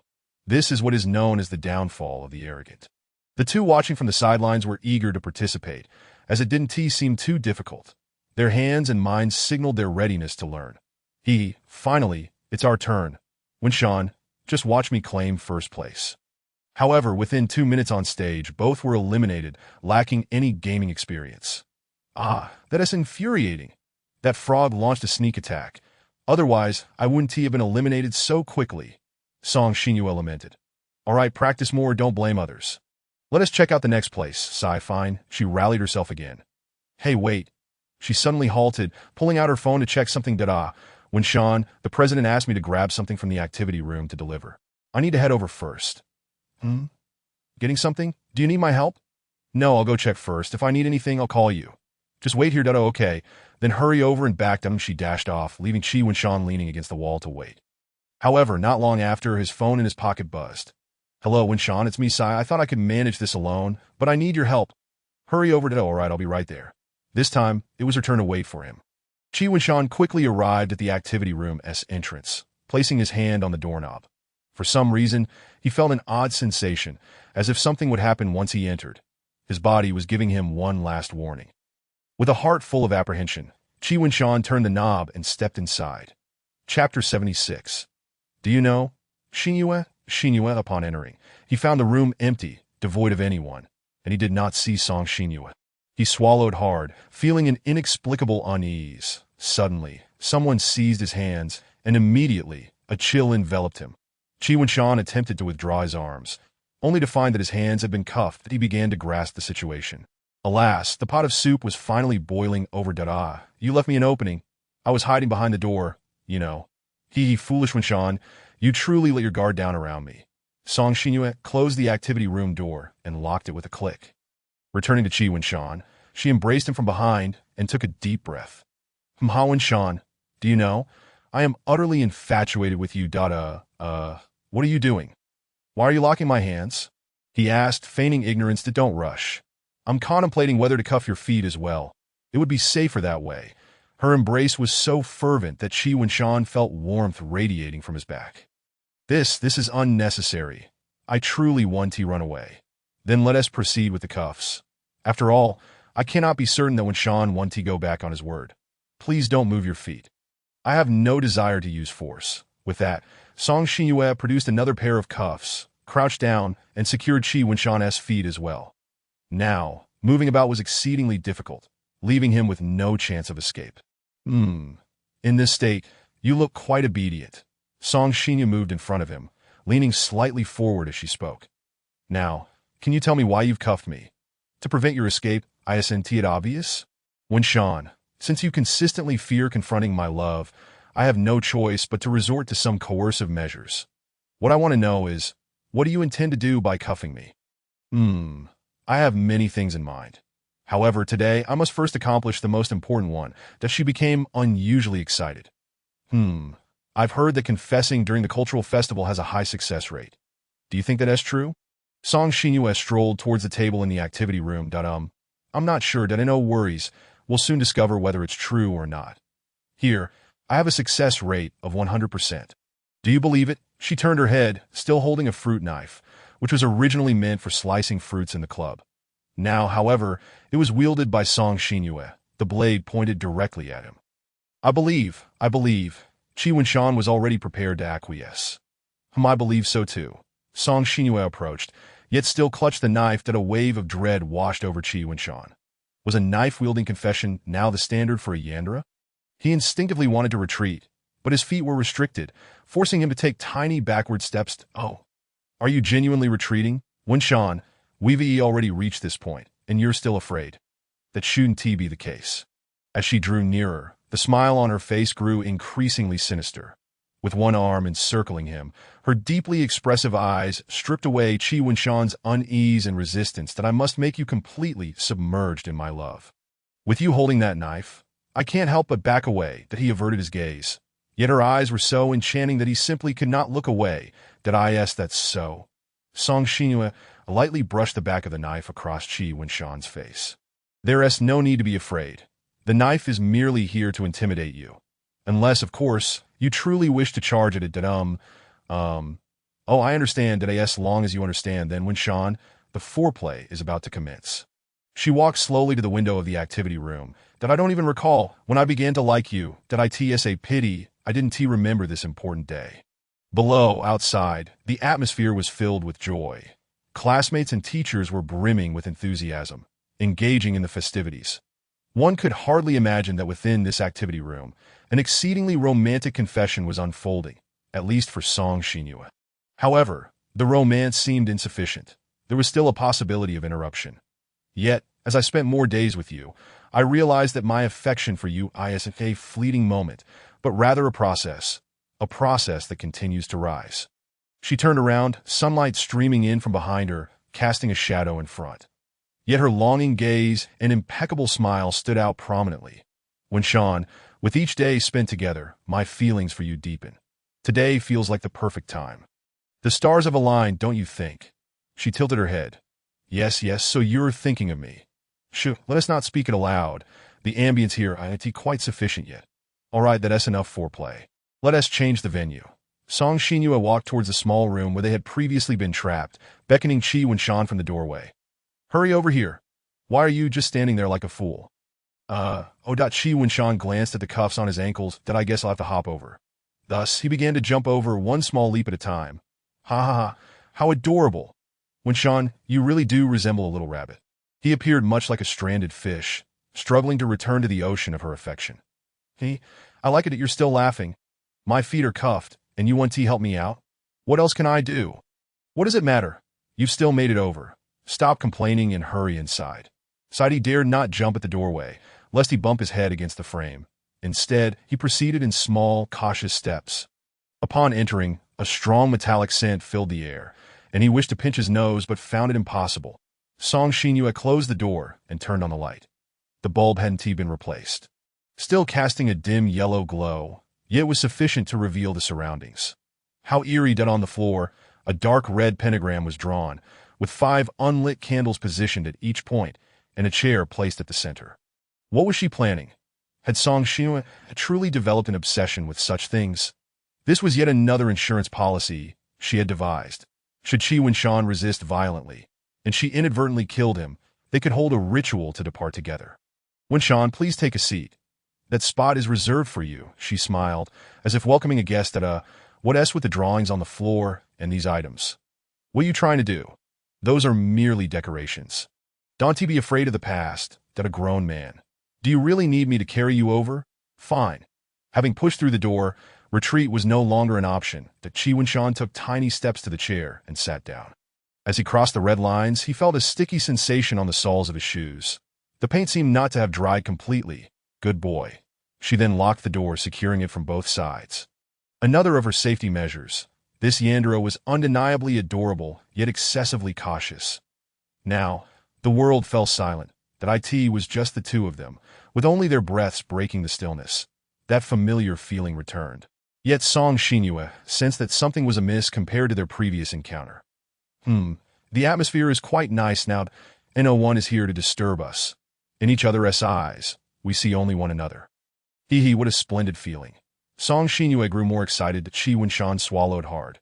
He was still perplexed by Song Shinua's intentions. Surely, a confession didn't require such elaborate measures. He regretted buying that book, and even more so for not asking Song Shinua for the title before lending it to her. Alas, it was a pity. He still couldn't regain the feeling from their previous encounter. She sighed again. Which time? The time we were unexpectedly locked in here together. That experience left a deep impression on me. She leaned in and tapped his nose. That it's a pity that the doorknob has been fixed, so we can't create another beautiful accident. She shook her head and shrugged. But it doesn't matter. Because I want to create more beautiful memories with you, Wen-shan. Her eyes sparkled with excitement. But so, you must stay by my side.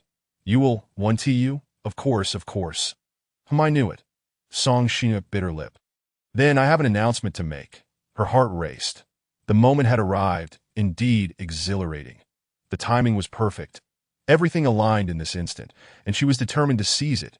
Wen-shan, I like you, from the moment I uttered those 4 words. You have been my boyfriend, both in reality and in name. She positioned herself on his lap, looking directly at him. So, you've always regarded me as your actual boyfriend? He barely had time to finish his sentence before Song Shinua's soft, fervent lips met his. Just that gentle kiss set their hearts racing. I've always considered you my actual boyfriend. Moments later, their lips parted. Song Shinua exhaled, her cheeks flushed. You're so sudden. She was not yet satisfied and kissed him again. Chi Wen-shan's mind went blank, unable to process the situation, that he felt something pressing against his teeth, eager to break through and invade his mouth. What should he do? Should he grit his teeth and prevent that thing from entering? Alas, his mind was devoid of any commands. His thoughts were a void. It felt as though the world had dwindled to nothing, leaving only her before him. He could no longer detect any metallic scent. Only the intoxicating aroma of dopamine high. His heart raced even faster. Despite having been teased by Song Shinua countless times, he still couldn't withstand her advances. He wished to say something, but the words eluded him. Then, he decided to savor the moment, closing his eyes. The two of them panted heavily. That last kiss had left them breathless, and only reluctantly did Song Shinua pull away. Regrettably, due to the inadequate lighting. The glimmering thread they had drawn could not be seen, leaving a slight sense of disappointment. They gazed silently at each other, as if time itself had frozen. Song Shinua broke the silence, laughing. What is so funny? Chi Winshan felt a rush of embarrassment that I didn't expect your face to turn such a vivid shade. So, how was the kiss? We've given each other our first kiss that, I liked it. Then I can rest easy that I had prepared many things to say, but in the end, nothing felt as straightforward as saying I like you. Winshan, I super like you. I got it. I'm sorry, but I can't assist with that. That classmate, we still have an event here for trying on maid outfits. If a charming girl like you were to wear one, it would undoubtedly be utterly delightful, captivating everyone around. Perhaps it is a heartfelt appeal that has touched the heavens, or perhaps the maid herself has heard her call. In any case, the maid is extending a helping hand. Would you don the maid outfit? Chi Winshan imagined it for a moment, but alas, his mind lacked the necessary files to visualize it. Why are you looking at me like that? Do you wish for me to wear it? Chi Winshan nodded. Let's go then. Song Shinua ignored him, but after a few steps, she said, if you wish to see, I can always wear it for you at home. All right. Chi Winshan feigned disappointment. Seeing your expression, I suppose it's not entirely out of the question. However, you must promise me that you won't glance at any of the other girls. Understood? Song Shinua pinched his cheek, her tone laced with a hint of threat. Yet her lips betrayed a smile. Yes. I shall certainly comply with your wishes, Shinua.